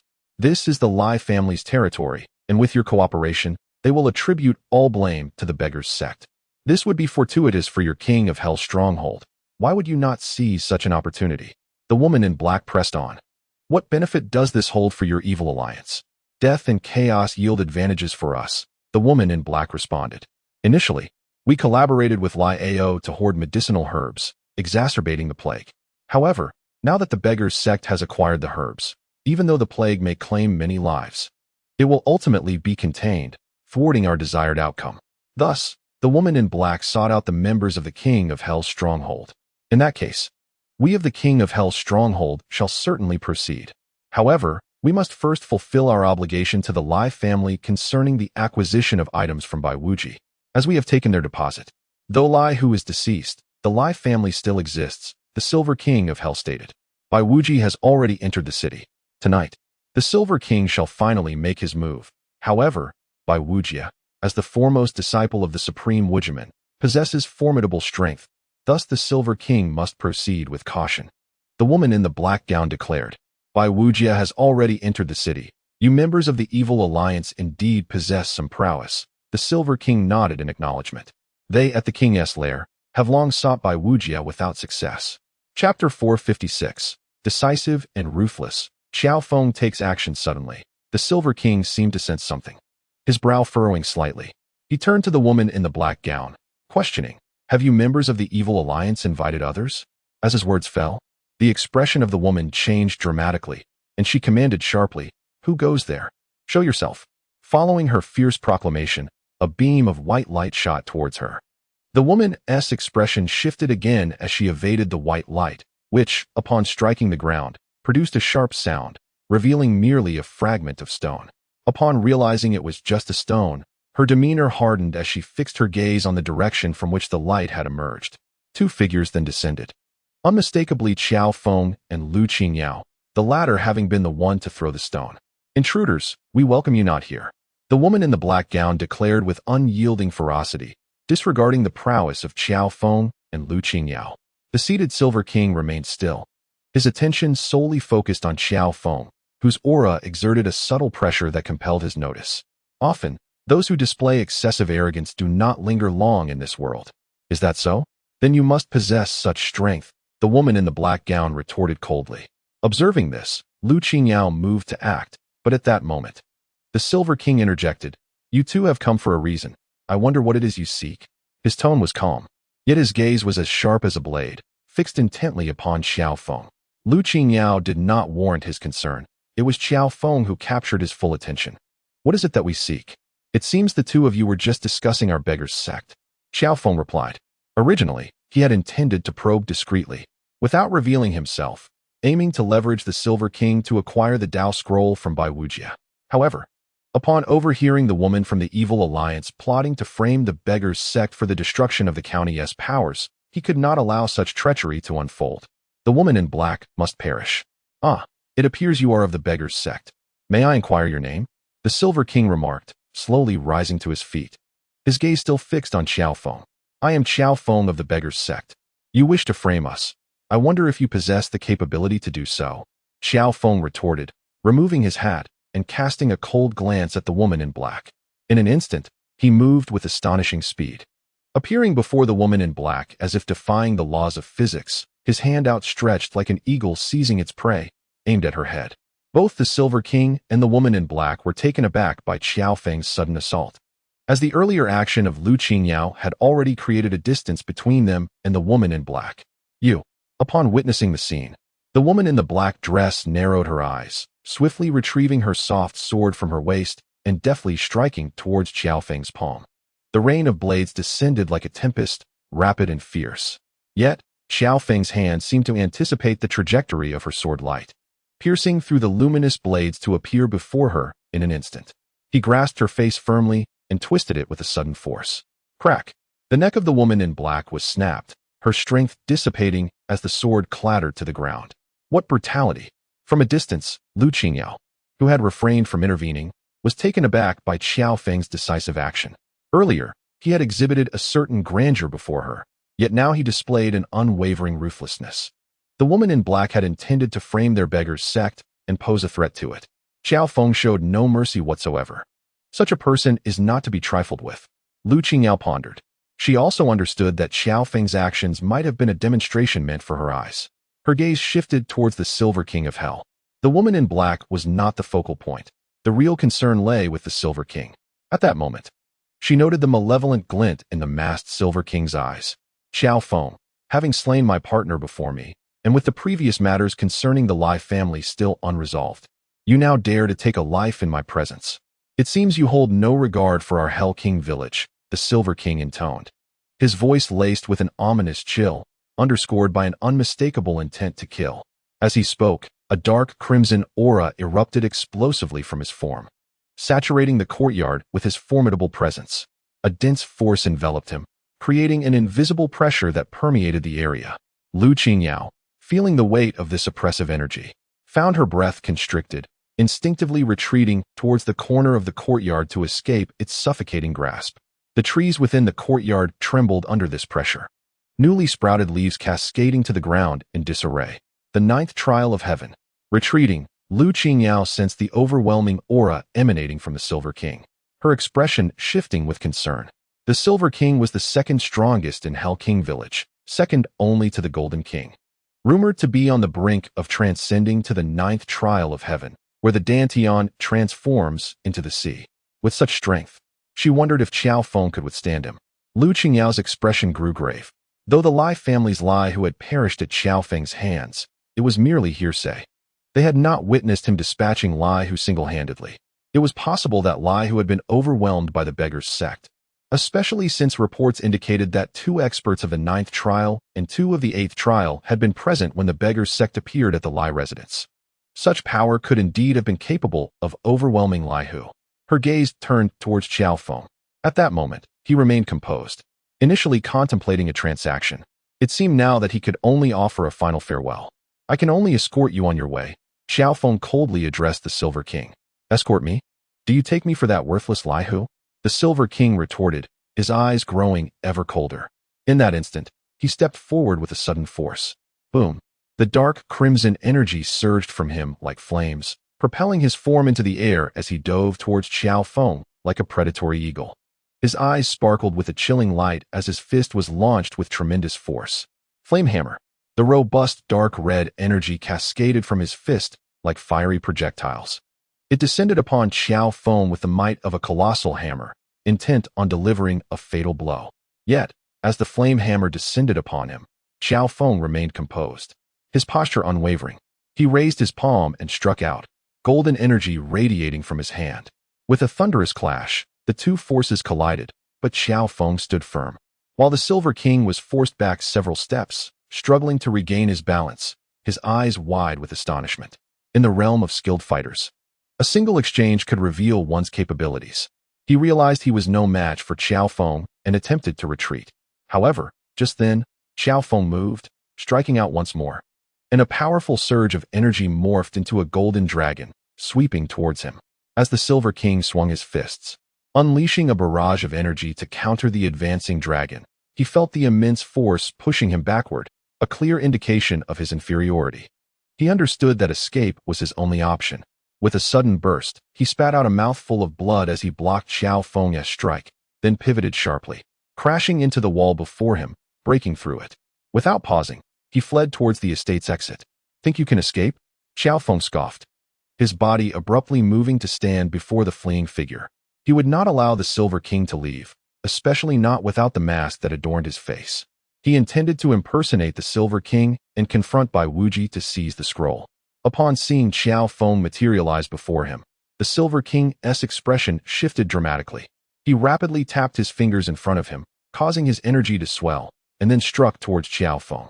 A terrifying force erupted from his palm, forming a crimson imprint that crackled through the air, sending scorching waves toward Feng. With a disdainful snort, Feng responded with both hands, penetrating the flames as their energies collided with a resounding boom. The sheer force of his strike sent the Silver King hurtling backward, illustrating the vast disparity in their strengths. The impact caused the Silver King's mask to fly off, revealing a sinister visage beneath. At that moment, Lu Qingyao gasped in shock as she recognized the face of the Silver King. Iron-faced Du Jilong. "I never imagined you would be the infamous Silver King of the Yama stronghold." Falling to the ground, the Silver Yama spat out a mouthful of blood, yet he still clung to life. From his bosom, he produced a dark crimson elixir and swallowed it whole. The meridians that had been severed by Feng's earlier strike were instantaneously reconnected by a surge of power. At that moment, the Silver Yama raised his hand and grasped the long sword that had fallen to the ground beside the woman in the black dress. In an instant, he shot toward Feng, wielding the blade like a streak of silver light, slicing through the air and appearing before Xiao Feng in a heartbeat. In that fleeting moment, dozens of sword shadows emerged, indistinguishable between real and illusion, their speed astonishing as they launched a relentless assault on Xiao Feng's vital points. Humph! Xiao Feng raised his palm, unleashing a powerful force that enveloped the sword light. Bang! Bang! Bang! The long sword clashed with the energy, shattering the blade's brilliance. At that juncture, the silver Yama had already appeared right before Xiao Feng. If you want me dead, you shall perish as well. The sword slipped from his grasp as he transformed his hand into a claw, lunging toward Xiao Feng's head. However, when his hand descended, it grasped nothing but an afterimage. The disparity between us is insurmountable. Xiao Feng materialized behind him, striking out with a palm that landed squarely on the silver Yama's back. Boom! The imprint of his hand struck down, sending a surge of energy into the silver Yama's body, shattering his heart meridian. Thud! The silver Yama collapsed lifelessly onto the ground. Observing the fallen body of the silver Yama, Lu Qingyao's expression shifted. Judging from the traces left by Xiao Feng's assault, it was apparent that his strength had reached the realm of Dantian, transforming into the sea. Such prowess would not allow him to eliminate the silver Yama so effortlessly. Lu Qingyao marveled at Xiao Feng's formidable strength. Collaborating with the Beggar's sect might indeed be a promising path forward. She contemplated the reasons behind the Beggar's sect daring to confront the Lai family, for in the Jiangnan region, someone at the Dantian transforming into the sea level could dominate a territory, merely a step away from becoming a hegemon. Their Zishan palace boasted only one ancestor at such a height. At that moment, Jin Yu Ling's figure rushed in from outside. This is a stronghold of the evil alliance. There must be significant documents here. Investigate and extract the crucial files. I wish to comprehend the true intentions behind the plagues manufactured by the evil alliance, Xiao Feng commanded, as he raised his hand, seizing the silver Yama's mask and donning a conical hat before turning to depart. Lu Juanshou, by Wujia, is within the city. I implore you to provide me with his whereabouts. I am particularly interested in the scroll he possesses. Xiao Feng addressed Lu Qingyao. Rest assured, Xiao Gangzhu, the fact that Bai Wujia is in the city is a fortunate turn. Within an hour, I shall undoubtedly relay his movements to you. Lu Qingyao replied. Thank you. Lu Juanshou. I shall await your news, Xiao Feng responded. Lu Qingyao nodded and leaped away from the residence. An hour later, a figure appeared in the courtyard. Xiao Gangzhu. Bai Wujia is at the Tianyue Inn, in the leftmost room on the 3rd floor. The visitor relayed before swiftly departing. An hour, just 1 hour. Lu Qingyao's speed was commendable. Adorning the mask of the silver Yama, Xiao Feng donned his conical hat and exited the courtyard, making his way toward the Tianyue Inn. At this moment, within the Heavenly Delight Inn, in a secluded chamber, a young man clad in white sat cross-legged upon a bed. Above his head, a stream of energy swirled, enveloping him in a palpable aura. After a period of time, the young man opened his eyes. Despite reaching the 8th level of the Supreme Infinite Technique, he remained at a loss. He hoped to meet his senior sister from the True Martial Temple to engage in a sparring session that might help him discover a glimmer of insight. The white-clad youth murmured to himself. As he spoke, he retrieved a worn scroll from his bosom. The scroll was somewhat tattered, with some of the inscriptions faded and incomplete. He pondered what secrets the scroll might hold. After extensive study, he had sent a copy back to the Supreme Infinite Sect, but their response indicated it could not be deciphered. They advised him to travel to the capital and present it to his senior sister at the True Martial Temple for further examination. He returned the fragmentary scroll to his bosom and rose from the bed. Suddenly, his expression changed, and his gaze turned towards the door. Raising his hand, he grasped a sword from a nearby table.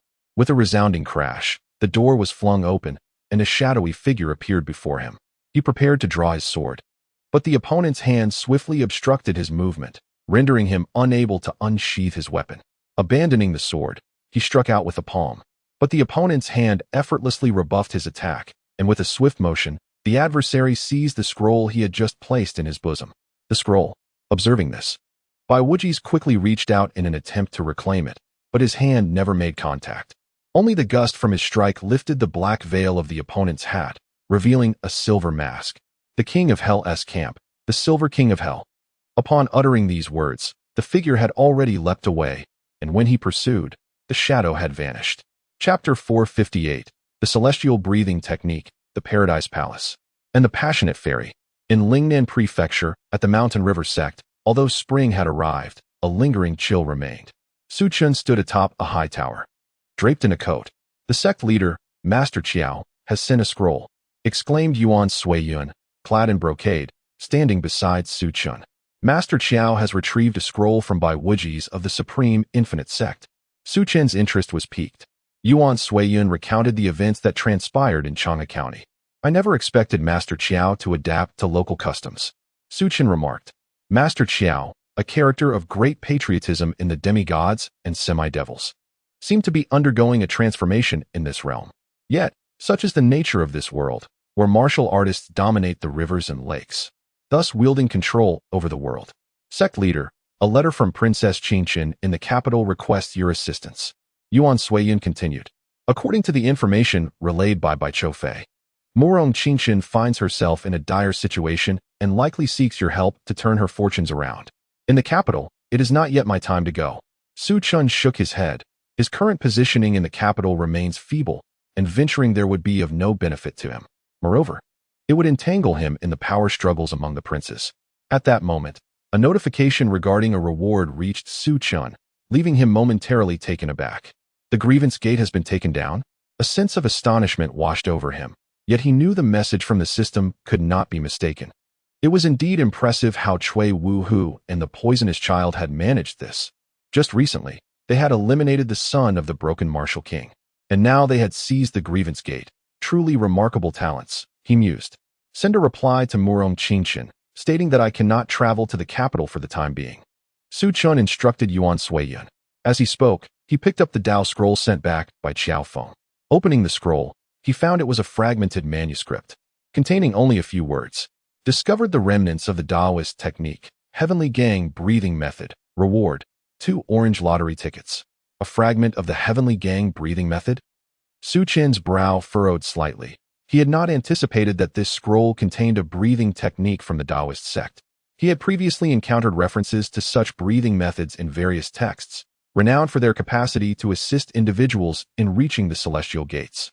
The system's records quickly elucidated that the Heavenly Gang breathing method was a practice for cultivating the spirit, albeit in a fragmented state, rendering it essentially useless. Nonetheless, triggering a reward was still a pleasant surprise. Together with the progress made by Cui Wu Hu, he had acquired 3 orange lottery tickets today. And coupled with the ancient tomes he had retrieved from the Zitan Palace and the Tianshan Sect, he had amassed a total of 7 orange lottery tickets. After Su Chen's thorough cleansing of the Zitan Palace, under Mu Qingshue's stewardship, the palace began relocating to the southern regions.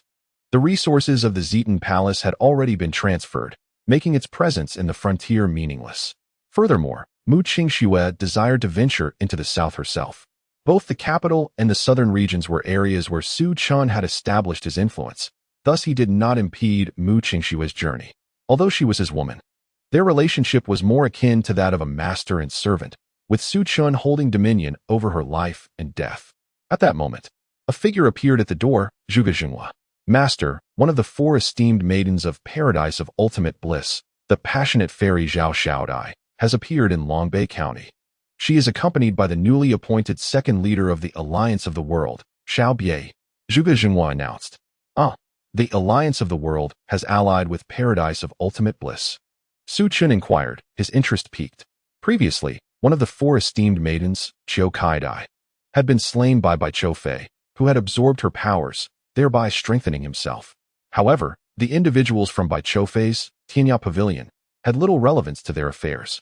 There was no apparent reason for Paradise of Ultimate Bliss to conspire with the Alliance of the World against their Qinglong Society. Yet, with the second leader of the Alliance of the World gathering in Longbei County, it was evident they were plotting against them. How formidable is the newly appointed second leader of the Heavenly Alliance, Xiao Bie? Su Chen had not previously heard of this individual. The sudden emergence of Xiao Bie as the second leader appears quite unexpected. It seems there was no mention of him prior to this moment.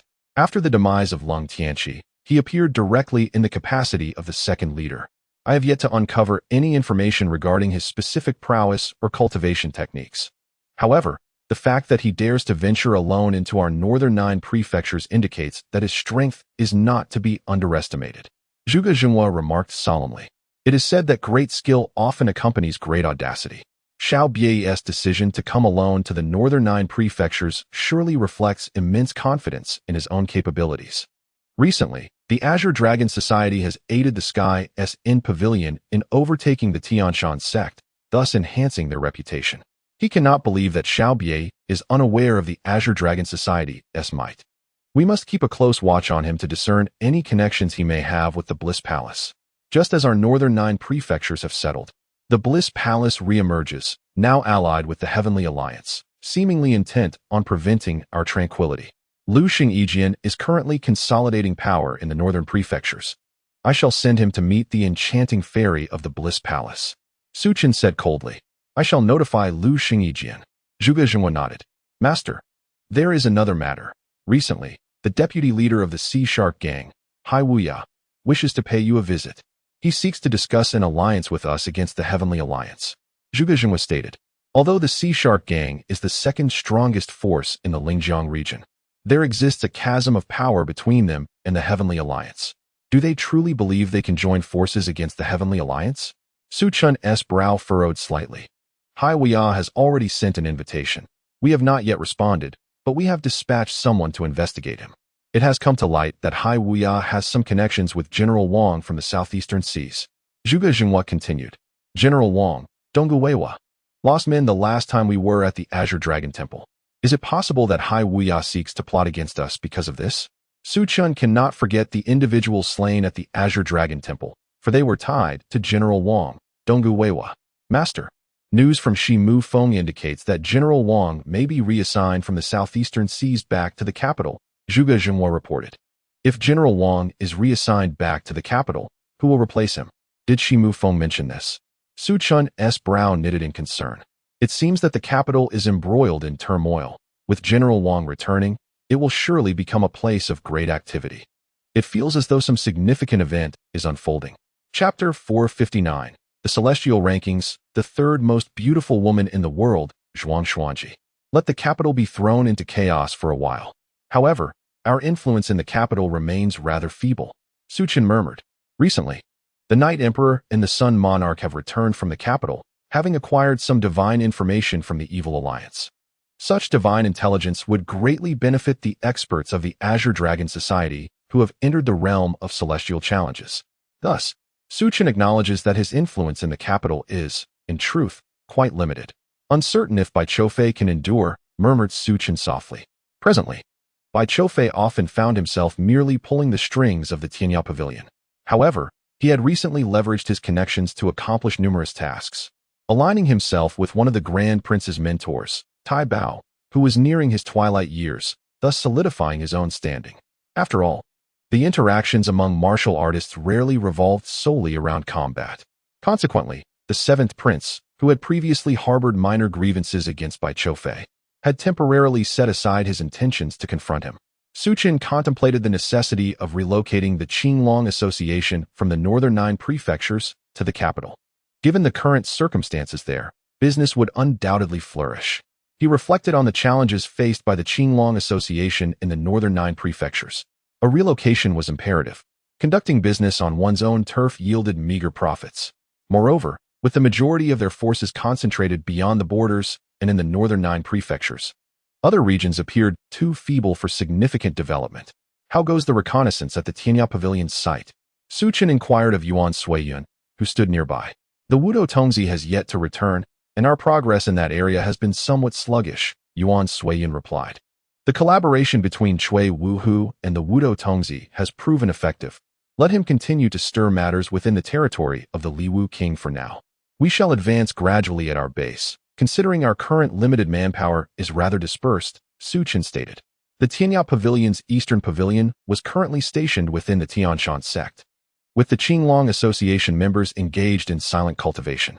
In truth, there were not many individuals present on his side, thus there was no urgency regarding the base.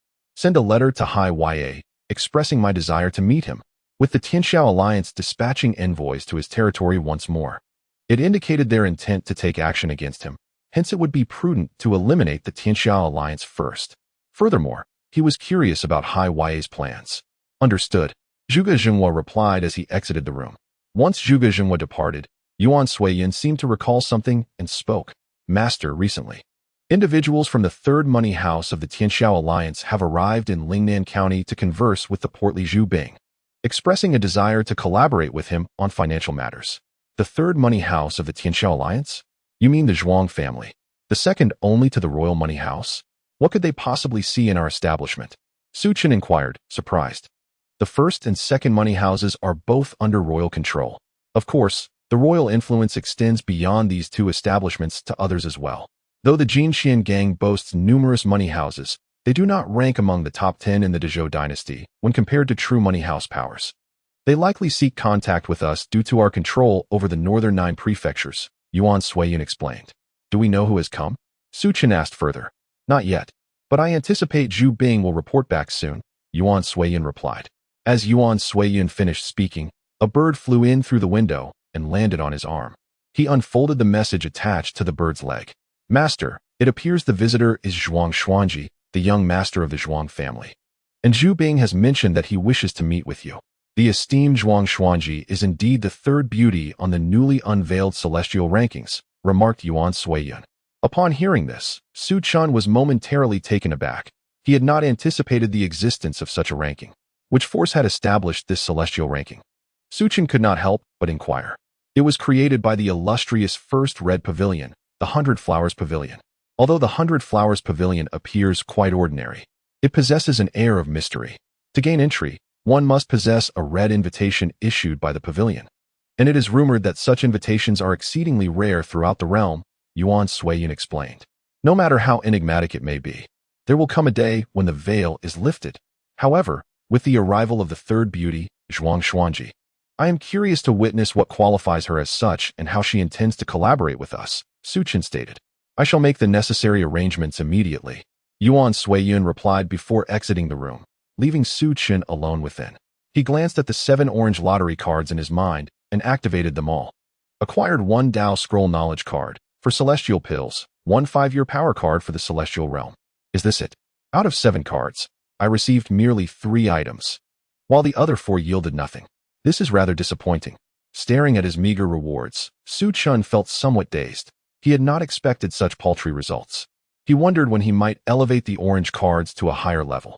After examining the Dao Scroll Knowledge card, Su Chen discovered it contained insights into various Taoist texts, thereby enhancing his understanding. As for the 5-year power card for the Celestial Realm, he planned to enter seclusion for a period to absorb its power. Meanwhile, in Lingnan County, within a spacious courtyard, a plump figure, Zhu Bing, was filled with joy. I never imagined I, Zhu Bing, would have the opportunity to meet the third beauty of the realm, albeit with her veiled face, which left me somewhat disappointed. However, when the master arrives, she surely will not remain veiled, and I will finally behold her true visage. The rotund Zhu Bing mused delightfully. In the courtyard's rear, within a pavilion, a woman clad in a blue dress and wearing a conical hat with a veil sat gracefully at a stone table.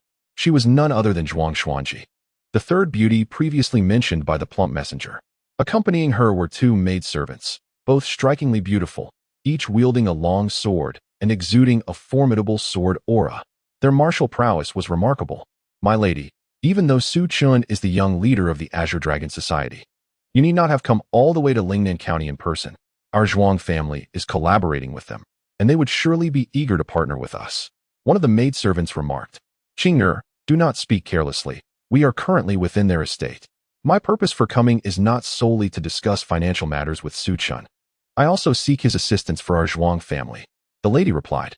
My lady, do you wish to solicit the Azure Dragon Society's help against them? I fear they may not be able to contend with such a force. The other maidservant seemed to comprehend her mistress's intentions. I have explored all other options and reached out to various individuals, yet none are willing to offer their assistance.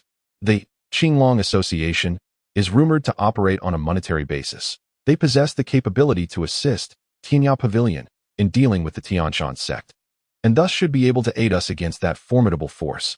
Therefore, I have taken it upon myself to visit in the guise of collaboration, hoping to persuade them to take action on our behalf.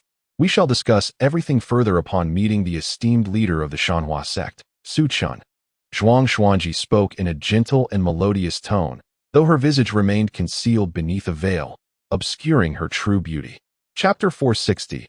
All under heaven can be slain. The rotund Zhu Bing ambled from the front courtyard into the rear garden. Miss, Zhu Bing has arrived, announced a maid beside her upon noticing his approach. It appears there has been a response from them. However, it remains uncertain whether Su Chen will choose to meet with us. A hint of worry crossed Zhuang Xuanji's face beneath her veil. Zhu Bing approached the center of the pavilion. Master Zhu, might Su Daoist have the time to meet with us? Zhuang Xuanji inquired. Miss Zhuang, I have just received word from the former steward that the leader is preparing to meet with you. Zhu Bing replied, gazing at Zhuang Xuanji. Despite the veil, her beauty was undeniable. Her azure robe revealed skin as exquisite as mutton fat jade, and a faint, intoxicating fragrance wafted from her, captivating those around her. Is that so? I am grateful to you, Master Zhu, Zhuang Xuanji replied. There's no need for thanks, if you wish to express gratitude. I hope you can support my financial institution in expanding its business. With that, Zhu Bing excused himself, stating that the former steward would come to meet her shortly. The former steward was a trusted confidant of the leader, and Zhuang Xuanji should not take offense. After he departed, Zhuang Xuanji mused, is it the former steward, Yuan Suiyan? Prior to her arrival, she had learned about Su Chen and knew that he had a companion named Yuan Suiyan. Miss, your allure is undeniable. Even Su Chen could not resist your beauty and is coming to meet you, one of the maids remarked. Indeed, Miss is the third beauty on the celestial fairy list. How many wish to behold her visage? Another maid chimed in. Do not speak so frivolously. Those endorsed by an organization like the Qinglong Association are not swayed by mere beauty. Zhuang Xuanji countered, her confidence tempered by self-awareness. Although she possessed great beauty, she understood that it should not be wielded as a weapon. Once beauty becomes a tool, many elements fall out of control. Thus, at times, it is better to move others without relying on one's appearance. The following day, Su Chen and Yuan Suiyan arrived outside the residence of the corpulent Zhu Bing. Zhu Bing seemed to anticipate Su Chen's arrival and was waiting at the door to usher him into the courtyard.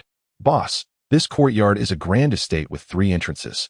It is the ancestral home of the Zhu family, Zhu Bing remarked as they walked. In a short while, the trio arrived at the banquet hall. Master Zhu, please accompany me to invite Miss Zhuang to the banquet hall, Yuan Suiyan stated. Miss Zhuang has been arranged to wait in the rear garden. I will summon her. Zhu Bing replied. Zhu Bing nodded and led Yuan Suiyan towards the back courtyard. Inside the courtyard, a maidservant of Zhuang Xuanji had already inquired about Su Chen's arrival at the residence. Miss, the esteemed Su Zhangjiao of the Shanhua sect has arrived at the Zhu residence. They will likely summon us to the banquet hall shortly. It seems our mission is about to succeed, exclaimed a maid in a green outfit beside her, brimming with excitement. Do not celebrate too soon. Zhuang Xuanji shook her head, donning a wide-brimmed hat and a veil. Miss, today you still wear a veil. I believe it is unnecessary, remarked another maid from the side. As they conversed, Zhu Bing and Yuan Suiyan appeared at the entrance of the courtyard. Miss Zhuang, the Zhangjiao has come to my residence. I invite you to join us. Zhu Bing's voice resonated from outside the courtyard. Zhuang Xuanji opened the door, accompanied by her 2 maidservants, and stepped out to meet Zhu Bing and Yuan Suiyan, who had already entered the courtyard. Clad in a blue robe with a pale white cloak draped over him, Yuan Suiyan stood tall, exuding the refined air of a nobleman that elicited admiration. Underneath her veil, Zhuang Xuanji's beautiful eyes subtly flickered. I am Yuan Suiyan. The Zhangjiao awaits you in the banquet hall, Miss Zhuang, Yuan Suiyan announced, his gaze involuntarily drifting towards Zhuang Xuanji. Although her features were obscured by the veil, her figure radiated an extraordinary grace. Thank you, Master Yuan. Zhuang Xuanji expressed her gratitude, gracefully moving towards the courtyard's exit.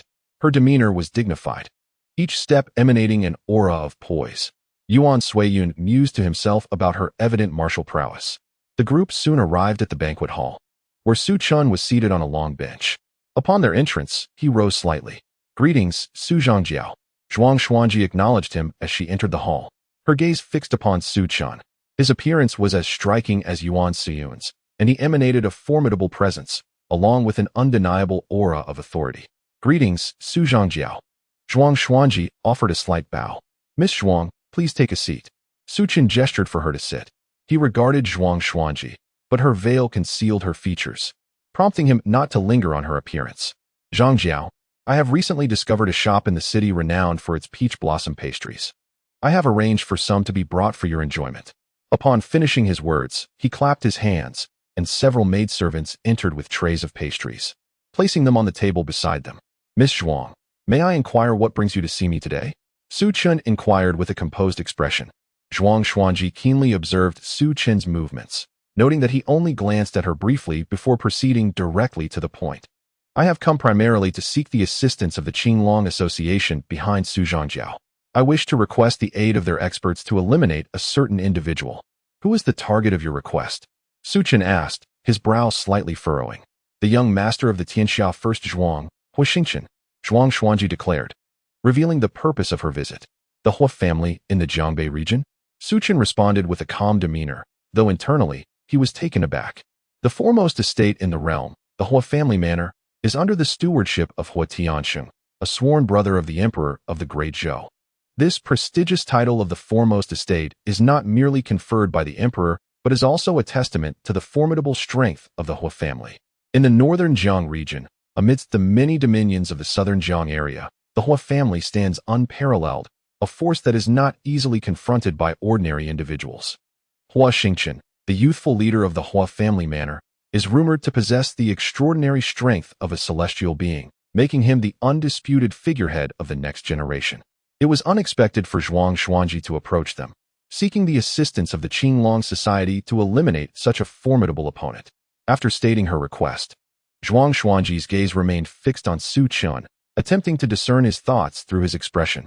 However, Su Chen maintained a serene demeanor, revealing nothing of his inner musings. Miss Zhuang, the tenet of our Qinglong Society is that all can be slain, above and below, provided the price is right. I have heard that your family possesses 30 banks in the Lingjiang region. Should you entrust these banks to us, Hua Xingchen is as good as dead. Su Chen declared after a moment of contemplation. The atmosphere fell into a profound silence. Zhuang Xuanji had anticipated a refusal from Su Chen, yet he boldly proclaimed that all could be killed, and immediately sought the 30 banks belonging to her family in the Lingjiang region. The hall was enveloped in quietude. Boss, this negotiation is truly remarkable, exclaimed the portly Zhu Bing, standing beside Su Chen, his heart filled with astonishment. The 30 banks in the Lingjiang region were no ordinary establishments. They were substantial financial institutions. Although he had established 40 banks in the northern 9 counties, they paled in comparison to the might of her 30 banks. He cast a glance at Zhuang Xuanji, contemplating the potential increase in their operational capacity should she agree to hand over the banks. It all hinged on whether she would acquiesce. Zhuang Xuanji mused to herself, this proposition regarding the 30 banks is beyond what I can decide unilaterally. She contemplated negotiating the price. The death of the young master of the foremost estate is worth such a price. If Miss Zhuang is unwilling to meet this valuation, then we need not continue our discussion. Su Chen spoke softly. I will require consultation with my father on this matter and shall provide you with a response within 3 days. Upon hearing this, Zhuang Xuanji replied, very well. I shall convey my decision in 3 days. Should you agree, a deposit of 1/3 of the total fee will be required before any action is taken. Our Qinglong Society will make 3 attempts. Should we fail to eliminate the target, the deposit will not be refunded. Another third as a deposit, and should you fail, it will not be returned. This is extortion, interjected the maidservant in a blue attire standing beside Zhuang Xuanji. Qing'er, your opinion is not solicited here, Zhuang Xuanji admonished. As the voice of the blue-clad maid faded, Zhuang Xuanji immediately replied coldly, offering a slight apology to Su Chen. Master Su, I assure you that I shall provide a response in 3 days. Very well. However, Miss Zhuang, it is not a commendable habit for servants to interject. Zhuang Xuanji dismissed the matter with a wave of her hand, signaling to Zhu Zhangshi to attend to her. Su Chen had no intention of prolonging the conversation with Zhuang Xuanji. I shall not further disturb you, Master Su. Zhuang Xuanji gracefully rose and bowed to Su Chen. Before departing the banquet hall alongside Zhu Bing, investigate the feud between the Zhuang family and the Hua family. I wish to understand why the Zhuang family sought the demise of Hua Xingchen and glean more details about Hua Xingchen himself. This matter shall be entrusted to Lian Qingbi. The Jiangbei region is in close proximity to Jiangnan, and currently, Su Chen commands 2 factions in Jiangnan, one led by Qiao Feng and the other by Lian Qingbi. Qiao Feng is undoubtedly under significant scrutiny at present, thus it is prudent to have Lian Qingbi conduct the investigation. Understood, Yuan Suiyun nodded in agreement. It is rare for us to venture into the mountains. Let us explore the Lingnan prefecture together, Su Chun suggested to Yuan Suiyan. At that moment, within an expansive mansion in Longbei County, a woman clad in a light purple palace gown sat gracefully behind a long guqin. Her collarbone was exposed, glimmering like dew, exuding an alluring charm. With a radiant smile and silver petals adorning her waist, she appeared strikingly enchanting. Though her visage bore a hint of fragility, her eyes sparkled with a fierce determination, a harmonious contrast to her delicate facade. As her fingers danced over the strings, a cascade of elegant melodies flowed from her fingertips, resonating in a captivating echo. Not far from her, a middle-aged man in a brocade robe sat, savoring his drink while listening to the enchanting music, a satisfied expression gracing his features. "Fairy Zhao, your music is truly memorable," he remarked as the final notes lingered in the air. "You flatter me, Master Xiao. With your esteemed status, such melodies are readily accessible to you," the purple-clad woman replied, slowly rising to take a seat opposite the middle-aged man. This enchanting figure was none other than Zhao Xiaodai, one of the 4 esteemed women of the Jile Palace, while the middle-aged man was Xiao Bie, the newly appointed second leader of the Longbei Alliance. The reason for Xiao Bie's presence was straightforward. The previous leader of the alliance had met his demise here, and he sought to reclaim his prestige within the Qinglong Society, hence his appearance in Longbei County. "Master Xiao, this is the territory of the Qinglong Society. Your presence here may provoke their ire," Zhao Xiaodai gently cautioned. "That is precisely my intention. I wonder who they will send to confront me. I sincerely hope it is Li Qinzhou, the 3rd dragon leader of the Qinglong Society," Xiao Bie mused softly. If he dared to come, it was evident that he had a grasp of the Qinglong Society's dynamics. The only individual within the society who posed a true threat to him was indeed Li Qinzhou. The others, such as Yan Nantian and Ding Peng, held little concern for him, as he had attained the realm of Dan Tian Hua Hai in his own strength. This is also one of the reasons he dares to appear so brazenly here. Of course, his true purpose for coming here is not to confront the Qinglong Society, but rather to collect the untransported wealth that Lung Tianqi and his associates left in Longbei County. The young woman is somewhat impressed by Lord Xiao. Zhao Xiaodai remarked with admiration. "It is rumored that Li Qinzhou's strength is nearing the level of concentration in the sea. Lord Xiao should still exercise caution. I intend to leave Longbei County tomorrow," Zhao Xiaodai added. "It is a pity. I had hoped to spend more time in the company of the fairy." Upon hearing this, Xiao Bie shook his head. Just then, a man clad in gray rushed to Xiao Bie's side and whispered a few words in his ear. "Fairy Zhao, I have matters to attend to, so I must take my leave. We shall meet again, and I hope you will visit the Lingjiang region, where I will surely extend a grand welcome." With that, Xiao Bie rose and departed with the gray-clad man. After Xiao Bie left, a middle-aged woman in blue approached from a distance. "Have you discovered the true purpose of Xiao Bie's visit to Longbei County?" the blue-clad woman inquired. "Xiao Bie is quite tight-lipped. I dare not inquire further for fear of arousing his suspicions. However, their purpose for being here is certainly not to engage with the Qinglong Society," Zhao Xiaodai replied solemnly. "Then I will send someone to follow them," the blue-clad woman proposed. "Xiao Bie has already reached the level of transforming his Dantian into the sea. If we send someone, they will undoubtedly be detected. It is better to refrain from doing so. Let us focus on our own mission instead." "Will the person we are waiting for arrive tomorrow?" Zhao Xiaodai asked. "According to the information received, they are expected tomorrow. However, why did they choose Longbei County?" Zhao Xiaodai questioned, somewhat puzzled. "I am unsure. But the deputy palace master instructed us to meet here with them, so we can only wait for their arrival," the blue-clad woman replied. "Once we meet and deliver the items, we shall depart," Zhao Xiaodai stated firmly. With that, the 2 women made their way toward the inner courtyard. In the shadows, beside a rockery, a figure clad in black, Lu Sheng Yijian, furrowed his brow slightly. "I am no match for Xiao Bie's strength. It seems I will need to enlist assistance to eliminate him. However, I must first ascertain the true purpose of his visit to Longbei County," Lu Sheng Yijian said before vanishing from sight. Chapter 462, The Alliance of the World, Dominating Blade, Shui Iran outside the estate. Xiao Bie glanced at Zhao Xiaodia's residence and addressed the person beside him. "Have you uncovered the reason for Zhao Xiaodai and her companion's arrival in Longbei County?" "Alliance leader. Based on our analysis, they are likely waiting for someone. I have arranged for someone to keep watch, and I believe we will soon discover who they are waiting for and what they intend to do," the individual replied. The Jile Palace has refrained from entering the capital and regions such as Jiangnan in recent years since entering the mainland from overseas. But they have secretly amassed considerable power in other areas, so they should not be underestimated.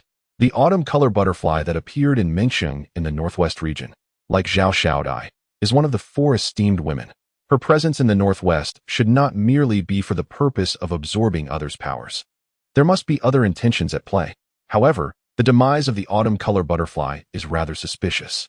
It seems she has become the target of someone who drained her powers. Since the mission was left incomplete, it has fallen to Zhao Xiaodai to accomplish it. And we must keep a vigilant watch. Our alliance, the Celestial League, seeks to expand, and collaborating with the Bliss Palace presents a commendable option, Xiao Bie remarked solemnly. Let us proceed to gather resources with the Cold Alliance leader. However, have any members of the Azure Dragon Society been spotted in Longbei County? As Xiao Bie spoke, he stepped into a spacious carriage. There have been no sightings of the Azure Dragon Society members thus far, leader. Should we continue to wait here? Inquired a companion within the carriage. I suspect that the Azure Dragon Society members are already in Longbei County. We merely have not detected them yet. When we make our move, they will reveal themselves. Inform the others to discreetly transfer the goods. Once the confrontation begins, those treasures may become unmovable. Xiao Bie directed. The subordinate immediately arranged for the relocation of that batch of valuables. Nodding, the companion extended his hand, summoning a bird that appeared in his palm before it swiftly flew out of the carriage. Following closely behind, Lushing Yijian observed the departing bird, furrowing his brow as he halted and changed direction. At that moment, within an inn in the city, Shui Yiren was meticulously polishing his long sword. He had come to Longbei County alongside Lushing Yijian.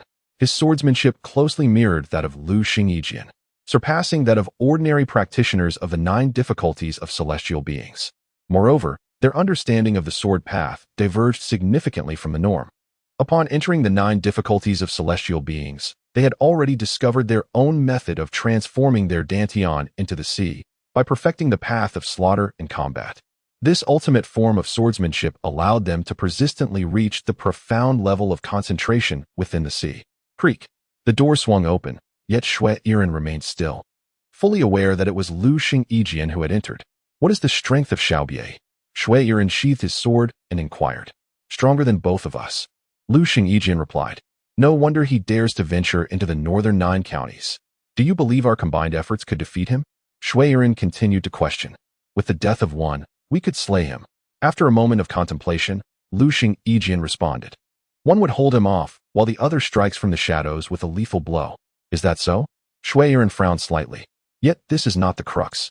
The critical matter is that I sense Xiao Bie's true focus is not on the treasures left behind by Lung Tianxi in Longbei County, but rather, among those valuables lies something of profound significance. Lushing Yijian pondered.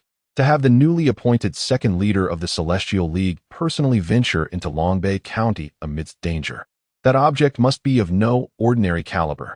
Upon hearing this, Shui Yiren's brow furrowed slightly. Therefore, I do not wish for these individuals to remove anything from Longbei County. Send a message to our leader and summon the 3 dragon heads to come in person, Lushing Yijian declared.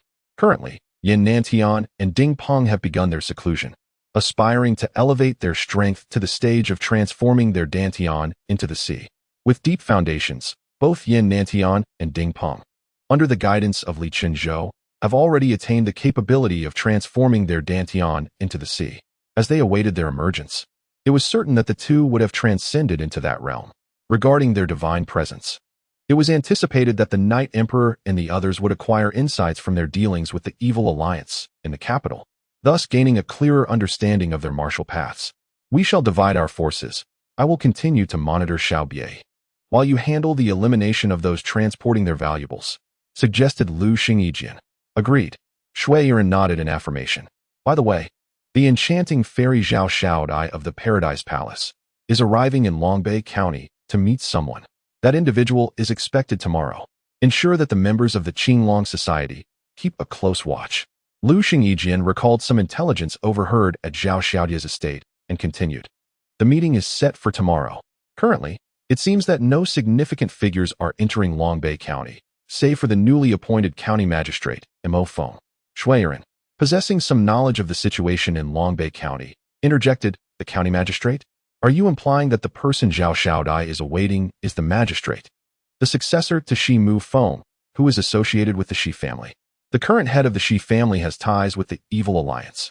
If Zhao Xiaodai is indeed meeting with Mo Feng, this suggests a transaction between the Paradise Palace and the Evil Alliance. What could these two factions be conspiring to achieve in Longbei County? Lu Xingyijian spoke in a solemn tone.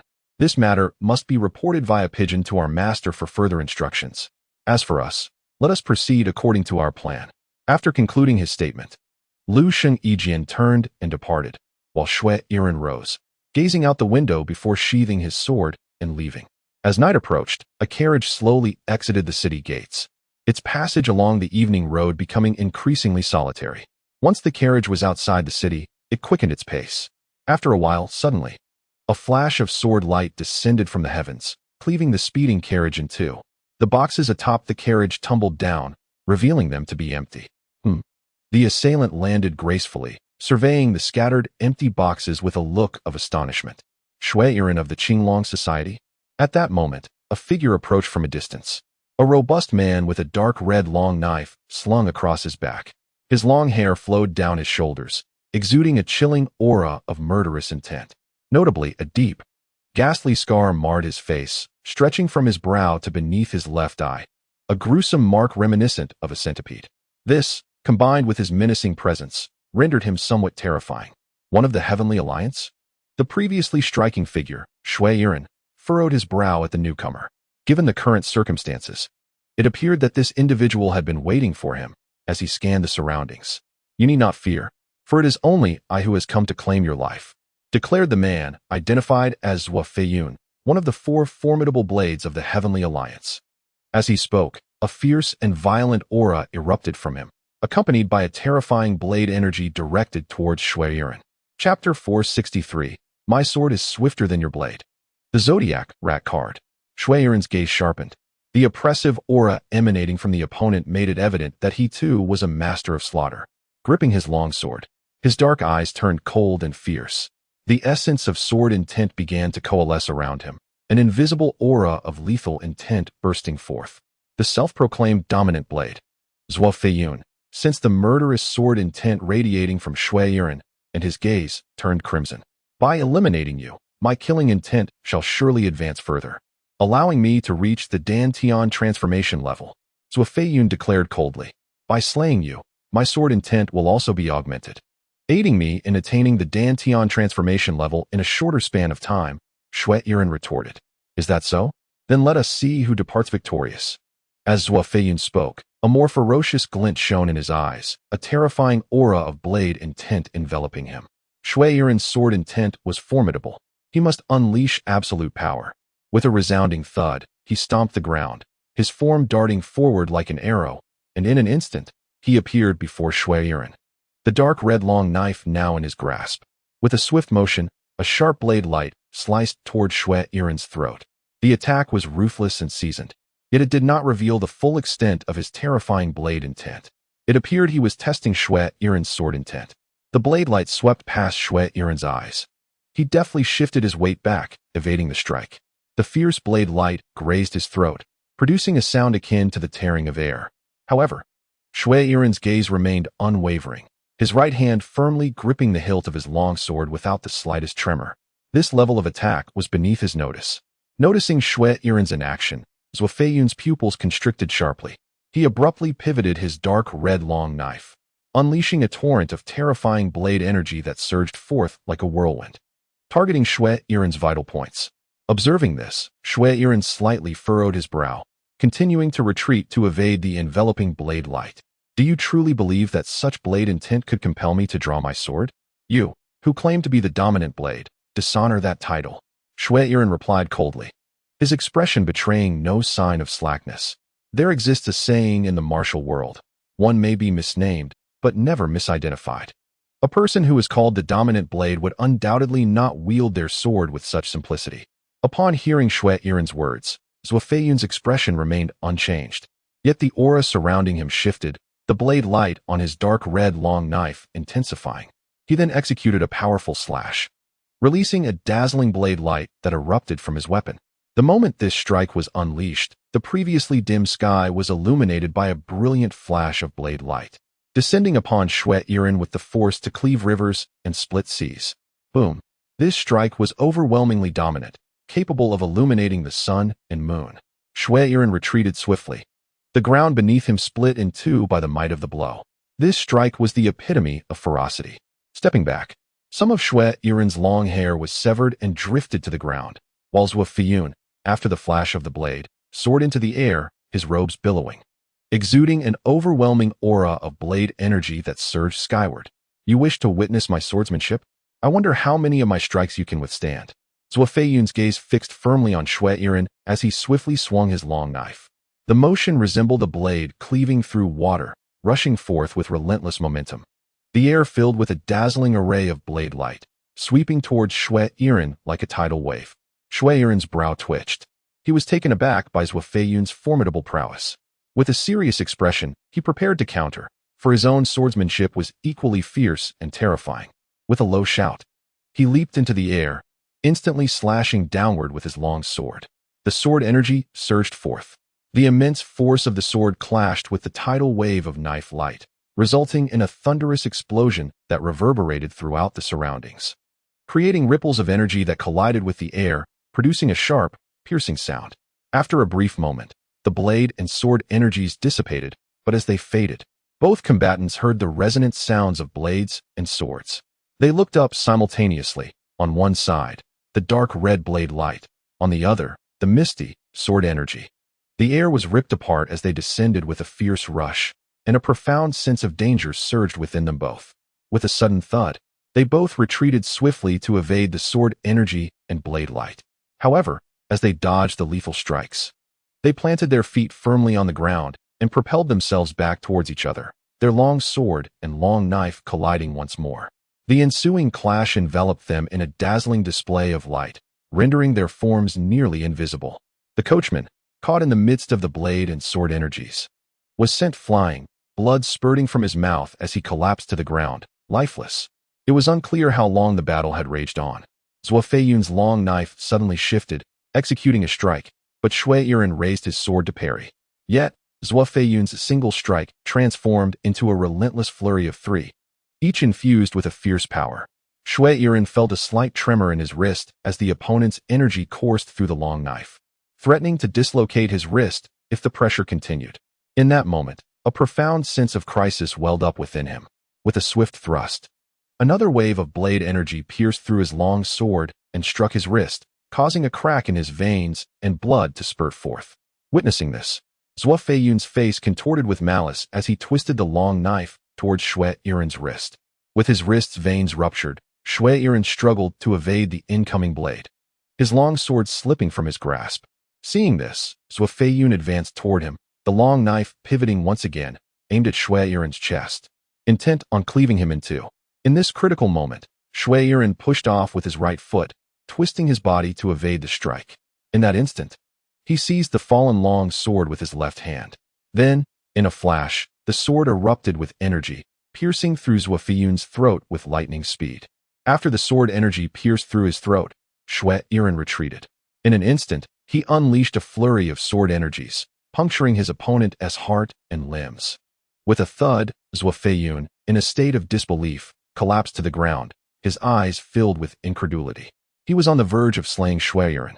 I exposed a flaw, allowed you to strike, and you seized the opportunity. However, your blade was no match for the swiftness of my sword, thus sealing your fate. Xue Yiren firmly planted his long sword into the ground. Gazing at Zhuo Feiyun's lifeless body, he spoke in a somber tone. With that, he did not linger and swiftly departed. This was not the carriage carrying the opponent's valuables. Thus, the transport should still be within the city. Moreover, it was evident that they were scheming against them. Under such circumstances, Yuxing Yijian might be in peril. At that moment, within a residence in the city, Xiao Bie gently placed a jade token inscribed with a rat into a brocade box. The rat token of the 12 zodiac tokens. With this rat token, the strategist should be able to discern the locations of the other zodiac tokens. Once the leader acquires this zodiac token, he will undoubtedly unravel its profound mysteries and elevate his strength further. Xiao Bie's eyes glimmered with fervor. Chapter 464. The Ruthless Severance Strike. Storm Mirage Blade Technique. He cautiously closed the brocade box. This jade token was the true purpose of his journey to Longbei County. All else was mere pretense. As he tucked the brocade box into his bosom, a figure rushed in from outside the courtyard. Leader, the Blade Tyrant has fallen at the hands of Shui Yiren. However, that Shui Yiren appears to have sustained injuries as well, the newcomer reported. How could Shui Yiren, who has only recently reached the 9th difficulty of ascension, possibly slay the Blade Tyrant? Xiao Bie spoke in a grave tone, judging by the wounds and the look of shock in his eyes. He died from the sword energy piercing his throat. The speed at which the opponent struck left Zhou Hufa astonished. One should not underestimate the members of the Qinglong Society. How fares the situation with Jiuba? Did anyone follow? Xiao Bie inquired solemnly. There was no interception from the Nangguang Hufa. The newcomer shook his head. No interception? Then after Nangguang Jiu delivers the goods, have him rendezvous with me immediately. We shall leave Longbei County together, Xiao Bie declared. He had an unsettling feeling that a pair of eyes were watching him. Yes, I shall promptly notify Nangguang Hufa. The visitor bowed and exited the room. After the visitor departed, two figures emerged from within. One wielded a long spear, which appeared gray and unremarkable, while the spear-bearer, clad in a gray robe, stood upright. His gaze intensely focused and piercing. The other was dressed in resplendent attire, gripping a long sword that was slightly longer than the average, adorned with exquisite jewels on its scabbard, exuding a sense of opulence. These two were akin to the Blade Tyrant, both belonging to the direct elite under the command of the leader of the Tianxiao Alliance. The leader's faction comprised 4 formidable swordsmen, 3 masters of swordsmanship, 2 experts in spear techniques, and 1 connoisseur of fine wines. Accompanying Xiao Bie this time were 4 individuals, the blade masters Wu Feiyun, the renowned swordsman Chao Jingyang, the gray spear Shirmu Ming, and the wine sovereign Nangong Jiu. They had remained concealed in the shadows, eager to observe the movements of the Qinglong Society and to eliminate any adversaries that emerged. However, their venture took an unfortunate turn when the first to strike, the Blade Master, fell victim to Shui Yiren's prowess. The number of elite fighters from the Qinglong Society was limited, and the second alliance leader questioned whether they should return immediately. Shirmu Ming remarked, "There are eyes upon us. Should we make a move, our adversary will surely respond. We may escape Longbei County, but it is uncertain if we can traverse beyond the northern 9 counties." Xiao Bie furrowed his brow, feeling an ominous sense of danger from the lurking figures.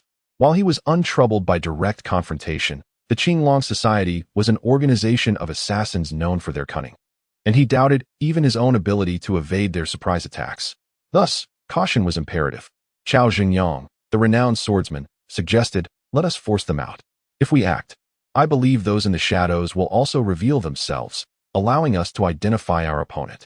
"Very well, we shall set out at dawn," Xiao Bie decided. Although traveling by night offered convenience, it equally facilitated ambushes from their foes, making nocturnal endeavors disadvantageous. Should complications arise during their journey, even if they managed to escape Longbei County, they would struggle to exit the northern 9 counties and return to the Tianxiao Alliance. A decisive victory was essential. Only through overwhelming triumph could they halt their pursuers and gain the necessary time to return to safety. In the dead of night, Su Chun held a scroll in his hands when a notification appeared in his mind, triggering an orange lottery card. He then retrieved an ancient tome. Its pages yellowed with age, relics, and martial arts manuals acquired from the Tianshan Sect and the Zitan Palace. Upon discovering the fragments of the Tianshan sword art, the annihilation of sword Dao, he was pleasantly surprised to find such a text. What caught his attention was the reference to the annihilation of sword Dao. The description read, "The sword embodies righteousness, yet can also be unpredictable, focused on destruction and annihilation. The path of the annihilation of sword is rooted in a heart of murder. The intent of the sword can also kill. To cultivate the annihilation of sword Dao, one must master sword energy, intent, body, and heart, filling one's dantian with murderous intent, then condensing that intent to shatter the void and breach the heavenly gates. Though this is but a fragment, it can still empower those who pursue the path of slaughter, honing their mental fortitude and integrating their murderous intent into their dantian, achieving the realm of the dantian as an ocean. With murderous intent permeating the dantian, its might is formidable." Gazing at the aged manuscript in his grasp, Su Chen smiled broadly. The sword techniques of Liu Yijian and Shui Yiren were well suited to the annihilation of sword Dao. If they comprehended this doctrine and infused it into their own sword intent, he believed they could swiftly reach the realm of the Dantian as an ocean. Although he had summoned a notable number of characters, their strengths varied significantly. He had been contemplating how to enhance their abilities. Initially, he hoped to achieve this through the lottery, yet the recent rewards had been lackluster, leaving the task of strengthening his summoned allies to his own efforts. However, the enhancement of martial arts cannot be hastened merely by desire. At times, external assistance is requisite. Mastery in martial arts and the possession of precious elixirs are essential.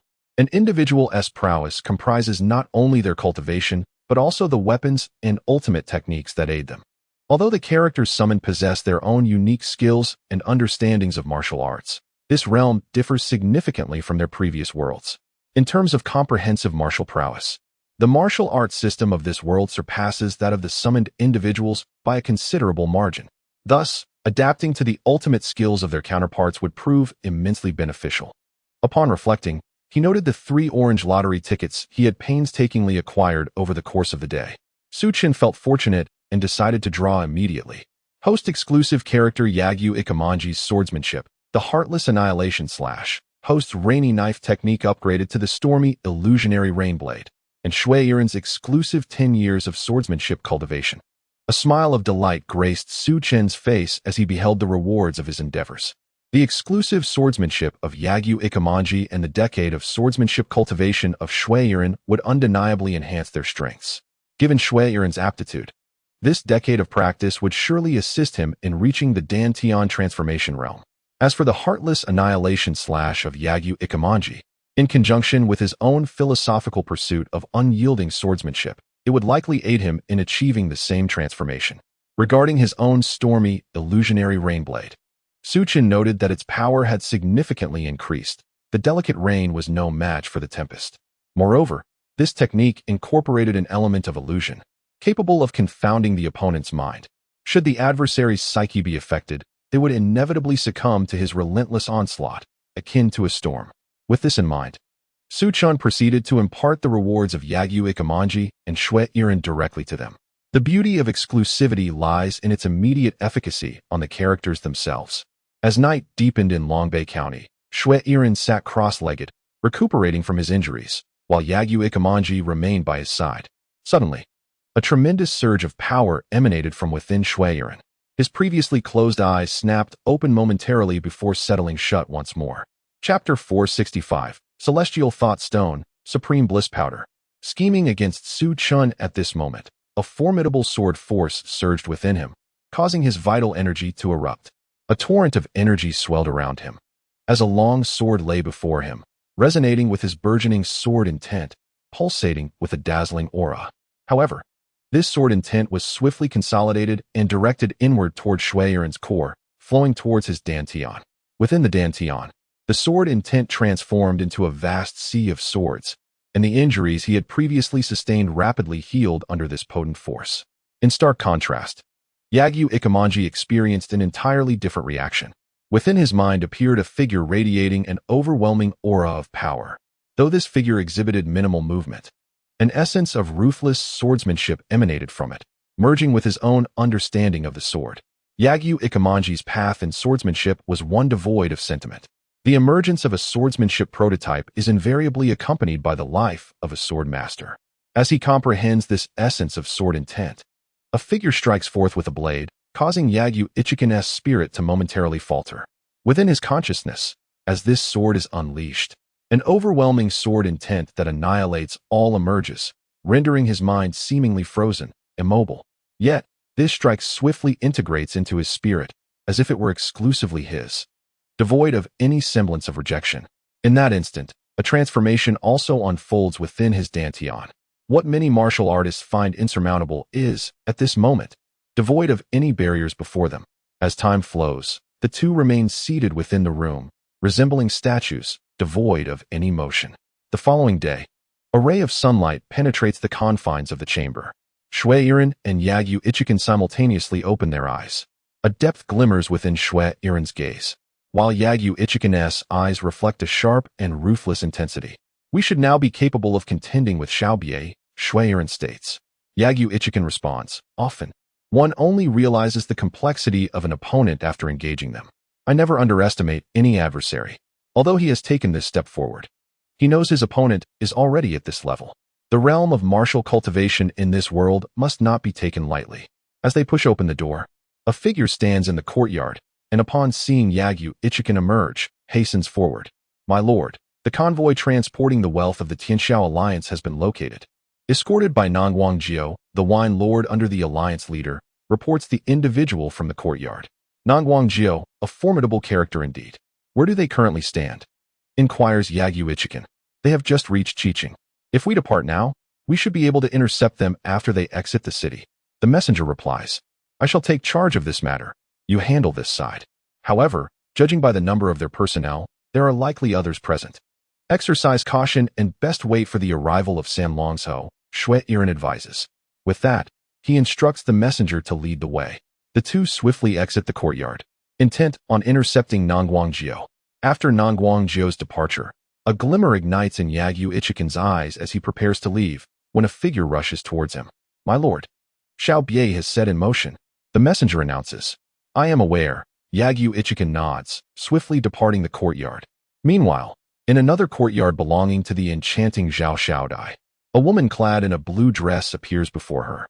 Xiao Bie has taken action. He has departed from Longbaijian ahead of us, she informs. It should not be so easy for him to leave Longbaijian. If Xiao Bie departs so effortlessly, how then will the Qinglong Society demonstrate its control over the 9 northern counties? Zhao Xiaodai muses softly. Are you suggesting that the Qinglong Society will take action against Xiao Bie? He likely comes prepared. Should the Qinglong Society intervene, they may suffer significant losses. The atmosphere surrounding Xiao Bie was quite formidable, likely only to be challenged by Li Qinzhou, the third dragon leader of the Qinglong Association. One could only hope that Li Qinzhou would arrive, for such an encounter would surely ignite a fierce confrontation. A woman clad in a blue dress spoke solemnly. I believe we shall witness this. By the way, Feng should be arriving today, as master urgently requires the Tianyin stone. Zhao Xiaodai remarked in a low voice. The Tianyin stone, a substance capable of consolidating one's spirit, was sought by her master. The deputy leader of the Jile Palace, the Jade-Bone Demoness, who was preparing to penetrate the depths of the sea in pursuit of spiritual enlightenment. Yet, she had struggled to grasp her own divine force, thus seeking the Tianyin stone to fortify her spiritual power and forcibly coalesce her divine intent. According to the timeline, today marked Feng's official appointment in Longbei County, and such appointments were bound by time constraints. He would not be tardy. Seizing the opportunity while attention was diverted towards the Tianxiao Alliance and the Qinglong Association, I shall accompany you to meet the newly appointed county magistrate, Zhao Xiaodai declared as she rose to her feet. As they set forth, 2 palanquins appeared before the magistrate's residence in Longbei County.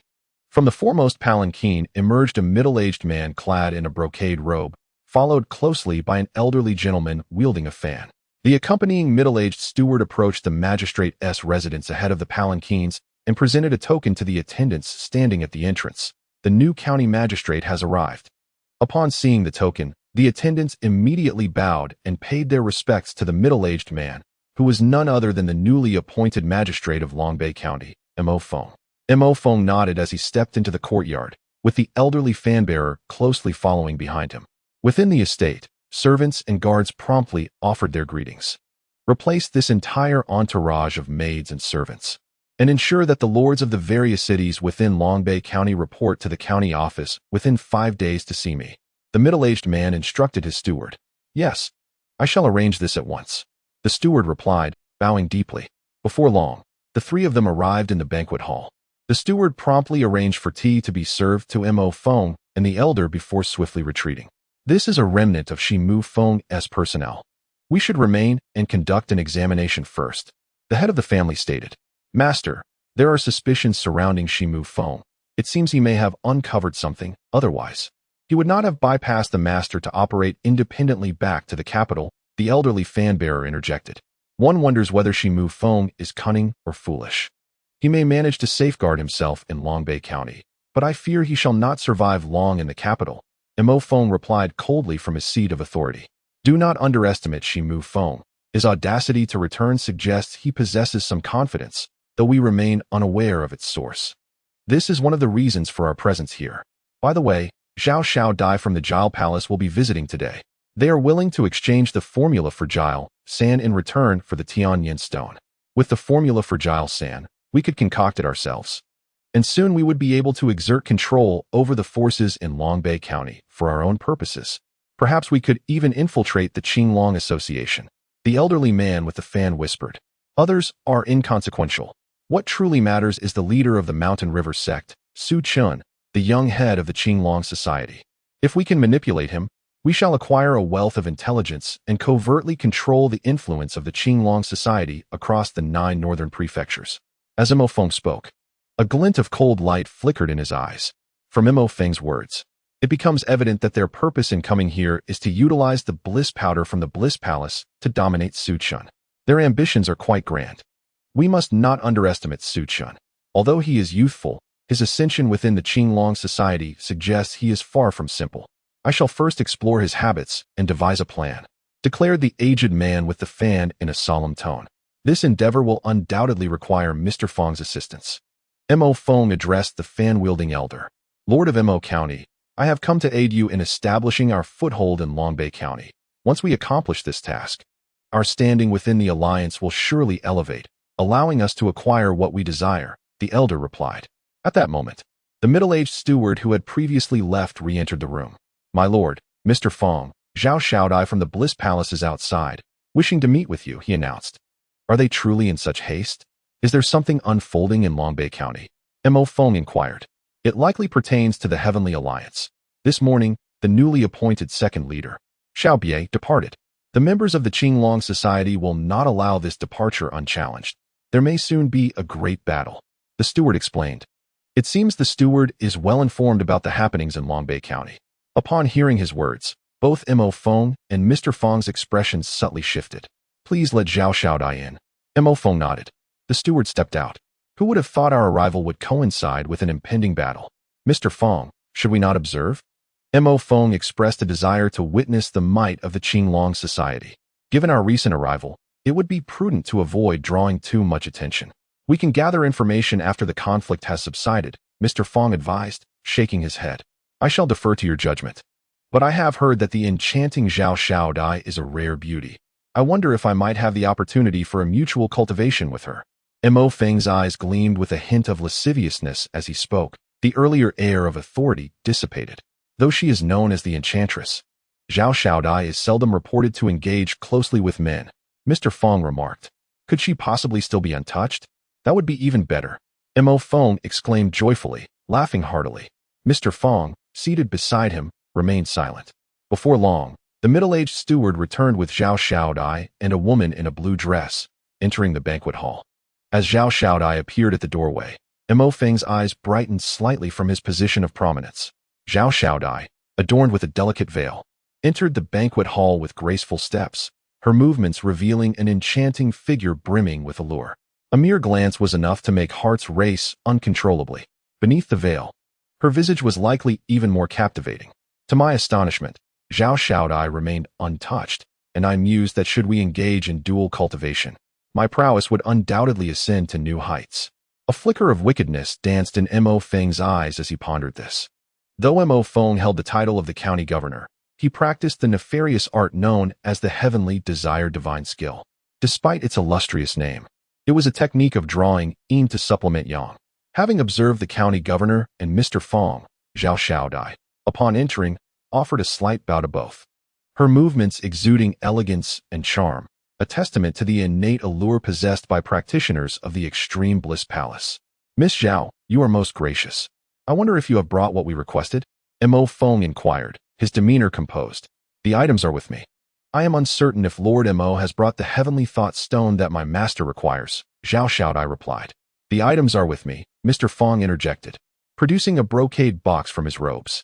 As he opened it, a square stone emerged before the assembly. However, as everyone gazed upon it, their vision became somewhat blurred, their senses seemingly affected in some way. Xiao Xiaodai immediately diverted her gaze. Mr. Feng, having remained oblivious to the effects of the heavenly thought stone within the brocade box, gradually closed it and stood, extending it towards Xiao Xiaodai. She accepted the box and gently placed it in her bosom before retrieving an aged piece of bone paper, which she presented to Mr. Feng. This contains the formulation information for the extreme bliss powder. Perhaps Mr. Feng can arrange for someone to verify it, Zhao Xiaodai stated. Mr.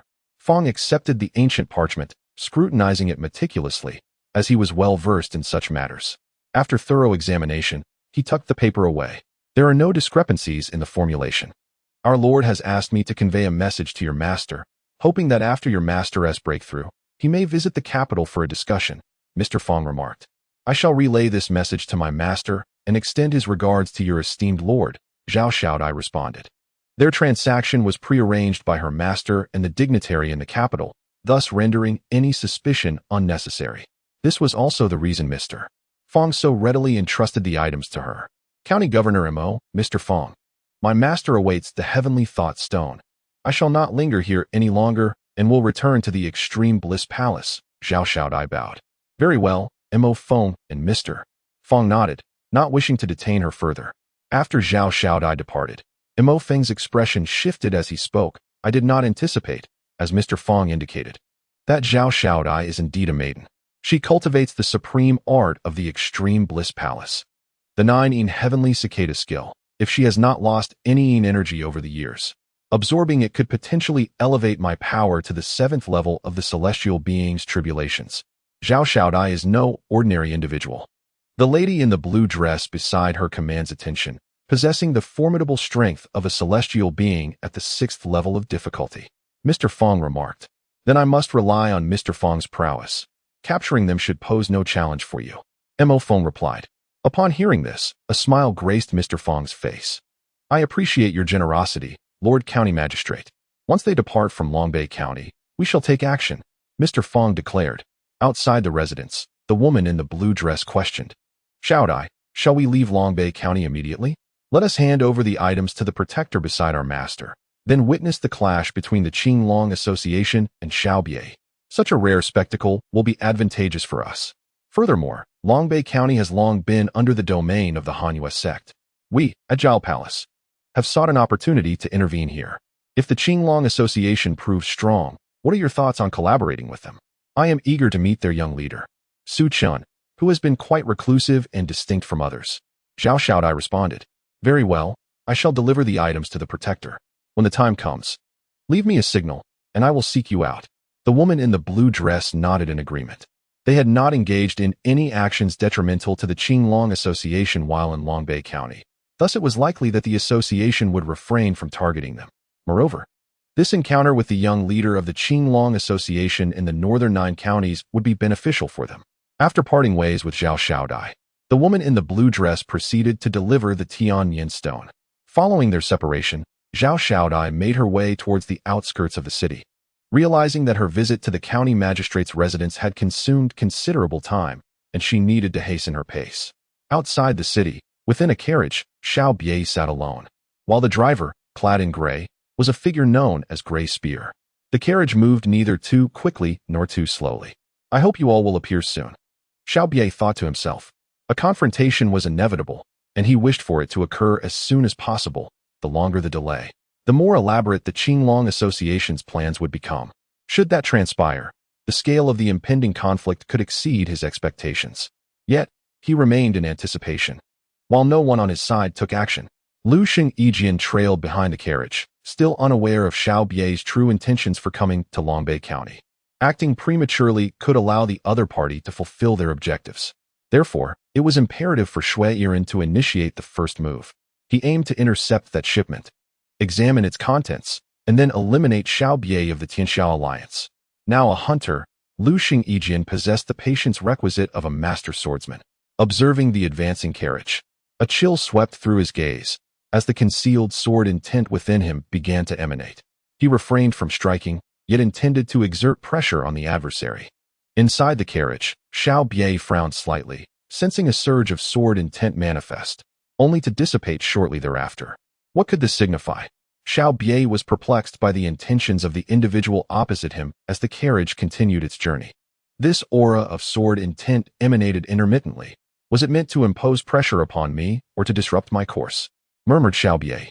I shall take the reins of the carriage. You shall accompany the renowned sword and meet the pursuing Lu Xing. Given that Shui Yiren had previously sustained injuries, he was unlikely to trail behind. Thus, Xiao Bie understood that it was indeed Lu Xing in pursuit. The prowess of Lu Xing was comparable to that of Shui Yiren. After investigating the death of Ba Dao, it was evident that Shui Yiren had seized upon a moment of vulnerability, delivering a fatal blow. The strengths of the renowned sword and the gray spear were akin to that of Ba Dao. Should the two join forces, Lu Xing would surely meet his demise. As the gray spear Shimu Ming reined in the horses, the carriage came to a halt, and he deftly alighted onto the ground, while Xiao Bie's carriage pressed onward. Xiao Bie could sense the sword intent radiating from Lu Xing, and as a master of the spear technique, Shimu Ming was also attuned to the sword aura emanating from Lu Xing. Upon landing, Shimu Ming subtly moved his right hand, revealing a gray short spear from within his sleeve, which he grasped firmly in his right hand, while his left hand held the spearhead. With a swift pull, a long spear emerged. The spear was predominantly gray, yet its tip shimmered with a chilling light, indicative of its sharpness. He cast his gaze toward a specific point. Lu Xing, since you have arrived, do reveal yourself. Shimu Ming's voice was calm, yet there was a subtle tension in his grip on the spear. Lu Xing, a formidable master of the sword, emanated an aura of death. He could not afford the slightest lapse in vigilance. The air grew notably silent, creating an oppressive atmosphere. Concealed in the shadows, Lu Xing observed the gray spear, Shimu Ming standing in the middle of the road, his eyes narrowing slightly. He felt a twinge of astonishment. The carriage driver, seemingly unremarkable without an explosive presence, now emanated a piercing aura that could not be underestimated. If he had not achieved a breakthrough, he might not stand a chance against such a master. Nevertheless, with his newly acquired technique, the Heartless Annihilation Strike, one sword stroke would ensure the opponent's demise. With measured steps, Lu Xing revealed himself, advancing toward the gray spear, Shimu Ming. As Lu Xing stepped forward, Shimu Ming sprang into action, propelling himself off the ground with a powerful burst of energy. His long spear was raised in an instant, and with a single thrust. The energy at the spear's tip surged violently, akin to thunderclaps, colliding with the surrounding space and erupting forth with ferocity toward Lu Xing. Although Shimu Ming exuded an aura of normalcy, his strike was exceedingly ruthless and swift. He preferred to preemptively strike, leaving no opportunity for his opponent. The surging energy from the spear collided with the air, generating a tempestuous stream directed at Lu Xing. At that moment, Lu Xing saw nothing but the spear's tip and the energy, the brilliance obscuring his vision, while his ears were filled with a cacophony of roaring sounds. In an instant, Yagyu Ichigen found himself engulfed in a tempest. His eyes narrowed slightly, sensing the formidable power of the strike. With a swift motion, his long sword appeared in hand, and he retaliated with a reverse slash, the sword aura surging forth, equally swift and tempestuous. Though his sword was drawn later, it met the incoming spear from the renowned Qiao Xingyang with unmatched ferocity. Bang! The clash of two violent forces erupted, generating a cacophony of sparks and thunderous sounds. And then the two figures diverged. Just as they parted ways, a shadow emerged from the darkness, wielding a long sword that lunged menacingly towards Yagyu Ichigen. The radiant sword light was captivating, not merely an aura, but the brilliance emanating from the sword itself. This dazzling light was blinding. The assailant was none other than the elusive Qiao Xingyang, whose sword hilt was adorned with gemstones that, under his chi, shimmered with a brilliance that could distort vision. Once one's sight was compromised, their reflexes would falter, leaving them vulnerable to the lethal strike of Qiao Xingyang's sword. In an instant, Qiao Xingyang's blade pierced through Yagyu Ichigen's form. A soft sound echoed as the sword penetrated, yet no blood was shed. Qiao Xingyang's expression, once filled with mirth, turned to disbelief as he realized he had struck nothing but air. He retreated rapidly, but as he did, a terrifying sword light enveloped him. Instantly, his heart raced, and a chill ran down his spine, enveloping him in dread. Panic surged within him as he felt his body's meridians freeze, a shadow of death looming over him. He retreated with urgency, yet his speed could not match the encroaching sword light. Instinctively, he raised his long sword to deflect the imminent threat. However, with a swift hiss, his sword shattered upon contact with the adversary's sword light, and he beheld a blade penetrating all before him. Suddenly, he felt a sharp pain in his neck, and then consciousness faded. From the outside, Chao Xingyang's massive head rolled away from his body, landing roughly a meter away, blood gushing from the severed neck. The severed head bore an expression of horror and disbelief. Witnessing this gruesome spectacle, the renowned figure of the gray spear, Shi Muming, momentarily stood frozen. Unable to comprehend the scene, the severed head of Chao Xingyang, a member of the Heavenly Alliance and a familiar collaborator, struck him with shock. Chao Xingyang's strength was no less formidable than his own, yet he had been effortlessly dispatched by a single strike. Realizing this, Shi Muming's countenance changed dramatically. In the realm of martial combat, luck held no sway. The ability to slay a renowned swordsman with a single blow implied an undeniable superiority in power. Yet, during their earlier engagement, Yagyu Ichijin had exerted no pressure upon him. This is precisely why the renowned swordsman, Chao Xingyang, lurked in the shadows. Intending to provoke him into action, Shi Muming seemed to have an epiphany as he glanced at Lu Xingyijian. Indeed, he had been hiding in the dark, waiting for the opportune moment to strike. I merely provided him with that opportunity, yet he failed to seize it. Lu Xingyijian's tone was remarkably calm, yet it exuded an unmistakable aura of lethal intent. How can your strength be so formidable? Did you not just recently step into the realm of the 9 trials of heaven? The cold gaze of Shi Muming scrutinized Lu Xingyijian.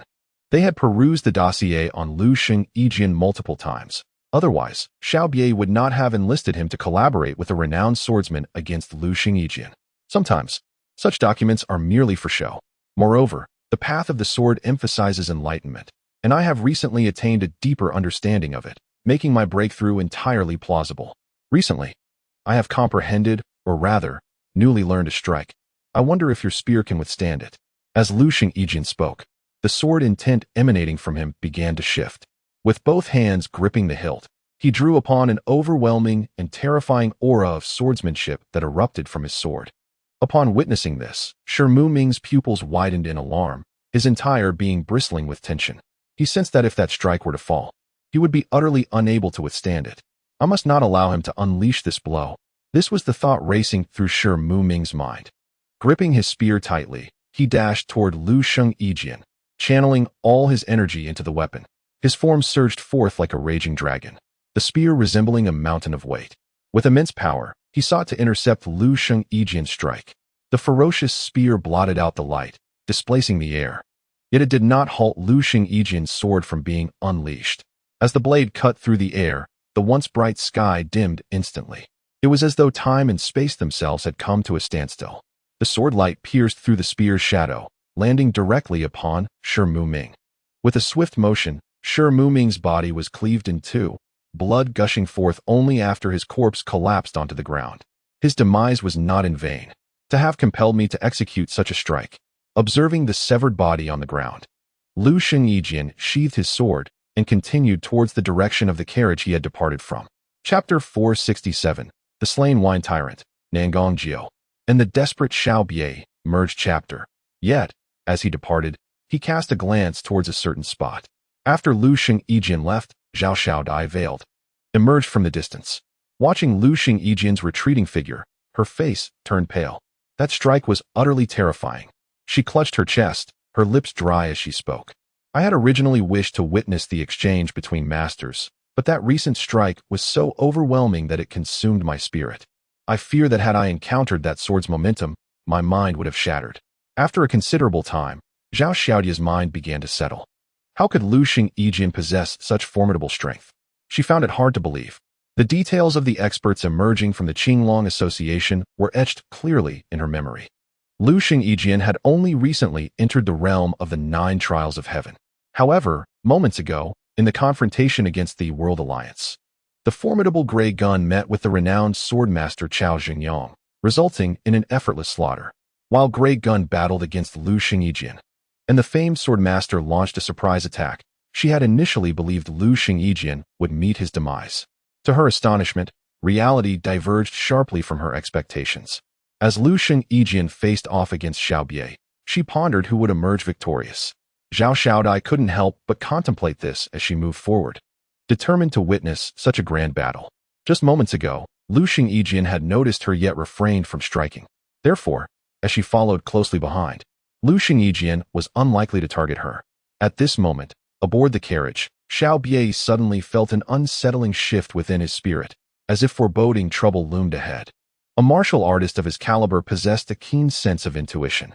Now, with this heightened awareness, he feared the gray gun and his companions might be in peril. A furrow formed on his brow as the carriage instinctively slowed its pace. With both of them teaming up against Lu Xingyijian, Gray Gun confronted him directly while the famed sword master lurked in the shadows, and it was unlikely that Lu Xingyijian could withstand much longer. Suddenly, Xiao Bie's expression froze. The earlier vanishing sword intent resurfaced. Lu Xingyijian had not perished. His countenance darkened considerably.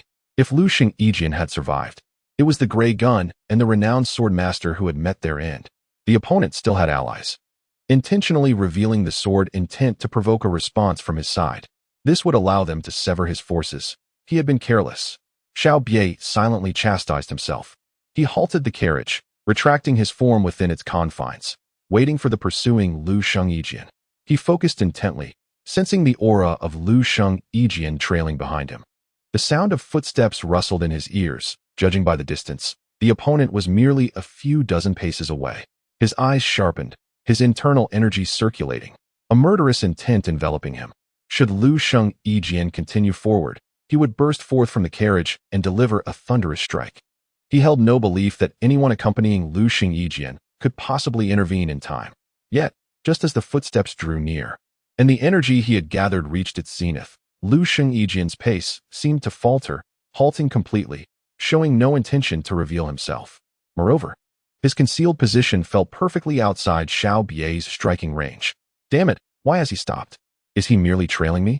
Witnessing this scenario, Xiao Bie's expression darkened considerably. If the opponent did not advance, but merely followed, any movement on his part might lead to the adversary retreating, rendering him unable to seize the opportunity. One could only imagine the frustration etched on Xiao Bie's face at this moment. Not far away, Lu Xingyijian paused, his gaze fixed intently on the carriage, refraining from making a move. Sometimes, it is the invisible pressure that compels a person to reveal a flaw. Once a flaw appears, one becomes vulnerable to elimination. The advancement of Lu Xingyijian's martial arts stemmed from engaging in battles with formidable opponents, leading to their demise. This was his distinct path in the pursuit of martial excellence. Meanwhile, in another location, Shui Yiren had intercepted the World Alliance convoy. At the forefront of the convoy stood a burly man, his robust figure accentuated by an exquisitely crafted wine gourd hanging from his waist. This was none other than Nan Gongjiu, the renowned wine lord of the Tianshan Alliance, who had accompanied Xiao Bie on this journey. Shui Yiren, how surprising it is to see you here. It appears that the others from the Qinglong Society are not present in Beijing, he remarked, his gaze penetrating as he assessed Shui Yiren. News of Ba Dao's demise at Shui Yiren's hands had reached him, and he was aware that Shui had sustained injuries during their confrontation. As he spoke, a fierce glint emerged in his eyes, and his aura surged with an overwhelming force, exuding an intense sense of pressure. With a thunderous stomp, he propelled himself forward like a streak of lightning, vibrant arcs of electricity crackling around him, coalescing into a formidable energy. Ballet fist, he shouted, unleashing a powerful strike towards Shui Yiren. The sheer force of his attack reverberated through the air, creating a deep, resonant explosion. Shui Yiren's presence signified that his injuries were not grave, and Nan Gongjiu's initial words were merely a ruse to divert Shui's attention. He intended to launch a ferocious assault without holding back, convinced that if his fist connected, it would undoubtedly incapacitate Shui Yiren. Yet, rather than retreating from the onslaught, Shui Yiren stood resolute, his previously calm demeanor igniting with fervor. He had recently attained a decade's worth of swordsmanship mastery and ascended to the realm of Tianren, granting him a lifespan of a century, with the most formidable among the Tianren 9 difficulties potentially living to 200 years. The significance of 10 years of sword training was paramount. Gripping his long sword tightly, he unsheathed it in an instant, unleashing a swirling mist of sword energy that coalesced into a radiant strike. The clash of sword light and Nan Gongjiu's palm energy unleashed a powerful wave of force that reverberated through the air. As the sword and thunderous hand collided, the energy surged, prompting Shui Yiren to swiftly retract his sword and slice once more. The sword light tore through space, cleaving the thunderous energy and propelling the grayish sword aura towards Nan Gongjiu. Nan Gongjiu's expression shifted. Thunder armor, he exclaimed. summoning a protective shield of lightning that enveloped his fist as he launched another powerful blow. The collision of his fist and the sword energy erupted in a brilliant display of energy, sending fierce gusts of wind spiraling outward. Onlookers, who had prudently distanced themselves during the scuffle, now felt a chill run down their spines from afar. Some began to shuffle away, recognizing themselves as mere carriage drivers, not affiliated with the Tianshan Alliance. They had come to earn a modest wage and had no desire to perish in this conflict. Their instinct for self-preservation prompted them to flee, intending to return once the dust had settled. It was indeed astonishing that Xiang Ying bore no injuries. After a single strike, the wine lord, Nangong Jiao, observed the expression on Xiang Ying's face, which was grave. Following their recent encounter, it was evident that his opponent displayed no signs of injury from the force of his sword. Was he perhaps disappointed? Xiang Ying's tone remained indifferent. He had not unleashed his full strength in that previous strike. However, despite the formidable power demonstrated by his adversary, Xiang Ying sensed that the opponent possessed further abilities. This individual seemed to be stronger than the previous master of the blade. Such was his intuition. I am somewhat disheartened. Yet I am also compelled to slay you in vengeance for the fallen blade master, the wine lord declared solemnly. As he spoke, he surged forward once more, his fists enveloped in a formidable aura, launching an attack towards Xiang Ying. In response, Xiang Ying swung his long sword. Clang, clang. The sound of their weapons colliding echoed sharply in the air. The force of the wine lord's fists met the blade with a fierce clash, reverberating like iron striking iron. Amidst this violent exchange, the energy within the wine lord surged, manifesting bolts of lightning that flickered around his form, accompanied by a distant rumbling. Great Sun Thunder Fist. The wine lord practiced a lightning-based martial art, inherently more potent than ordinary energy techniques. Coupled with the ferocity of lightning, his attacks were devastating. Even if his opponent were slightly stronger, they would still find themselves suppressed beneath the might of his thunderous energy. However, he faced Xiang Ying, whose sword aura was inherently sharp and merciless, reflecting a fierce will to kill. Thus, his strikes were equally relentless.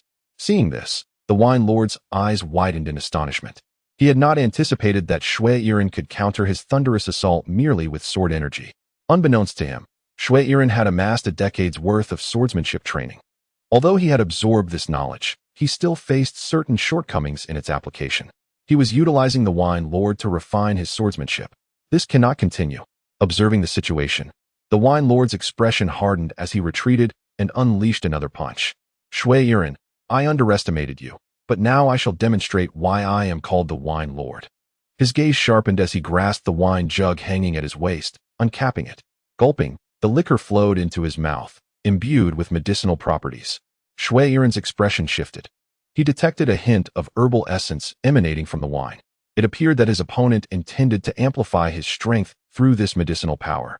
Xiang Ying's demeanor grew serious as he concentrated his sword intent, gripping his sword tightly. The luminous energy surged through his blade, channeling his essence to its utmost peak. At this moment, he had yet to reveal the breadth of his Dantian's transformation into the sea of energy. The opponent's strength had not reached that level, and thus he saw no need to display such power. Sensing the sword intent coalescing around Xiang Ying, the wine lord's electrified fist slammed into the ground with tremendous force. Boom! The earth trembled as a torrent of frenzied lightning surged from his fist towards Xiang Ying. This strike was not merely a single attack, it originated from multiple points. Xiang Ying's gaze sharpened as he swiftly swung his sword, creating a protective barrier of sword energy around himself. Boom! The clash between the thunderous energy and Xiang Ying's long sword resonated with a deafening explosion. As Xiang Ying defended against the surging electrical force, the wine lord, Nangong Jiao, revealed a menacing glint in his eyes. With a forceful stomp, a tempestuous energy surged around him, propelling his body forward in an instant. Boom! The ground fractured and trembled as Nangong Jiao's figure tore through the air, accompanied by a torrent of thunderous energy, suddenly confronting Xiang Ying. The earlier strike was intended to disrupt the sword intent surrounding Xiang Ying, providing Nangong Jiao with this opportunity to launch his attack. The explosive energy roared as it filled the air, creating a cacophony of sounds. This particular assault was formidable, and Xiang Ying, ever vigilant, sensed the tremendous increase in power, which felt several times greater than before, as if an endless energy was being unleashed from his dantian. Was Nangong Jiu harnessing the potency of medicinal wine to elevate his combat prowess to that of the Dantian transformation? Shui Yiren's gaze sharpened as his own aura surged dramatically, a colossal sword energy erupting from him, resonating like the roar of ocean waves. Sensing this sword intent, Nangong Jiu's expression shifted. Yet he had no choice but to exert his full strength. Thunderous Kunping fist. He bellowed, producing a sound akin to thunderous drums. In that moment, the lightning coalesced into a massive koan, surrounded by an ocean of electricity, advancing with an overwhelming presence. This punch was not only grandiose and magnificent, but also imbued with immense power, making Nangong Jiu resemble a colossal beast clad in human form. Shui Yiren concentrated all his sword intent into his hand, his eyes gleaming with determination. Boom! He unleashed a strike, and in an instant, a radiant light surged forth, piercing through the vast river and boundless sea, shattering the tempestuous storm and tumultuous waves, evoking a surreal sensation. As Nangong Jiu witnessed his punch being cleaved apart by the sword light, his expression changed. Yet, the brilliance flickered before him, rendering his face impassive. The force of his punch began to wane, and ultimately, he stood before Shui Yiren, struggling to articulate, "You have ascended to the realm of Dantian transformation. We have been deceived." With that, he collapsed to the ground, a scar from the sword etched upon his brow. A sense of unwillingness stirred within him. Had he discerned Shui Yiren's true strength at the Dantian transformation earlier, he would have fled upon sighting him. Though he could not contend with Shui Yiren, he believed he could escape, thus avoiding his demise in this place. Observing Nangong Jiu sprawled on the ground, Shui Yiren approached, revealing a vial of corpse-dissolving powder, intent on concealing his current strength. The powder settled upon Nangong Jiu, swiftly transforming his body into a pool of viscous liquid. Shui Yiren then inspected the contents within the vehicle, discovering a substantial amount of silver, approximately 1,000,000 in total. However, Shui Yiren furrowed his brow slightly. Though the silver was plentiful, it was hardly sufficient to warrant the substantial presence of the Heavenly Alliance. They merely needed to assign a few individuals to gradually transport the funds, and even if the Northern County belonged to their Qinglong Society, it would likely go unnoticed. After all, the Qinglong Society could not maintain constant surveillance over every location. It seemed that the crucial item must be in the possession of Xiaobie. I wonder if Lu Xingyijian has made his move. Shui Yiren pondered. He then gestured, and a group of individuals emerged from the shadows, ready to deposit the silver into the Shana Bank. Proceed, Shui Yiren commanded. Yes. The individuals quickly pushed a cart away. The Shana Bank was established by Su Chun under the name of the Tianshan Sect. Now, joining forces with Lu Xingyijian, even Xiaobie would find it impossible to escape from the Northern County. Shui Yiren mused. However, just as he prepared to depart, his gaze was drawn to a figure in the distance. Perched upon a tree branch was a person clad in black. Upon noticing Shui Yiren's attention, the figure waved a hand towards the sky. A brilliant firework erupted in the heavens, and in an instant, the figure vanished into the depths of the thicket, moving with such speed that Shui Yiren was left with no opportunity to pursue. The speed was astonishing. Shui Yiren refrained from chasing. He needed to return and ally with Lu Xingyijian to confront their adversary. A firework burst forth, trailing streams of ash. Lu Xingyijian, locked in a standoff with Xiaobie, noticed the smoke in the sky and his expression shifted. Transforming into a fleeting white shadow, he dashed from the cart, heading toward the dense woods along the road. Lu Xingyijian furrowed his brow, refraining from pursuing, realizing that based on his opponent's swift movements, he might not catch up. I have stationed individuals at every intersection. Escaping will not be so simple. The northern 9 counties are the domain of the Qinglong Society. While trailing the approaching figures, Lu Xingyijian had alerted the various factions in the northern county to closely monitor Xiaobie's movements. The forces of the northern county were mobilized. Any movement from Xiaobie would be detected. With haste, he departed. After his exit, Zhao Xiaodai, observing the fireworks above, contemplated the heavy losses the Heavenly Alliance had incurred. But why had Lu Xingyijian not engaged with Xiaobie? Was he truly going to allow him to escape? Zhao Xiaodai frowned slightly. However, she did not linger any longer, turning to return to her residence in the northern county. Upon her arrival, she was taken aback by a figure in her courtyard. It was none other than Xiaobie, who had not confronted Lu Xingyijian earlier. Xiaobie had not left, but had instead returned to the northern county. Miss Zhao, it seems my presence has surprised you. Xiao Bie remarked upon seeing her. The leader of the Xiao Alliance left the city early today and now finds himself in my humble abode. It is only natural that I am somewhat astonished. Zhao Xiaodai replied. I wonder, Miss Zhao, how have your affairs progressed? Are you preparing to depart from Longbei County? I am considering taking Miss Zhao's carriage to leave alongside her. Xiao Bie remarked. With all his men encountering mishaps and having received intelligence during the journey that Shui Yiren had slain the liquor tyrant, showcasing his prowess at the Dan Tian Hua high level, Xiao realized the gravity of his situation, coupled with his confrontation against Lu Xingyijian, where he sensed the latter's capabilities also at the Dan Tian Hua high realm. He found himself in the company of two formidable warriors of the same caliber, both proficient in the fierce sword techniques. Should they conspire against him, escape from Longbei County would be impossible. Hence, he resolved to return to the county town, seeking to rely on Zhao Xiaodai to facilitate his departure. There existed no animosity between the Jile Palace and the Qinglong Society. Thus, he believed the latter would not harm Zhao Xiaodai.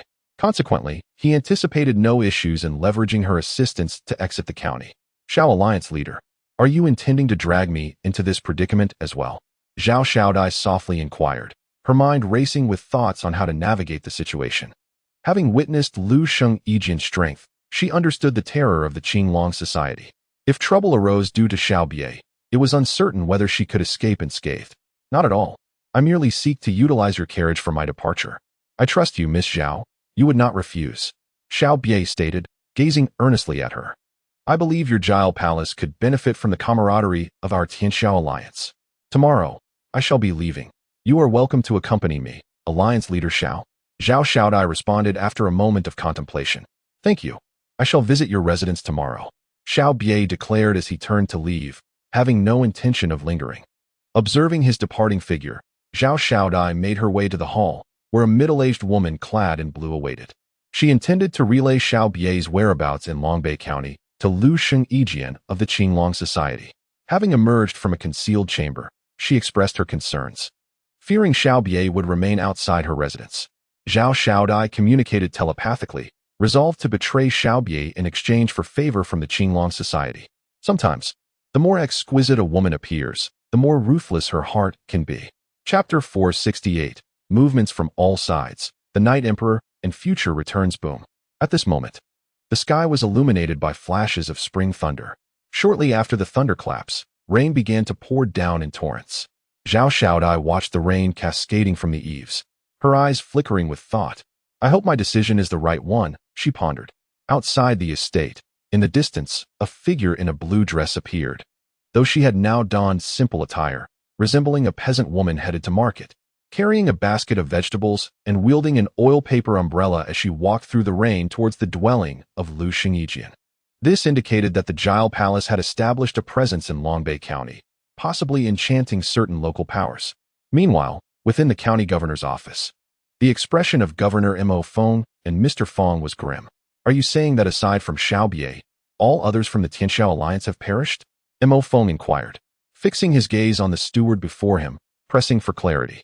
The master has learned that the renowned Grey Spear and the famous Sword of the Heavenly Alliance have perished beneath the blade of Lu Xingyijian, while prior to this, the caravan he was with met its demise under the sword of Shui Yiren.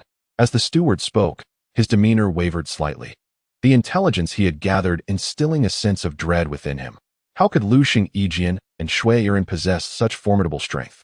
An elder by the name of Mr. Feng, standing nearby, inquired uncertainly, though his question was merely a formality, devoid of any error. The steward replied, confirming the information after multiple verifications. Please, depart for now and continue to monitor the situation outside, Mo Feng instructed, waving his hand dismissively. The steward complied and exited. Once he was gone, Mo Feng turned to Mr. Feng and remarked, the Azure Dragon Society is far more terrifying than we initially assumed. Indeed, it is rather alarming. I shall hasten the crafting of the bliss powder, aiming to bring the leaders of the factions within Longbei County under control first, Mr. Feng replied solemnly. That is the only course of action for now. We must first subjugate a few individuals and then see if we can approach that Su Chun, Mo Feng stated thoughtfully. I will begin the preparation of the bliss powder. You should gather as much information on Su Chun as possible to determine how best to proceed, the elder Feng suggested. I will further compile data regarding Su Chun and the Azure Dragon Society. Yet given our current capabilities, I fear. Mo Feng expressed his concerns. At any moment, one must act with conviction. What constitutes conviction? Strength is conviction. When I arrived, the master mentioned that a person would be dispatched, and I believe that individual will arrive shortly, Mr. Feng concluded, rising to take his leave. It seems I must swiftly deal with Zhao Xiaodai. Preserving my own life takes precedence, Mo Feng murmured to himself. Come forth, he whispered, and a shadowy figure appeared before him. Where is Zhao Xiaodai currently? She ventured out earlier today and returned to her previous residence this evening, the cloaked figure replied. I see. This evening presents a prime opportunity for me. However, I must first divert the blue-dressed woman who accompanies her, Mo Feng mused aloud. In another location, within the confines of the Tianshan Sect, Su Chen stood by the window of a small three-story building, gazing at the sun as it dipped toward the horizon. Tomorrow marks the day when Zhuang Xuanji will provide us with her response. Do you think she will acquiesce to our demands? News from Lian Qingbi indicated that Zhuang Xuanji was betrothed to Hu Xingchen of the esteemed First Zhuang, and according to regulations, she was destined to marry him within a year.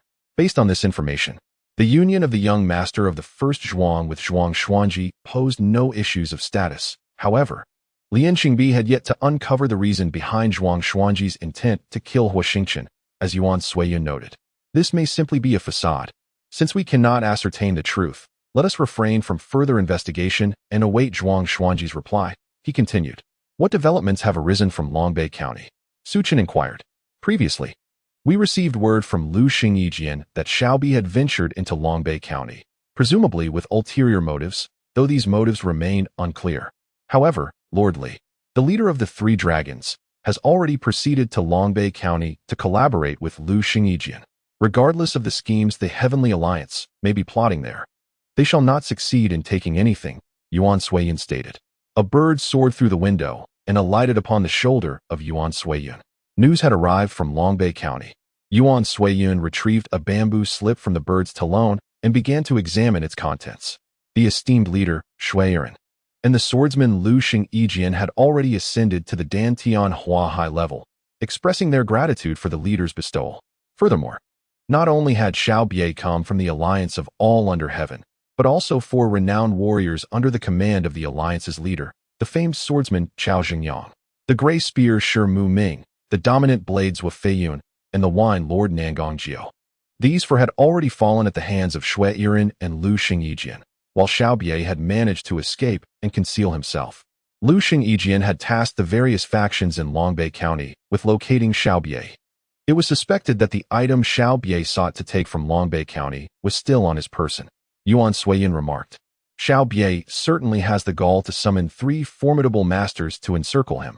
However, one must not underestimate the alliance of all under heaven.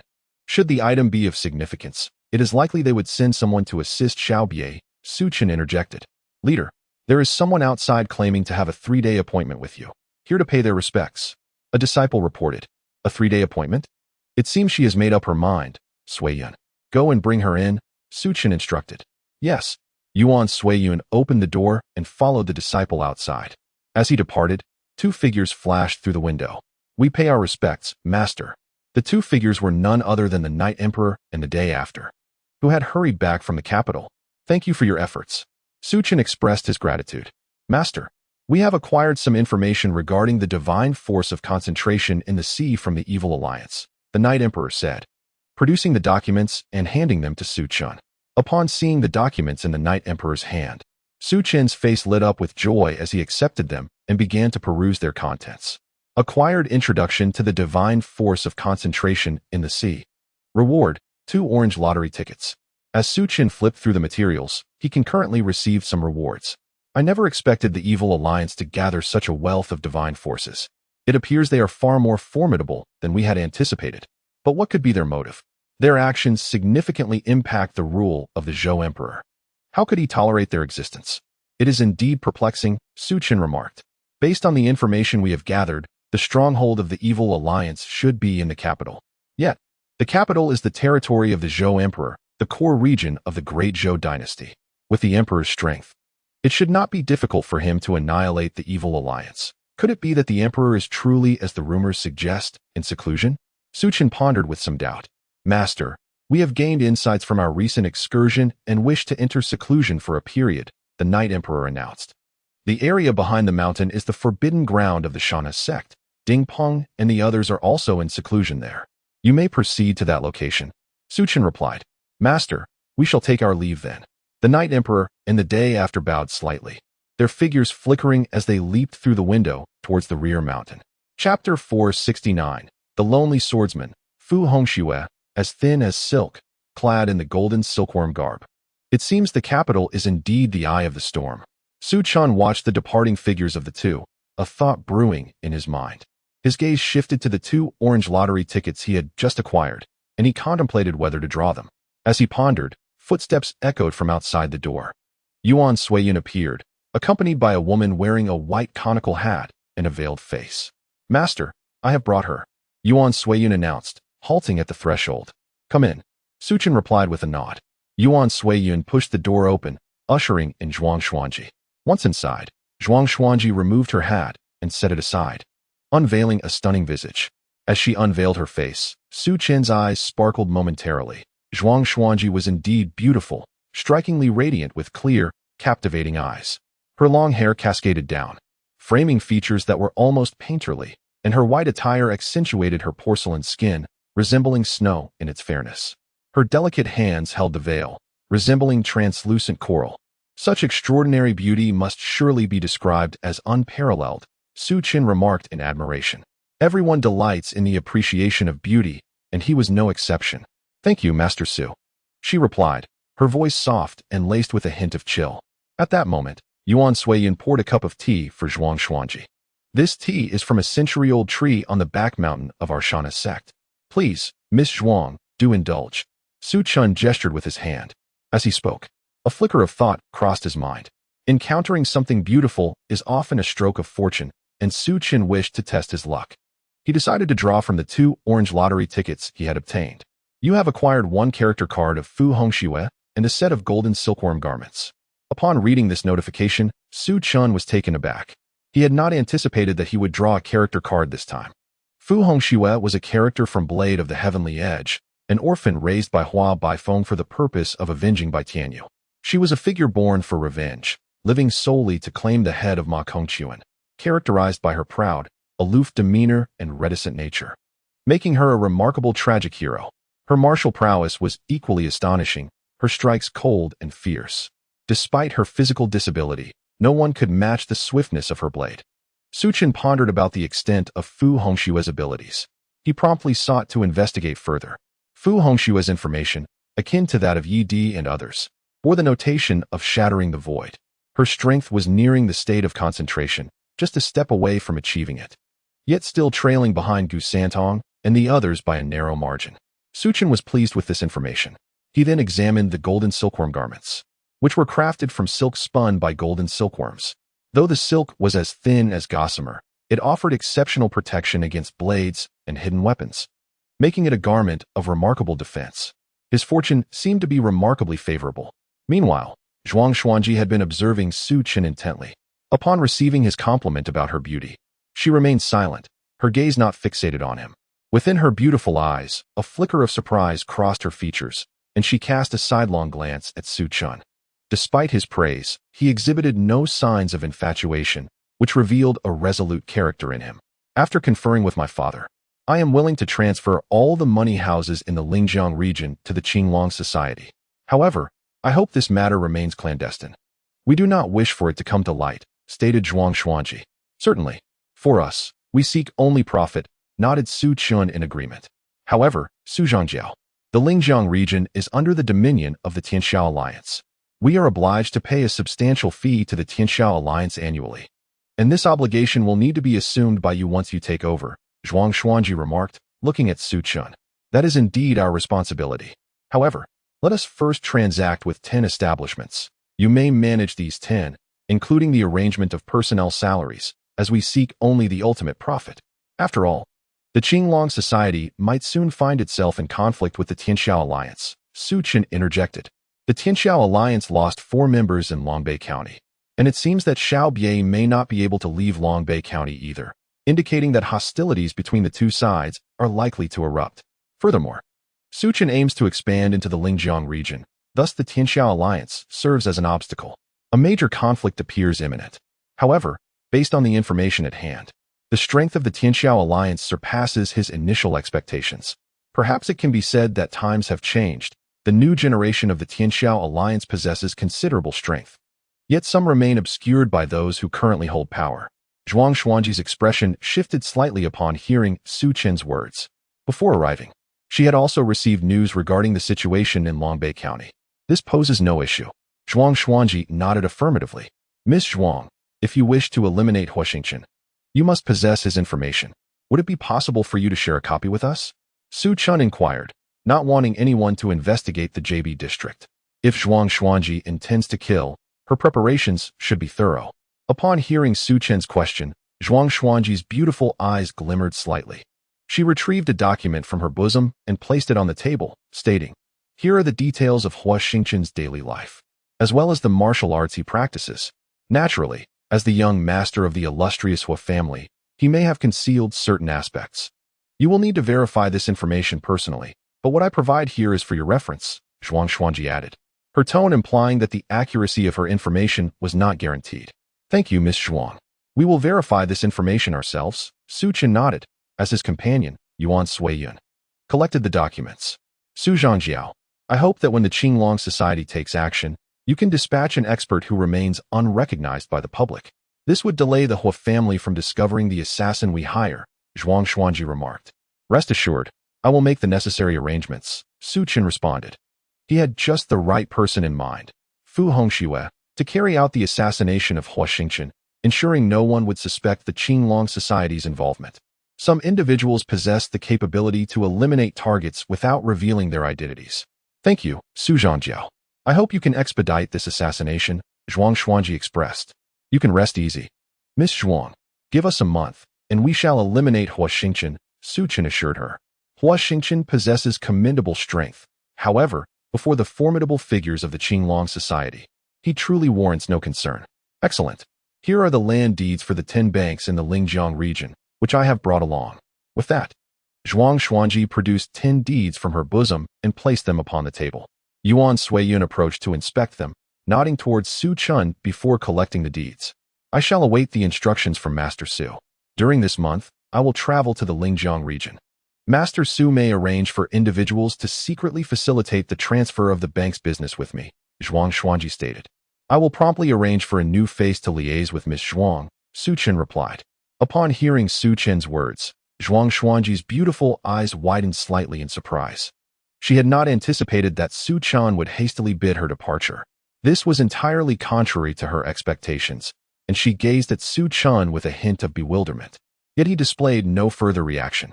While Zhuang Xuanji was indeed striking, her past actions of hiring an assassin to kill her fiancé rendered her a woman of extraordinary complexity. For now, Su Chen preferred to limit his interactions with her. Moreover, her unveiling today seemed laced with a hint of seduction. Zhuang Xuanji departed with a somewhat forlorn expression, following Yuan Suiyun. Shortly thereafter, Yuan Suiyun returned. "Master, Miss Zhuang's beauty is unparalleled. She is truly worthy of you," he remarked. Having been by Su Chen's side for some time, Yuan Suiyun, of similar age, regarded Su Chen as a reincarnation of sorts. In his previous life, he was known as the Bat Young Master. Blinded, he harbored ambitions in the darkness. Today, those ambitions persist, centered around aiding Su Chen in ascending as the sovereign of the great Zhou dynasty. Just as the emperor could wield martial prowess to command the realm, they too could assist Su Chen in becoming a monarch. As for the Tian men, what lay beyond it was unclear to Yuan Suiyun, who dared not boast. Zhuang Xuanji is indeed beautiful, yet her ruthless actions against Hua Xingchen, regardless of the motive, reflect a certain severity, Su Chen noted. "Master, whom shall we send to eliminate Hua Xingchen? Should we inform the leader Qiao and Jiangnan?" Yuan Suiyun inquired. "No need. We shall dispatch someone else for this task," Su Chen replied. At that moment, a figure materialized within the room. A person clad in black entered, their complexion pale, gripping a pitch-black blade tightly, their eyes bright. Upon seeing Su Chen, they moved forward, albeit with a slight limp that did not impede their speed. "I have met the master," Fu Hongxue spoke. her voice somewhat cold and solitary. In her previous life, she was a vengeful spirit, though her vendetta was not her own, merely a means to fulfill another's desires. In this life, she had been entrusted with the mission of loyalty to the person before her. Fu Hongxue, this world is different, since you have arrived here. Your new life is about to commence. This realm of martial arts is intricate and complex. Suiyun, Fu Hongxue will accompany you into your own world. Akin to a figure from your future, his prowess surpasses yours. In your realm, he is renowned as the invincible blade god. You should first introduce him to the circumstances of this world, Su Chen remarked. Certainly. Please. Yuan Suiyun politely led Fu Hongxue away, imparting all the details about this world to him. Fu Hongxue had never made an appearance in this realm. He ventured to Jiangbei to slay Huixingchen, and no one knew he hailed from the Qinglong Association. This aligned perfectly with Zhuang Xuanji's requirements. Fulfilling the client's demands is imperative for the Qinglong Association to sustain its business. A day later, Fu Hongxue departed from the Tianshan Sect. Apart from Su Chun and Yuan Suiyun, no one within the sect had ever seen Fu Hongxue, oblivious to his presence and subsequent departure. In a modest courtyard in Lingnan County, Zhuang Xuanji and her two maidservants were present. Miss, do you think the Qinglong Association might take the money without delivering results? One maidservant inquired. Su Chun is no ordinary individual. Given his demeanor and aura, there should be no cause for concern. The Qinglong Association is distinct from other assassin factions. The other factions are wary of the reputation of the world's premier manor, and we dare not reveal our true identities in dealings with them, which deters anyone from taking action. The Qinglong Association does not share this limitation, which is why I chose to engage in trade with Su Chun. However, I wonder who they will dispatch from their side. Zhuang Xuanji responded. By the way, have we received any news from the Longbei County? She subsequently asked. Miss, we have received word that the renowned swords of the world's alliance, the dominant blade, the wine overlord, and the gray spear, have all perished in Longbei County. The assailants were Xue Yiren and Lu Xingyijian. Their strength is not as the outside world perceives. They have just stepped into the realm of Tianren Junan. Yet they are formidable figures in the Dantian Huahai stage. It is rumored that Xiao Bie of the world's alliance did not engage Lu Xingyijian directly, but instead fled.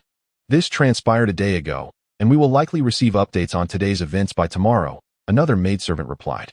This is rather unexpected. Previously, the most formidable display of strength came from the dragon leader, Li Qinzhou. Little did we know there were two others concealed in the shadows. Zhuang Xuanji's enchanting eyes flickered slightly, her faith in Su Chen's words deepening. Huixingchen's fate was now sealed. We shall also make our way to the Lingjiang region and await the resolution of Huixingchen by Master Su, Zhuang Xuanji declared solemnly. For the sake of our family's wealth, he has secretly administered a slow-acting poison to my father. Had it not been for my mentor, the South Sea Divine Nun, visiting and discerning the poison afflicting my father, we would have remained in the dark. As Zhuang Xuanji spoke of Huixingchen, a glimmer of murderous intent and hatred surfaced in her expression. She had once been celebrated alongside Huixingchen in the martial world, where he was lauded as the gallant gentleman, the scion of the world's premier manor. Zhuang Xuanji, destined to be the future matriarch of the third largest bank in the realm, was also hailed as one of the three most beautiful women in the world. To outsiders, they appeared to be a match made in heaven.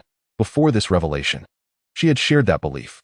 However, she never anticipated the depths of Huixingchen's cruelty.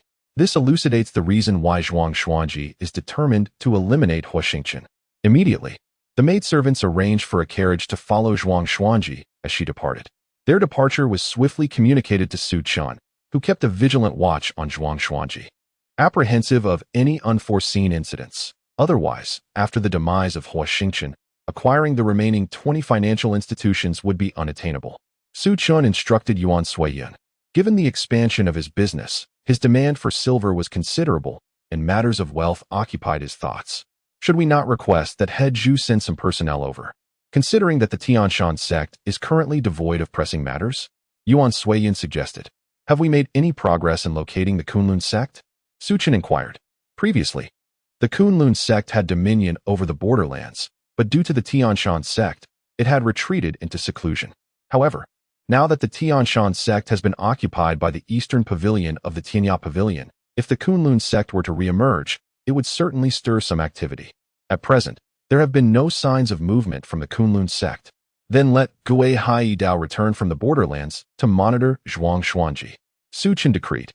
Gui Haidao, possessing the formidable prowess of the 9th level of the celestial realm, wielded an exceptionally domineering blade technique, particularly his Abijna 3 blades, renowned for their tremendous power. Thus, surveilling Zhuang Xuanji posed no issues whatsoever. Chapter 471, The 3 Great Masters. Sending Xiao Bi on his journey inside the imperial palace of the capital, within a somber and dimly lit great hall, a figure clad in black knelt before Emperor Zhou, whose countenance appeared rather grim. The Tianshan Sect's Huamufeng has been slain, and the assailants were from the eastern pavilion of the Tianya Pavilion. I didn't anticipate that they would disrupt my plans. Emperor Zhou spoke in a low, grave tone. What actions are they undertaking while occupying the Tianshan Sect? He inquired. They are seeking the whereabouts of the Qinglong Sect. Based on my subordinates' investigations, they likely intend to eradicate the Qinglong Sect as well, aiming to seize control over the entire border region, the black-clad man reported. What audacious ambitions they possess. You may leave, Emperor Zhou gestured dismissively. As the black-clad man bowed and exited the hall, Emperor Zhou turned to Xue Pingsheng, who stood nearby. What is your perspective on this Tianya Pavilion? Currently, the Tianya Pavilion has manifested both the eastern and northern pavilions. The combat capabilities exhibited by the eastern pavilion exceed those of the northern pavilion, though their roles may differ. This nonetheless underscores their ambitions, which remain beyond our surveillance. Hence, I believe we must implement measures to restrain them. Xue Pingsheng replied. Evidently, you have a strategy for restraint. Do share your thoughts. Emperor Zhou, well acquainted with Xue Pingsheng, recognized that such a statement indicated he had devised a plan. Aren't they in pursuit of the Qinglong Sect? Let us entice the Qinglong Sect to emerge, testing the eastern pavilion of the Tianya Pavilion. I can discreetly orchestrate an operation within the Qinglong Sect to undermine one of their 3 grand elders, He Daosheng, under the guise of the Tianya Pavilion. Xue Pingsheng stated in a measured tone. Let us proceed with this course of action. The borderlands cannot remain tranquil. Conflict is essential. However, I find myself somewhat curious about the poison insect planted within Huamufeng. Now that he has perished, what reaction might that figure high above in Tianmen exhibit? The Emperor of Zhou spoke. From his words, it was evident that the Emperor was aware of the existence of those behind Huamufeng. For the time being, they could not influence our side. Even if they were to send someone down, it would require time. This is akin to a chasm, isolating us from entering and preventing their arrival. Xue Pingsheng shook his head.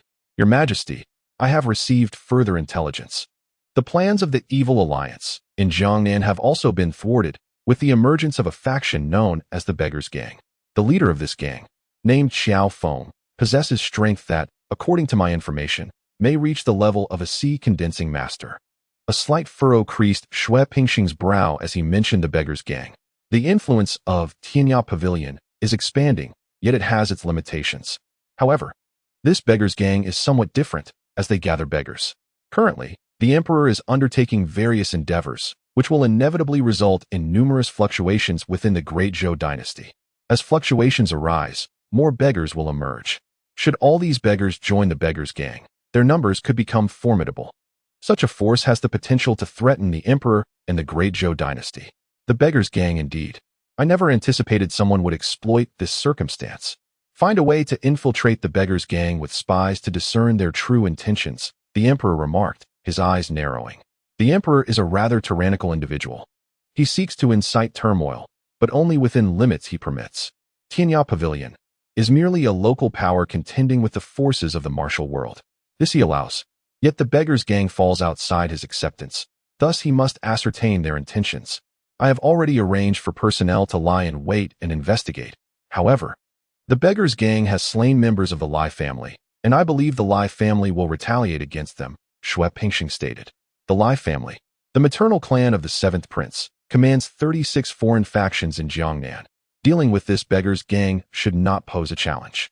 A murderous glint flickered in the Emperor's eyes. Your Majesty, I have already devised a plan to summon General Wang back to the capital as per your instructions. I wonder how your Majesty intends to position him next, Xue Pingsheng inquired. Having spent many years in the South Sea, he has grown somewhat arrogant, disregarding my royal family. Find a way to poison him, inflict severe injuries, but spare his life for now. This way, chaos should ensue in the South Sea, weakening his influence there. The Emperor commanded. I shall arrange it. However, General Wang's martial prowess is formidable. It may prove challenging to poison him without causing death. Recently, the old man of 9 poisons has developed a toxin known as colorless and tasteless, which can affect a warrior's spirit. You may take my command token and procure some from him, the emperor instructed. Understood. Shui Pingxing bowed. What are your thoughts on the visitors from Jinwu Taoist Temple, who have come to the capital? They hold themselves in high regard, unwilling to engage in royal matters. Yet they have chosen to send representatives this time. I believe they aim to support a particular prince, and it seems they already have a target in mind. Shui Pingxing replied. To my astonishment, among my progeny, there exists one who has established a connection with the Jinwu Taoist Temple. Do you know who it is? I have yet to ascertain, but it is unlikely to be one of the 9 ruling princes. Your Majesty's offspring are all exceptional individuals, so it is only natural that the people from Jinwu Taoist Temple would take notice. Shui Pingxing remarked. Your words please me greatly. Come, recently. Eunuch Tao has unearthed my treasured wines. Let us indulge in a fine cup together. Emperor Zhou said with a smile. The two departed from the shadows of the palace, restoring tranquility to the Grand Hall. In Longbei County, a spacious carriage rolled out from the eastern city. Within the carriage, Zhao Xiaodai sat gracefully, with Xiao Bie beside her, while a woman in a blue dress occupied the space next to Zhao Xiaodai. Thank you for your kindness, Miss Zhao. Xiao Bie spoke within the carriage. We are merely leaving at the same time. There is no need for thanks, Leader Xiao. Zhao Xiaodai replied softly. Nevertheless, I must express my gratitude, Miss Zhao. Allow me to toast you with tea in place of wine. Xiao Bie raised his teacup. Just as he did so, his expression faltered slightly. The carriage came to a halt, and a group of cloaked figures appeared before them. Xiao Bie knitted his brows slightly, sensing that the strength of those who intercepted their carriage was somewhat lacking. Zhao Xiaodai also frowned, preparing to lift the curtain for a better look. Miss Zhao, the county governor wishes to bid you farewell, so please wait here for a moment. One of the figures spoke. Upon hearing this, Xiao Bie was momentarily taken aback. He did not anticipate that the visitors were here for Zhao Xiaodai, especially the newly appointed county governor, and he turned his gaze toward her. At that moment, a frosty glimmer appeared in Zhao Xiaodai's beautiful eyes. County Governor Mo Feng had stopped her upon her departure from the city. His intentions were all too clear. I never imagined that Miss Zhao would draw the attention of County Governor Mo. This newly appointed governor is rather extraordinary, Xiao Bie voiced. He had no intention of intervening, believing that those within the carriage could handle the situation outside without his assistance. Yet an unsettling premonition lingered in his mind. In the shadows, 3 figures observed the group of cloaked individuals before the carriage. These 3 were Shui Yiren, Li Qinzhou, and Lu Xingyijian, who had come to see Xiao Bie off. The county governor's men have intercepted Zhao Xiaodai here. What could his intentions be? Li Qinzhou inquired. This remains unclear. However, I wonder what Xiao Bie will decide to do in response. Shui Yiren mused quietly. He likely senses something amiss. Li Qinzhou responded solemnly. The 3 formidable experts surrounding Xiao Bie, whether it be luck or misfortune for him, remains to be seen. Xiao Bie has concealed himself for a day, surely. Someone from Tianshan Alliance will come to escort him. Lu Xingyijian added. Their appearance was also to guard against other experts from Tianshan Alliance. Otherwise, one Xiao Bie would hardly warrant such a collective effort. The atmosphere before the carriage was steeped in an unsettling silence. The coachman, visibly anxious, cast wary glances at the figures clad in black that obstructed their path, unmistakably harboring ill intentions. Suddenly, amidst this tense quietude, a figure draped in blue burst forth from the carriage, striking out with remarkable swiftness toward the leader of the black-clad assailants. Before the latter could react, he was struck with a resounding thud, sent hurtling backward, blood spilling from his lips as he crashed to the ground, his eyes wide with shock, life extinguished. The remaining black-clad figures were met with a flurry of dark energy emanating from the blue-clad woman, manifested as a series of black needles that pierced through their foreheads, causing them to collapse lifelessly onto the ground. With a swift return to the carriage, the blue-clad woman commanded, "Let us proceed." What a sharp method, mused Li Qinzhou from the shadows, observing the blue-clad woman's prowess.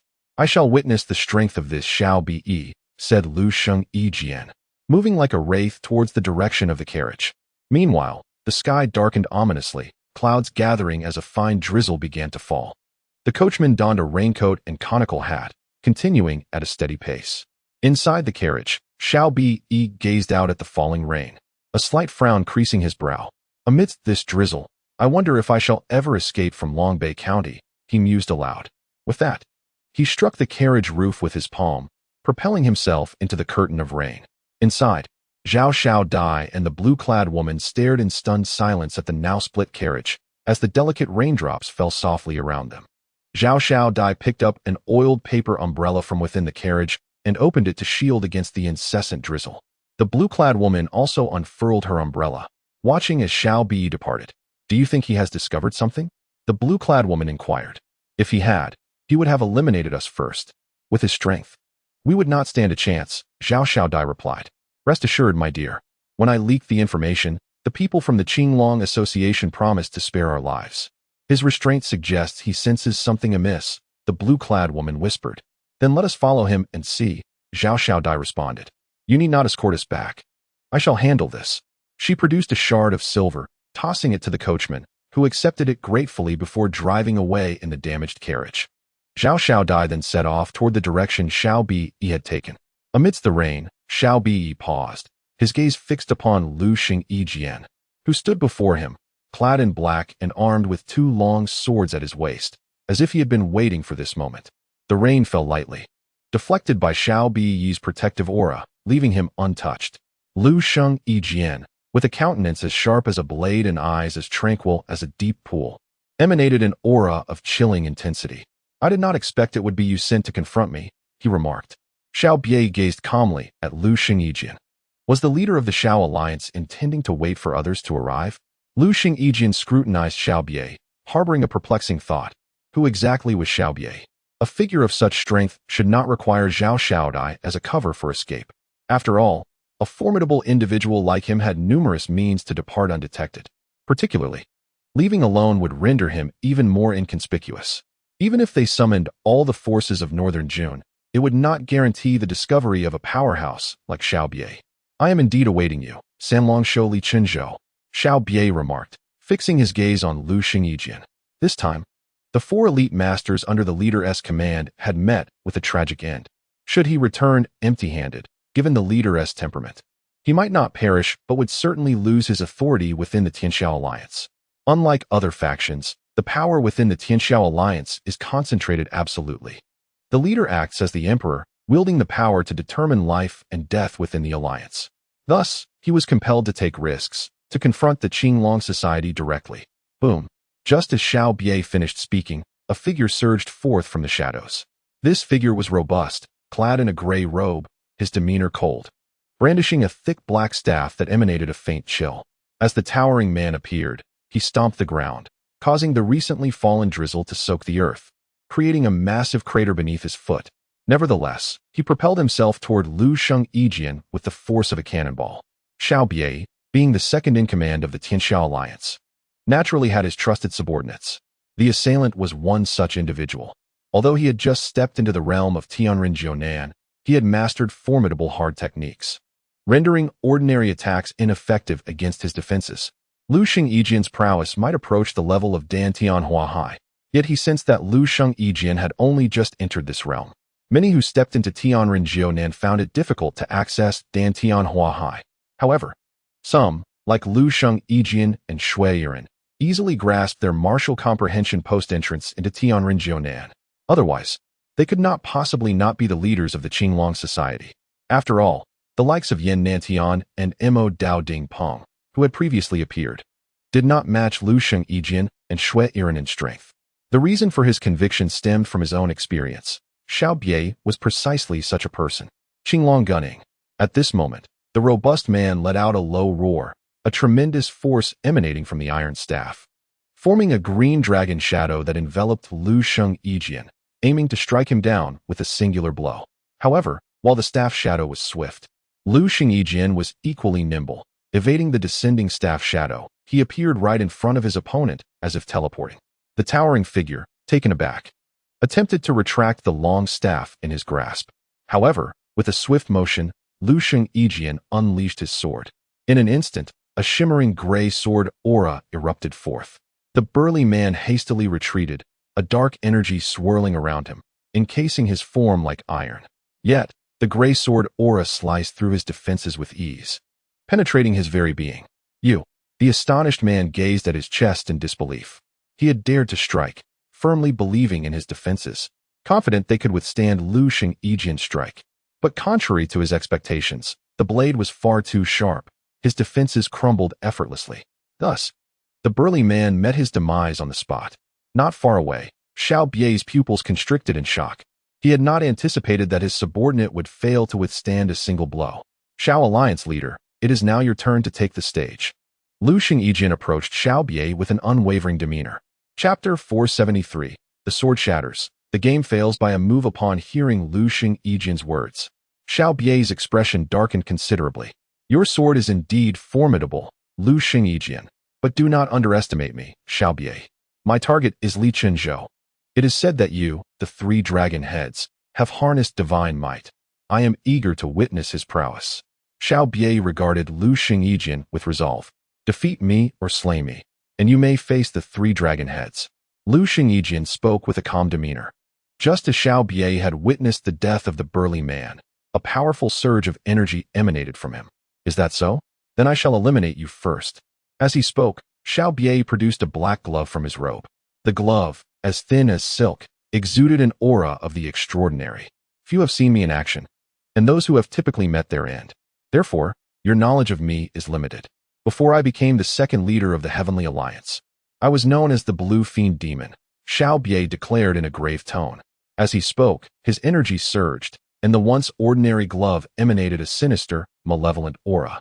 Under the influence of his energy, dark patterns began to form on the glove, becoming increasingly grotesque, with black luster flickering between the fingers. The ominous aura, combined with an edge of sharpness, created an invisible wave in the surrounding air. Insects, caught in the rain, hastily fled the area as the wave swept through. Opposite him, Xiang Ying Tian felt an indescribable sharpness within his heart, his gaze grave as he regarded Xiao Bie. His own energy surged forth, revealing the full extent of his cultivation. With a thunderous roar, as his energy erupted, Xiao Bie's form darted towards him in an instant, moving with the speed of lightning. His sharp claws transformed into 5 black energy blades, aimed directly at Xiang Ying Tian. In that fleeting moment, Xiang Ying Tian's sword erupted into a violent tempest of light, tearing through the drizzling rain. Moving towards the 5 streams of energy, in the next instant, 2 forces collided, producing a resounding roar. The 5 sword energies were engulfed by the radiant sword light. However, amidst the brilliance, a pitch-black hand, undeterred by the shining blades, pierced through and launched an attack towards Xiang Ying Tian. Xiang Ying Tian's expression tightened as he swiftly retracted his long sword, clashing it against the ominous hand. The sound of metal striking metal echoed sharply, and after a burst of sparks, the 2 figures separated. Your sword energy cannot penetrate my gauntlet. You stand no chance of victory before me. Xiao Bie glared fiercely at Xiang Ying Tian. At this moment, Xiang Ying Tian's countenance was grave. His sword could not breach the opponent's hand armor, leaving him at an inherent disadvantage. Kill. In the next heartbeat, Xiang Ying Tian moved, his entire being suffused with sword intent. The long sword in his hand transformed into a streak of light, exploding before Xiao Bie, dispersing into countless sword shadows that enveloped Xiao Bie, aiming for his vital points from all directions. Shadow splitting hand. Xiang Ying Tian's sword light scattered, while Xiao Bie's hand also split into several phantom strikes, blocking the incoming sword light. This Xiao Bie's techniques were formidable. Xiang Ying Tian realized that it would be difficult for him to single-handedly overcome his opponent.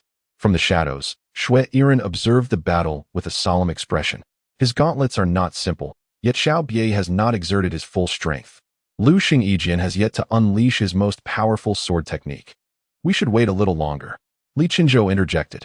Although the clash between Xiao Bie and Xiang Ying Tian was intense, Xiao Bie was holding back, likely waiting for his companions to intervene, perhaps even Xue Yiren. This is intriguing.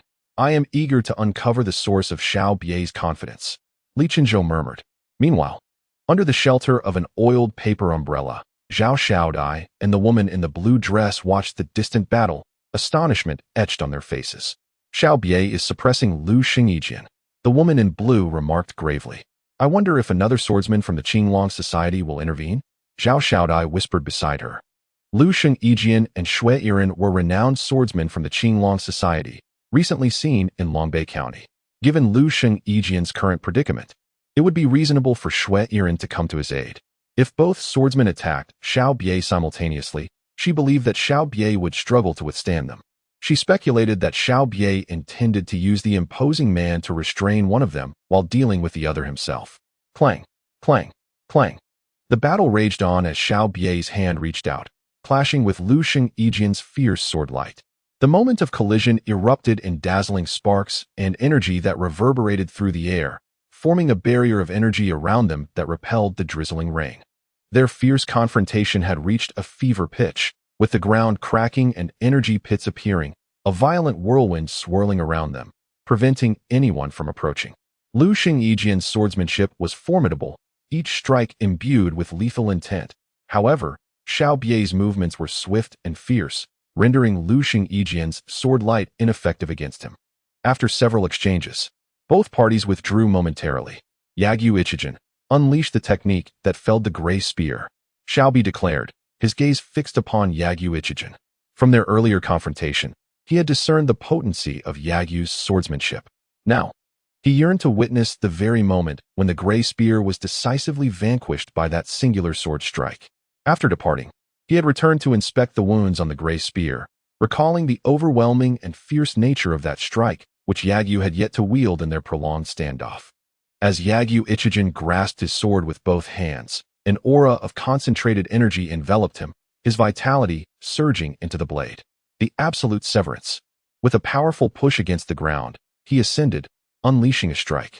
As the sword cleaved through the air, the incessant drizzle seemed to pause, giving rise to a singular beam of sword light amidst the heavens. An acute sense of peril surged within Xiao Bi. Clenching his fist, he retaliated with a fierce declaration. Demon-slaying fist. His gaze hardened, a dark energy coalescing around his fist, forming a tempest that clashed with Yagyu's sword light. Boom, boom, boom. A cacophony of explosions echoed as the two figures diverged. A scar appeared upon Xiao Bi's gauntlet, yet it remained intact. He cast his eyes toward Yagyu Ichijan, who now stood with a shattered sword, a hint of desolation reflected in his gaze. Yagyu had succumbed, his sword lay broken. Witnessing this scene, Zhao Xiaodai was momentarily stunned. The might of the sword master had faltered. With the sword shattered, the outcome of the battle was clear. She had not anticipated Xiao Bi's strength to be sufficient to shatter Yagyu Ichijan's blade. I shall confront him and discern the source of his confidence to engage me, Li Qinzhou proclaimed, stepping forward at that moment.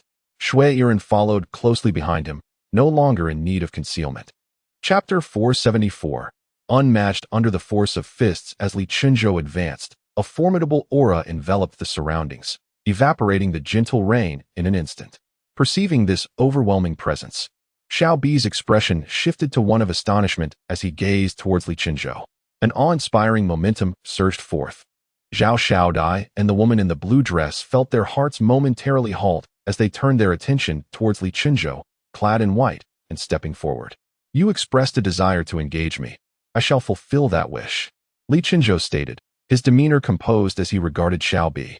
The gauntlet he wielded was formidable, having withstood Yagyu Ichijan's sword and even shattering it. Xiao Bi's prowess evidently surpassed that of Yagyu, showcasing extraordinary strength. Upon witnessing Li Qinzhou's emergence, Xiao Bi's expression hardened.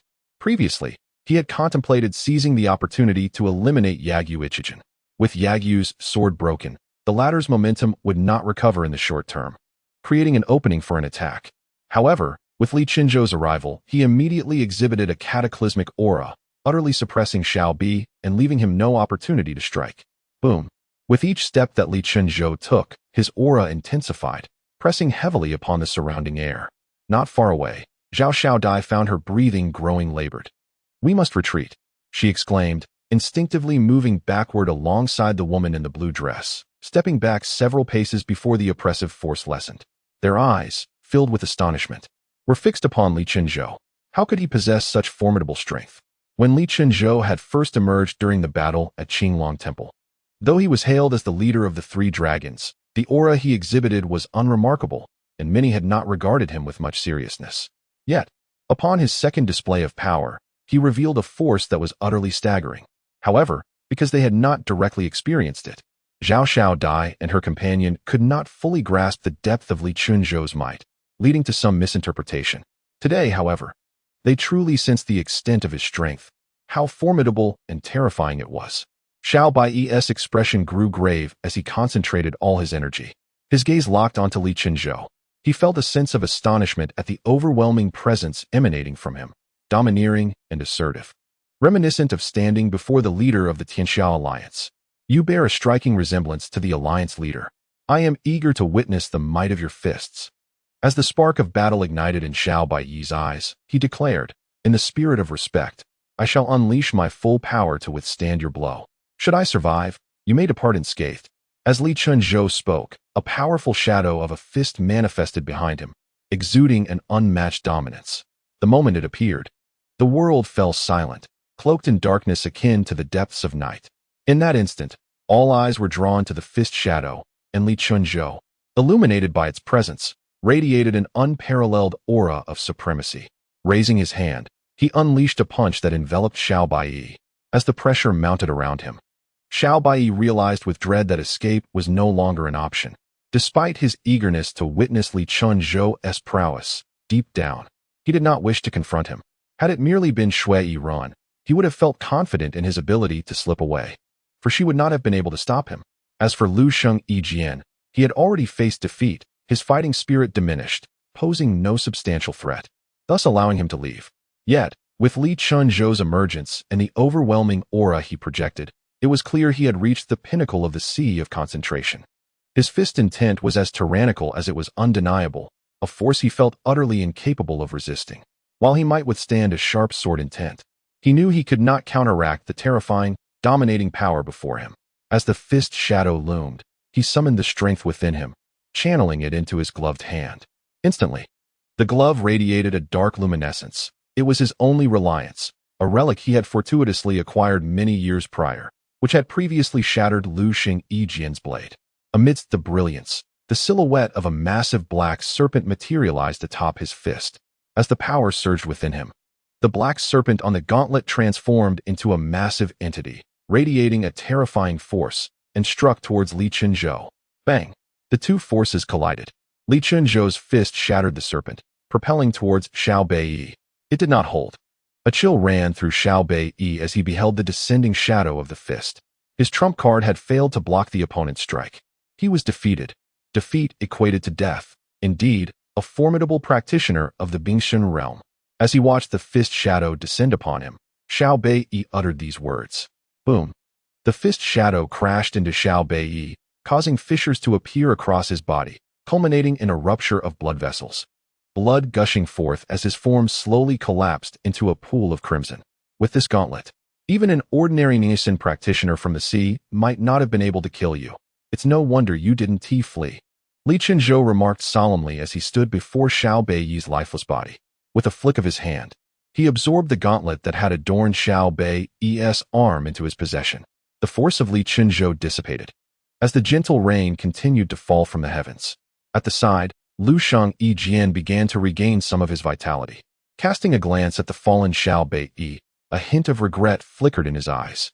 He approached to inspect Xiao Bai and discovered a brocade box nestled within his embrace. Evidently, this item was the very reason for his journey to Longbei County. Lu Sheng Yijian opened the box, only to find a jade tablet inside. Frowning slightly, he closed the box and, gazing at Xiao Bai's corpse, spoke solemnly. What a pity, we shall not have the chance to battle again. As he spoke, his severed sword erupted with sword chi, carving a deep pit in the ground, where he interred Xiao Bai's body. Even the dead must be respected, and nearby, Zhao Xiao Dai and the woman in the blue dress looked on in astonishment. They were awed not only by Li Chunzhou's strength, but also by Xiao Bai's hidden cards. It was truly a cataclysmic battle. The three dragon heads of the Qinglong Society were astonishingly powerful. One could only wonder how formidable the second and great dragon heads must be. Zhao Xiao Dai remarked as she observed the departing figures of Li Chunzhou and his companions. Li Chunzhou's overwhelming might left her and the others in awe, rendering them hesitant to approach. My lady, shall we return to the Pure Bliss Palace now? Inquired the woman in the blue dress beside Zhao Xiao Dai. No. We shall head to the Shan He Min in Lingnan County. I wish to meet Su Chun. Zhao Xiao Dai replied. Having witnessed the strength of the Qinglong Society, she hoped for greater collaboration with them. Why not meet Li Chunzhou, Shui Run, or Lu Xingyijian? Primarily, the overwhelming aura and murderous intent exuding from these three were stifling, making conversation impossible. Thus, she preferred to meet Su Chun. Regardless, Su Chun was of a similar age to her. Moreover, she was confident that her beauty could captivate him. In contrast to Zhuang Xianji, Zhao Xiaodai was adept at leveraging her allure. The two figures gradually faded into the curtain of rain, leaving behind only a solitary grave. Chapter 475. The Alliance of the World seeks to slay Su Chun. Subscription requested. Long Bay County, City Lord's Mansion. Within the corridor of the courtyard lay the bodies of the black-clad men who had previously obstructed Zhao Xiaodai's carriage. Observing these lifeless forms, Mo Feng's expression darkened considerably. Zhao Xiaodai, how dare you slay my men? You truly show me no respect, he uttered with a fierce tone. Dispose of these corpses. And what is the status of Mr. Feng's preparation of the Elysium powder? Mo Feng inquired of the steward beside him. The esteemed Mr. Feng has yet to emerge from the secret chamber, and I am unaware of the progress. While investigating the scene, I discovered a body alongside the grave of Xiao Bie. Upon examination of the wounds, it appears that Xiao Bie was struck down by a single punch, the force penetrating his body, leading to his violent demise. Judging from the strength, it must have been the work of Li Chunzhou, the third dragon head of the Qinglong Society. The other individual was slain by a sword strike. The trace of the blade suggests the hand of Lu Sheng, the steward reported, as he directed others to remove the bodies from the ground. It seems Xiao Bie intended to depart in Zhao Xiaodai's carriage, but was discovered by the Qinglong Society. Have there been any leads on Zhao Xiaodai's whereabouts? Mo Feng pressed. None, my lord. We have found no trace of Zhao Xiaodai, the steward replied promptly. How unfortunate. It appears this opportunity has slipped away, Mo Feng sighed. For he had hoped to leverage Zhao Xiaodai to enhance his own power. My dear Mo, there is no need for such lamentation. Meeting Zhao Xiaodai can indeed be facilitated. Once the first batch of Elysium powder is tested, you may request the Lord to send a message to her master, asking them to send someone to assess our Elysium powder. I believe her master would comply, considering that the formula for the Elysium powder must remain a secret from others in the Elysium Palace, the elder known as Mr. Feng remarked. Mr. Feng speaks wisely. By the way, how is the preparation of the Elysium powder progressing? Mo Feng inquired. Herbal resources are limited, and I have only managed to concoct a small quantity. I have also modified the properties to increase its dependency significantly. You may select a few individuals as test subjects shortly, Mr. Feng addressed the steward. Mr. Feng, there is an upcoming song and dance competition at Tianyuan Square, which will attract many of the capable young generation from Long Bay County. I will select some individuals, and when the time comes, we shall consult with the county governor and you to finalize the personnel, the steward suggested. Very well, expedite the compilation of the list, Mr. Feng nodded, a satisfied expression gracing his face. Mr. Feng, now that you have emerged, there is something important to share. Xiao Bie has died, likely at the hands of Li Chunzhou from the Qinglong Society. Mo Feng proceeded to relay the details of his findings to Mr. Feng. It is evident that Xiao Bie's purpose in coming here was not for wealth, as the Tianxiao Alliance governs the Lingjiang region, which is far more prosperous than the 9 northern counties. The accumulation of such trivial wealth in Long Bay County would not attract their attention. Therefore, I surmise that Xiao Bie came for something of great significance. With his demise, do you believe that Qinglong Society has seized that item? Mr. Feng spoke solemnly. It appears that the item has been taken by the Azure Dragon Society. However, we desire to ascertain what exactly it is, though it seems unlikely now. Moreover, if the item holds considerable significance, I doubt the Heavenly Alliance will relent easily, remarked Mo Feng in a low voice. I, for one, hope they do not relent.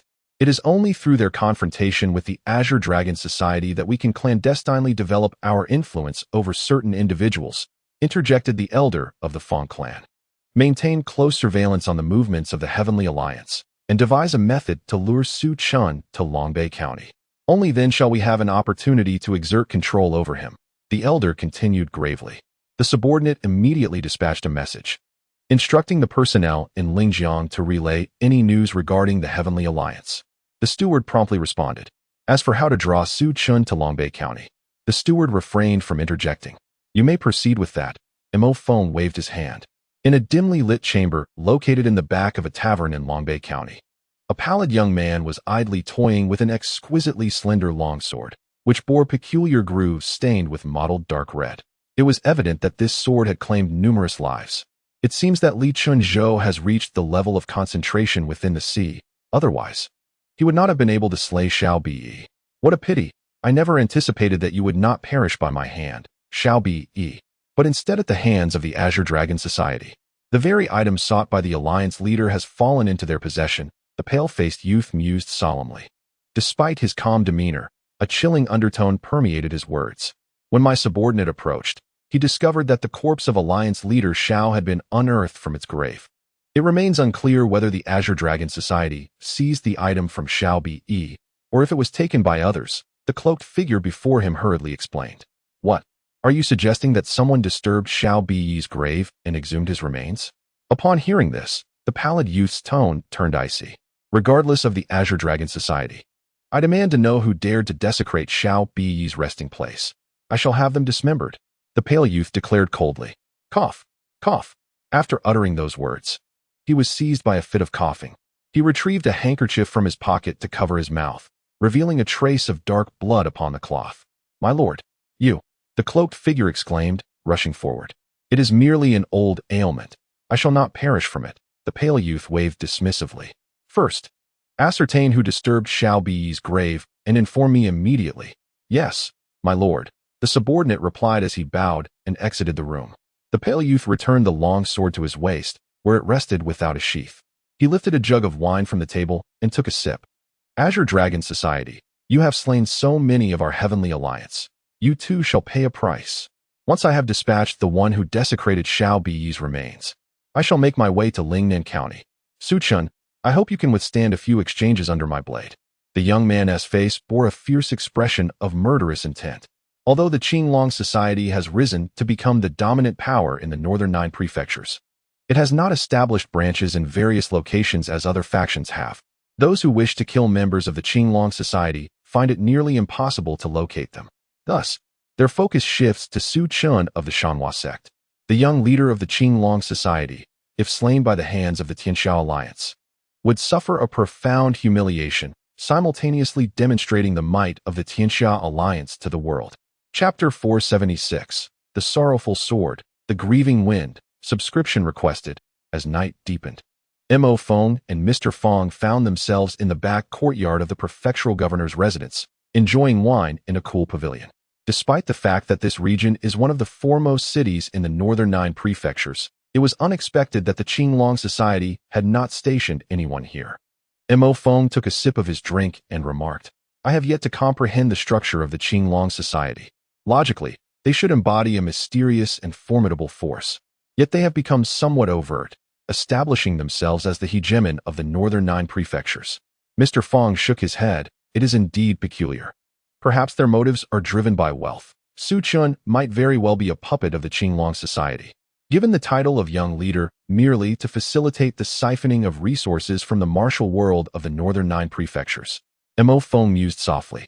If that is the case, it may work to our advantage. You should pay a visit to Governor Wen Yifan of the northern 9 prefectures. Perhaps through him, we can make contact with Su Chun. Mr. Feng replied. Wen Yifan has endured much. After scheming for so long, he finally became the governor, only to have his authority diminished by the emergence of the Qinglong Society, leaving him dependent on others. Upon mentioning Wen Yifan, Mo Feng could not help but express a tone of disdain and pity. Do not underestimate Wen Yifan. He possesses great patience. Since taking office, he has made no noise. Yet you do not truly believe he wields no power at all? Mr. Feng waved his hand, dismissing the notion. Suddenly, his expression shifted as he glanced toward a middle-aged steward standing not far away. At that moment, the steward lay sprawled on the ground, eyes wide in shock, attempting to turn his head to discover who had ambushed him. However, his assailants offered him no chance, as they kicked his fallen body, sending it crashing against a nearby stone pillar. Who are you? Mo Feng and Mr. Feng rose simultaneously, with Mo Feng shouting at the newcomer. As he did so, he caught sight of the youthful figure approaching them, his pallid complexion betraying an ominous intent. I am here to claim your lives, the youth declared, his voice chilling. Seek death? Kill him. Mo Feng commanded sharply, as several figures emerged from the shadows, launching an attack on the youth. Yet, just as they were about to engage. The youth drew the sword at his waist in a flash. In the darkness, glimmers of light danced as the attackers clutched their throats, collapsing to the ground. All felled by a single strike from the youth's sword. Are you one of the Qinglong Society? Upon witnessing the scene, Ma Feng furrowed his brow. The Qinglong Society is known for its numerous swordsmen, particularly the swift techniques of a Fei and Jing Yu Ling, leading Ma Feng to surmise that the approaching individual belonged to them. Did you disturb Xiao Bi's grave and take something from him? The stranger did not respond to Ma Feng's inquiry. Instead, he posed a question of his own. Take something? Upon hearing this, Ma Feng exchanged glances with the elderly man surnamed Feng. We merely examined the wounds on each other and did not come across any items, Ma Feng replied. His gaze fixed intently on the newcomer. The aura emanating from the stranger was suppressed. The steward who had just been slain by him had not utilized any of his internal power, relying solely on the speed of his sword to eliminate both the steward and those who had encircled him. Thus, Ma Feng could not ascertain the opponent's strength. In that case, keeping you alive serves no purpose, the stranger declared coldly. How arrogant. Do you truly believe you can kill us? Have you not sensed the presence of something in the air around you? Is the flow of your own vital energy not obstructed? The elder with the fan spoke up. Mastering the wood element and skilled in the art of poison, he had laid a toxic trap the moment the youth appeared. Now, the toxins permeated the entire courtyard. The youth, having spoken at length, had inhaled a considerable amount of the poison. Cough, cough. As he finished speaking, the youth began to cough. Pulling a white handkerchief from his bosom to cover his mouth, which was stained with dark red blood. Witnessing this, Ma Feng's expression darkened ominously. It appears you have been poisoned. I wonder if you can withstand even a few of my moves. As he spoke, Ma Feng leaped forward. Extending his hand into a claw-like shape, an aura of chilling energy radiating from his fingertips as he lunged for the youth's head. The speed was breathtaking. The claws went fierce. Yet, the youth faced this assault with unwavering composure. As Ma Feng drew near, a glint of cold light flickered in the youth's eyes. And in a swift motion, he unsheathed the long sword at his waist. The sword light pierced through the shadow of the claw, akin to a slender bamboo, aiming directly for Ma Feng's throat. The terrifying brilliance of the blade caused Ma Feng's pupils to constrict abruptly, an overwhelming sensation of dread washing over him. He attempted to retreat, forcefully twisting his body. However, it seemed as if the sword light anticipated his movements, lying in wait. With a swift thrust, the sword pierced his throat. Unexpectedly, I have managed to dispatch you without expending much energy. It is rather disappointing. In that moment, as his throat was pierced, Ma Feng heard the youth's sigh of resignation. Meanwhile, the elderly man surnamed Feng's expression shifted drastically. He leaped forward, unleashing several streams of dark light from his fan towards the youth. Clang, clang, clang. Yet, all the dark beams were thwarted by the youth's long sword. Thud. At that moment, the body of Ma Feng, having been pierced through the throat, collapsed to the ground. The elder, having leapt into action, now stood beside Ma Feng's lifeless form, casting a fierce glare at the youth. You have killed him. Who are you, and why have you not succumbed to the poison? The aged man with the surname Feng roared. You shall all perish for desecrating the corpse of the alliance leader. He continued, as for my identity, I am Bei Fengshan. The pallid young man spoke in a grave tone. Bei Fengshan, the master of the extreme grief sword, one of the 3 eminent swordsmanship experts under the alliance leader. Upon hearing the name, the expression of the Feng elder shifted dramatically. In an instant, he pivoted and attempted to flee, realizing he was no match for Bei Fengshan. However, as he retreated, Bei Fengshan's figure flickered and seemingly teleported before him. With a face filled with dread, the Feng elder pleaded, I know nothing of the alliance leader's affairs. Spare my life. Just as he uttered his desperate plea, he unleashed a powerful strike. Heavenly Wolf Poison Palm. Boom, boom, boom. His earlier pleas were merely a ruse to buy himself time, as anyone familiar with Bei Fengshan understood that he possessed a merciless intellect, indifferent to supplication. The elder's palms emitted a dark green energy, surging towards Bei Fengshan, yet as his hands approached, they were entirely thwarted by the sword's radiance, leaving his palms lacerated and bloodied. The Feng elder's face was a mask of horror. His own attack inflicted no harm upon his opponent, while the sword energy had pierced through his hands. In the midst of his shock, a blade of light pierced through his heart. Chapter 477. Sea Shark Gang. Haiwia. Ambush on the Alliance leader Bu Yunxiao. Subscription requested.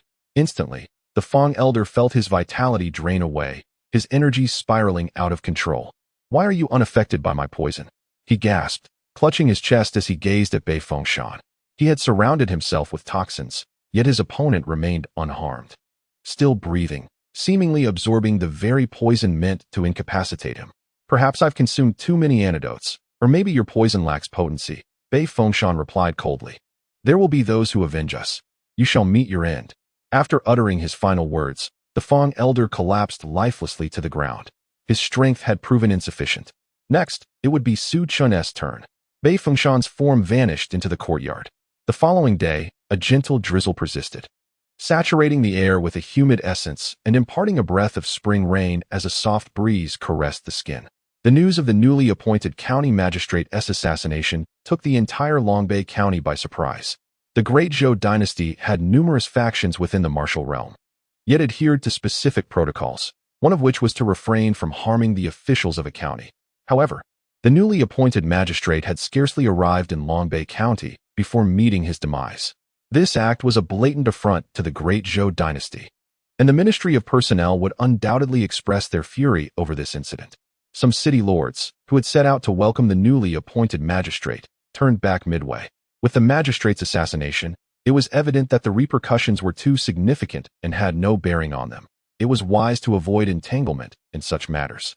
Within a courtyard, Li Chenzhou and Lu Xingyi stood conversing. The death of Mo Feng has been attributed to our Qinglong Association. What is your perspective? Li Chenzhou inquired.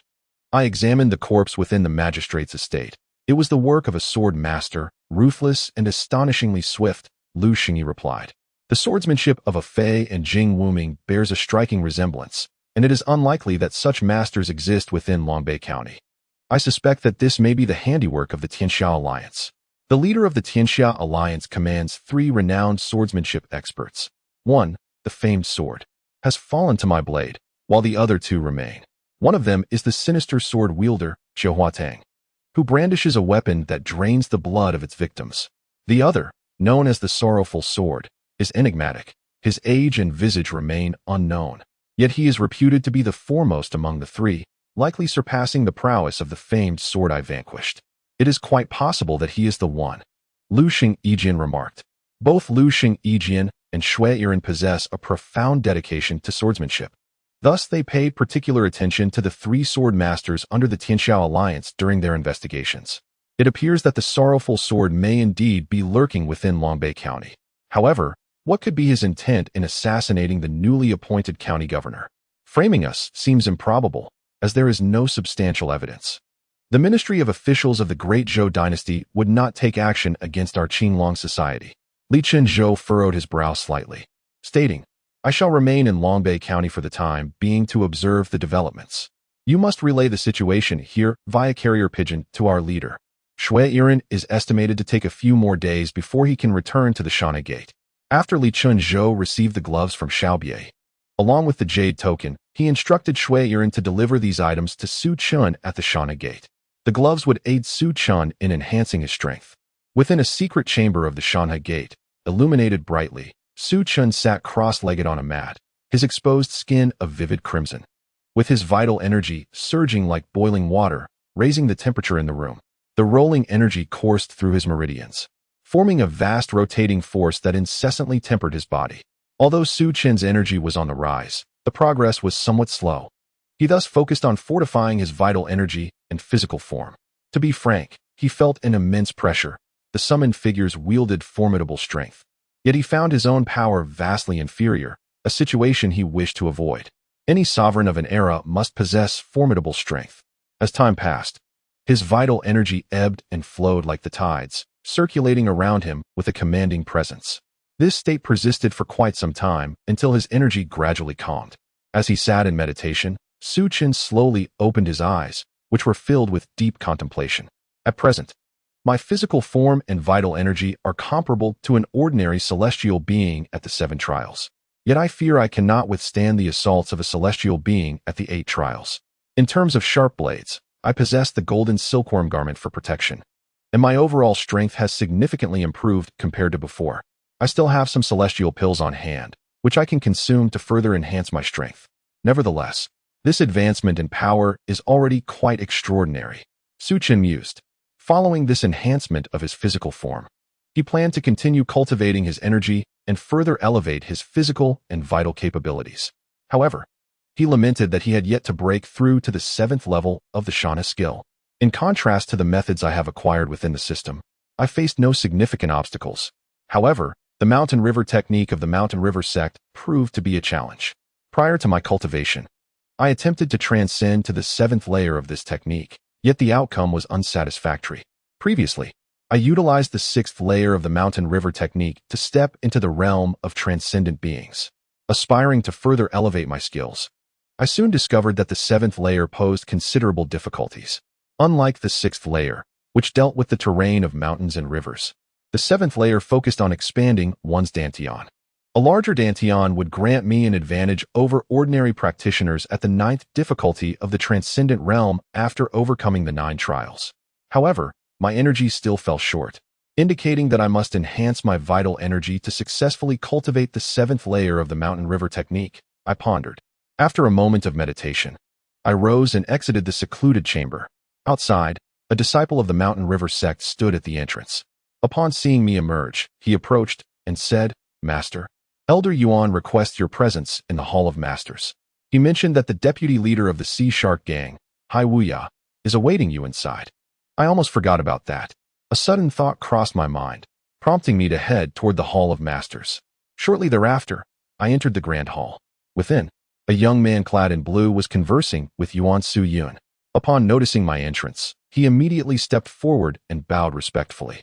"Greetings, Master Su," he acknowledged. "Hai Wuya." Despite his ordinary appearance, neither handsome nor unattractive, possessed striking blue eyes that set him apart from others. I lost track of time during my cultivation. "I hope you can forgive my rudeness," I replied. "It is I who have interrupted your training, Master Su.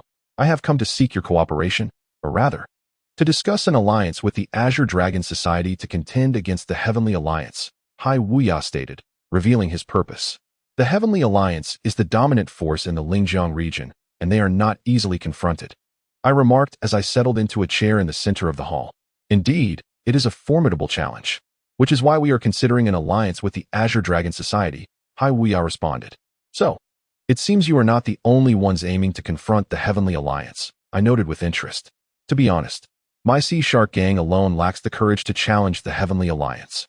We have formed an alliance with the Seven Seas Tower, the Liu family fort, the Tianshan Sect, the Divine Will Sect, and the Tian Yuan Villa to collectively oppose the Heavenly Alliance," Hai Wuya explained. "While these factions are commendable, even united, they may still fall short against the Heavenly Alliance." I shook my head in disagreement. "Certainly, our strengths are disparate, but with the Azure Dragon Society's involvement, I believe we can indeed triumph over the Heavenly Alliance. Moreover, there are elements within the Heavenly Alliance who wish to rebel against Bu Yunxiao. If we strategize wisely, we could eliminate the leader of the Heavenly Alliance, Bu Yunxiao. Once he is gone, the Heavenly Alliance will inevitably crumble," Hai Wuya declared earnestly. Chapter 478, The Ambitions of General Wang Dugi. "It seems that you all have intricate plans in place. The Tianxiao Alliance holds a grudge against our Qinglong Society.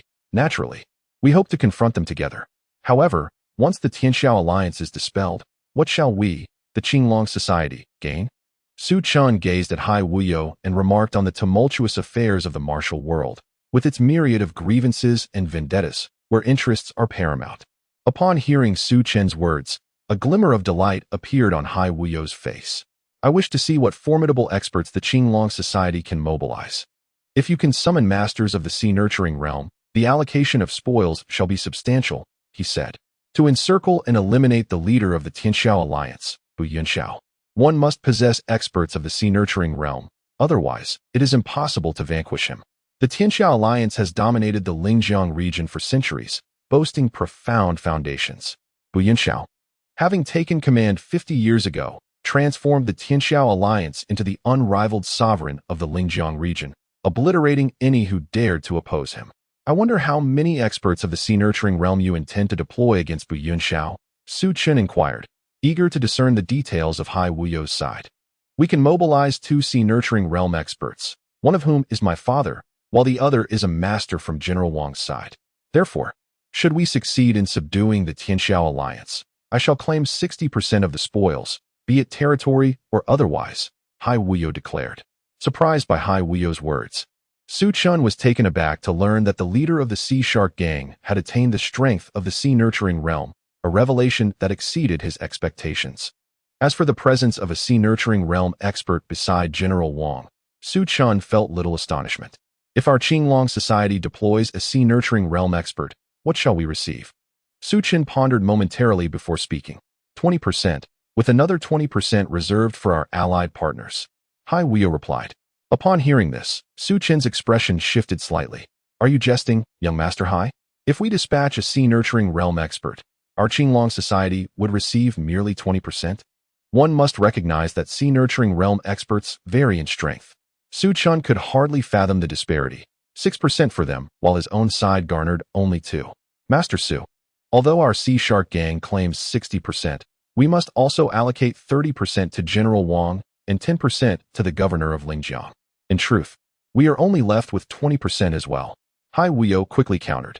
If you wish for the sea-nurturing realm expert beside General Wang to intervene, granting 30%, then we of the Qinglong Society shall settle for 20%.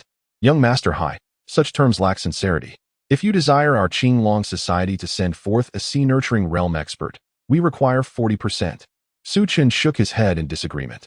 Upon hearing Su Chen's stance, although Hai Wuyo's expression remained largely unchanged, he mused internally.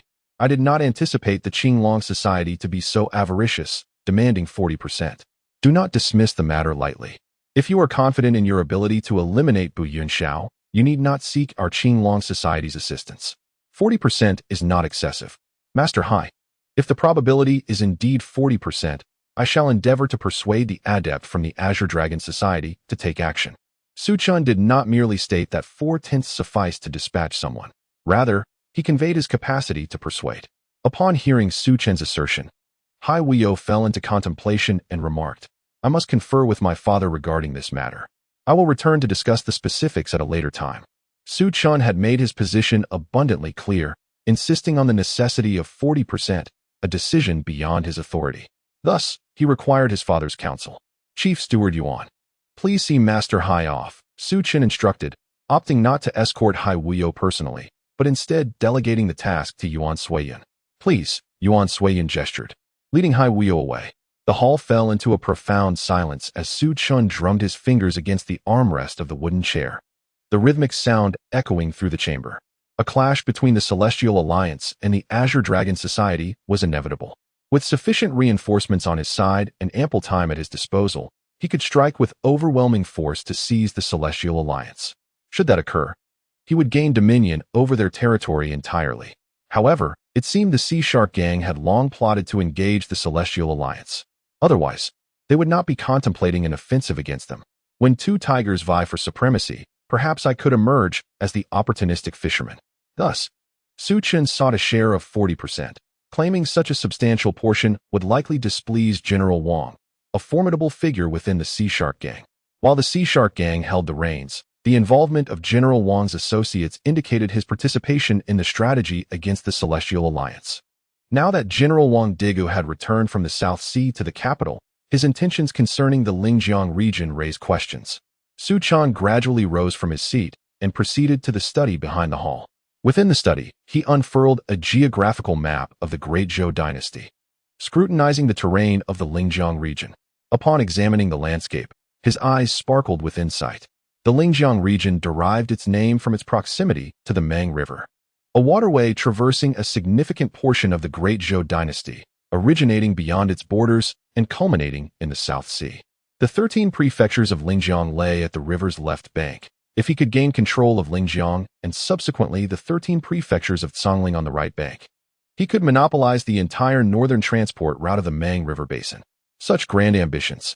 Yet, the question remained, had General Wang secured the Cangling region? It appeared that Hai Wuyo's visit for negotiations was merely a probe. Their ultimate goal was likely the control of water and land in the Lingjiang region. With the Sea Shark Gang wielding such power, others would find it difficult to oppose them. Perhaps they could genuinely acquiesce to my demand for 40%. Su Chen mused inwardly, and shortly thereafter, Yuan Suiyin entered the study. Upon noticing the map on the table, his eyes flickered with interest. Master, their objective is the control of water and land in the Lingjiang region. They may indeed agree to our request for 40%. If they consent, shall we truly mobilize our forces? If we can maintain stability for a while longer, seizing the Celestial Alliance will be within our grasp. Yuan Suiyun was somewhat reluctant to collaborate with the Sea Shark Gang. Although we have secured the 9 northern prefectures, our Azure Dragon Society and End of the World Pavilion lack sufficient foundational personnel.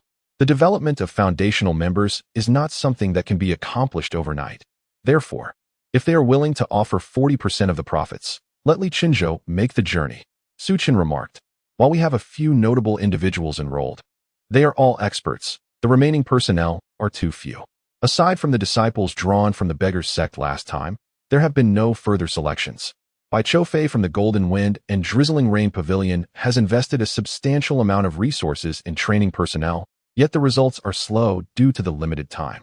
What we lack is time, Su Chen said gravely. He reflected on how little time he had spent in this place. If others were to discover the scale he had achieved, they would undoubtedly be astounded. Chapter 479. A castle in the air. The spectral ghost spear Lu Hai, Su Chen's current foundation, appeared formidable, yet it was predominantly strong at the upper echelons, leaving the lower ranks considerably weak and lacking a solid backbone. This phenomenon resembled a castle in the air. However, such occurrences are inevitable and require prolonged accumulation. Master, should I personally go to the Sea Shark Gang to investigate this matter? Yuan Suiyun inquired. You are not particularly suited for this task. Let us first observe the reaction from Hai Wuyo, Su Chen replied after a moment of contemplation. Although the Mountain River sect was under his control, its foundation was rather feeble. He found it perplexing that the Mountain River sect's river and mountain technique, in hindsight, was an extraordinary martial art. With such a technique, the Mountain River sect should not be so weak. Could it be that after relocating to Lingnan Prefecture, the qualifications of the successive masters of the Mountain River sect had been too lacking? Su Chen could only conclude this point. Master, according to the itinerary, Shui Yiren should arrive at the Mountain River sect tomorrow. Additionally, I have just received news that Mo Feng, who recently took office in Longbei Prefecture, has been killed. Suspected to be the work of the World Alliance's Bitter Extreme Sword. Yuan Suiyun informed Su Chen of the recent developments. The Bitter Extreme Sword, the most enigmatic of the 3 sword masters under the World Alliance's leader, why would he kill Mo Feng? Is there animosity between the World Alliance and the Evil Alliance? Su Chen pondered aloud. Recently, his research into the World Alliance revealed that their influence and strength surpassed his expectations. The World Alliance should not harbor any grievances against the Evil Alliance. The esteemed 3-Dragon Lord is currently stationed in Longbei Prefecture to observe the situation's progression. Yuan Suiyun stated, let us observe what the World Alliance intends to do. However, with such significant losses, they may seek vengeance against us. The Azure Dragon Society lacks any established footholds in various regions, so their retaliation would be limited. Nonetheless, they may target the Mountain River sect due to my presence there. Su Chen spoke solemnly. Though the Azure Dragon Society resembled a castle in the air, it also demonstrated the advantages of such a structure at this moment. My subordinates will intensify the patrols around the Mountain River sect, Yuan Suiyun assured. Recently, I have found my strength stagnating and may need to depart from the Shanhuman for a while. I plan to leave the northern 9 prefectures, and when the time comes, you shall accompany me. As for matters here, they will be handled by Xiao Qiushui and Zhuge Shenhou. Su Chen spoke. Is the sect master preparing to head to the capital? Yuan Suiyun inquired. Their influence in the capital has not made significant progress, perhaps even facing suppression. If Su Chen were to go to the capital, it would undoubtedly alleviate the pressure there. No, I shall not go to the capital for now. I intend to journey to the Jiangnan region, Su Chen declared. The vortex of the capital is too vast. Should he venture there, he might become ensnared within it. Given his current strength, it is not prudent to be drawn into such complexities at this moment. What shall we do about the matters concerning the Tianshao alliance? Yuan Suiyun asked solemnly. The arrival of Hai Wuyo appears to be the result of meticulous planning. Once they agree to unite against the Tianshao alliance, action may soon follow. After we resolve the issues with the Tianshao alliance, we shall set off. However, I have full confidence that the 3 dragon heads possess the capability to handle the situation. Su Chen replied. Compared to others, Li Qinzhou is a true figure of dominance, leading the authority of the power gang. the foremost force in the Jianghu. This demonstrates his exceptional talent. Naturally, the zenith of the power gang was during the era of Yan Kuang-tu, yet one cannot dismiss Li Qinzhou's strength. Moreover, with his new identity in this world, his power has ascended further. He believes that even against the leader of the Tianxiao alliance, Bu Yunxiao, Li Qinzhou would stand a fighting chance. From the information he has received, it appears that both Bu Yunxiao and Li Qinzhou share a similar disposition. Both are domineering and command others through sheer strength. Let my subordinates further investigate the conditions across the Jiangnan region. Yuan Suiyun bowed and exited the room. As Su Chun intends to travel to Jiangnan, it is imperative to gather intelligence on the local circumstances, regional customs, available resources, and existing powers must be thoroughly noted. In the city of Lingnan, within a solitary courtyard, Hai Wuyo pushed open the door. Inside, a figure clad in black sat, indulging in wine, with a dark long spear resting on the table before him. Exuding an ominous chill, the man seemed oblivious to Hai Wuyo's entrance, lost in his own revelry. Hai Wuyo approached and bowed, saying, "Master, Su Chun demands a 40% share of the Tianxiao Alliance's profits to persuade the formidable members of the Qinglong Association to take action." This man is Hai Wuyo's master, known as the Phantom Ghost Spear, Lu Hei, the third strongest under General Wang's command. With a swift motion, the drinking figure sent forth a glimmering piece of paper. Hai Wuyo caught it and examined its contents. Upon reading, a flicker of astonishment crossed his eyes. The newly appointed second leader of the Tianxiao Alliance, Xiao Bie, along with the famous swordsmen of Bu Yunxiao, Hui Chang, Ba Dao, and Zhou Ba, had perished at the hands of Shui Yiren and Lu Xingyijian from the Qinglong Association. Staring at this revelation, Hai Wuyo found it hard to believe. As the young master of the Haisha gang, he was well aware of the strength possessed by these individuals. Outsiders perceive Xiao Bie's ascension as sudden, yet, as the vice leader of the Sea Shark gang, he must have been privy to certain circumstances surrounding himself. Xiao Bie's prowess resided within the realm of the Dantian to sea stage, and it is rumored that he possessed a weapon of formidable caliber, capable of rivaling the strength of those at the spirit consolidation level in the sea. Yet, he met his demise at the hands of the Qinglong Society. Xiao Bie was slain by Li Qinzhou, who, wielding his fists, struck him down, indicating that Li Qinzhou has likely reached the spirit consolidation level himself. Furthermore, that Shui Yiren and Lu Xingyijian are also at the Dantian to sea level. We had previously underestimated the Qinglong Society. The man in black set down his cup and spoke solemnly. The master is willing to offer them a 40% share of the profits. Hai Wuya interjected. Wuya? Our ultimate goal is not to seize the territory of the Tianxiao Alliance, but rather to control the water and land transport in the Lingjiang area. In 2 days, seek out Su Chen again. We can grant them 40%, but the water and land transport in the Lingjiang area must belong to the Sea Shark gang. The man in black asserted. The disciple understands. I shall proceed to the Shanhua Gate in 2 days. Hai Wuya replied respectfully. Master, has there been any arrangement for General Wang's position upon his return to the capital? Hai Wuya subsequently inquired. None, but regarding the various disputes in the capital, do not concern yourself with them. We need only fulfill the tasks assigned by General Wang. Trust in his strength. The man in black replied. I do believe in General Wang's strength. However, why is it that the capital would summon him back at this time? Is it possible that the ninth prince seeks to seize this opportunity to enter the South Sea region? Hai Wuya pondered aloud. General Wang has held a firm grip on the South Sea region for so many years. Anyone who ventures there now risks their life. To speak frankly, General Wang suspects that it is not the prince summoning him back, but perhaps the Zhou Emperor. Although the man in black had earlier advised against probing too deeply, he revealed a wealth of information. Upon hearing this, Hai Wuya's expression shifted slightly, yet he refrained from inquiring further. Some matters are better left unexamined. Upon returning to the Sea Shark gang, if your strength has not progressed, it is fortuitous that you have these 2 days free. I shall supervise your training. The man in black remarked, gazing at Hai Wuya. Chapter 480, The Power Gang's 4 Guardians, by Choufei's 10 Subordinates, 300 followers within a courtyard of the Shanhua Gate. Shui Yiren presented the items obtained from Xiao Bie to Su Chun. First, Su Chun inspected the gloves. Artifact-level weapon, Qing Sha Blood Refining Hand, rewards 1 orange lottery card. This is the Qing Sha Blood Refining Hand. Su Chun meticulously examined the capabilities of this artifact-level weapon. After his examination, a smile graced his face. A commendable weapon indeed. He then opened the brocade box containing the jade tablet, revealing a mouse-shaped jade tablet before him, which he cradled in his hands. Zodiac Jade Tablet, Mouse Tablet. Rewards 2 orange lottery cards. A Zodiac Tablet. Su Chen's brow furrowed slightly as he began to probe the information regarding this Zodiac Mouse Tablet. Collecting all 12 Zodiac Jade Tablets grants access to the 12 divine channels, which can break through the heavenly gate. Upon reading this description, Su Chen's brow furrowed even more. To speak candidly, Su Chen still harbors a nebulous understanding of the heavenly gate. What precisely is this heavenly gate? Previously, he had only acquired fragmented scrolls.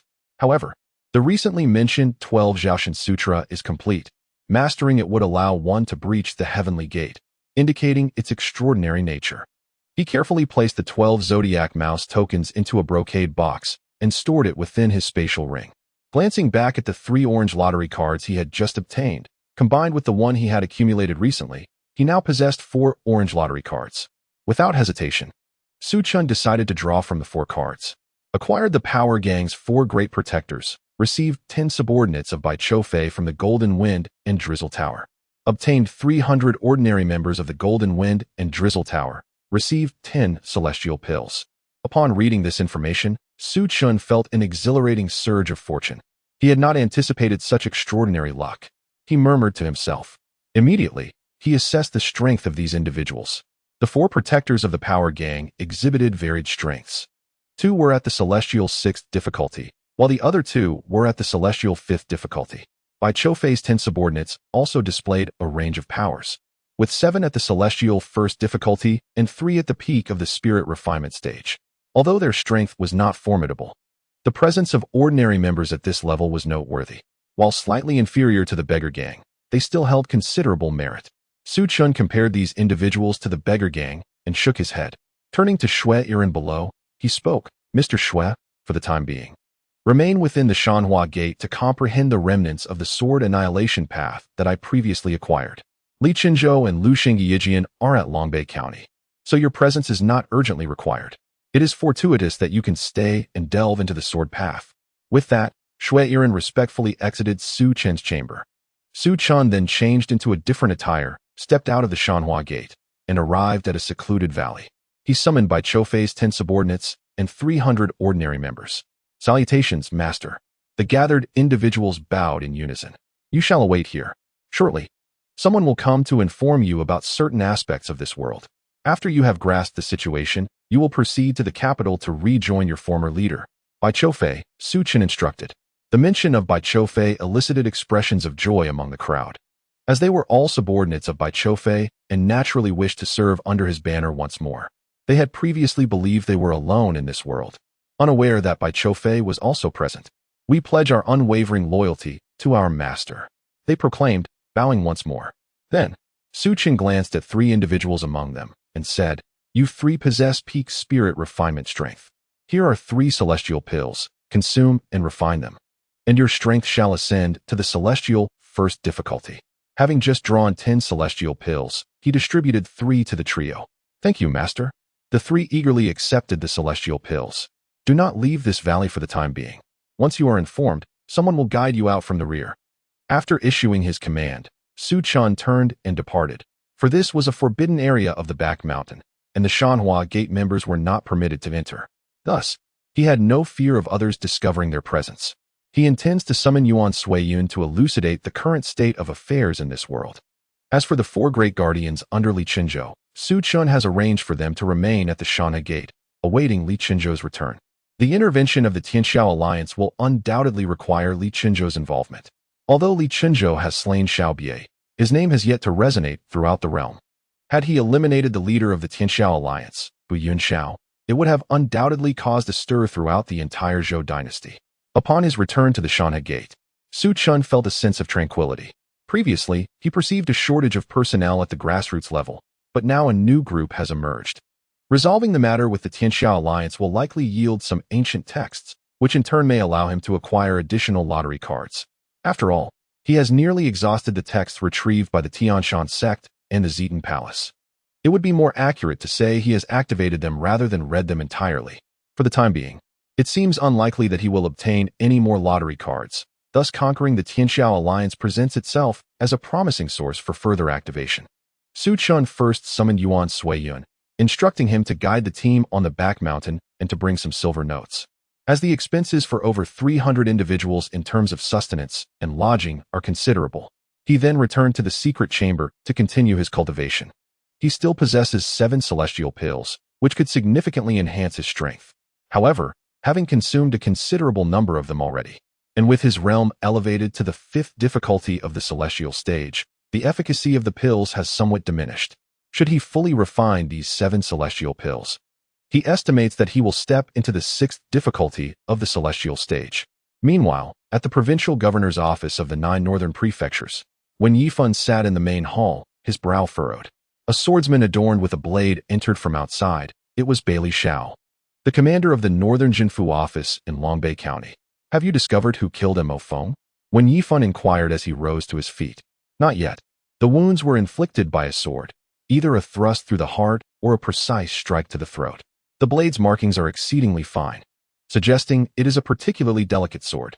We have yet to ascertain who wielded it, Bailey Xiao responded. In truth, Bailey Xiao harbored a vague suspicion that the Tianxiao alliance might be involved, yet he dared not voice this thought. He feared that should he be tasked with investigating, he might not survive the endeavor. Could it be linked to the Qinglong Society? In our northern 9 prefectures, there are few masters of the sword apart from them. When Yifan remarked, his eyes glimmering with insight upon hearing Bailey Xiao's words. As he sat back down slowly, Bailey Xiao's brow slightly furrowed, his gaze fixed on Wen Yifan. Wen Yifan's expression conveyed a clear intent to redirect the matter of Mo Feng towards the Qinglong Society. A sudden apprehension gripped him. Despite his tenure as the governor of the northern 9 prefectures being relatively uneventful, this incident marked a pivotal moment. Mo Feng was an official dispatched by the Ministry of Personnel, and his untimely demise would prompt experts from both the court's Ministry of Personnel and the Jinfu office to arrive. If this situation were to implicate the Qinglong Society, the officials from both ministries would surely pay a visit to them. Should a conflict arise between the Qinglong Society and these authorities, it could potentially alter the current dynamics of the northern 9 prefectures. With a single stroke of misdirection, Wen Yifan could reap the benefits, potentially seizing control over the 9 northern prefectures. Indeed, as the esteemed individual suggested, within these regions, only the Azure Dragon Society possesses such formidable swordsmanship. My subordinate shall duly report this to the Ministry of Personnel and the Pacification Office in the capital. At this moment, Bailey Xiao chose not to mention the Heavenly Alliance. Thus he could only echo Wen Yifan's sentiments. Chapter 481. Nalan Rongyan leaves the capital. Someone is about to strike in the capital, at the Celestial Monitoring Office. Murong Qingchen furrowed her brows as she perused the report in her hand. The governor's office in the northern 9 prefectures and the Northern Pacification Office had failed to identify the assassin of the newly appointed governor of Longbei Prefecture, narrowing their suspicions to the Azure Dragon Society. The governor's office, represented by Wen Yifan and Bailey Xiao, had submitted the case of Mo Feng to the Ministry of Personnel and the Pacification Office, and naturally, the Celestial Monitoring Office received a copy as well. Indeed, they suspected the Azure Dragon Society had intervened, especially considering their recent actions against several experts from the Heavenly Alliance within Longbei Prefecture. Beside Murong Qingchen, Kai Wei, clad in yellow, spoke up, sharing the events that had transpired in Longbei Prefecture. Does the Azure Dragon Society possess such formidable strength? Murong Qingchen's face revealed surprise. Indeed, miss. If the Azure Dragon Society is as powerful as you say, then why can't Su Qin come to the capital to assist you? As the young leader of the Azure Dragon Society, his presence could surely intimidate many. Kai Wei expressed with a hint of reproach. Kai Wei, does Su Qin owe me anything? When I previously invited him to the capital, it felt rather abrupt. He is the young leader of the Azure Dragon Society, governing the northern 9 prefectures. How could he leave it well? Murong Qingchen waved her hand dismissively. Please keep an eye on this matter for me. Inform me immediately of any developments. Also, I have a letter for Su Qin, detailing our situation to prepare him accordingly. Murong Qingchen approached the nearby writing desk, inscribing the information they had gathered, sealing it in an envelope, and handing it to Kai Wei for prompt delivery to Su Qin. The governor of Longbei Prefecture had only recently been dispatched by the court, yet was slain. This matter would not simply come to a close. Su Qin would indeed need to make certain preparations. While the martial world is vast, The most significant power in this realm remains the Great Zhou dynasty. She harbored no desire for the Azure Dragon Society, of which Su Chun is a part, to clash with the Great Zhou dynasty. Understood. Kai Wei accepted the envelope and respectfully exited the room. Once Kai Wei had departed, Murong Qingshan's brows knitted together. Kai Wei, to whom do you truly belong? Why do you urge me to summon Su Chen to the capital? Murong Qingshan murmured to herself. After Su Chen declined her invitation, she reflected on the sequence of events and discerned certain discrepancies. Although Su Chen was the young leader of the Azure Dragon Society, he was still merely that, a young leader. The Azure Dragon Society had not previously demonstrated overwhelming strength. Su Chen's presence in the capital would not significantly aid her cause. Perhaps it may also plunge Su Chen into peril, for after all, in the 9 northern prefectures, her brothers have long conspired, ultimately falling into the hands of the Qinglong Society. Upon arriving in the capital, Su Chen found herself devoid of friends, surrounded only by foes. Murong Qingshan, a person of remarkable intellect, quickly began to suspect Kai Wei. Yet, she could not ascertain whose pawn Kai Wei truly was. The Heavenly Monitoring Office. Murong Qingshan's gaze drifted towards the plaque behind her, inscribed with the words Heavenly Monitoring Office. My strength remains insufficient. To command the Heavenly Monitoring Office is rather formidable. Is this the purpose for which Shui Pingsheng has chosen me? Murong Qingshan sighed. Having presided over the Heavenly Monitoring Office for a considerable duration, she had become acutely aware of her limited resources. It seems I must discreetly seek out Bai Chofei, she thought to herself. Meanwhile, in the Golden Wind and Drizzle Tower, Bai Chofei wore a broad smile upon his face. Tower Master, it appears there is good news, said Nalen Rongyan, observing Bai Chofei. Under Bai Chofei's management, the tower had temporarily staved off incursions from other factions, yet due to manpower constraints, they remained in a relatively suppressed state. Indeed, it is good news. Upon the return of the 2 esteemed masters, they dispatched my previous 10 subordinates along with an additional 200 members to assist me at the Golden Wind and Drizzle Tower. Would you not agree that our manpower is now substantial? Bai Chofei remarked. Upon hearing his words, Nalen Rongyan's face also lit up with delight. Truth be told, the Golden Wind and Drizzle Tower was sorely lacking in personnel. The previous foundation was ill-suited to the power structure of the capital. If the 10 subordinates from Tianjin, along with the 200 members, were to be stationed at the Golden Wind and Drizzle Tower, it would indeed transform into the true Golden Wind and Drizzle Tower. What of their capabilities? Nalen Rongyan inquired softly. The 10 subordinates are of the celestial realm, while the 200 members are in the spirit refinement stage, Bai Chofei replied.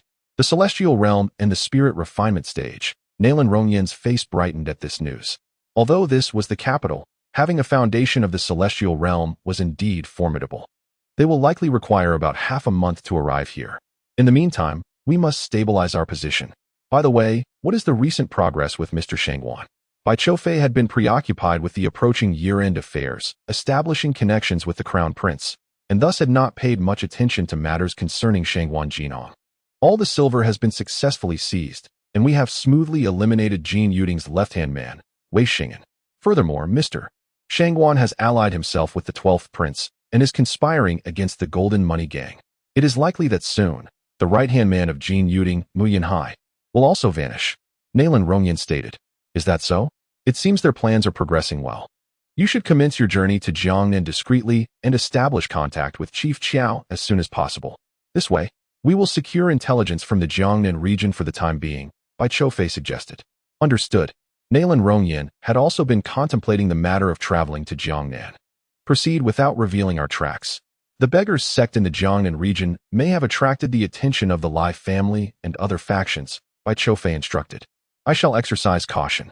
Today, I will depart with Mr. Lung and Mr. Bai, Nalen Rongyan replied, stepping out to prepare for her journey to Jiangnan. Having quickly gathered her belongings, Nalen Rongyan exited the Golden Wind and Drizzling Rain Pavilion alongside Lung Huishan and Bai Tianyu, heading east towards the capital. Across from the Golden Wind and Drizzling Rain Pavilion, a middle-aged man clad in a blue robe, with a stern countenance, observed the departing carriage with piercing eyes. His hands, notably large, suggested formidable martial prowess. The esteemed Nalen Rongyan of the Golden Wind and Drizzling Rain Pavilion is a trusted confidant of Bai Chofei.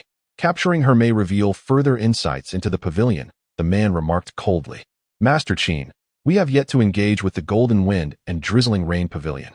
If we capture Nalan Rongyan, it could lead to complications, a man beside him interjected.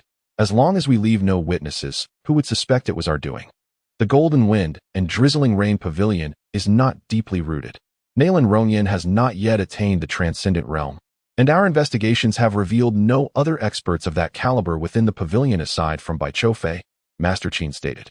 Bai Tianyu and Leng Huishan had only recently arrived in the capital and had refrained from revealing their presence, dedicating their time to intensive training within the pavilion. Unbeknownst to the outside world, in the city, it is unwise to act. We shall take action outside the city to capture Nalan Rongyan, and I will commend your efforts to the Grand Hall Master, Master Qin declared. Their faction, known as the Heavenly Paradise of Chu, boasted 10 halls in the capital, with Master Qin, named Qin Zhong, being one of its leaders. This faction was allied with the 7th Prince Liu Yu, who had connections to the Taoist sect following the demise of the Taoist master Tai Su in Lingnan. When the Golden Wind and Drizzling Rain Pavilion established its presence in the capital, Qin Zhong had contemplated opposing it.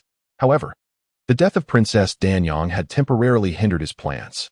Recently, investigations into the deaths of both Princess Danyang and Nye Chong, the son of the king of Split Marshal, had become increasingly complex, prompting him to delay any action. Now, with a brief opening due to the turmoil surrounding Nye Chong's demise, he had set his sights on the Golden Wind and Drizzling Rain Pavilion. Indeed, Master, the eyes of the group behind him glimmered with cold resolve. They were indifferent to Nalan Rongyan's identity. Their focus was solely on the reward. Although the Golden Wind and Drizzling Rain Pavilion was backed by the formidable Night Emperor and the day after from the northern pavilion of the Taniage, rumors suggested that both had departed the capital, diminishing the pavilion's influence. Leave discreetly, and ensure that the spies of the Golden Wind and Drizzling Rain Pavilion do not catch wind of our movements, Qin Zhong instructed. One by one, the group departed. The bustling streets of the capital were already teeming with people, and the situation was further compounded as they navigated towards the city gate from another thoroughfare.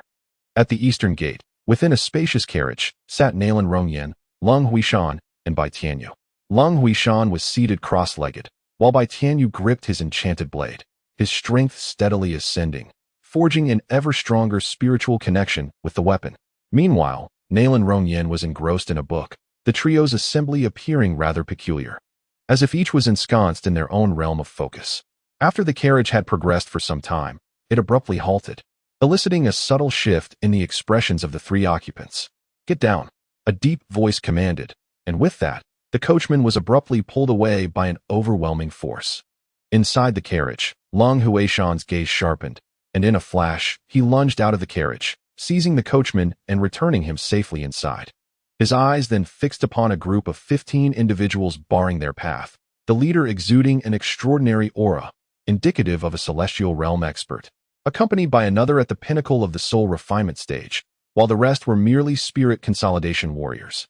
Upon witnessing this, Leng Huishan sneered coldly, his foot striking the ground as he propelled himself forward. With a thunderous strike, he aimed a punch at the leader. The leader's eyes widened in shock. He had not anticipated the presence of additional combatants within the carriage. Sensing the formidable energy behind the attack, he realized that his opponent was indeed a celestial realm warrior. In response, he swiftly unleashed a blade strike from his longsword. Leng Huishan deftly evaded the blow, and with the grace of a predator, he surged into the ranks of the attackers. As Leng Huishan and Bai Tianyu journeyed from Lingnan to the capital, Su Chun had bestowed upon them a significant sum of silver and medicinal pills. Throughout their arduous journey, their training had borne rapid fruit. Leng Huishan had ascended from the realm of spirit-soul unity to the 3rd trial of the celestial realm, on the brink of challenging the 4th trial. With resounding force, bodies were sent flying with each punch delivered by Leng Huishan, leaving 14 lifeless forms aligned in a neat row. He then fixed a cold gaze upon Qin Zhong.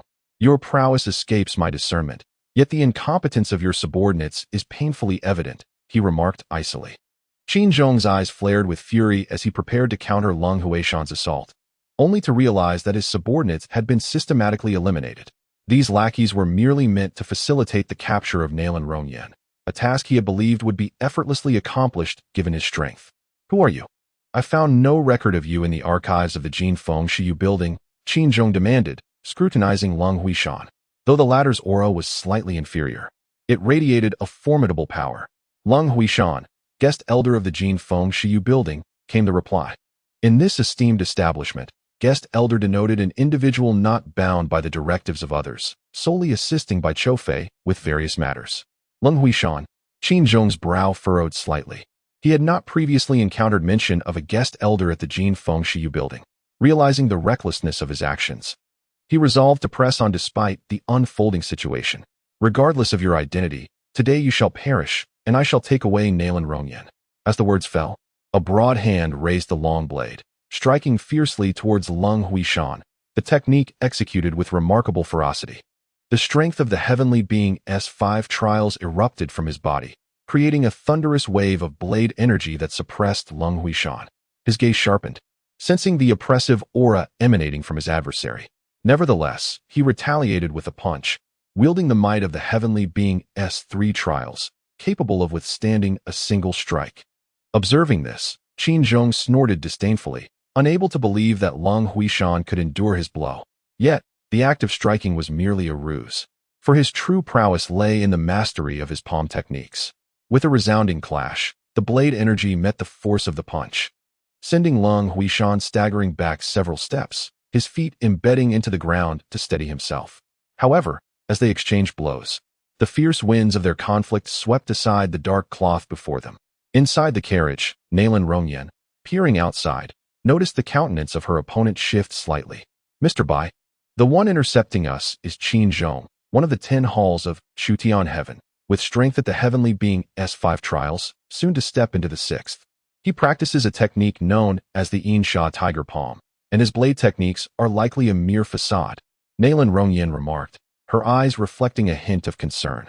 Bai Tianyu, gripping the long blade, gazed intently out the window, a flash of determination igniting in his eyes, yet he refrained from immediate action. Meanwhile, Lung Huishan, though shaken back and bearing a trace of blood on his fist, radiated a fierce light. He charged forward again, unleashing a storm of energy that enveloped Qin Zhong.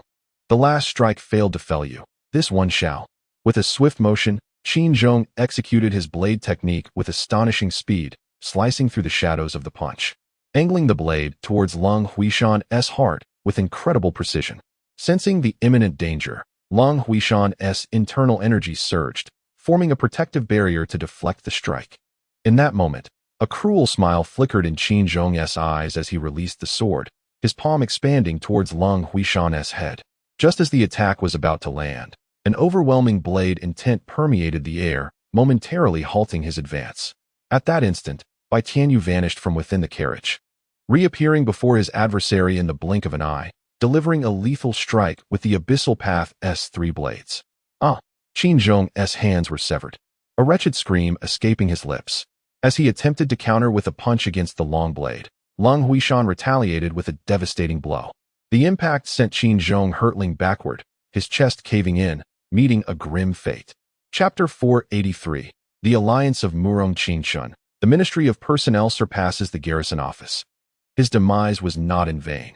After such prolonged cultivation, to be slain by a single strike was indeed an honor.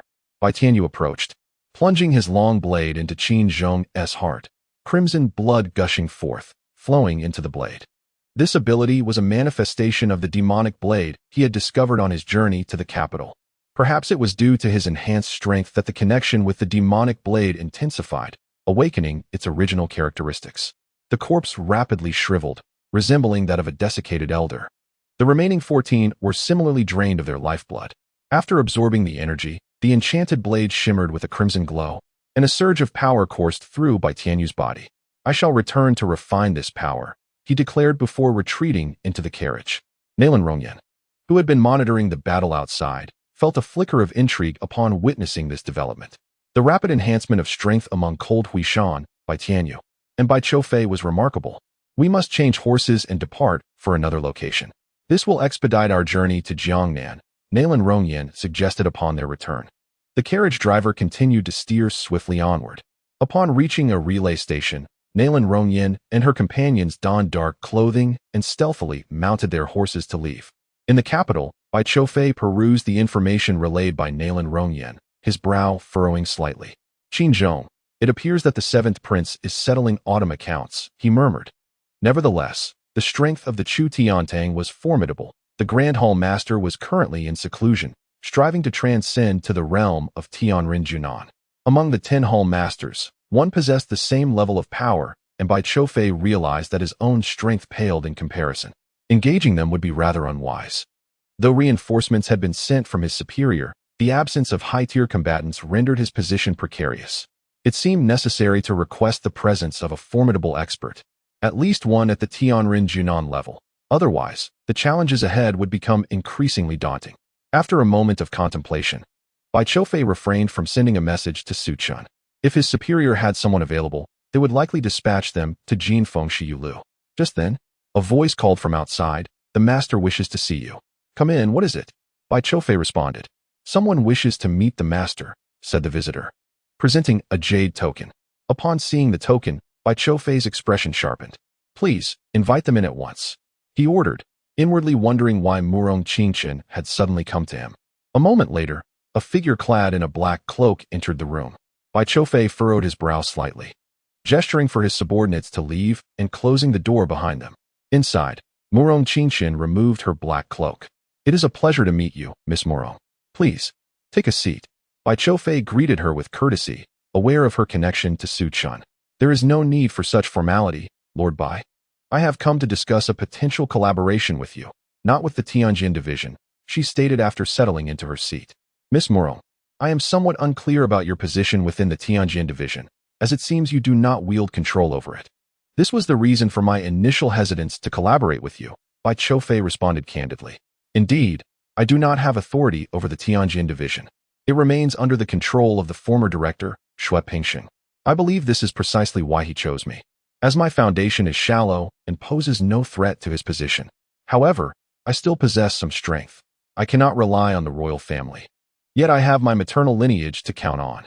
My surname is Murong, following my mother's lineage, and I trust you are familiar with the prowess of the Murong clan." Murong Qingchen remarked.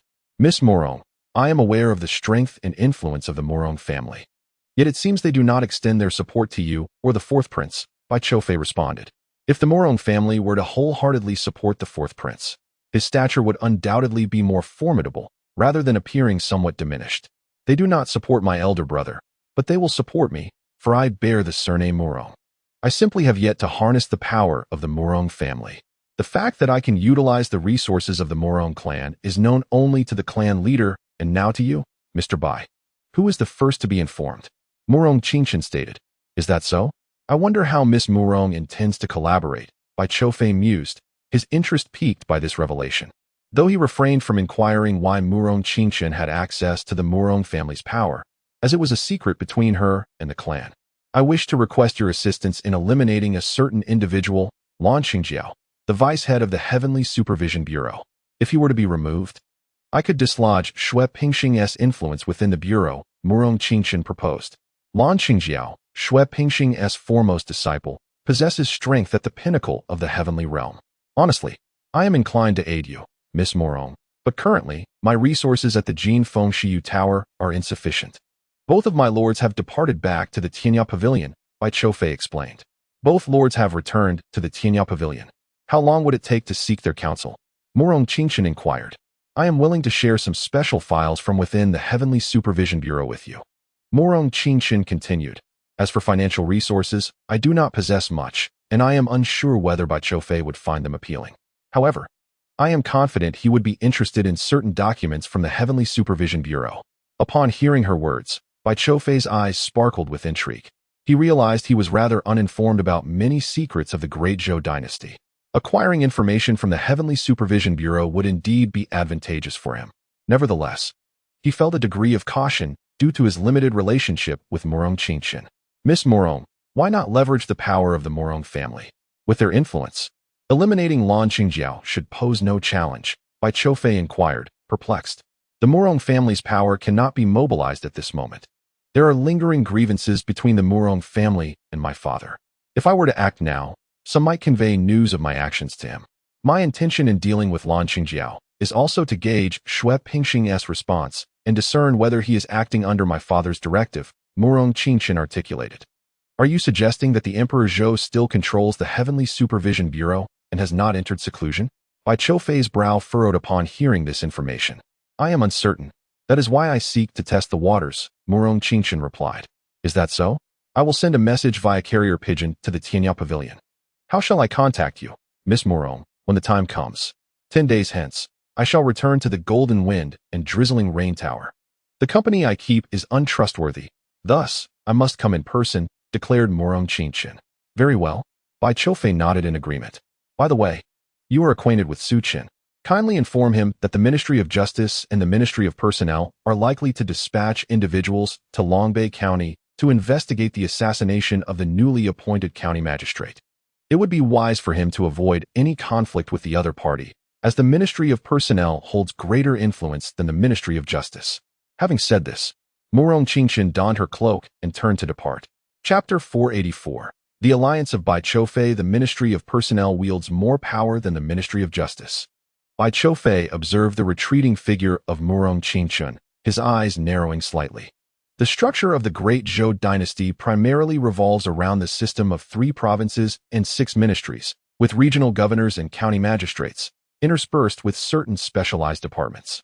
The Ministry of Personnel oversees the promotion of officials within the Great Zhou, possessing significant authority. In this world, it is not the literati that govern, but rather martial prowess that dictates all. To ascend as a prominent figure in the Ministry of Personnel, one must possess both strength and literary talent. The influential literati, especially those endowed with martial power, command considerable sway. Thus, the might of the Ministry of Personnel is beyond doubt in Bai Qiufei's mind. To preclude arousing the suspicion of the Great Zhou dynasty, the Golden Wind and Drizzling Rain Tower has merely conducted a superficial collection of information regarding court officials, lacking in-depth investigation. Once my associates arrive, we should commence our infiltration plan and discreetly convene with Murong Fu and Mr. Shangwan to coordinate our strategies regarding the capital's layout. Bai Qiufei contemplated inwardly. The strength present in the capital exceeded his expectations. It was clear that he could not single-handedly alter the course of events, necessitating alliances with others within the capital. Subsequently, he approached a birdcage, extracting 2 palm-sized gray birds. Known as Huihao, a unique avian species capable of discreetly transmitting messages over short distances, though notoriously difficult to train. It had taken Nalan Rongyan considerable time to train them. Bai Qiufei withdrew a piece of white paper and inscribed merely 2 characters, dispatching them via the 2 Huihao. Given that the personnel of the Golden Wind and Drizzling Rain Tower are likely under surveillance, this method of communication was essential. He could not allow any connection between Murong Fu, Shangwan Jinhong, and the Golden Wind and Drizzling Rain Tower to be revealed to others. On another front, at the Chutian Hall, a crowd had gathered, the atmosphere grave, suffused with an intangible pressure. The people of the Golden Wind and Drizzling Rain Tower have slain the leader of the Qin Hall. What are your thoughts on this matter? The head of the Chutian Hall, Chu Tianba, sat in the primary seat, his expression impassive, eyes fixed on the withered corpse lying within the hall. The body was unrecognizable, yet its identity could be discerned through attire and other distinguishing features. Moreover, news of Qin Zhong's attempt to intercept Nalan Rongyan had previously circulated within the hall. Headmaster, the audacity of the Golden Wind and Drizzling Rain Tower in slaying our hall leader is tantamount to declaring war upon us. We, Chutian Hall, must retaliate in kind, spoke Lu Biao, the leader of the Tianmong Hall. Lu Biao, a figure of imposing stature, bore a massive azure python tattoo on his exposed arm, exuding an overwhelming aura of vitality. Are you suggesting we take action against the Golden Wind and Drizzle Pavilion? Are you aware of the individuals present within? He continued. Among the 2 assailants, one is adept with a blade that drains blood, while the other strikes with his fists. Upon investigating the injuries, it appears that Qin Zhong was severed at the arms by a single stroke before being fatally struck. The swordsman possesses a formidable technique. Should he direct his blade at Qin Zhong, it would likely spell his doom. This indicates the presence of other masters within Golden Wind and Drizzle Pavilion. Can you enlighten me on the identities of these 2? Chu Tianba's gaze fell upon a man clad in brocade robes within the hall. The head of the Foreign Affairs Hall, Duan Muqing. The Foreign Affairs Hall is responsible for gathering external intelligence for Chu Tiante. Typically, they should thoroughly investigate Golden Wind and Drizzle Pavilion before taking action. The capital is unlike the outside world. Acting without reconnaissance is sheer recklessness. In the capital, If one is too reckless, it is they who will vanish first. The headmaster, I have not acquired information regarding these two. They likely have not engaged in any actions and have remained within Golden Wind and Drizzle Pavilion. I assure you, within 3 days, I will uncover their identities. The brocade-clad Duan Muqing immediately responded. Very well, I grant you 3 days. Not only must you unveil their identities, but you must also ascertain whether there are other masters within Golden Wind and Drizzle Pavilion. Chu Tianba replied solemnly. Upon hearing his words, Duan Muqing promptly nodded. I shall exert my utmost effort to clarify the matter within 3 days. He did not dare to refuse, knowing that Chu Tianba despised dissent against his commands. Thus, he pledged to strive for clarity within the designated time frame. This task is entrusted to you, Hall Master Duanmu. You may depart now and take Qin Zhong's body with you. I shall announce the position of Hall Master Qin tomorrow. Chu Tianba waved his hand dismissively. The assembly rose to take their leave. All affairs of Chu Tianting were under Chu Tianba's command, his word carrying immense weight. Once the crowd dispersed, a figure emerged from the shadows. The newcomer, slender and possessing a somewhat refined appearance, donned a flowing azure robe, his hair cascading over his shoulders, emanating an enigmatic presence. His energy was so contained that it obscured his true strength. What is your perspective on this matter? Qin Zhong was somewhat arrogant. Even if the Night Emperor and Sunlight have departed Golden Wind and Drizzle Pavilion, it does not imply the absence of other formidable individuals. Currently, the elites of the capital have not dared to test Golden Wind and Drizzle Pavilion. Our move against them is somewhat impulsive and may serve to aid others engaging their strength. Moreover, we are aligned with the 7th Prince, yet we do not serve him blindly. If the 7th Prince cannot meet the requisite price, we need not target Golden Wind and Drizzle Pavilion. The man in azure spoke, revealing himself to be Lu Huayuan, the strategist of Chu Tianba. There exists a sense of being at the forefront regarding the matter of the Jin Feng Shiyu building. I wish for you to personally meet the 7th Prince, as I am eager to ascertain his perspective. Should he offer us considerable benefits, why should we not engage in a confrontation with the Jin Feng Shiyu building? Chu Tianba spoke in a deep voice. The incident involving the death of Qin Zhong at the hands of those associated with the Jin Feng Shiyu building will soon circulate throughout the capital. This is not a favorable lead for our Chu Tianting.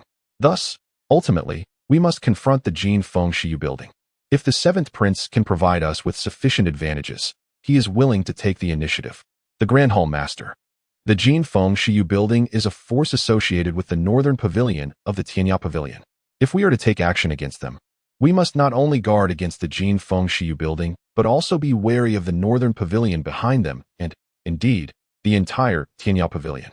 I suggest that we avoid direct confrontation with the Jin Feng Shiyu building for the time being and focus on investigation instead. Lu Huayuan said solemnly. Yet, they have slain our people. Failing to provide an explanation to those within the hall may lead to unrest among our ranks. Chu Tianba responded gravely. Our men fell while intercepting Nalan Rongyan. If we eliminate her, it will bolster morale. Moreover, her departure from the city at this juncture suggests she may be involved in something significant. We may uncover great discoveries. After my meeting with the 7th Prince, I shall personally lead a pursuit of Nalan Rongyan. Once I exit the city, I can spread word of this and observe the reactions from the Jin Feng Shiyu building. Lu Huayuan asserted solemnly. Chapter 485, Morong Fu. The 8 difficulties of the celestial being, Shangwan Jin Hong, the Lady of 1,000 Poisons. Very well, you shall oversee this affair, Chu Tianba declared. Such matters do not require his direct involvement. Grand Hall Master, I shall attend to the matters at hand. With that, Lu Huayuan's figure melded once again into the shadows. Within the Grand Hall, only Chu Tianba remained. The capital is undergoing significant changes. The conflict among the princes has become somewhat vague and enigmatic. Who is the architect behind this? Chu Tianba murmured to himself.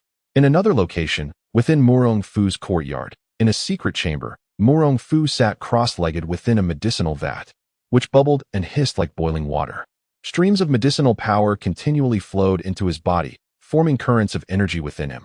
He had received some elixirs from the 12th Prince, and coupled with the silver notes sent from Yuan Suiyun, he sought to utilize these resources wisely.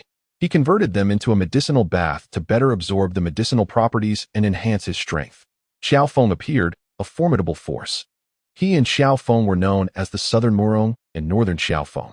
Currently, A significant gap existed between him and Xiao Feng, prompting him to diligently elevate his cultivation. Morong Fu's talent is exceptional. With the assistance of these medicinal substances, his prowess has reached the level of the celestial being's 7 difficulties. Previously, he had entrusted Yuan Suiyin to source some martial arts techniques for him, and recently, Yuan Suiyin sent him a manual titled Purple Thunder Technique. This technique not only strengthens the body, but also condenses thunderous energy. Whenever time permits, Morong Fu dedicates himself to training in the secret chamber, making rapid progress. This evening, he contemplated harnessing the final layer of the Purple Thunder Technique, the 9th layer, known as the integration of Purple Thunder, to elevate his power to the 8th tribulation of the celestial realm. As the Purple Thunder Technique coursed through his body, a shroud of violet lightning enveloped his form. Soon, the potion barrel became clear as he absorbed the entirety of its potency. Standing a short distance away, Xiao Ruoyan promptly added the prepared elixir into the barrel once more, attentively observing Morong Fu's condition. After consecutively absorbing 3 barrels of medicinal energy, a surging force surged within Morong Fu, akin to a raging dragon rising from the depths. With a thunderous roar, a colossal energy erupted from Morong Fu's body. My lord, this signifies a breakthrough. Xiao Ruoyan's eyes gleamed with joy from her vantage point.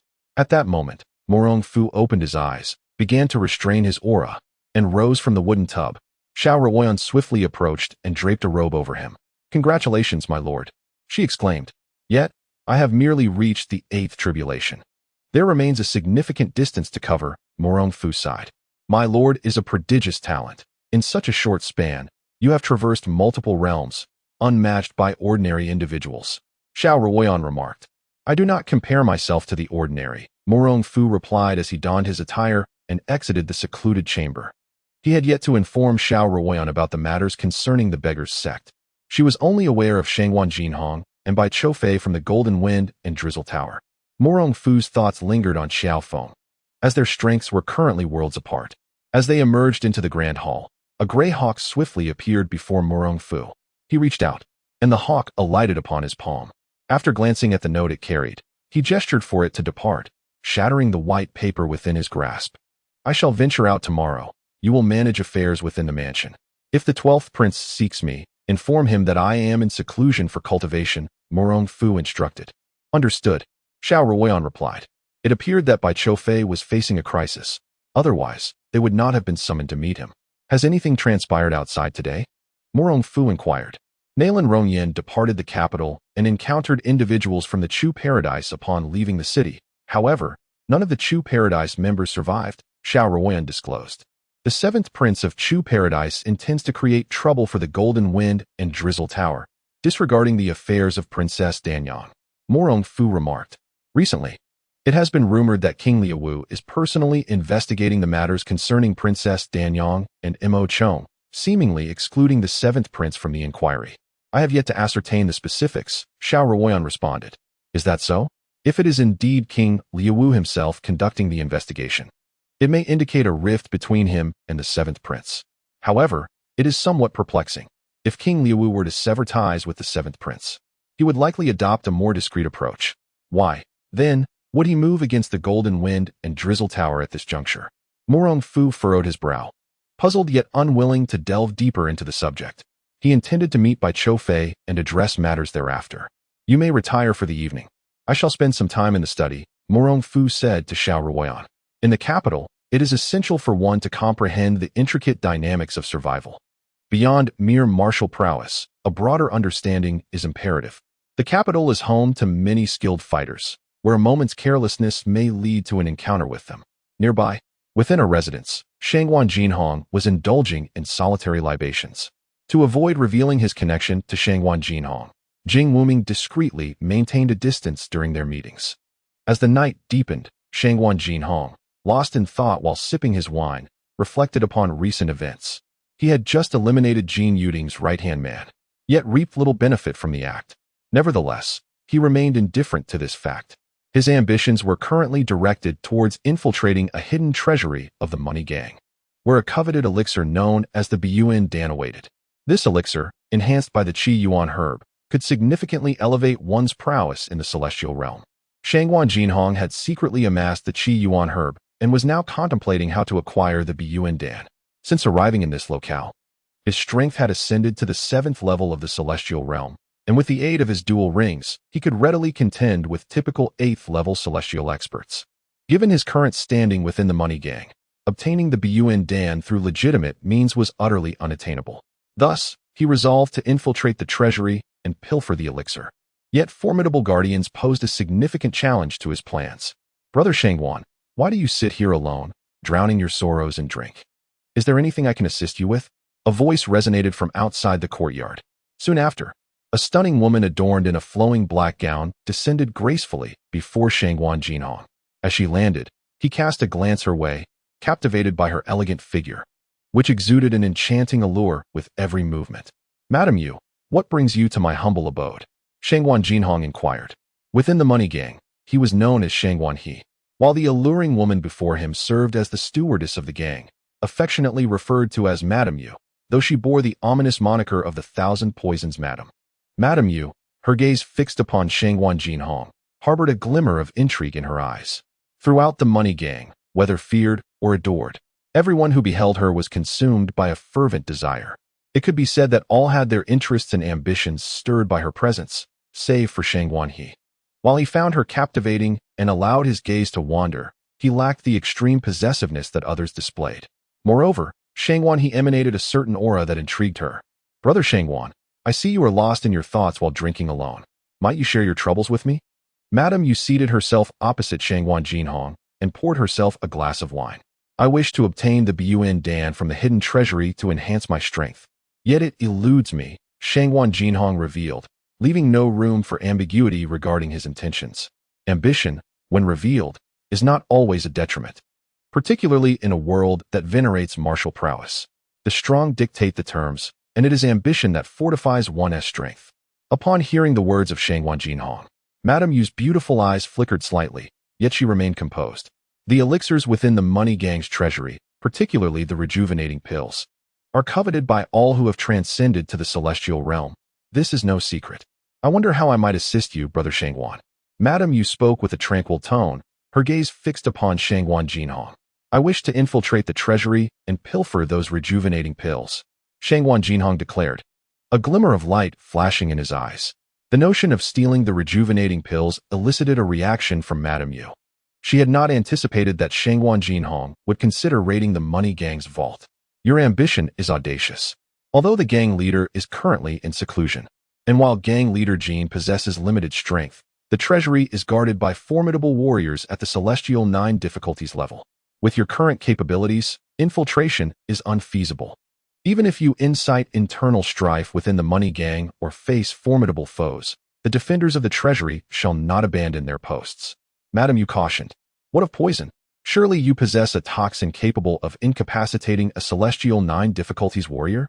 Shangwan Jinhong inquired, his gaze steady upon Madam Yu.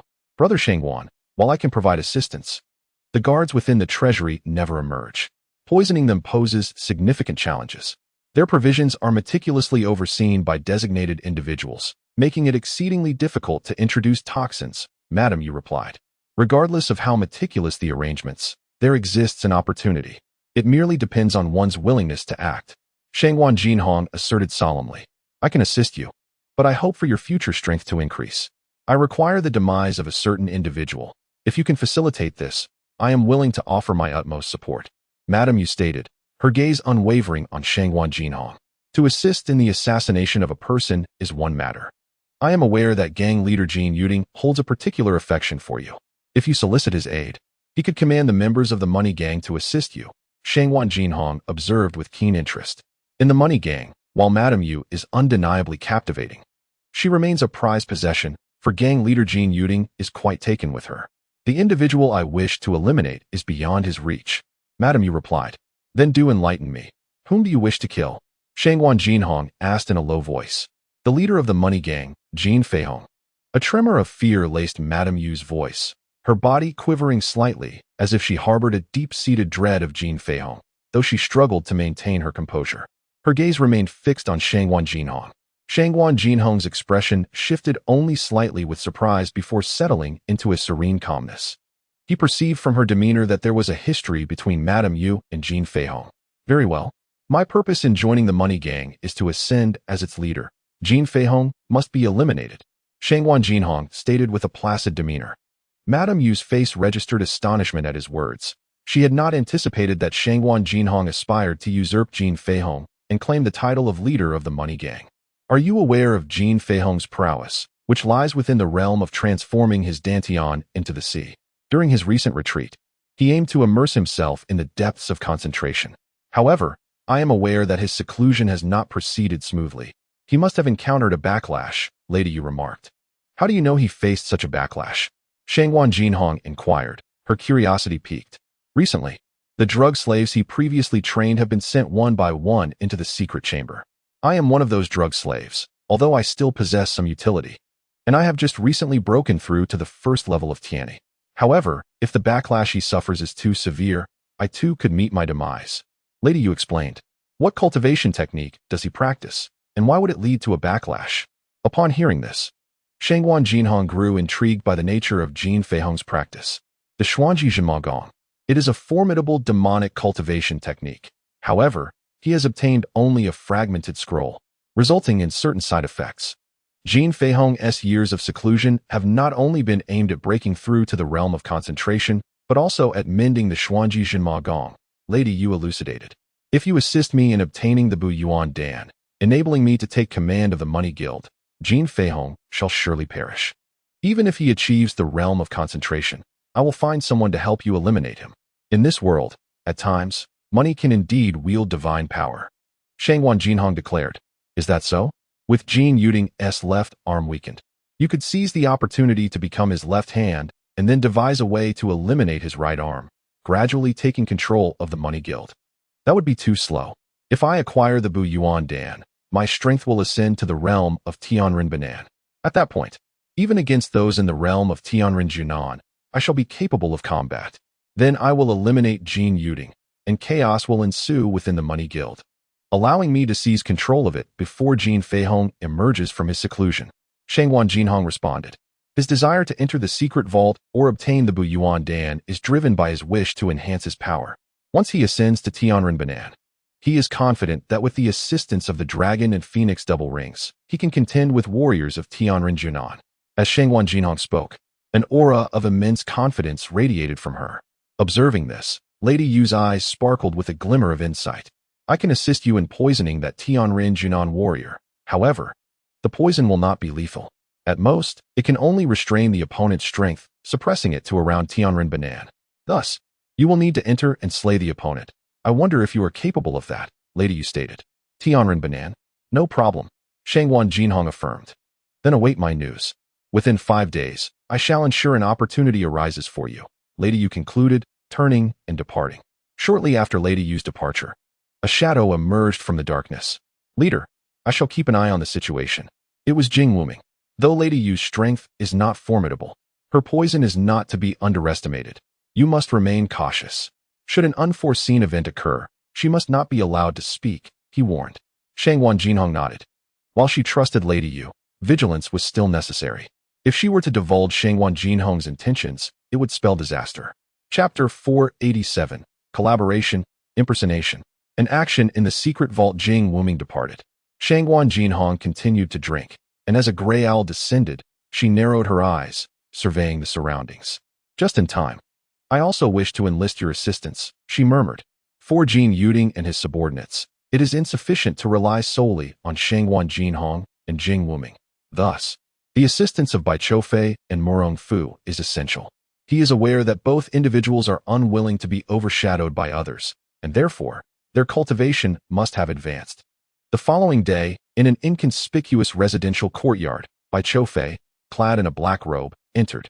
Upon entering, he descended into a cellar, traversing a dark passage for some time, and eventually emerged from the shadowy depths. Outside lay a comparatively spacious courtyard, where Murong Fu in white attire and Shangwan Jinhong in splendid garments sat, indulging in wine. My brother, please take a seat. Shangwan Jinhong gestured. Bai Choufei shed his black robe and sat down. I had not anticipated that your prowess has also progressed recently. It seems I have fallen behind, Shangwan Jinhong remarked, observing Bai Choufei and sighing as he poured a cup of wine for him. Bai Choufei's strength had indeed ascended to the 7th difficulty of the celestial realm, slightly inferior to Ma Kong Qun. Master Shangwan, I have merely relied on external forces to recently break through to the 7th difficulty. The purpose of my invitation is to forge an alliance between us. As you are aware, the position of the master of the Jin Feng Shiyu was obtained through my initiative with our leader. Currently, I face some predicaments that my present strength cannot confront, Bai Choufei expressed. Is it regarding Chu Tiantang? Ma Kong Qun inquired. They recently targeted Nailan Rongyan, resulting in her demise. However, given the nature of Chu Tiantang, they will inevitably strike at Jin Feng Shiyu. For now, I do not wish to seek support from our leader. Bai Choufei spoke in a grave tone. This matter can also be resolved. I shall deal with Jin Yu Ling, and at that time, Brother Ma Kong, you may employ the ultimate techniques of Chu Tianba to eliminate Jin Yu Ling. This will divert Chu Tiantang's attention temporarily towards a conflict with Jin Xianbang. I am also plotting to acquire the recovery pills from Jin Xianbang's treasury. Once I obtain them, I shall ascend to the 8th difficulty of the celestial realm. With the aid of the dragon and phoenix dual rings, I should be able to contend with experts at the 9th difficulty, Shangwan Jinhong articulated. Upon hearing Shangwan Jinhong's words, Bai Choufei's eyes brightened. Then let us proceed as such. I shall await your news, Master Shangwan, he affirmed. I will study the ultimate techniques of Chu Tianba. Ma Kong Qun added. Excellent. May our plan succeed. Shangwan Jinhong raised his cup in a toast. 2 days later, Madame Yu appeared before Shangwan Jinhong. Tomorrow presents an opportunity for action. Jin Yu Ling will visit Tianyun Qinzhuang to inspect the recent quarterly revenue. He will not be present in the gang. Moreover, I have clandestinely administered a combination poison to the elder in charge of the treasury. As long as you carry this sachet, it will trigger the poison within that elder, causing his strength to wane swiftly. Madame Yu revealed, producing a brocade box for Shangwan Jinhong. Very well, I shall also make my move tomorrow, Shangwan Jinhong declared. Hearing this, Madame Yu's expression froze. Are you saying you will also act against Jin Yu Ling? Indeed, he must meet his end, Shangwan Jinhong asserted. Madame Yu's eyes sparkled with surprise. She had not anticipated that Shangwan Jinhong would act so swiftly upon declaring her intent. Have you lost your courage? Shangwan Jinhong inquired. How could that be? Jin Yu Ling has refrained from making a move against me primarily because I am Jin Feihong's medicine servant. However, once Jin Feihong breaks through, my identity as a medicine servant will become obsolete, and I shall be reduced to Jin Yu Ling's personal servant. I do hope for his demise, though I did not expect it to come so soon. Madame Yu replied. Then await the news, Shangwan Jinhong stated. May I accompany you? I could assist you as a witness. Madame Yu looked at Shangwan Jinhong, having placed her hopes entirely upon her. Should anything happen to Shangwan Jinhong, her aspirations would be dashed. Certainly, Shangwan Jinhong acquiesced to Madame Yu's request to join her in action. The following day, Jin Yu Ling departed from the headquarters of the money gang, accompanied by a retinue. Once they had left, Madame Yu appeared in Shangwan Jinhong's courtyard. Have they departed? Shangwan Jinhong asked. They have set off. In approximately half an hour, they will arrive at the Tianyun Bank. We can act in half an hour, Madame Yu responded.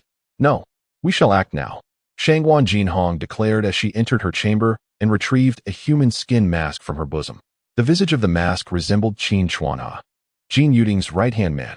After donning the mask and changing into clothing typical of Qin Chuanha, she emerged from the room. Upon seeing Qin Chuanha step out, Madame Yu's expression shifted, and she instinctively wanted to speak. I am Shangwan He, and this is a human skin mask, Shangwan Jinhong clarified. To infiltrate the money gang, one must enter on their own, Shangwan Jinhong remarked. The heist of the replenishing pill had been meticulously planned by Shangwan Jinhong, who had secretly commissioned the crafting of the mask in the black market to assume their identity and gain proximity to the treasury. Very well. I shall linger here for a few minutes before departing, Madame Yu thought, taken aback by the thoroughness of Shangwan Jinhong's plan. She could enter the money gang under her own identity. I shall take my leave then. Shangwan Jinhong turned and entered the cellar of the courtyard. Emerging from a nearby chamber, disguised as Qin Chuanha, Shangwan Jinhong returned to the money gang. Greetings, Elder Qin. The guards at the entrance greeted, bowing respectfully. Shangwan Jinhong nodded and proceeded toward the treasury. However, upon entering, one guard, puzzled, remarked, Elder Qin, were you not just with the second deputy leader? Why have you returned? Perhaps he has urgent matters to attend to, another suggested. Shangwan Jinhong made her way directly to the treasury where the replenishing pills were stored. Familiar with the inner workings of the money gang, she swiftly arrived at the treasury. Guards were stationed outside, and upon seeing Qin Chuanha, they promptly approached and greetings. Elder Qin, I must enter the treasury to meet Elder Mu. Kindly open the gates, Qin commanded. The guards harbored no suspicion as they opened the door to the treasury. After Qin Chuan and the guards stepped inside, the two sentinels shut the door behind them. Just as the door closed, a flash of sword light suddenly streaked before them. The guards, their faces filled with horror, found themselves bereft of speech as a deep gash appeared at their throats. The assailant was Jing Yu Ling. Su Guanjin, upon entering the treasury, would undoubtedly engage in combat with the elder within. The ensuing commotion would draw attention from the outside. Thus, Jing Yu Ling acted swiftly to eliminate these two guards. Chapter 488, Murder, Theft, and Framing. At this moment, within the treasury, Su Guanjin stood before an elder clad in a gray robe. The elder, his complexion ashen, glared at Su Guanjin, gritting his teeth and demanding, "You are not Qin Chuan. Who are you? When did you poison me? And how did I not perceive it? This is impossible. Too much talk." Su Guanjin's aura erupted as he propelled himself off the ground, launching a palm strike at the gray-robed elder. "With your mere strength, you dare to challenge me? Even under the effects of poison, I still possess the might of the 8th heavenly barrier." The elder roared, his hand emanating a sinister black energy as he struck towards Su Guanjin. A terrifying force erupted from his palm, causing the air to shatter. Boom! As their palms collided, Su Guanjin was thrust backward, only stabilizing himself after planting his feet firmly on the ground. The gray-robed elder, with a savage glare, darted forward at an astonishing speed, raising his hand to seize Su Guanjin by the head, intent on decapitating him. However, just as he neared, a glimmer of cold light flickered in Su Guanjin's eyes, and a beam of golden radiance erupted from his hand. The elder raised his palm to intercept the light, but upon contact, the beam split in two. One part collided with his palm, while the other struck his throat with deadly precision. Crack! The joint at the elder's throat shattered instantaneously. The golden light that had rebounded from the elder's hand then surged forth, crashing into his heart and severing his lifeline. "You!" the gray-robed elder uttered weakly, summoning the last remnants of his strength to utter those words before collapsing to the ground. Su Guanjin retrieved his golden ring and produced a vial of corpse-dissolving liquid, pouring it over the elder's remains, which swiftly transformed into a pool of putrid liquid. Making his way toward the designated location of the recovery elixir, which Su Guanjin had already scouted, he directly pocketed it, subsequently gathering a selection of portable pills and treasures. The other artifacts were too cumbersome to carry. Upon exiting the treasury, he found Jing Yu Ling standing at the door, the bodies on the floor having been dealt with. They exchanged a nod before Jing Yu Ling departed, while Su Guanjin hastily made his way outside. As Su Guanjin exited the money gang, a shout echoed from within, but he was already far beyond earshot. An imposter has masqueraded as Elder Qin. Quickly, teams of individuals surged outward, some heading towards the Tianyan Bank. It was imperative to inform the gang leader about the vault situation. Madame Yu also emerged amidst the crowd, somewhat stunned, having just joined the money gang. She was met with shouts that Shangwan Jinhong had already secured the goods. Shangwan he had accomplices within the money gang. A glimmer of realization sparked in Madame Yu's eyes.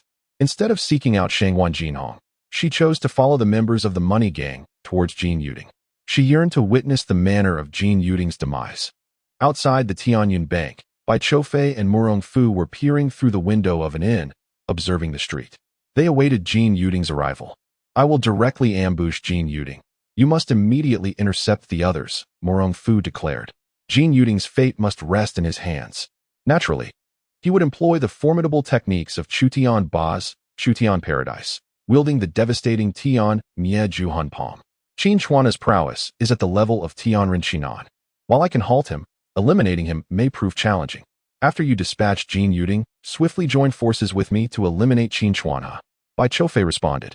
Their strengths were on par, yet it was rumored that Qin Chuanha possessed profound internal energy and excelled in staff techniques, making a quick victory uncertain.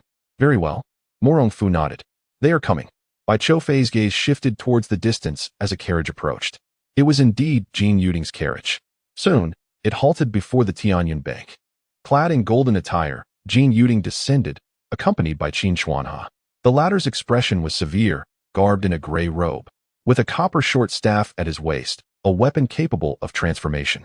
His gaze was piercing as he trailed behind Jin Yu Ling, often serving to safeguard him. The money gang maintained cordial relations with various factions in the capital. No one desired to cross them. The proprietor of Tianyun Bank is awaiting us. Let us proceed, Jin Yu Ling affirmed, preparing to step forward when a figure swiftly approached, brandishing a long sword with the grace of a serpent. You seek death. At that moment, Qin Chuanhe lunged forward, his staff transforming into a nearly 1-meter-long copper pole, aimed at the sword-wielding assailant. The staff met the sword with a resounding clang. As their weapons clashed, another figure erupted forth with reckless abandon, eschewing any finesse for sheer speed and dominance. In a swift turn, he appeared before Jin Yu Ling, raising his hand to strike. His palm, broad and imbued with immense force, struck Jin Yu Ling's chest. It seemed as though Jin Yu Ling possessed protective garments, which initially hindered the palm's power, yet soon he felt a torrent of violent energy penetrate his defenses. With a resounding thud, his body was sent flying. His chest caved in, resulting in his immediate demise. Witnesses outside Tianyun Bank erupted in cries of shock at the scene unfolding before them. At this moment, Qin Chuan's countenance drastically changed.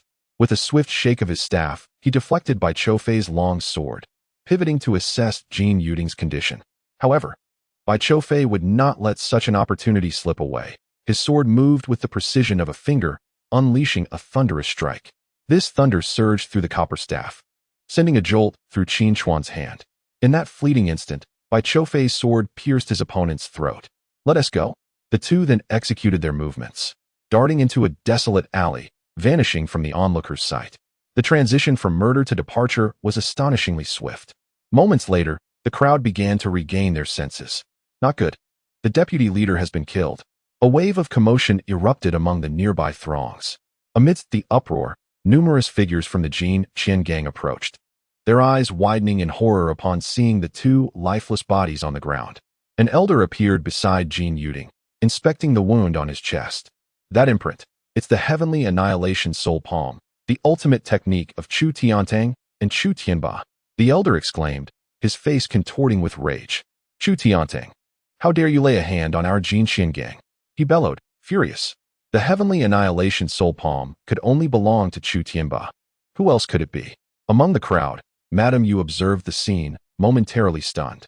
She had not anticipated Jin Yu Ling would perish under the heavenly annihilation soul palm. Could it be that Shang Guanhe is affiliated with Chu Tiantang? Yet, that shouldn't be the case. Jin Feihong is merely in seclusion, not deceased. Chu Tianba wouldn't dare to attack Jin Yu Ling. Even if he did, he would never resort to the heavenly annihilation soul palm. The enigma surrounding Shang Guanhe deepened. Nevertheless, Shang Guanhe's scheme had indeed succeeded, yielding unexpected ease.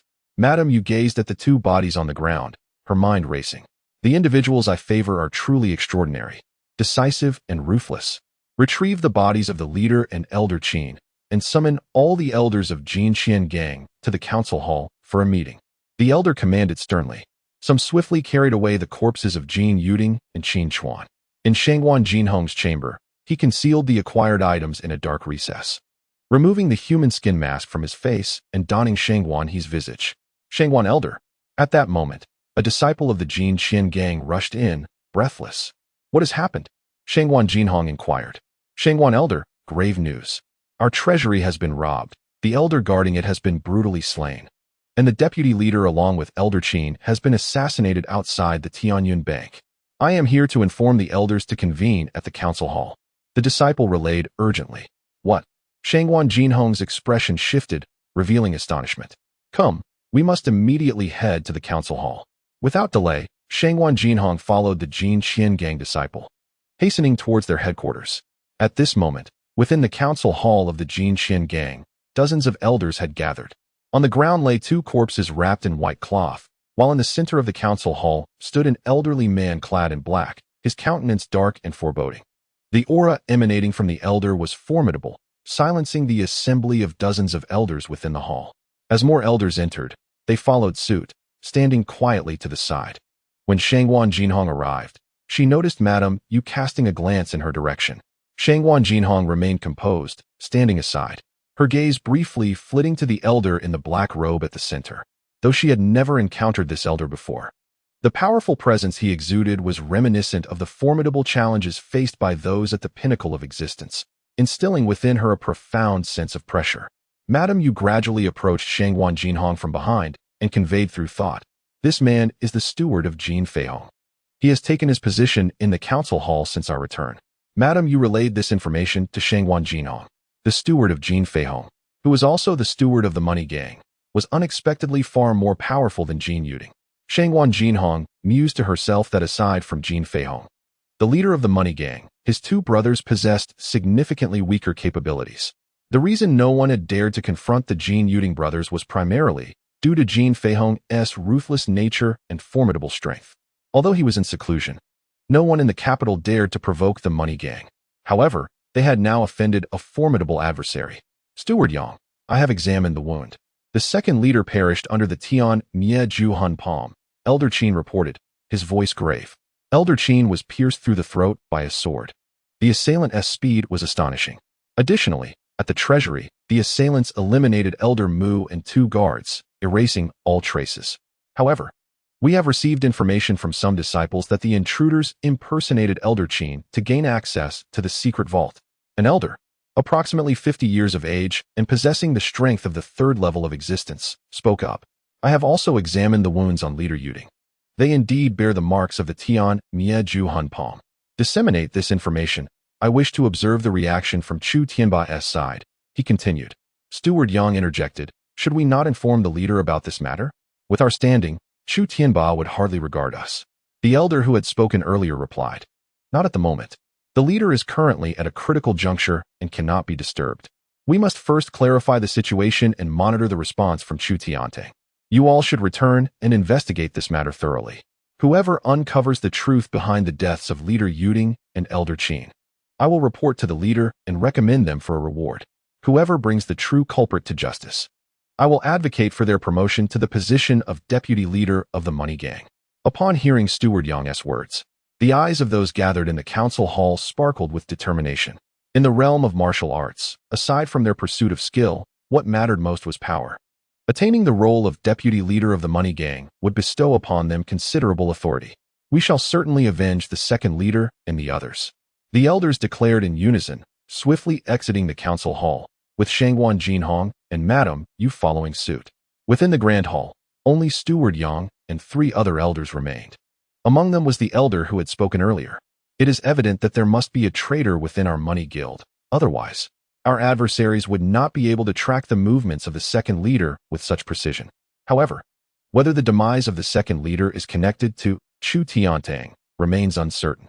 Although they employed the heaven-extinguishing soul palm, it is possible that this ultimate skill may have been disseminated. Moreover, those from Chu Tiantang would not leave any discernible flaws in their actions. As noted by the elder who spoke previously, perhaps Chu Tiantang intends for us to entertain such thoughts. "You mentioned that the heaven-extinguishing soul palm is the unique skill of Chu Tianba. There can be no more than 4 individuals capable of mastering this technique within Chu Tiantang. Who else could it be?" Another elder furrowed his brow and remarked, while he too felt a sense of doubt. The number of individuals who could learn the heaven-extinguishing soul palm within Chu Tiantang is indeed limited. The situation appears peculiar. Evidently, someone is plotting against our money guild. Let us compile a list of the forces in the capital that have recently conflicted with our interests, in hopes of uncovering a clue. However, once the news of the second leader's demise at the hands of the heaven-extinguishing soul palm spreads, I am certain that Chu Tiantang will take action. Perhaps they will come to confront us. We should observe how Chu Tiantang responds first. Manager Yang spoke gravely. "You two shall return and investigate, to see if any useful leads can be found." Manager Yang instructed those beside him. Yes, several elders promptly departed. After everyone had left, Manager Yang approached the body of Qin Chuanhe, examining his wounds meticulously. Currently, there are not many clues to be found from examining Jin Yu Ling's injuries. The swordplay was incisive and swift. One misstep from Qin Chuanhe resulted in his throat being pierced by a single strike. Such a person must possess strength at the level of the 7 difficulties of heaven and man, and their mastery of swordsmanship is profound. Does Chu Tiantang have such a formidable expert? If they do, it is indeed possible that they are behind this. Are they taking action against our money guild on the orders of the 7th prince? Is this a warning from him? Manager Yang murmured to himself. Previously, Jin Yu Ling collaborated with Lord and Ho, who sought to align himself with the seventh prince.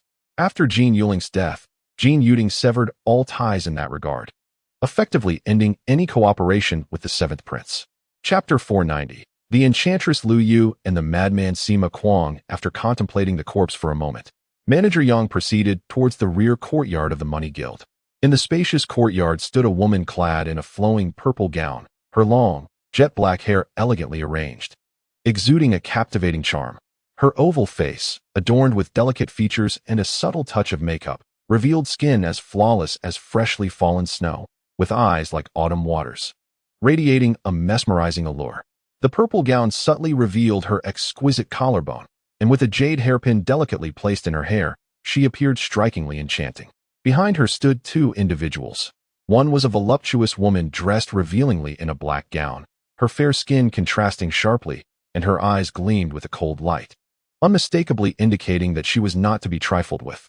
On the other side stood a burly man, towering approximately 2 meters and 3 centimeters, resembling a formidable iron tower, exuding an intense aura of menace. His gaze was lowered, seemingly oblivious to his surroundings. The steward Yang, who had previously departed from the council chamber, appeared in the courtyard and approached the woman, bowing respectfully. Madam, in the realm of the Golden Money Gang, the only individual deserving the title of madam is the wife of the gang leader, Jin Feihong, known as Luo Zian. Once one of the most renowned courtesans in the capital's Ningxua Feng, her presence was immortalized in the poetic lines. The purple beauty captivates the capital. As the red garments fall across the world, the purple beauty refers to Zian in the verse. What can be discerned from the wounds? She inquired coldly. Madam, it is evident from the injuries that the second leader indeed perished under the heavenly annihilation soul palm, while Qin Chuan was slain by an extraordinarily swift sword strike. Yang replied, Heavenly annihilation soul palm. Let us demand an explanation from Tian Paradise. Also, have you spread the word I previously instructed regarding the potential vice leadership for anyone who finds the murderer of the second leader? Yang responded, Madam, it has been communicated. Good.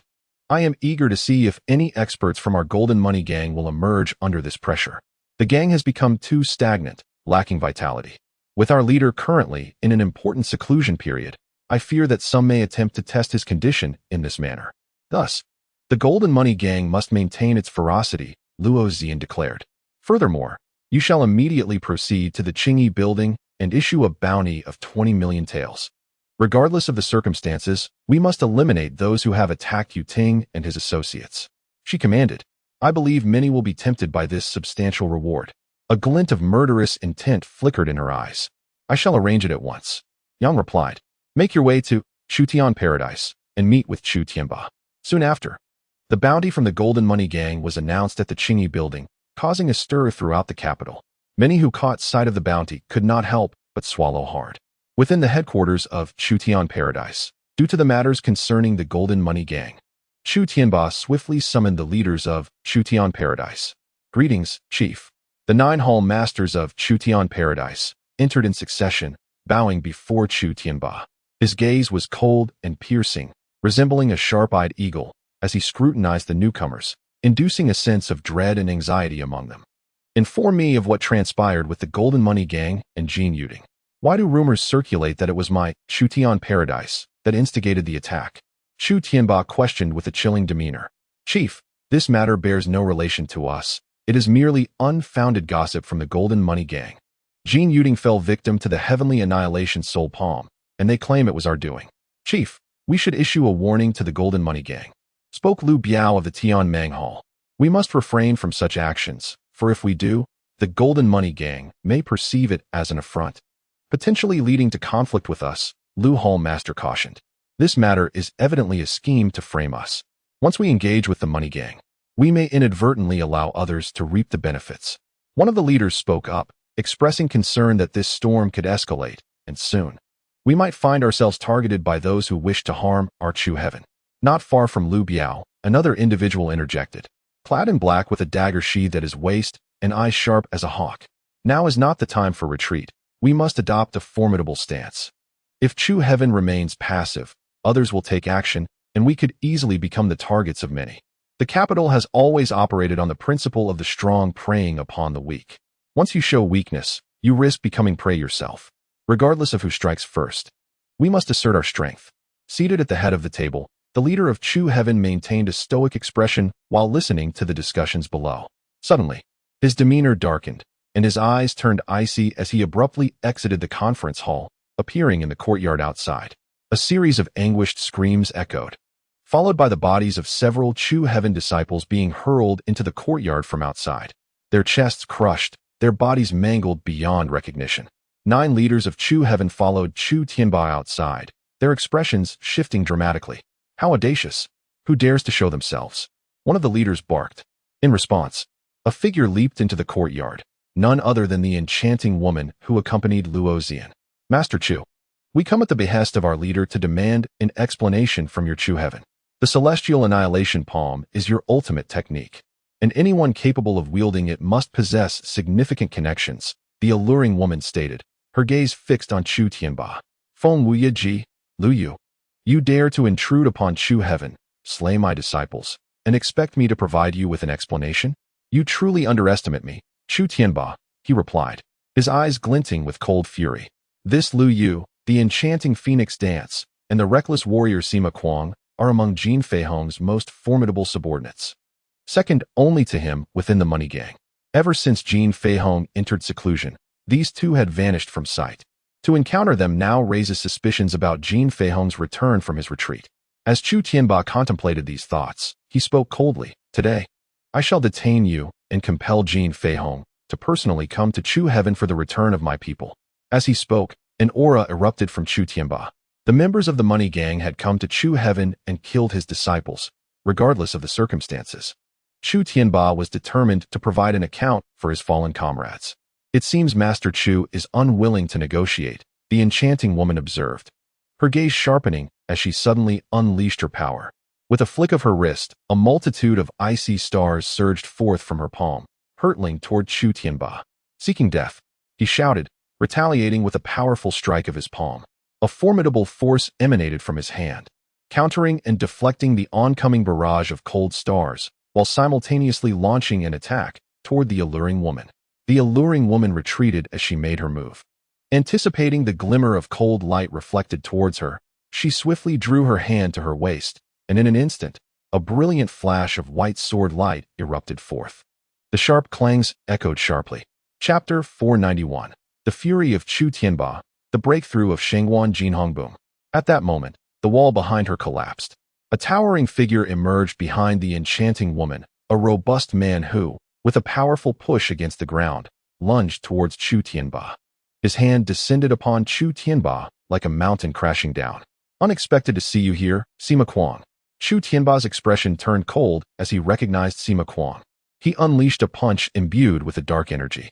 In that fleeting moment, the captivating woman, like a specter, darted forward, her sword transforming into a flurry of afterimages aimed at Chu Tianba's neck. Their teamwork was remarkably synchronized. Noticing this, Chu Tianba's punch remained unaltered as he pressed forward. Yet his deft movements allowed him to evade the enchanting woman's sword strikes skillfully. Bang! The collision of fists sent Sima Kuang reeling back, crashing against the crumbling wall, which shattered upon impact. Roar! The force of the punch elicited a low growl from Sima Kuang. Furious, see heaven-piercing fist. He bellowed as he unleashed a punch. His aura is surging dramatically, emanating layers of terrifying power that radiated outward. A dense energy enveloped his fist. In response, Chu Tianba's countenance remained unchanged. Yet a formidable aura enveloped his being. You are exceedingly arrogant. Even Jin Feihong would not dare to be so presumptuous, Chu Tianba declared sternly. Previously, he had been cautious of Jin Feihong, intending only to capture Lu Yu, but now these two dared to engage him in battle, displaying a blatant disregard for his authority. If that were the case, he saw no reason to hold back. With a firm step, he surged forward, appearing before Sima Kuang, and unleashed a palm strike that met his punch in a violent clash. Ah! Sima Kuang cried out in agony, blood spraying from his arm. At that moment, the alluring woman Lu Yu waved her hand again, sending forth a cloud of black smoke towards the crowd. It's toxic, retreat. Chu Tianba halted, raising his hand to unleash a gust that dissipated the black smoke. However, The two had already vanished from their sight. Leader, the money gang has been excessively arrogant. We should seize this opportunity to strike. Lu Biao suggested. We will teach them a lesson, but hold off for now. Let the various factions remain still. However, if the money gang provokes us, we shall not hesitate, Chu Tianba instructed with a wave of his hand. All factions, mobilize your forces and investigate who has conspired against my Chu Tiantang. Chu Tianba commanded fiercely. Understood. The gathered members quickly dispersed. Come forth. After the 9 faction leaders departed, Chu Tianba murmured. A figure clad in a black robe appeared before him in the courtyard, holding a long sword, with an expression of cold severity. The Grand Master spoke gravely. Just now, I could have struck and slain the injured Situ Kuang with a single sword. This incident has revealed a peculiar undercurrent. If we are not cautious, my Chu Tiangao and the money gang may suffer a significant blow. We must tread carefully. Conduct a discreet investigation. I wish to know who currently presides over the money gang. Although today's style resembles that of Jin Feihong, he has been in seclusion for so many years without making a breakthrough. It is improbable that he would achieve one now. Understood, my lord. I shall investigate at once, replied the figure clad in black, swiftly retreating. A storm is brewing, and I shall see who stirs the winds, declared Chu Tunggao in a low voice. Meanwhile, within a secluded chamber of the courtyard belonging to Shangwan Jinhong, he sat cross-legged upon a mat, producing a recovery pill and swallowing it whole. He then focused his mind, beginning to circulate the energy within his body to refine the pill. As its name suggests, the recovery pill replenishes vital energy. And there was but a single one in the treasury of the money gang, rumored to have been prepared by Jin Yu Ling for himself. However, Jin Yu Ling's cultivation progressed too slowly. 3 years prior, he had spent a fortune to acquire 2 recovery pills. One had been consumed, allowing him to advance a level in strength, with the intention of reaching the 7 difficulties of the celestial realm before taking the second. Unbeknownst to him, it instead benefited Shangwan Jinhong. As the energy was refined, the immense medicinal power coursed through Shangwan Jinhong's body. He guided the true energy within him to flow alongside this medicinal force, colliding with his meridians and forming a cycle, ultimately circulating towards his dantian.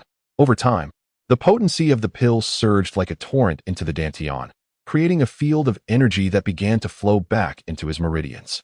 This force was devoid of its former ferocity, instead possessing a gentle quality. Shangwan Jinhong's body, akin to parched earth, began to absorb this strength. At that moment, he opened his eyes and reached out, grasping several vials of pills that were placed nearby. He opened them and consumed the contents directly. These pills had also been retrieved from the secret vault by Shangwan Jinhong. As they entered his body, they quickly transformed into medicinal power, flowing into his dantian. As time passed, the aura surrounding Shangwan Jinhong began to shift continuously, the air around him forming a tempest within the chamber. After a considerable duration, he gathered his aura back within. With excitement illuminating his face, Shangwan Jinhong declared, I never anticipated that during this cultivation, I would not only break through to the 8 difficulties of the celestial realm, but also reach its pinnacle. I am but a step away from the 9 difficulties. He took a moment to regulate his breathing before emerging from the chamber. In the courtyard, Madame Yu sat upon a stone platform, awaiting Shangwan Jinhong. Moments later, he appeared in the courtyard, and sensing the aura emanating from him, Madame Yu's expression brightened. You've broken through, she inquired, uncertainty lacing her voice. Indeed. What is the current situation within the money gang? Shangwan Jinhong responded. The financial organization has fortified its defenses, and as I entered, it felt as though numerous eyes were fixated upon me. Moreover, today, Steward Yang ventured to the Qingyi Tower to offer a bounty of 20 million for the capture of the assailant. This substantial sum is something Steward Yang cannot access.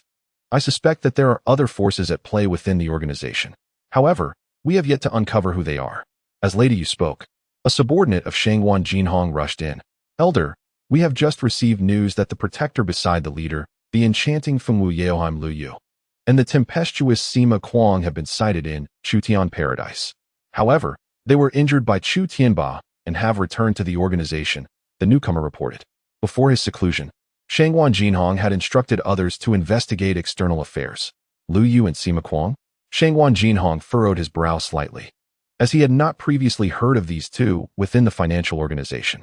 They are indeed subordinates of the leader, Jin Feihong, known publicly as the most formidable warriors after the leader, always safeguarding him. Lady Yu communicated telepathically. You may leave now. I am aware of the situation. This is a reward for you. Shangguan Jinhong produced a silver pouch from his bosom and tossed it to the messenger. Thank you, Elder Shangguan. The messenger accepted the pouch and bowed as he exited. Chapter 492. Continue the slaughter. Incite conflict. These individuals are close to the leader. Are you suggesting that Jin Feihong has made an appearance? Shangguan Jinhong's expression grew grave as he regarded Lady Yu. That shouldn't be the case. Jin Feihong has just consumed a batch of medicinal slaves and, logically, should not emerge from seclusion. Lady Yu's brow furrowed in concern. Is that so? However, if the financial organization has dispatched individuals to Chutian Paradise and engaged with Chu Tianba, then we should incite a confrontation between the two factions, Shangguan Jinhong declared. Gather information on Lu Yu and Sima Kuang for me, particularly regarding their martial arts characteristics. It is imperative to ascertain this. Shangguan Jinhong instructed, observing Lady Yu. Based on previous interactions, it appeared that Lady Yu was still aligned with him, allowing him to share some insights. This would aid in winning her over. Upon hearing Shangguan Jinhong's specific mention of martial arts characteristics, Lady Yu's expression shifted. She had long suspected that the individual who had previously assassinated Jin Yu Ling was capable of wielding the celestial annihilation palm. It now seemed evident that Shangguan Jinhong had experts of such caliber at his disposal. Her beautiful eyes glimmered with understanding. Shangguan Jinhong's words subtly conveyed information to her, indicating his acceptance of her. I will certainly provide you with detailed information. I shall return now to compile it. As a member of the financial organization, Lady Yu was indeed aware of certain details regarding Lu Yu and Sima Kuang. Her expertise in poison had been inherited from Lu Yu, who had trained them, resulting in only 3 survivors from a group of dozens. Very well, Shangguan Jinhong nodded in agreement. That night, in a secret chamber, 4 figures, Shangguan Jinhong, Morong Fu, Bai Choufei, and Jing Wuming, gathered. Leader, it seems there are indeed formidable experts within the financial organization. Who are those 2? Bai Choufei inquired in a solemn tone. They are generals under Jin Feihong, who have long been tasked with his protection and rarely make an appearance. I have yet to determine under whose orders they have emerged. However, I have summoned both of you to escalate the conflict between the financial organization and Chutian Paradise. Brother Morong, here is the information on those 2 individuals. Please take a look. Shangguan Jinhong handed the documents provided by Lady Yu to Morong Fu. After scrutinizing the contents, Morong Fu's gaze sharpened slightly as he passed the documents to Bai Choufei. Shangguan, are you suggesting that I utilize the martial arts of these 2 to eliminate the members of Chu Tiantang? Morong Fu inquired. Only a conflict between the 2 factions will be advantageous for the 3 of us. For now, we need not be concerned about retaliation from Chu Tiantang on Bai's side. The Jinxian gang will undoubtedly face retribution from Chu Tiantang, at which point I can demonstrate my capabilities. Furthermore, Brother Morong, I previously engaged with the 12th Prince with the intention of seizing control of the Jinxian gang. He should assist me in advancing my position within the gang. Of course, this requires ongoing confrontations between Chu Tiantang and the Jinxian gang. Shangguan Jinhong asserted. Absolutely. Upon hearing Shangguan Jinhong's words, a glimmer of determination sparked in Morong Fu's eyes. Then I shall trouble you, Brother Morong. Shangguan Jinhong expressed his gratitude. I await your news. However, we must also request our leader to dispatch skilled individuals to aid us. Morong Fu stated. Today, I received word that our leader has already arranged for someone to head to Jiangbei to eliminate the young master of the Hua family, Hua Xingchen. After the deed is done, they will come to the capital to assist us covertly, Bai Choufei remarked. Bai Choufei did not disclose the situation to Su Chen, but Su Chen contemplated the power dynamics in the capital and considered sending a master to assist. Conveniently, Fu Hongxue had been dispatched to Jiangbei, so he decided to summon her. Is that so? Then it is fortuitous. However, we must also enhance our own strengths. Shangguan Jinhong replied. External forces are always secondary. One must also cultivate their own abilities. Recently, our leader has been preparing to confront the Tianxiao Alliance, and once they are eradicated, he will head to Jiangnan. We in the capital must achieve significant accomplishments to warrant our leader's presence here. Bai Choufei added. Today, at the Zhenwu Daoist Temple, Mu Qingxian visited my Jin Feng Shiyu building, requesting an investigation into the 13th and 15th princes of the royal family. Although I am unaware of her intentions, her sword aura is formidable, and her presence is likely at the 9 trials of heaven and man stage. Exercise caution when the two of you encounter her. Bai Qiufei cautioned. Indeed, Jinwu Taoist Temple lives up to its reputation as one of the sacred grounds of the Taoist sect, producing disciples of such caliber. Reaching the 9 trials of heaven and man stage, Murong Fu and Shangwan Jinhong, along with Jing Wuming, who had been silently standing beside Shangwan Jinhong, expressed their astonishment. From the information gathered, it appeared that Mu Qingxian was merely around 20 years of age. Such youth achieving the 9 trials of heaven and man stage not only attests to Mu Qingxuan's extraordinary talent, but also reflects the profound heritage of Jinwu Taoist Temple, invoking a sense of apprehension. For the time being, Mu Qingxian should not pose a conflict for us. We need not concern ourselves with her. Our priority is to take control of the Jinxian gang and address Chu Tiantang, Shangwan Jinhong declared, showcasing a more audacious demeanor compared to Murong Fu and Bai Qiufei. I shall take my leave. Tonight, I will proceed to eliminate several of Chu Tiantang's hall masters. Murong Fu donned a black cloak and exited the secret chamber. Bai Qiufei also turned to depart. An hour later, at the Chu Tiantang, in the External Affairs Hall, at the residence of Duan Muqing. At this moment, Duan Muqing's expression was somewhat grim. The affairs of the Golden Money Gang had manifested with alarming suddenness, and he was still in the process of investigating the situation at the Golden Wind Drizzle Pavilion. After several days of inquiry, he had uncovered no formidable opponents, only a handful of disciples. Bai Qiufei had been reclusive of late, rarely making an appearance, seemingly able to evade their scrutiny. Clearly, he mused, I must personally conduct an investigation at the Golden Wind Drizzle Pavilion. Due to the issues concerning the Golden Money Gang, the temporary head had not inquired about the status of the Golden Wind Drizzle Pavilion. However, it was imperative for him to clarify the situation. Moreover, he needed to uncover who had slain Jin Yu Ling. Although other halls were already pursuing this matter, it was the duty of their Foreign Affairs Hall. The situation was chaotic, and it appeared that a bloody confrontation was inevitable. With a sigh, Duan Muqing slowly closed the documents before him and turned to exit the study. Yet, as he stepped out, his countenance shifted dramatically. The courtyard was unsettlingly silent, devoid of any sound. The guards that had once patrolled the area had vanished, and a wave of unease washed over him. His gaze swept around, and in the periphery of his vision stood a figure, coldly observing him. Clad in a black robe that billowed in the night breeze, the piercing gaze resembled a jewel amidst the darkness. Who are you? Duan Muqing barked sharply. You from the Chutang Heaven have slain our second master of the Golden Money Gang. Today, I shall avenge him. The shadow growled, propelling itself off the ground with a surge of energy, akin to a meteor in the night sky, darting swiftly towards Duan Muqing. With a resounding crash, a palm struck out with overwhelming force. Duan Muqing, attempting to defend himself, found his arm shattered under the sheer might of the attack. A cry of agony escaping his lips as his body was sent flying. Yet, the assailant was quicker still, their fierce true energy tearing through the surrounding air. A hand descended upon Duan Muqing's head with ferocious intent. With a deafening blast, his skull shattered. The shadow then pivoted and vanished into the night.